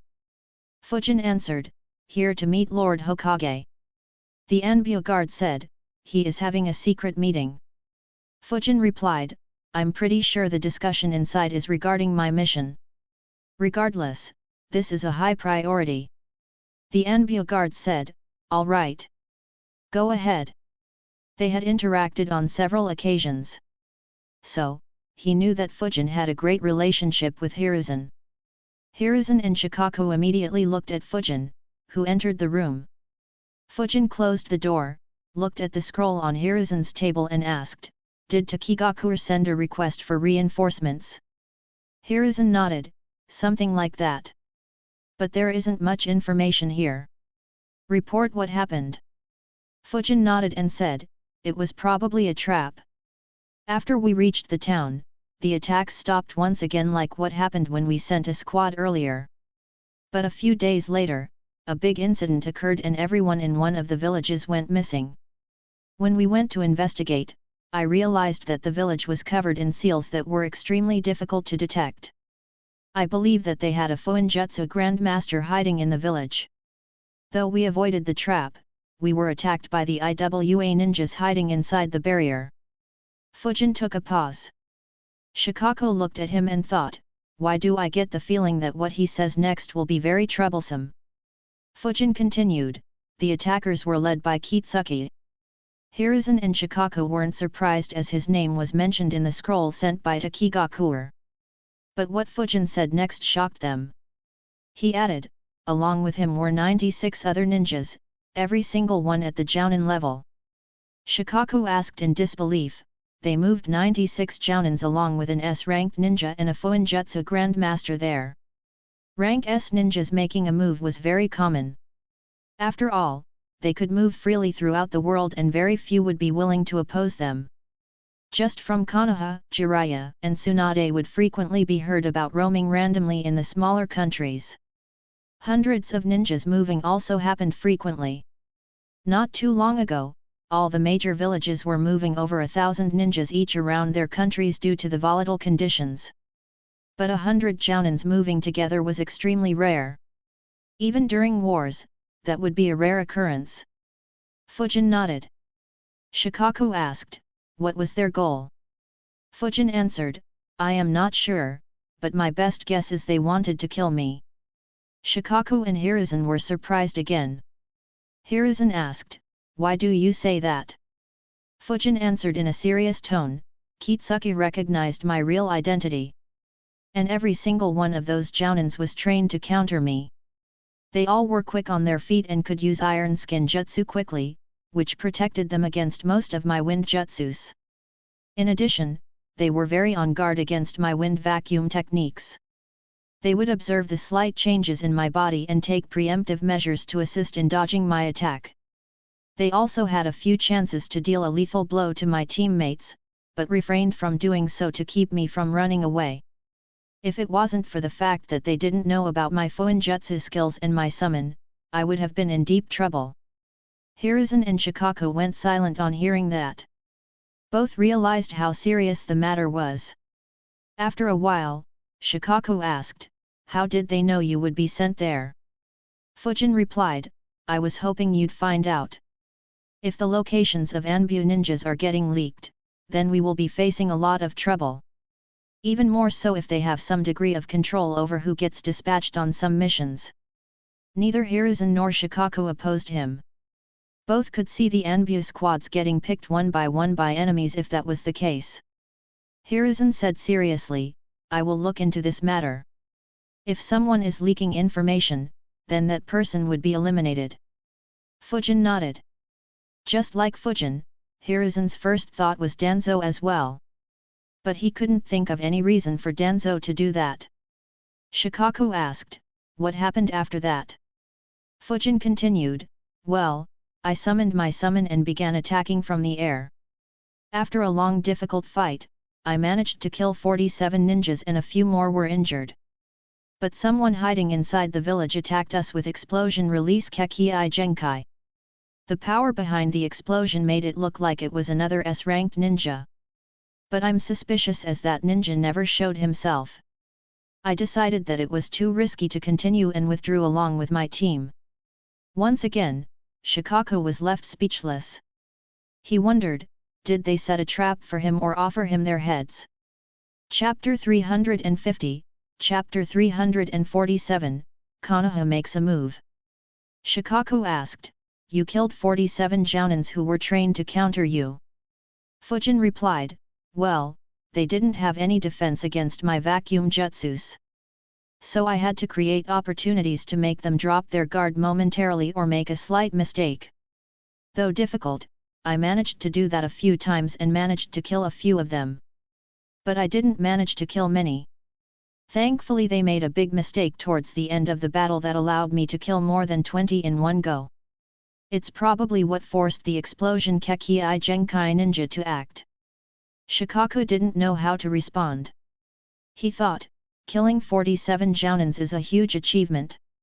But there isn't even a single bit of joy in his voice or a sense of achievement in his expression. Instead, he sounds like he was the one who lost 47 Jounins. Unlike Fujin, who was very frustrated over his skills being countered, Shikaku and Hiruzen weren't worried about it. After all, Hiruzen was probably the most all-round ninja in the world. He had no weakness and he could freely switch to any fighting style to counter his opponent. As for Shikaku, his opponent's intelligence was the last thing he worried about. He could make numerous strategies on the battlefield to counter whatever plan the enemy came up with. So neither shared Fujin's vulnerabilities. Though they understood his position, from their point of view, it was just a natural obstacle that any top-level ninja would have to overcome. Hiruzen thought, if Fujin can overcome this by himself, he will become a force to reckon with. If not, then I will have to provide him with more jutsus to ensure that he doesn't stay susceptible to such tactics. But if I have to do that, then his future prospects won't be as bright as I expect. He will still become a rank S ninja but won't reach the same heights as me or Minato. Hiruzen said, "You did great. Take a break. We will be sending an army to reinforce Takigakure." Fujin said, "Thank you. I have a request though." Hiruzen said, "Speak." Fujin said, "I was hoping to get a long vacation. This mission was difficult for my team. But on the positive side, it has motivated them a lot. They all want a break to train and get stronger. I want a break as well to avoid being vulnerable to such traps." Shikaku's face became dark. He thought, this brat. He keeps increasing my workload and then asks for a vacation in front of my face. Hiruzen wasn't a stranger to this request. Fujin had asked for vacation several times in the past. He thought, though I refused his requests in the past and kept him busy with missions, it won't look good to reject this time. Plus, this incident should motivate him to train more instead of just meditating in the training rooms. And I'm curious to see how he breaks through his current situation. He asked, "How long of a vacation do you want?" Fujin replied, "Preferably 6 months." Hiruzen replied, "That's too long. I'll give your squad a 3-month vacation. But, if the situation in the land of waterfall worsens, you will be called back to duty." Fujin replied, "All right. I'll convey the message to my team." Hiruzen was puzzled. He thought, that's it. He didn't argue for more. Meanwhile, Fujin thought, that's good. I didn't think he'd agree so easily. I'd have been happy with 1.5 months break. 3 months should be plenty for what I have planned. Before leaving, Fujin asked for another favor. He said, "I have one more request." Hiruzen said, "Speak." Fujin asked, "Do we have any soldier pills that could aid in training longer? I have tried using the best ones available for Enbu, but they aren't sustainable for long-term use. And, the chakra they provide is very less at my level." Fujin hadn't used soldier pills to train for a long time. The only time he used them without much restraint was during his academy days. Back then, since his chakra was much lower, he would need lower quality soldier pills. They wouldn't cause much strain on his body. In addition, as a student, he wouldn't be called suddenly for any missions that could pose a danger to his life. So he wasn't worried about the time when the collective exhaustion would hit him and would force him to rest for a few days. But the normal soldier pills didn't have much effect on him anymore. With the crazy amount of chakra some of his jutsus needed, even the highest quality of soldier pills available to him didn't provide him with much help in training. And despite that, the exhaustion it would cause was greater than ever. So Fujin had been reluctant to use them to train. Since he wasn't in a hurry and felt that he still had plenty of time before the important incidents took place, he hadn't bothered to look for other means. But the trap set by Iwagakure created a sense of urgency in him. Hiruzen replied, "No soldier pill is sustainable for long-term use. They are meant to be used only in war to help you fight for a longer time." He opened his drawer, grabbed a bottle and tossed it at Fujin. He said, "These pills are specially made for me. The amount of chakra they provide is several times what the Anbu use. In addition, it works for 2 additional days. But, the exhaustion it causes is very bad as well. Don't train for a day after the exhaustion hits. And don't consume another pill for a week after you recover from the exhaustion." Fujin observed the pills in the bottle and said, "Thank you, Grandpa. I'll see you later." He left the room, leaving Hiruzen and Shikaku alone. Shikaku asked, "Was it safe to give him that pill?" Hiruzen replied, "It's fine. He trains a lot but takes good care of not overexerting himself. He also has some expertise in medical ninjutsu and regularly gets himself checked by Yoji and Isamu. As long as these pills don't land in Guy's hands, we won't have any issues. Shikaku replied, true. His training is just too much. Shikaku glanced at Hiruzen and asked, by the way, can I get a vacati? Before he could complete his question, Hiruzen interrupted and said, no, get to work. Shikaku let out a sigh and got back to work. He wrote a reply to Takigaku and sent it to them through the same messenger bird. While the bird traveled, the two of them worked through the night. After leaving the office, Fujin wondered, so, what should I do now? As he had eaten the soldier pill, Fujin wouldn't be able to sleep for another 2.5 days. He thought, though my chakra isn't completely exhausted, it is still very low. It will take around 8 to 10 hours to recover. Until then, I can't train or create a lot of clones for Fuinjutsu. Looks like I only have one choice. Fujin went straight to the wind training room and began meditating. As he meditated, he thought, the wind crystals barely have any effect on me anymore. Though thousands of small, minute improvements could still create some qualitative change, the process will be very slow and might need decades. I don't need to waste my time in these rooms anymore. Though there is no harm in coming here when I have to meditate for any reason. Fujin eliminated all thoughts from his mind and began meditating earnestly. The energy from the wind crystal began dissipating rapidly. By noon, Shikaku had assembled 250 ninjas. Around 60 were jounins while the rest were chunins. Once again, the leadership was given to Kakashi. Kakashi stood in front of the small army and muttered, aren't we doing this too frequently? Guy, who was standing close to him, said, yeah, and we don't even fight anyone. We just move around until the situation diffuses itself. Kakashi sighed. He wasn't a big fan of war. But since Hiruzen wanted to nurture him, he had been assigning Kakashi to all such leadership roles. Due to frequently leading hundreds of ninjas and in addition to his reputation, almost everyone in Konoha had begun seeing Kakashi as the leader of the next generation. Under Kakashi's orders, the Konoha forces began moving towards the land of Waterfall. An hour later, the messenger bird reached Takigaku. Shibuki received the message and called for another meeting.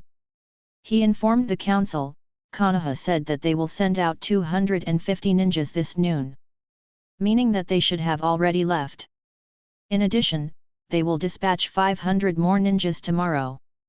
One of his advisors said, Konoha is quick as always. The first force should arrive at our borders by tomorrow morning. So they will be in a position to reinforce us quickly after our clashes begin. Shibuki asked, how is our preparation? Another advisor answered, we have prepared all our ninjas. All 2,000 ninjas are available and are awaiting orders. Shibuki thought for a bit and said, if we move now and run into Iwagaku's trap, then we will suffer a lot before the Konoha forces arrive. We will wait for a bit more to prevent any needless casualties. At midnight, you will lead half our forces towards the Ito family's territories. We will use the cover of the night to sneak attack any enemy forces in our territory. The remaining half will stay back and defend the village in case this is some sort of distraction. Everyone agreed with his decision and began making preparations. Chapter 351, Chapter 348, Training Plan, New Vacuum Jutsus. While Takigaku got busy, Fujin finally stepped out of the Anbu training facility. He stretched his body and thought, my chakra has completely recovered. Looks like I can return to training. But first, I need to inform them of the vacation. 3 shadow clones appeared around Fujin. They immediately flickered away and informed his teammates about the 3-months-long vacation. Everyone thanked him and promised to spend the entire vacation training to become stronger. The clones gave some tips to them, especially to Bunjiro, before dispelling themselves. When Fujin received their memories, he was back in his home. He thought, not bad. Their determination hasn't decreased. But, How should I move forward? He thought for a bit and analyzed. My initial plan was to have my clones continue learning the 4-symbol seal while I begin ninjutsu training. But, I won't be able to sustain such training until I eat the soldier pill Hiruzen gave me. So for the next couple of days, I will focus on ninjutsu. Even in ninjutsu, I can't keep moving blindly anymore. Though I did create a few combat systems in the past to ensure that I have no weaknesses, those systems won't be very useful against rank S ninjas or jounins who have been trained to counter me. But, that doesn't mean I need to scrap everything I learned in the past and come up with something completely new. After all, these techniques are still very lethal and provide a skeleton for my future combat systems. I just have to make a few additions or changes that would make any preparations against the current me useless against the future me. As he analyzed, Fujin walked into his basement and entered one of the rooms. This room was his study room. It had a few desks, a lot of books, scrolls, and writing and drawing tools. Of course, nothing in the room was something that needed to be kept a secret. Fujin grabbed a pen and a piece of paper and made a few notes as he thought. My current strengths are my high movement and combat speed, high speed and penetrative power of vacuum bullets, cannon and waves, the versatile nature of my infinite breakthrough jutsu and my swordplay. In these aspects, I can compete with almost everyone except the ones that stand at the very top like Hiruzen, I or Onaki. Among the ninjas still alive, I guess I and Obito are the only ones who can dodge my vacuum jutsus with ease and would dare to get hit by it. Even though Hiruzen and a few others could dodge, while some like Orochimaru and Kakuzu have their quirks, they would still be very wary when facing me and would be forced to place the majority of their attention on me. But, it's this penetrative power that made me a bit complacent. IWA took the perfect advantage of this complacency. I currently use 3 vacuum jutsus regularly. Vacuum bullets, vacuum cannon, and vacuum serial waves. All 3 have to be shot from my mouth. And though short, all 3 need some preparation time. The IWA ninjas used this fraction of a second to comfortably dodge my attacks. And, this isn't something I can improve on. The time I take is already very low. Decreasing it any further by a substantial amount isn't viable. So that leaves me with 2 options to make my vacuum jutsus even more threatening. Fujin raised his left palm. A wind sphere with a vacuum core began forming quickly. Fujin looked at the vacuum sphere and thought, this was the first vacuum jutsu I learnt. IWA ninjas didn't know about this. I could have used it in the battle, but I didn't because I wouldn't have got a lot of kills. The main reason is that unlike vacuum bullets and cannon, this attack is much slower. After killing 2 or 3 with the element of surprise, the rest wouldn't have fallen for it. I would have just needlessly exposed the fact that I have other methods of using vacuum jutsus. What I need to do now is to develop vacuum jutsus that don't need to be shot from my mouth but can still be fired at a high speed. Like say, if I could fire high-speed vacuum bullets from the tip of my fingers, the IWA ninjas wouldn't have dared attempt something like this. So this will be one thing I will need to work on. He dispersed the vacuum sphere and continued analyzing. The second thing is the scale of my vacuum jutsus. Other than serial waves, all my vacuum jutsus are single-target attacks. And though serial waves can target multiple, it is much slower than the other 2 in speed. I remember that Danzo had somehow used vacuum serial waves to pierce Sasuke's Susanoo. Though that attack was named the same, it was more like a vacuum version of the Great Breakthrough Jutsu. I need to develop one such jutsu. An AoE attack that shares the penetrative power and speed of vacuum jutsus. Once I develop it, just barely dodging my attacks won't be of any further help. The opponent will either need a very good defense or be fast enough to escape the range of the jutsu. A feat that very few would be capable of. Fujin kept the pen down and thought, once I master these 2 aspects, Iwa's current preparations against me will become useless. Unless of course, they could come up with something new to counter that. But Fujin's expression became very serious and determined as he muttered, but, in order to get that information, they will have to pay the lives of hundreds of jounins. A loss that would make their hearts bleed. Fujin shook his head and analyzed, this should be enough to break out of the current situation. But, it won't be enough to dominate the rank S ninjas. I need to create jutsus and techniques that complement my fighting style and keep improving them until I can reach rank S through this. One idea I have had for a long time was using wind chakra for taijutsu. Though the Senju taijutsu style is strong, just like vacuum bullets, dodging them is easy. But if I can cover my fists with wind, then merely dodging won't be sufficient. If I succeed, my punches can become as lethal as my sword. If I can go a step further and create a wind cloak similar to Raikage's lightning chakra mode. But that will be very difficult. I will have to see how I could use wind to enhance me. I can see how I can use it to make a threat to anyone attacking me, but if I can also use it to increase my speed and power, then the effect will be numerous times higher. And, I will have to do the above without putting a huge strain on my chakra reserves. Apart from this, there is the idea I had with the rank E and D jutsus before I decided to drop them. That idea might be the key to implementing the idea I had when I was learning Susumu's wind-style genjutsu. If I can master this and reach the level I am imagining, then I'm certain that I will be able to go against any rank S ninja. Though that is a big if. This will be a long-term project. I can't complete this one or the cloak in a short time. But I will begin studying the basics. I will get more ideas to improvise once I start the training. Fujin stopped thinking and looked over the notes he had made while analyzing. After a few minutes, he nodded and crumbled the piece of paper in his fist. The paper caught fire and was soon reduced to ashes. Fujin left his home and stepped into training ground 23. He entered into the deepest part of the training ground as he thought, it's been a while since I learnt a new jutsu. More importantly, this is the first time I am developing my own jutsus without much reference from this world.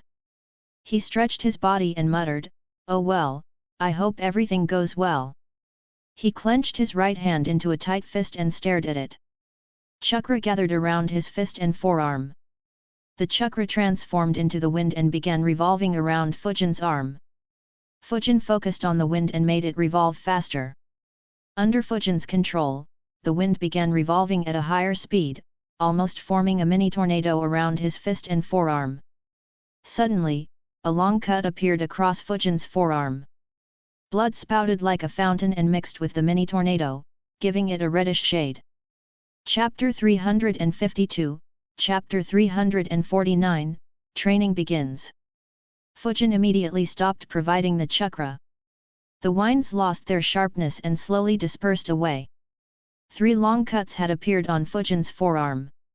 Fujin sighed and thought, I was expecting something like this to happen. That is why I didn't try this idea when I had it. Unfortunately, after learning medical ninjutsu, I became busy with a lot of matters. Since high-level ninjutsu were readily available, I didn't bother learning this jutsu. A green glow appeared on Fujin's right forearm.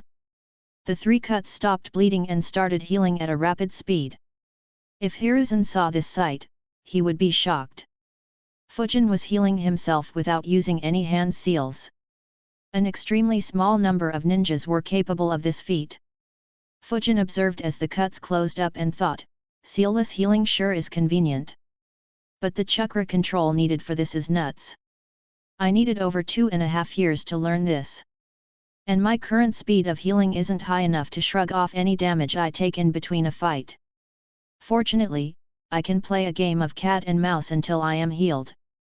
Once the cuts closed up, Fujin's right forearm became black in color. He once again gathered chakra around his fist and forearm. The chakra transformed into wind and began revolving around his arm at a rapid speed. As the speed increased, Fujin felt several blows to his arm. Fortunately, the iron skin jutsu prevented any more injuries. Once the speed reached an optimal level, Fujin flickered and appeared before a tree. He sent a punch towards it but stopped just before his fist made contact with the tree. The mini tornado around his fist moved forward and hit the tree. It created hundreds of cuts on the tree every second. After around 5 seconds, the vines began losing their sharpness and dispersed away. Fujin withdrew his fist and observed the tree. The tree had thousands of small cuts on its trunk and a few small holes drilling through it, but was still standing. Fujin analyzed, This is much weaker than I thought. But it's understandable, as this is the first time I did it and didn't physically punch the tree.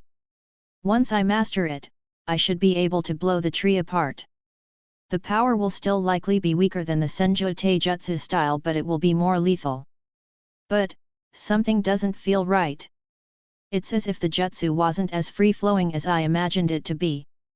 Fujin went silent. He once again hardened his right arm and created the tornado around it. He closed his eyes and allowed the vines to flow rapidly for a few minutes. He submerged his mind, focusing only on feeling the wind to understand what was wrong. After 5 minutes, the wind slowed down and dispersed. He opened his eyes and thought, there are two main problems. Though using iron skin jutsu protects my hand, it also takes some of my concentration away from the vines. The reason for this is that I have to simultaneously convert my chakra into wind and earth at the same time. So the jutsu isn't as free-flowing as I envisioned. The other issue is the very fact why I need to use the iron skin jutsu. I can feel the wind hitting my arm randomly. Just like the tree, the wind hits my arm hundreds of times per second. Even though the iron skin jutsu protects my arm, the hit from the wind imparts some force to my arm. And this force isn't aligned with my punching force. One way of seeing this can be me punching an opponent and my opponent using his palm to attack my forearms and divert my punch away. Due to these random hits on my arm, the direction of my punch will change slightly. So my punches won't necessarily hit where I want them to. But, is this a bad thing? After all, some unpredictability is always good. Fujin began analyzing the pros and cons of his wayward punch. Soon, he shook his head and realized, no. This waywardness will be useful only when my opponent is dodging. If my opponent hits back, then this uncontrolled punch can cost me dearly. The most ideal way would be to properly control when the wind would hit my arm and use it to catch my opponent off guard. Unfortunately, that is quite difficult. I will first have to completely prevent any such random vines from hitting my forearm and fist. Then I will have to find a way to hit my arm with the same vines, but without their sharpness and in a controlled manner. Either that or I could use the Assassin's Rush as a reference to do something like that. But first thing first. I need to stop getting hit. Luckily, this training will also allow me to improve my control over the vines further. Something that will be very useful for my plans to create new vacuum jutsus and wind jutsus. Fujin began his training. Since the technique didn't require a crazy amount of chakra, he created 3 shadow clones. Fujin and a clone continued hardening their right arm and tried to control the vines while the other 2 did the same with their left arm. While Fujin lost himself in his training, Shikaku and Hiruzen were very busy. Shikaku had already arranged for the next 500 ninjas to move. So he and Hiruzen focused on the next most important issue, how Iwagakure could know that Fujin would be sent there a few months in advance. Hiruzen entered Eagle's office. Eagle, who was busy handling the files, looked up and saw Hiruzen standing in front of him. He asked, "What brings you here, father?" Hiruzen said, "The current deployment is due to the mission you assigned to Fujin. The one behind those incidents in the land of Waterfall was Iwagakure. Fujin's identity was compromised and Iwagakure knew about his arrival far in advance." Eagle's eyes widened. He was surprised to hear that. Hiruzen obviously wouldn't doubt his own son. He asked, "Did Danzo or anyone else influence you to send him?" Eagle shook his head and said, "That's impossible. No one asked me or even hinted at sending Fujin to that mission. In fact, I didn't know I would send him there myself. I only decided that after the previous Anbu squad returned empty-handed. Considering that the incidents started around 4 days ago, there was no way Iwagakure knew that he would be sent there." Hiruzen fell into a thought on hearing his words. He thought, his words are logical. How could anyone know that Fujin would be deployed 4 months ago? The only way would have been if IWA could arrange for him to be sent. But that doesn't seem to be the case. Did they somehow predict, or perhaps gamble, that we would send Fujin when we learnt that this matter needed an elite jounin to handle? Hiruzen said, "All right. If you find or recall anything strange about this incident, come to my office." Eagle nodded. Hiruzen disappeared as quickly as he arrived. Later in the evening, Shikako once again arrived in Hiruzen's office. Dark bags were visible under his eyes due to his lack of sleep. He asked, "Did you find anything from Eagle?" Hiruzen shook his head and answered, "No. No one influenced his decision to send Fujin." "Did you find anything?" Shikako replied, "No. I didn't find anyone suspicious." This means that IWA didn't know that Fujin would be sent there in advance. They might have been wanting to target any elite jounin we send sneakily and eliminate him. It's likely that they had some spies in the land of Waterfall who identified Fujin's squad when they reached there. So they either activated the trap that they had in place or called for reinforcements within the 3 days when they were silent. Hiruzen nodded. He had reached the same conclusion as well. He said, "So that leaves us with just one more question." Shikaku muttered, "How hard IWA will retaliate considering the losses they took?" Hiruzen nodded and said, 47 jounins is a huge number. Onaki should be in a rage once he gets the information about the losses his forces took. But, he should also know that a war between us will be detrimental to both our villages. Suna and Kiri aren't in shape to take advantage of it. So Kumo will benefit heavily. Shikaku agreed. He said, "Yet. In addition, though they suffered a heavy loss, they were the ones who attacked first. And the war won't be just between us. Taki will assist us as well. Kusa might help as well considering that IWA sent their Jinchuriki into their territory a few months back. At the very least, we can ask them to deploy their forces on Iwagakure borders to pressurize them and split their forces." Chapter 353, Chapter 350, Taki moves, IWA schemes. Hiruzen nodded and said, "Yet. Let's hope that Onaki follows common sense and doesn't act irrationally. Keep a close eye on the situation. If the situation worsens, deploy any tactics you can to inflict heavy losses on Iwagakure as soon as the war starts. That would deter IWA from escalating the situation, or at least slow them for some time, allowing us important time to reassess the situation and mobilize our forces appropriately. Also, call Renjiro here. Call Eagle as well. He will act as Renjiro's deputy and both will lead tomorrow's army. If a war starts, then they could inflict high damage quickly." Shikaku nodded and left the office. He sent messengers to call for Renjiro and Eagle. In Training Ground 23, Fujin dispelled his clones. Over the past 7 hours, he had frequently dispelled his clones to get their experiences and chakra and created new ones to continue training. His right arm hardened once again. Wines began flowing around it. The amount of times the wines hit his arm was very low compared to when he had started. Fujin flickered and punched at another tree, stopping just before his fist hit the tree. The sharp wines around his fist bombarded the tree, creating thousands of cuts and a few holes through the stem. Though the tree still stood, it looked like it might split into two with just a small force. Fujin observed the damage and thought, "Much better. Currently, I'm only being hit around 22 times per second. I should be able to reduce it to 0 in a few more training sessions. The damage also has increased. It looks like I'll be able to add this attack to my arsenal soon. Unfortunately, my chakra is too low right now. I'll go to meditate again.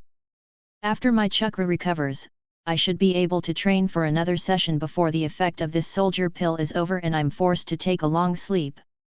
Fujin immediately flickered towards the Anbu training facility. Shikaku returned to the office with Renjiro and Eagle after some time. Both Hiruzen and Shikaku briefed them on the situation and properly explained the plan they had come up with. Renjiro and Eagle immediately understood the severity of the situation. Both immediately got to work.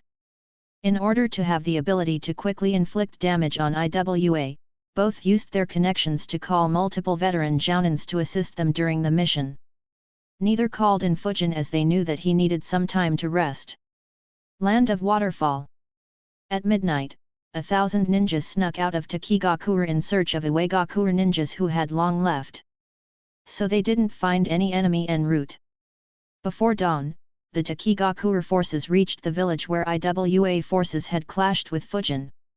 They were welcomed by a massive fire, covering the entire horizon. Before leaving, IWA ninjas had eliminated any and all traces of combat. The ground was brought back to normal. All the holes dug due to Fujin's vacuum bullets or craters formed due to explosions or changes due to other earth jutsus were fixed. The only thing they couldn't hide was the massive forest fire Fujin's and Kurogana's combination attack had created. Though they could douse the fire, they weren't confident of hiding the traces. Kitsuka had analyzed, fixing this is impossible. I can't raise so many new trees in the blink of an eye.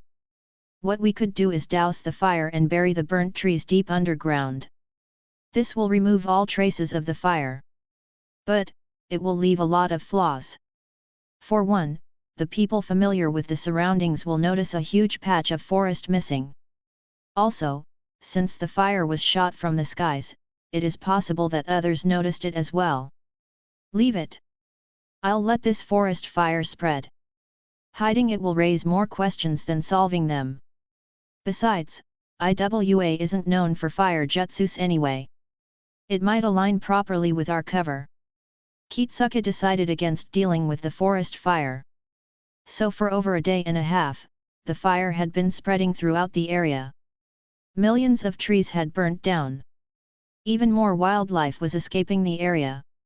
Despite the nighttime, the Taki ninjas didn't have any cover of the night due to the light from the massive fire. Fortunately, the forest fire was a long distance away from the village and was spreading in the other direction. The Taki ninjas tried to hide as much as they could and moved towards the village, encircling it slowly. Taking utmost precaution, they stayed some distance away and kept an eye on the village. They hadn't expected to find anything and were planning to send clones first and then a few weaker ninjas to inspect the village. However, to their surprise, they spotted a few people moving in and out of the village. The people looked like normal villagers. Confused, they decided to inspect properly. One brave jounin, Kigon, along with a few genins were sent into the village to inspect. Kigon inspected the people and interacted with them. He thought, what the hell is happening here? These people all look fine. The village itself has no damage at all. It's almost like nothing has happened here. Kigon quickly found the old village chief and said, what happened here? The village chief quickly recognized his headband. He immediately said, we are not sure ourselves. A few days ago, a few ninjas appeared in our village. They captured us all and did something. I and everyone else fell unconscious. We don't remember anything after that. We woke up around a couple of hours ago and were scared by the massive fire outside. Fortunately, our village is safe from it. Also, nothing from the village was stolen. We decided to fill our stomachs first as everyone was hungry and planned to send a messenger to the Ito family after sun rose. Kigon was confused. He thought, what the hell? Their falling asleep should mean that Iwagakure ninjas used genjutsu on them. But why did they keep everyone in the village alive? What were they planning? And where are those Iwagakure ninjas? He looked at the village chief and asked, do you remember what those ninjas looked like? The village chief tried to think, but he couldn't recall any face. He said, I can't recall anyone's face. But I remember one thing. Kigon asked, what do you remember? The village chief answered, they all wore a headband on their foreheads, just like you. But the symbol was different. It looked like a leaf. Like the symbol of Konohagakure. Kigon's eyes widened on hearing that. He became serious and thought, does he mean to say that Konoha was behind this incident? Or did Uegaku try to set them up by disguising their headbands? He thought for a bit before deciding, I can't make a decision on this matter. I will have to report it to the advisors. He said, you don't need to send a messenger to the Ito family. Stay in the village and check whether everything is in place. If you remember something else, contact me. The village chief nodded. Kigon asked similar questions to others in the village. However, everyone he asked gave the same answers. He left the village and reported what he found to the advisors hiding outside. The advisors were also stumped by the information. But they decided to ignore it for the time being and decided to inspect the village. A couple of seal masters were sent to check the village for any seals. Uegaku. A few hours after the Taki army reached the village, Kitsuki returned to Uegaku. The forces with him would return to the village in smaller batches to avoid any suspicions. In order to show that Iwa had nothing to do with the incidents, Kitsuki didn't deploy any forces on the border. He wasn't worried about Takigaku attacking their borders. If they did, then Iwa would hit back hard and Konoha wouldn't have any righteous excuse to help Takigaku. Kitsuki entered Tsuchikage's office. Onaki looked up and saw him. He said, good to see you back. A frown formed on his face as Onaki asked, why is your expression so down? Kitsuki sighed and said, everyone leave. Immediately, all the ninjas and the Anbu in the room left. The doors and windows were shut and the secrecy seals were activated. Onaki asked, what happened in the land of waterfall? Kitsuki said, we lured Suzuki Fujin into the trap. But nothing after that happened as per our plan. Kitsuki narrated the fight against Fujin to Onaki. Onaki's eyes widened. His expression became serious as he learnt the full range of Fujin's abilities. He muttered, vacuum jutsus, a summon that can fly and is equivalent to an elite jounin in power, high Fuin jutsu attainments, 47 jounins. He went silent for a minute. Despite having seen so much, the details were still too much for Onaki to digest easily. A well-planned trap that was created by Kitsuki and overseen by him was broken. They suffered heavy losses and only received more information in return. Chapter 354, Chapter 351, Onaki's Decision. Kitsuki waited without speaking, waiting for Onaki. Finally, Onaki sighed and muttered, this brings back the bitter memories of the last war. Kitsuki understood what Onaki meant. Iwa had paid a bitter price to eliminate the third Raikage. Soon after, Minato eliminated an entire army of 1,000 ninjas consisting of only jounins and chunins by himself. The twin blows forced Onaki to back down and sign a peace agreement with Konoha. Onaki could see that Kitsuki was very dejected by his loss. In order to lift his morale, he said, though the losses are high, they show how dangerous this kid is. Any one of these three aspects would force us to take that ninja seriously. But this kid has all three. And that too at the age of 14. In the future, he will be as dangerous as Hitaki Kakashi. Perhaps, he might even reach the same heights as Minato. If a similar incident like the Kyuubi assault doesn't happen again, Konoha will once again enter a golden period. We have to crush him before he completely matures. Otherwise, we won't have anyone to defend against Konoha in the future. Onaki thought, though we too have three promising youngsters, they are far lacking as compared to Fujin and Kakashi. It's very unlikely that Kuratsuki, Akatsuki, or Deidara will reach the same level as me. So once my power begins to fade, we will be very vulnerable to any attacks from Konoha. Kitsuki interrupted his thoughts and asked, I agree. But how should we kill him? On seeing his speed firsthand and knowing that he has a summon that can fly, I can't deal with him myself. In fact, when he works together with his summon, even I am at risk. Onaki nodded and said, yeah, you can't. The only way to kill him will be by catching him off guard with my dust release or with the tailed beast bomb. Kitsuki argued, but creating chances to do that will be very difficult. He will be more careful while going on missions from now on. Not to mention, you, Han and Rashi can't move around normally. It will raise a lot of questions if you do, and enemy villages could set up traps to lure and eliminate you as well. Kitsuki understood that Konoha and other countries could set up traps as well.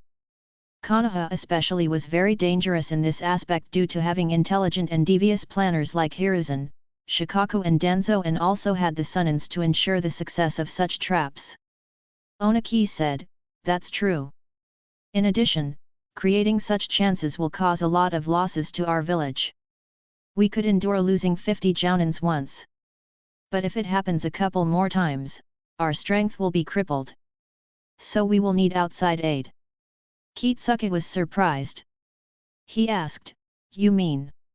Onaki nodded and replied, "Even though Fujin is a threat, he specializes in wind release. Hiruzen should be developing him to restrain Kumo. I would understand what threat he would pose to them in the future. In fact, he will be even more worried than us." Kitsuki nodded. Onaki said, "I will send a messenger to Kumo and ask them for 1,000 earth crystals in exchange for his information. Once they understand his threat, I will also act to kill him. Irrespective of whether Kumo kills him or he kills numerous Kumo ninjas, we will benefit from their losses. Once Kumo sends over the resources, I will increase his bounty from 20 million to 50 million ryo. Luckily, there is a certain mercenary organization that seems to need a lot of money." Kitsuki asked, "Akatsuki?" Onaki nodded. Kitsuki asked, "What about Suna?"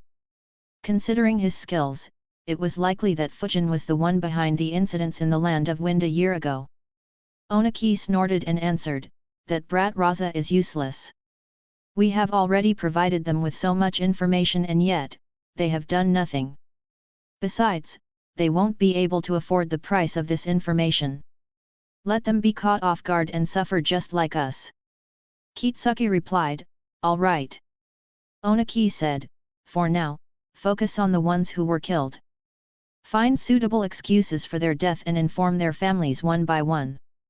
Keep the matter as quiet as you can. If the news of so many Jounin deaths is leaked, panic will spread in the village." Kitsuki's mood became heavy once again. He blamed himself for those losses. He nodded and said, "I will get it done personally." He began walking out of the office. Onaki looked at his back and said, "Though this loss was unfortunate, it isn't a reason to give up what you started. Continue building this unit. Raise its numbers to beyond 200. Use what you learned about him from this battle against him and train the ninjas to counter that. Even if we don't get to use this unit against Fujin, a unit like this will become an asset for our village. Its impact might be as good as a rank S ninja." Kitsuki looked back and said with determination, "I will keep working with the ninjas and provide them with more training. Next time, we won't suffer such a loss." Onaki nodded. Kitsuki left the office. Onaki stayed silent for some time before letting out another sigh. He muttered, "What a troublesome brat. I need to provide more training to the youngsters." Onaki grabbed a scroll and began writing a letter to Kumagakuer. Land of Waterfall. Around the same time that Kitsuki exited Onaki's office, Kakashi reached the border with the Land of Waterfall. By then, the forest fire was doused and Takigakuer's seal masters had checked the village several times. However, no matter how many times they checked, they found no evidence of any seals in the village. They declared the village to be perfectly safe. During this time, the other villages, where the villagers were supposed to be missing, sent messengers to nearby villages and the Ito family's town. Since those villagers also remembered just the headband, they informed everyone about the same. Due to the same thing being said to dozens of villages, a rumor started forming in the Ito family's territory. The rumor stated that Konoha ninjas were behind the recent missing incidents. Neither Konoha nor Takigakuer were aware of the start of this rumor. Since the Ito family wasn't in their town, they were unaware as well and did nothing to stop it. Since the Takigakuer army didn't find anything wrong in the village or any signs of Iwagakuer ninjas, they decided to move on. They left just 2 squads in the village so that they wouldn't fall into a trap if IWA had left one behind. They separated into smaller groups and began moving around the ITO family's territory to find any traces of IWA ninjas. However, despite searching for hours, they didn't find any traces of IWA ninjas. Instead, they found that people in the remaining villages that had gone missing months ago also reappeared safe and sound. In addition, they also heard the rumors that were spreading. They sent a message back to Takigakuer and continued looking. Takigakuer.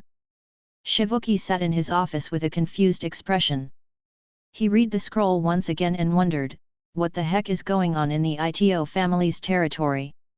First, so many people went missing without leaving any traces.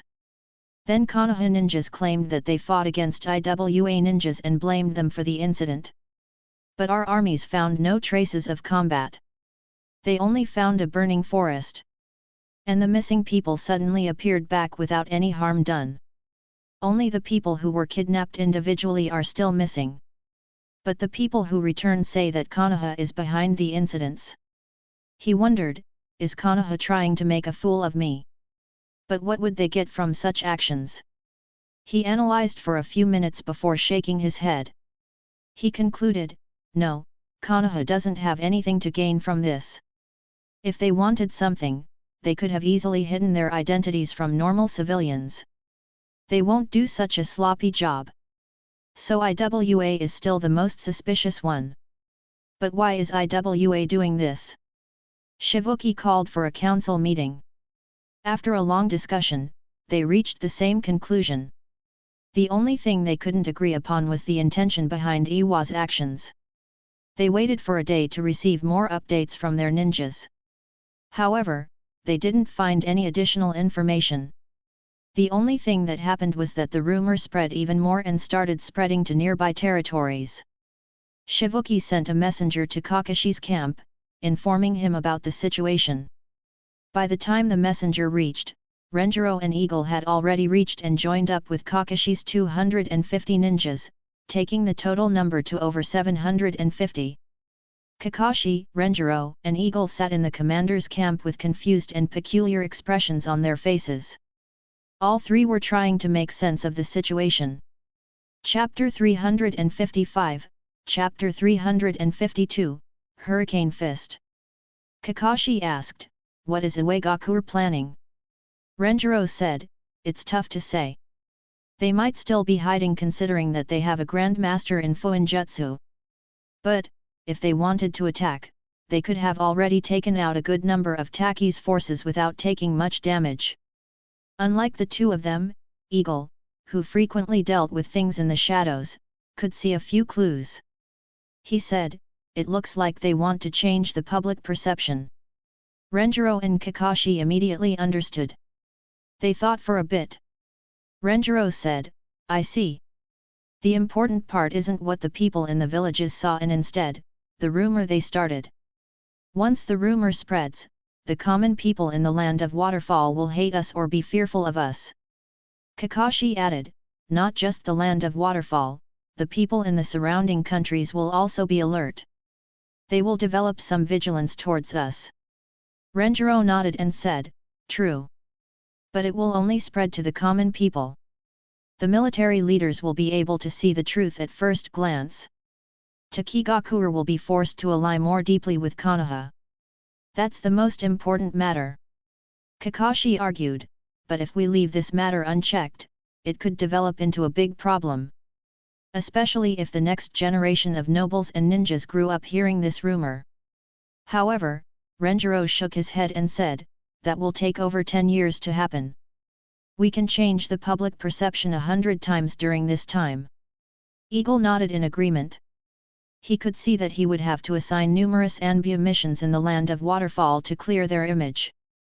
He said, it looks like IWA has accepted their defeat in this matter. These rumors are like a consolation win for them. Renjiro nodded. Kakashi sighed and thought, another big troop movement without any fight. He asked, so, do we stay or leave? Renjiro replied, it's better to stay for some time to dissuade IWA from getting adventurous. Besides, Taki would want us to wait here as well. Neither Eagle nor Kakashi opposed his decision. Eagle sent a reply back with the messenger, asking Taki to rein in the rumors and lay the blame on IWA. However, considering the bleak mood in the common people due to recent events, Taki decided against blaming IWA and instead just tried to clear Konoha's name without much success. This would create a peculiar situation in the land of Waterfall. A situation that neither Taki nor Konoha foresaw when they dispatched their armies. The ninjas and the nobles in the land of Waterfall believed that Iwagakure was behind the recent incidents and that Konoha saved them. While the common people believed that Konoha was behind the recent incidents and blamed them for the people who were still missing. When Hiruzen and Shikaku received the reports, they analyzed the situation as well. After some time, Shikaku said, "It looks like a last-ditch effort to get some sort of benefit. IWA really suffered in this adventure." Hiruzen nodded and added, "Oniki won't start a war. But, he might try to assassinate our top talent. Fujin and Kakashi would be at the top of his list. Start developing countermeasures if he does act." Shikaku replied, "I will. It's also possible that he might get other villages involved. Especially Kumo. They might see Fujin's wind release as a threat." Hiruzen nodded. Just like Shikaku speculated, a messenger reached Kumagakure about a week after the clash in the land of Waterfall. He asked for an audience with the fourth Raikage and handed him the scroll before being escorted into a guest house. In his office, a frown formed on Ai's face as he read Oniki's message. He muttered, "What information does that geezer have to charge such an exorbitant price?" Mabi, who looked into the scroll as well, said, 1,000 earth crystals is a huge price, Raikage-sama. It's worth billions of ryo. Do you think that the Tsuchikage is trying to make a fool out of us? I thought for a bit and said, it's unlikely. Though the price is huge, it's not enough to completely give up his credibility. And from his warnings, it's likely that isn't the information that is costly. Rather, the cost that we may have to bear if we don't know about this. Mabi thought for a bit and agreed. Though 1,000 earth crystals was a high price, it wasn't enough to give up Akage's credibility. I said, arrange for the crystals and hand it to the messenger. Mabi nodded and left the office. Despite many schemes being devised against him, Fujin was clueless about these developments. However, ever since his clash with Kitsuki, Fujin was aware that it was only a matter of time before his information was leaked. So he didn't dare to slack off. Fujin's breathing was rough, he looked exhausted and both his fists were visibly bruised. Around him were several broken trees and numerous rocks with cracks on their surface. He sighed and muttered, I'm low on chakra once again. He took a few deep breaths. A smile slowly appeared on his face. He clenched his right fist and pulled it back while he thought, but it's worth it. Vines appeared around his right fist and forearm. In the blink of an eye, they began flowing like a tornado around his arm. To an untrained eye, it would appear that vines were revolving around his arm at a very high speed. However, there were multiple layers and features to this wind. Underneath the vines, his fist and arm were covered with concentrated chakra. The concentration was more on his fist with a very thin layer on the rest of his arm. If Fujin punched anyone who didn't use a good defensive jutsu or didn't have an insane physique, it was sufficient to kill that person. In addition, the chakra wasn't static. Instead, it moved in the opposite direction of the wind that was revolving around Fujin's arm. Due to this, in addition to its offensive nature, it also protected Fujin from his own technique. Fujin was inspired by the thin film of chakra that he used to isolate vacuum cores while using vacuum jutsus while creating this. In the past few days, Fujin had managed to ensure that no vines hit his arm. However, he decided to do this in order to ensure that he wouldn't be injured in case he ever made a mistake. If he ended up making a mistake in the heat of battle and got distracted by the pain, that split-second distraction could put him at a disadvantage or, in the worst case, cost him his life. The vines themselves were extremely sharp. They could easily tear apart a person, leaving only his skeleton behind. Fujin flickered and appeared in front of a small hill he had raised earlier using earth release. He punched it with his full might. The chakra-enhanced punch immediately created a giant crater on the side of the hill. Several giant cracks spread throughout the hill. At the very next moment, the vines around Fujin's arm hit the damaged hill. Some vines bombarded the parts that were still undamaged, creating hundreds of deep scars in the hill. Some wind moved into the cracks that were created by the punch and began damaging the hill from inside. Fujin immediately jumped back. The part of the hill where he had punched crumbled and fell on the ground, releasing a lot of dust. Fujin looked at the damage with a smile and thought, great. Iron Skin Jutsu won't be able to block this attack. The chakra-enhanced punch is sufficient to create cracks in Iron Skin Jutsu used even by a top-level ninja like Kitsuki. When followed up by sharp vines that invade into the cracks, the attack would end up ripping the person from inside. Fujin had a thoughtful expression. He analyzed, actually, I can make this technique several times more lethal. No, I can make it so lethal that no one would dare to fight me with taijutsu. Perhaps only the last 2 gates of Gai, maybe the 6th as well, might be able to counter me then. It's likely that I could hurt Raikage with it as well. The way to make it so lethal is to add vacuum waves to the vines rotating around my arm. As long as I managed to add it properly, no one would dare fight me in close range. Unfortunately, a wry smile appeared on Fujin's face. The idea he came up with was great. It had the potential to be classified as a rank S jutsu and the potential to revolutionize taijutsu. But, Fujin didn't dare attempt it. He thought, if I mess up even once, I will directly lose my arm.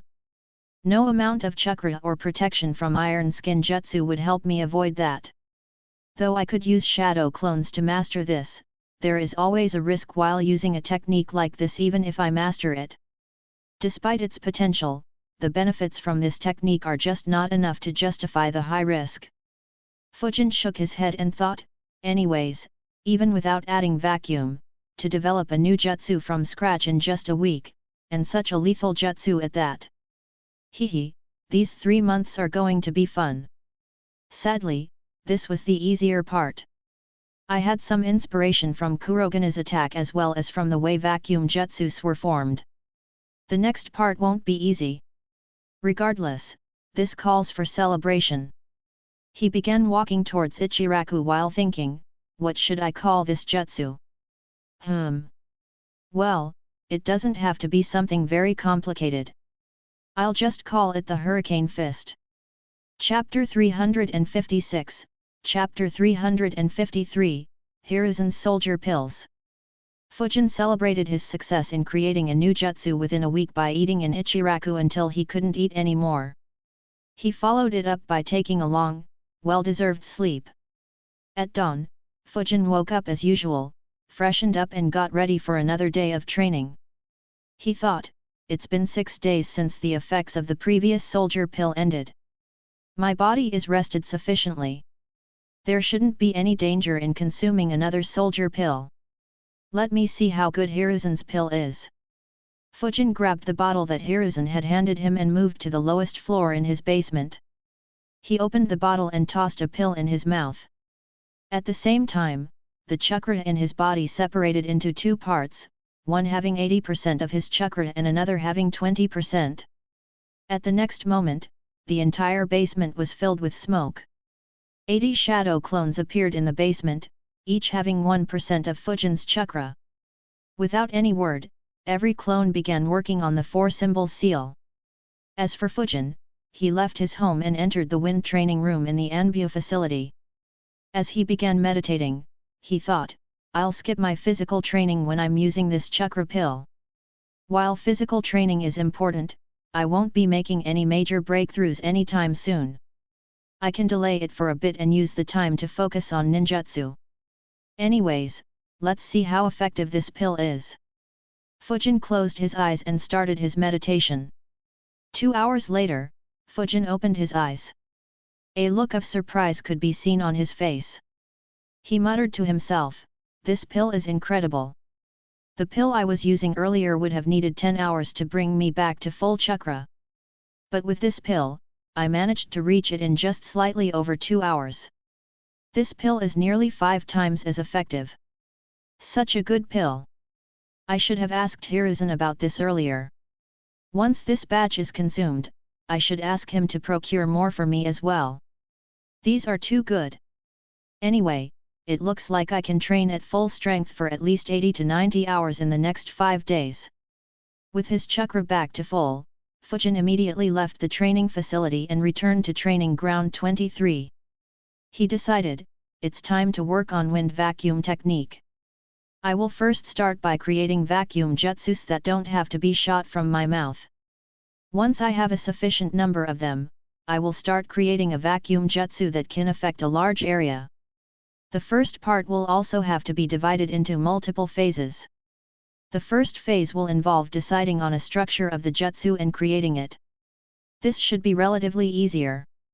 The second phase will involve increasing the number of jutsus I can use at the same time, as well as using the jutsu in creative ways to catch enemies off guard. And the last phase will involve granting speed to these jutsus. As long as I can reach the same speed as Vacuum Bullet, then this fighting style will become very difficult to counter. Anyway, enough planning.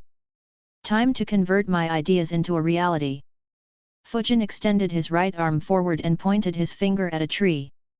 Slowly, a vacuum core, shaped like a bullet, began forming in front of his finger. As soon as the vacuum core was formed, it was covered by a multi-layered chakra film and engulfed by winds. Fujin fired the bullet at a rock. However, mid-route, the bullet collapsed and dispersed into the air. Fujin analyzed, though the concept is similar, I am not used to creating vacuum bullet outside my mouth. Still, I should be able to learn this quickly. The difficult part will be traveling speed. It was too slow. Fujin began practicing creating and firing a vacuum bullet with his finger. After a few tries, he managed to make a proper bullet which pierced through the rock. He continued the training as he couldn't do it with 100% accuracy. A few hours later, Fujin stood at the same spot in the training ground. 3 shadow clones stood around him, facing in different directions. Each one was facing a different rock. Each rock had hundreds of small holes in them. At the same time, they pointed at the rocks. Vacuum bullets began forming in front of their fingers at a quick speed. 1 second later, they fired the bullets at the rocks. The vacuum bullets pierced through the rocks and traveled for over 100 meters, piercing several trees in their paths. Fujin dispelled his clones and got their experiences. He thought, good. I can now use it without any mistakes all the time. Though the time needed to create it is still high, it should come down as I practice it more. I will begin creating multiple bullets at the same time. Fujin extended his right hand forward once again, this time extending all 5 fingers. 5 vacuum cores began forming simultaneously, one in front of each finger. However, after forming partially, all 5 collapsed. Fujin sighed and muttered, looks like it won't be as easy as I imagined it to be. He created 3 shadow clones and continued his training. Half an hour later, Fujin sat down with his back against a tree while breathing heavily. He had already dispelled his clones. After catching his breath, a bitter smile appeared on his face. He thought, creating 5 vacuum bullets at the same time increased my chakra expenditure by 5 times as well. Using shadow clones here isn't very helpful.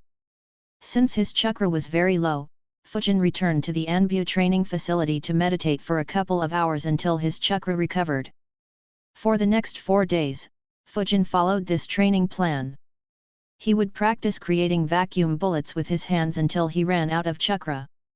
Once out of chakra, he would go back to wind training rooms and meditate for a couple of hours until the soldier pill did its job. In addition, once every 8 hours, Fujin would dispel the shadow clones who were learning the 4-symbol seal and create new ones. For the first time in his life, Fujin didn't take a single break for 4 days straight. Instead, he considered the meditation time as a break. As a result, he made rapid progress in two very complex techniques. He could feel that he was getting close to mastering the four symbols seal. And, his control over vacuum bullets created outside his body also increased. And, despite making such rapid gains, no one was aware of Fujin's progress. No one except one person who had rather mixed feelings about the same. Hiruzen watched in his crystal ball as a few drops of sweat rolled down his face. He swallowed his saliva and wondered, does he have to return to meditate there every time he runs out of chakra? Those wind crystals shouldn't even have any more effect on him. It's a complete waste for him to keep using so many of them. In fact, I think he has already consumed more wind crystals than I consumed fire crystals. As the successor of the mighty Sarutobi clan and Tobirama's student, Hiruzen received abundant help from his clan and the village. So he used a lot of elemental crystals. But once the effect of the crystal began reducing, he was made to stop. After all, the Sarutobi clan as well as Konoha had a lot of other ninjas to nurture. Hiruzen understood it and never used an elemental crystal after its effect decreased under a certain level. However, Fujin didn't think about such matters. Unlike a young Hiruzen, Fujin couldn't care less about whether others received wind crystals or not. He just focused on becoming strong himself. Unfortunately, Hiruzen couldn't complain to anyone. He couldn't even ask Fujin to stop using them or use them within limits. After all, ever since the day Fujin stepped into the academy, he had bombarded him with the will of fire. Though Fujin was quite mature for his age, Hiruzen wasn't sure how Fujin would take the news of him not being allowed to use any more wind crystals. Hiruzen thought, considering his greedy nature, he will question my will of fire if I ask him to limit its usage. A bitter smile appeared on Hiruzen's face as he sighed. He muttered, now I see why he agreed for 3 months without any argument. I messed up. I should have said 1 month and settled for 1.5 or 2 months vacation. Fujin was blissfully unaware of Hiruzen's sorrow. Of course, even if he knew, he would just grin and continue doing the same. Once his chakra reserves recovered, Fujin returned to the training ground. He extended both his arms forward and stretched his fingers. In about a quarter of a second, 10 vacuum bullets were created. He launched them all at the rock in front of him. The vacuum bullets pierced through the rock, leaving 10 new holes in it. Fujin repeated the attack a dozen times until the rock crumbled. Fujin observed the result and analyzed, all right, I can use this attack without any mistakes. The basic form of this jutsu can be considered as mastered. Though I still need a few improvements. A/N, bonus chapter on next Sunday if the FIC gets 1000 power stones. Bonus chapter on next week's Saturday if the FIC gets 2000 power stones. Chapter 357, Kaitor 354, 3 improvements. Fujin analyzed, the first improvement is increasing the amount of bullets I can fire. The ideal will be if I can fire 10 rounds of this attack in less than a second. That will make trying to outnumber me very expensive in terms of life. This attack alone could force an army to retreat. Of course, that is if that army isn't suicidal like the one that fought the third Raikage until he died. The second improvement is to increase my control over these bullets. Right now, I can change the direction in which I want to fire the bullets, by pointing each finger in a different direction. But once I fire it, I can't control it any longer and it only travels in a straight line. Also, I can't twist my fingers too much. But if I can make the bullets curve in the air, or better, get the ability to freely change their direction mid-flight, then it will add even more aspects to this jutsu. It will completely make all preparations against me completely redundant. And the last and the most critical improvement needed is speed. Though the speed of these bullets is higher than my vacuum sphere, it is much slower as compared to the vacuum bullets I shoot from my mouth. In fact, it is even slower than the air bullet jutsu. At this speed, the jutsu wouldn't be as effective as I wanted it to be. Though it will still add a new dimension to my fighting style, it won't be that threatening. After all, those IWA ninjas could dodge the vacuum bullets consistently. In addition to the above, I also need to decrease the amount of time I need to create and launch the jutsu. But that will keep decreasing just like it did during the last 3 days. Fujin analyzed for a bit and decided, I will start by working on the speed aspect. I'll move on to the other 2 improvements once its speed is at least greater than the air bullet jutsu. Fujin began working on the jutsu again. Since he was only working on the speed of the bullet, he created 3 shadow clones and worked with just 1 bullet at a time. Fujin and his clones worked on the jutsu for around half an hour. A frown formed on Fujin's face. He dispelled his clones and got their memories. His frown deepened as he thought, I have made no improvements at all. Is this the max speed I can go? Fujin shook his head and thought, no. How can that be? There should be some method of increasing the speed. But, I will have to innovate because the normal method doesn't seem to be very effective. Fujin began thinking. However, even after 10 minutes, he couldn't come up with anything. Fujin sighed and muttered, this is tough. I can't think of anything that could give me a breakthrough. When I shoot the vacuum bullets or air bullets from my mouth, I am able to give an additional push to it due to the wind chakra I gather in my mouth and throat and use it to blow the bullets. But doing so with hands is difficult.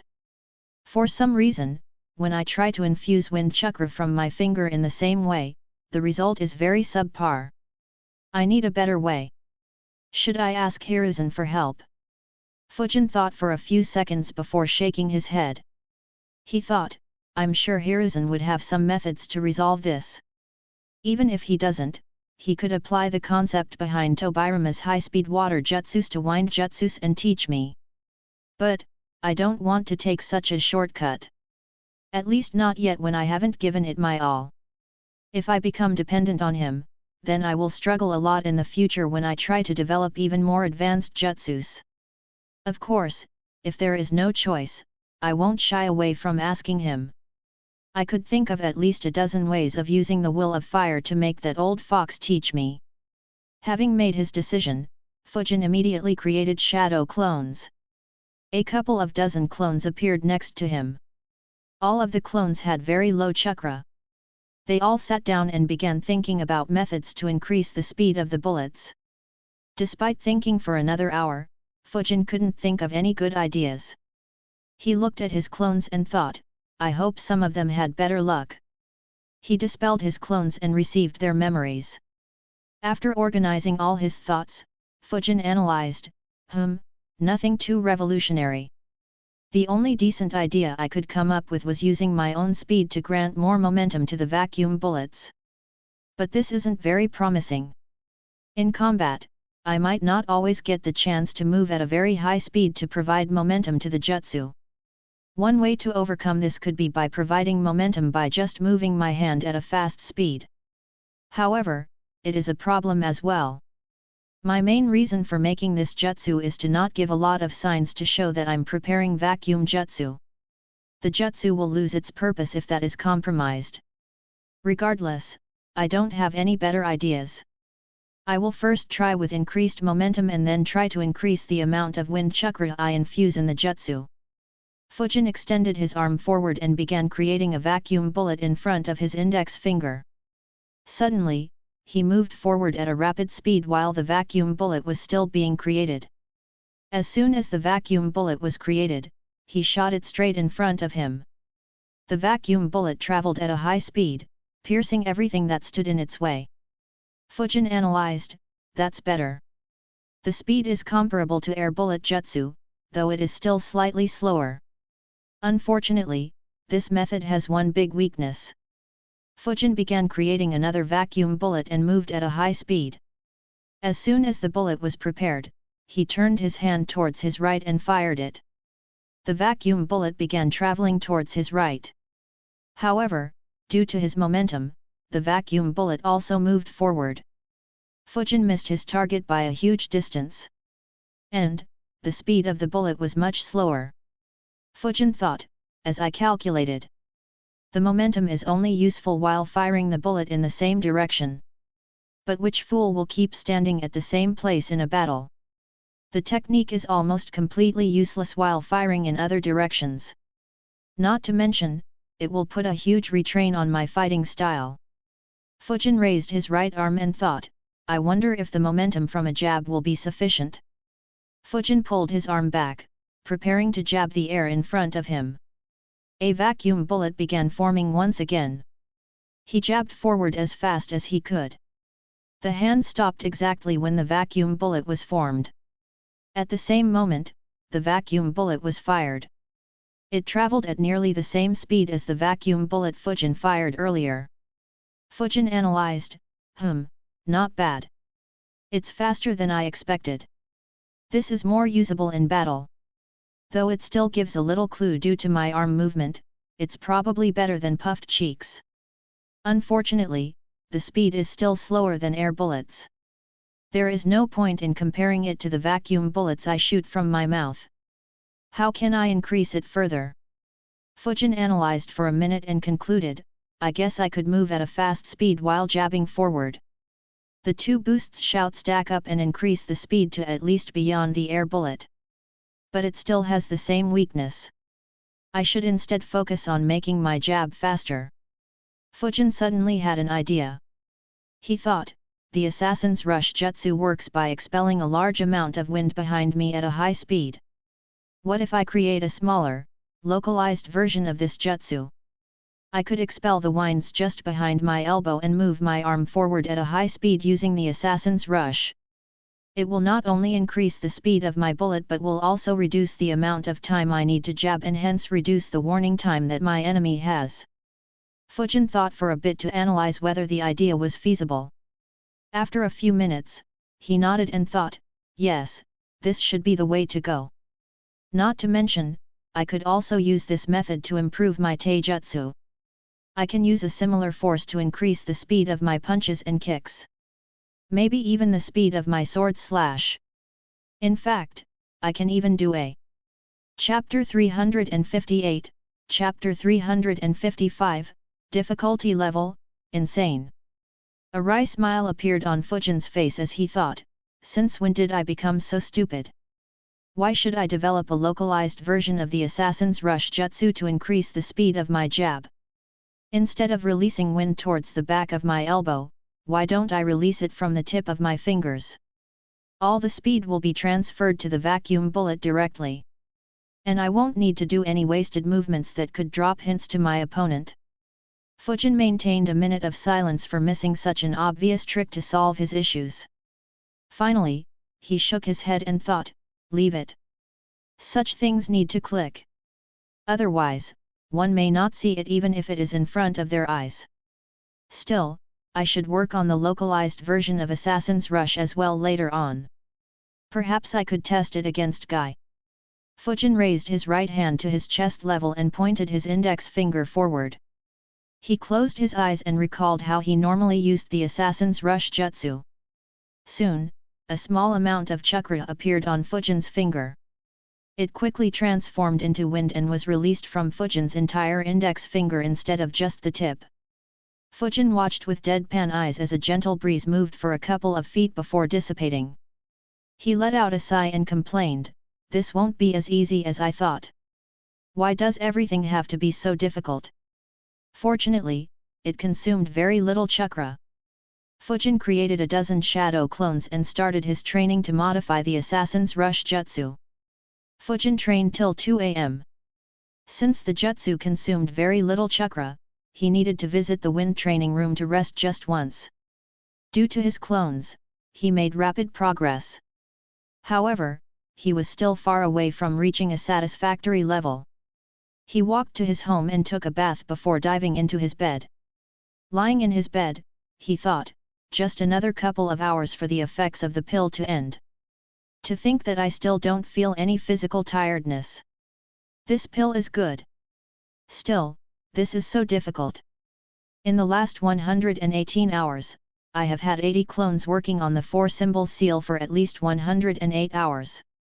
Which means that I spent 8,960 hours learning that seal. That's more than a freaking year. A freaking year without any break. And still, I haven't mastered it. How the fuck did Minato, Jiraiya, Orochimaru, and Hiruzen even master this? I wonder if the Uzumaki clan had some sort of shortcut to learn this seal that they know of. Or is it simply a difference of talent? Then again, it is possible that all four of them took the same route as me and needed to work on it for a long time with numerous clones. All four have or had more chakra than I have right now. Leave it. It doesn't matter. I am very close to mastering it. I should be done in another session or two with these pills. Hiruzen said that I should take a day's break after the effect of the pill runs out. But I suppose he didn't imagine that I would train for so long. It might be better to take 2 days off. Then I'll focus on physical training while simultaneously improving my control over Assassin's Rush for a week. Then I can consume the pill once again and repeat the entire process 5 more times until the 3 months are up. Fujin closed his eyes and kept lying in his bed without thinking about anything else. The last 5 days were very taxing on his mind. He needed a long sleep and a break from continuously straining his brain to find ways of increasing his strength. At dawn, the effects of the chakra pill ended and Fujin fell into a deep sleep. While Fujin slept peacefully, a ninja entered Iwagakure. He moved stealthily and entered into the Tsuchikage's building without attracting much attention. The messenger, who Oniki had sent to Kumo, returned and silently entered the Tsuchikage's office. Oniki saw him and said, "Everyone, leave." Immediately, everyone except the messenger left. Oniki asked, "How did it go?" The messenger said, "It went as you predicted, Tsuchikage-sama. The Raikage didn't give me much trouble." He quickly handed Oniki a scroll. When Oniki grabbed it, a huge pressure was lifted from his shoulders. The messenger thought, "Finally. I was so tense and worried that someone might rob me. And I had to travel to such dangerous areas as well." Oniki noticed his expression and chuckled. He said, "You have done well. You can take a couple of weeks off. When you leave, ask the Anbu outside to call for Kitsuki." The messenger quickly said, "Thank you, Tsuchikage-sama." He took his leave. Oniki inspected the scroll and thought, all 1000 earth crystals here. It looks like Kumo hasn't developed a substantial number of earth affinity ninjas. Though Oniki was pleased with getting so many resources, there wasn't any happy expression on his face. He stared at the scroll and sighed while thinking, 1000 earth crystals for the lives of 47 jounins. This is so not worth it. Oniki kept the scroll down and began writing another letter. It was addressed to the 4th Raikage and included numerous details about Fujin's abilities. While he was writing, Kitsuki arrived and entered the room. He noticed the scroll on the desk and asked, "Kumo paid the price?" Oniki nodded. He finished writing on the scroll and tossed it at Kitsuki. Kitsuki grabbed the scroll and began reading. His eyes widened. He exclaimed, "This? Shouldn't we?" Oniki cut him off and said, "None of the information there is a lie. Besides, we just suffered a heavy loss. Why should we ensure that Kumo doesn't lose any ninjas? Let them fight him. No matter which side gets hurt, both results are good for us." Kitsuki nodded. Oniki instructed, "Send this scroll with a messenger bird. After a couple of days, increase Fujin's bounty. Raise it to 50 million ryo. But don't mention any skills beyond vacuum jutsus and fuinjutsu." Kitsuki became a bit thoughtful. After a few seconds, he asked, "Do you want to deal with the Akatsuki as well?" Oniki's expression became a bit grim as he said, "That organization gives me a bad feeling. To have so many rank S rogue ninjas gathered together. If they decide to partner with some village in the future, that village will immediately have a huge advantage over the others. If they want to, they could take over a minor village and turn it into a major one. An organization that is so strong and with no mentioned goals can pose a lot of danger. Though I doubt Fujin would be able to kill their members, it'd be great if Hiruzen tasked his students to hunt them down." Kitsuki nodded. He realized, no matter whether Kumogakure takes action or whether Akatsuki does, irrespective of their success or failure, IWA will get a lot of advantage. Sigh, the old man is worthy of his title. Kitsuki immediately got to work. Around a day later, Reikage received the scroll Onaki sent. Reikage's office. I sat in his chair, reading the letter. Around him, Mabi, Darui and C were present. I read the scroll and muttered, "This brat has become strong." He handed the scroll to the three to read. Darui, C, and Mabi's expressions became serious as they continued reading. Finally, Darui sighed and muttered, "I knew that he would become strong. But I didn't expect him to reach this level in less than 3 years." Mabi questioned, "The Tsuchikage said that he could run away from Rashi and Kitsuki. Do you think that he is telling the truth?" I replied, "It should be the truth. In fact, I suspect that IWA experienced some sort of painful loss against him. That's why they are trying to get us involved. The information he sent mentions the same vacuum jutsus that Darui reported.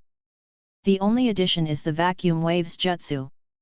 The more critical matter is his Fuin jutsu skill and his flying summon. This information, along with the fact he managed to escape from Kitsuki and Rashi, shows what threat his talent could be in the future. But, Onaki should be hiding a lot more information.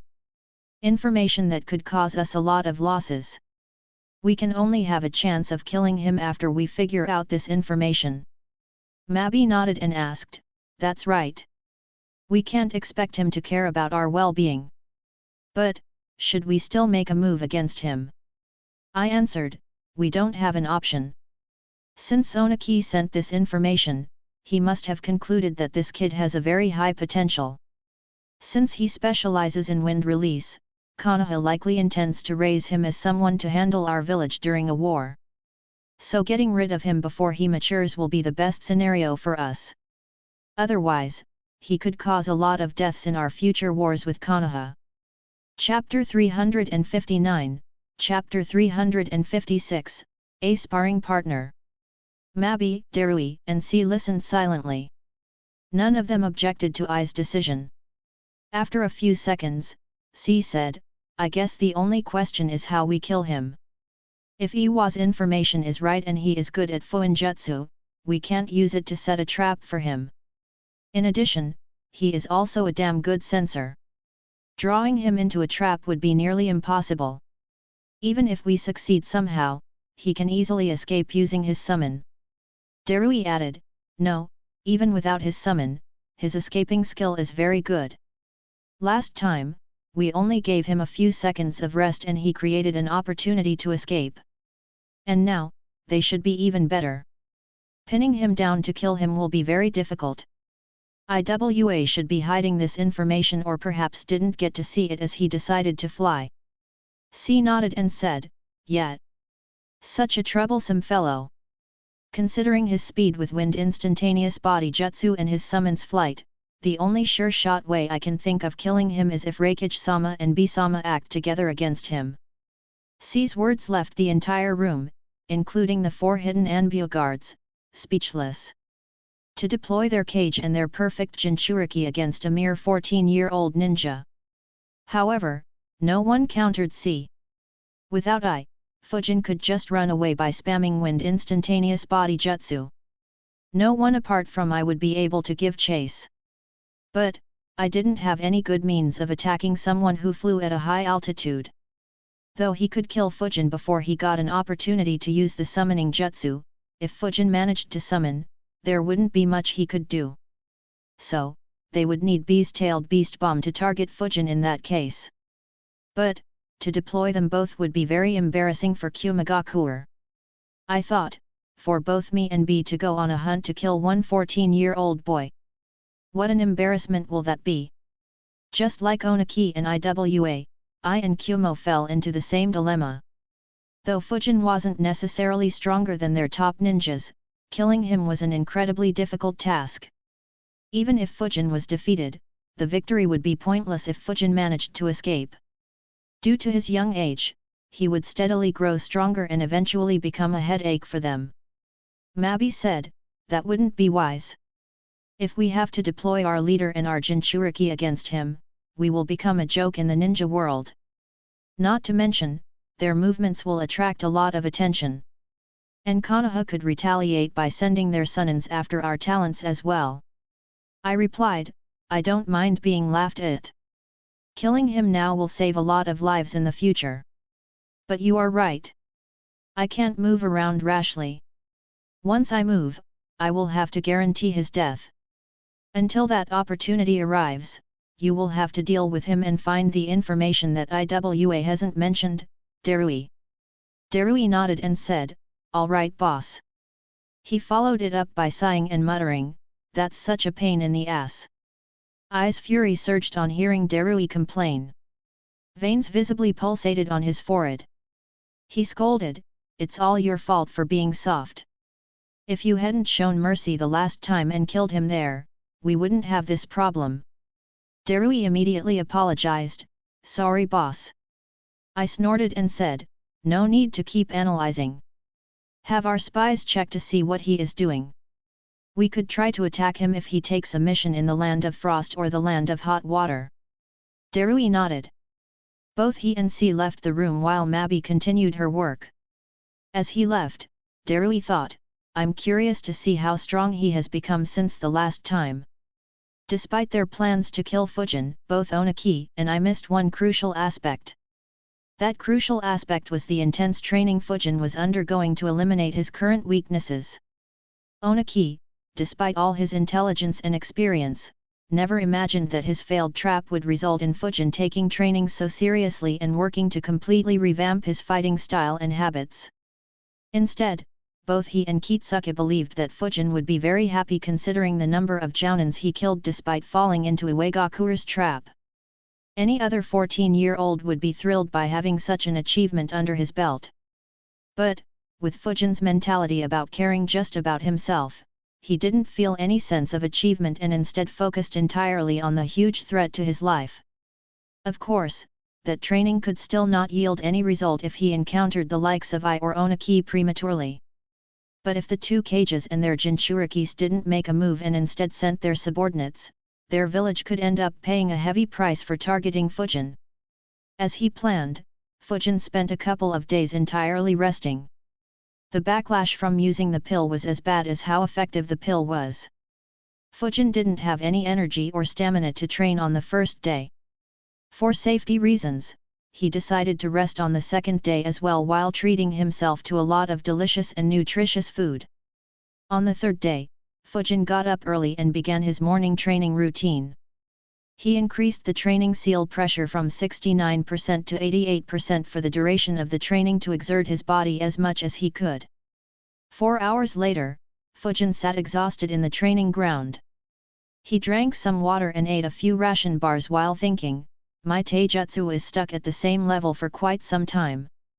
Even though my body is growing stronger steadily and my chakra control is improving, in terms of basic taijutsu, I have long grown stale.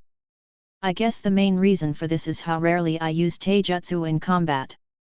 Generally, my sword gives a far better result. And when I do use it, it's just a chakra-enhanced punch or kick to win the fight or gain an advantage. Modifying the assassin's rush jutsu will aid, but the improvement will just be on top of my basic taijutsu which needs improvement desperately. Fujin thought for a bit before concluding, I need a taijutsu partner. And a damn good one. The only decent ones I can think of are Guy, Renjiro, Kakashi, and Hoka, in that order. But, Hoka won't spar with me right now, Kakashi might not agree to spar on a consistent basis and Renjiro and Guy are frequently out of the village.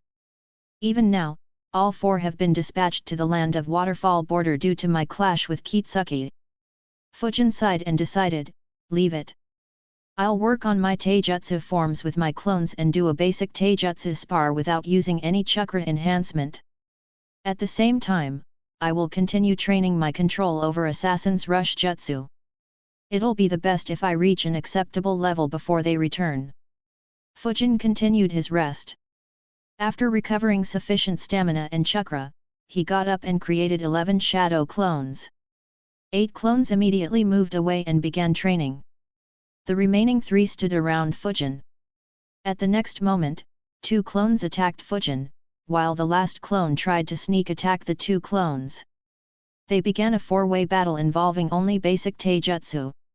Since a one-on-one taijutsu would be boring, Fujin decided to have some fun with a four-way battle with all four fending for themselves.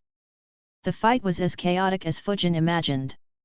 Since all four had the same intelligence and thought process, they had to consider what others would think and do something that they normally wouldn't do.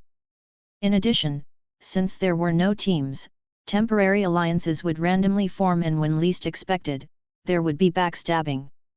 So they had to stay on alert even against any temporary ally. As the week progressed, Fujin's taijutsu began showing slight improvements. The constant scheming and backstabbing also raised his awareness and added some new aspects to his scheming abilities. However, what had the most improvement was his assassin's rush jutsu. Fujin stood on the training ground and pointed his index finger at a tree. Immediately, a stream or wind was released from the tip of his finger. The wind moved at a high speed like a ray for a dozen meters. After that it began spreading out, covering a slightly larger area. Finally, it hit the tree. The highest amount of pressure was at the center of the ray, while the rest hit around it, forming a circle of about a 5 cm radius. Despite having a high speed, the attack didn't have much destructive capability. It left no marks on the tree. Chapter 360, Chapter 357, Wind Laser. Fujin analyzed, it's almost like an entirely new jutsu. Though it can't maintain its form for more than 12 meters, that's not an issue. After all, I only needed to give a boost to the vacuum bullet. Fujin pointed at the same tree again. A vacuum bullet started forming in front of his index finger. As soon as it was formed, a stream of wind was released from his finger and the vacuum bullet was fired. Due to the force from the wind stream, the speed of the vacuum bullet was much faster than what Fujin was capable of earlier. However, its aim was a bit off. Instead of hitting the center of the tree, it grazed past it. Fujin analyzed, aiming became difficult. The vacuum bullet has to be right in the center of the wind stream. If it is even a few micrometers away, my target will be off. Though this isn't entirely bad. Once I master this, I can use this to control the direction of my vacuum bullet. I can be pointing at one ninja and shooting another. More importantly, the speed is considerably more than the speed of my air bullet. Though it's still slower than the vacuum bullet I shoot from my mouth. But, with practice and as I become more efficient in this technique, I should reach a similar speed. In fact, it is likely that I could even reach faster speeds. Even if it doesn't and is slightly slower, it will still be sufficient to fulfill my needs. Though there are still a few more improvements that I need to make, I have overlooked one important fact. Fujin fell into a thought. He deeply analyzed and concluded, though I have modified the assassin's rush jutsu to create this, it is more like a completely different jutsu. While I am only concerned about the boost it provides, it also has the potential to become a jutsu on its own. Fujin pointed at another tree. This time, instead of releasing the wind stream instantly, Fujin concentrated a large amount of wind chakra on his index finger. Once the chakra reached the required level, Fujin released a highly concentrated beam of wind from the tip of his index finger. This time, the beam maintained its form and traveled like a laser until it hit the tree. On impact, it immediately created a tiny 1 cm hole in the tree. However, since Fujin was continuously releasing the stream, the hole was bombarded even more by the attack. Its depth continued to increase. In addition, the sharp winds also increased the size of the hole by hitting and eroding its walls. After around 15 seconds, Fujin couldn't continue supercharging the attack and finally stopped. His attack immediately lost effect and dispersed after increasing the hole's size a bit more. Fujin appeared in front of the tree and observed the hole. A smile formed on his face as he saw, the hole is around 20 centimeters deep. If I had continued for a few seconds more, it would have pierced through this tree. I was right. This attack can become a deadly one as well. When providing a boost to the vacuum bullet, I didn't pour much chakra into it. and whatever I poured was used to provide more momentum. But this time, I supercharged it with wind chakra. Its principle is similar to the wind breath of my summons. Though it doesn't have the same penetrative power or speed as vacuum bullets, it does have its own advantage. Fujin once again extended his index finger and began concentrating his chakra on it. A few seconds later, he released another stream of extremely sharp winds. This time, he targeted a rock. The wind stream hit the rock and created a few scratches on the surface. However, instead of focusing on one spot, Fujin moved his finger towards his right. As a result, the wind stream also moved towards his right. Fujin kept moving his finger and observed as the wind followed. He began moving it in a circular motion, causing a spiral-shaped wind stream to be released. He stopped and thought, yes. This can be a good option in some situations. Though the speed is slower, I can release it continuously and keep targeting the enemy. Though harming a strong ninja with this is unlikely, I could use this to draw them towards a trap. So this will work great with Fuinjutsu traps. Another possible way of using this will be by spamming it with shadow clones. A dozen shadow clones using this jutsu at the same time will make any enemy's skin crawl. And while defensive jutsus like Earth Wall and Iron Skin jutsu can stop it, I can just shoot vacuum bullets through this wind laser to break any defenses. In fact, the wind laser might make it difficult for enemies to spot the vacuum bullet. Fujin was very satisfied with the result. He was even more pleased as he basically learnt that jutsu for free without having to spend additional time to learn it to wreck his brain for several days to come up with it. After all, creating that jutsu wasn't what he initially intended and he had developed it just for support. He thought, since it is almost an entirely new jutsu, I will need another name for the jutsu. What should I keep? Fujin thought for a few seconds before deciding, I will go with Wind Laser Jutsu. Seems appropriate. But I will need to increase its power a lot to live up to that name. Regardless, I will work on this later to raise it to a level that can be used in combat. Right now, I still need to improve my control over this. For one, I need more speed. And more importantly, I have to be able to use 10 wind lasers at the same time to give a boost to 10 vacuum bullets. That will need some practice to perform this jutsu correctly and consistently. In addition, I also need to improve my aim and work on controlling it such that I don't necessarily have to fire straight. I will eat the soldier pill tomorrow. Hopefully, 5 days will be enough to bring this jutsu to a level good enough to be used on a battlefield. When I take the third pill, I should do both, master this jutsu and learn the 4-symbol seal. Since it was already dusk and his chakra reserves were low, Fujin decided to stop training and he returned to his home. The next day, Fujin consumed the soldier pill once again. Just like a couple of weeks earlier, Fujin created 80 shadow clones, who continued studying the 4-symbol seal, while Fujin went to the Anbu training facilities. En route, he thought, the wind crystals barely have any effect on me anymore. There is no point in meditating there unless I can somehow increase my absorption speed by several times and compensate quality with quantity. Fujin thought of ways to do that until he reached the training facility. Unfortunately, he couldn't come up with anything once again. He sighed and decided, leave it. I'll visit other training rooms. A shame that I couldn't live up to the grand expectations of the benevolent Lord Third Hokage. Fujin entered one of the fire training rooms and meditated for a couple of hours to recover his chakra. After recovering his chakra, Fujin returned to the training ground. Fujin decided to focus on 2 things. The first was shooting vacuum bullets from his finger and propelling them forward using the wind laser jutsu. The second was shooting 10 wind lasers simultaneously from the tip of his fingers. Of course, in both aspects, the wind laser wasn't the supercharged one that could do damage.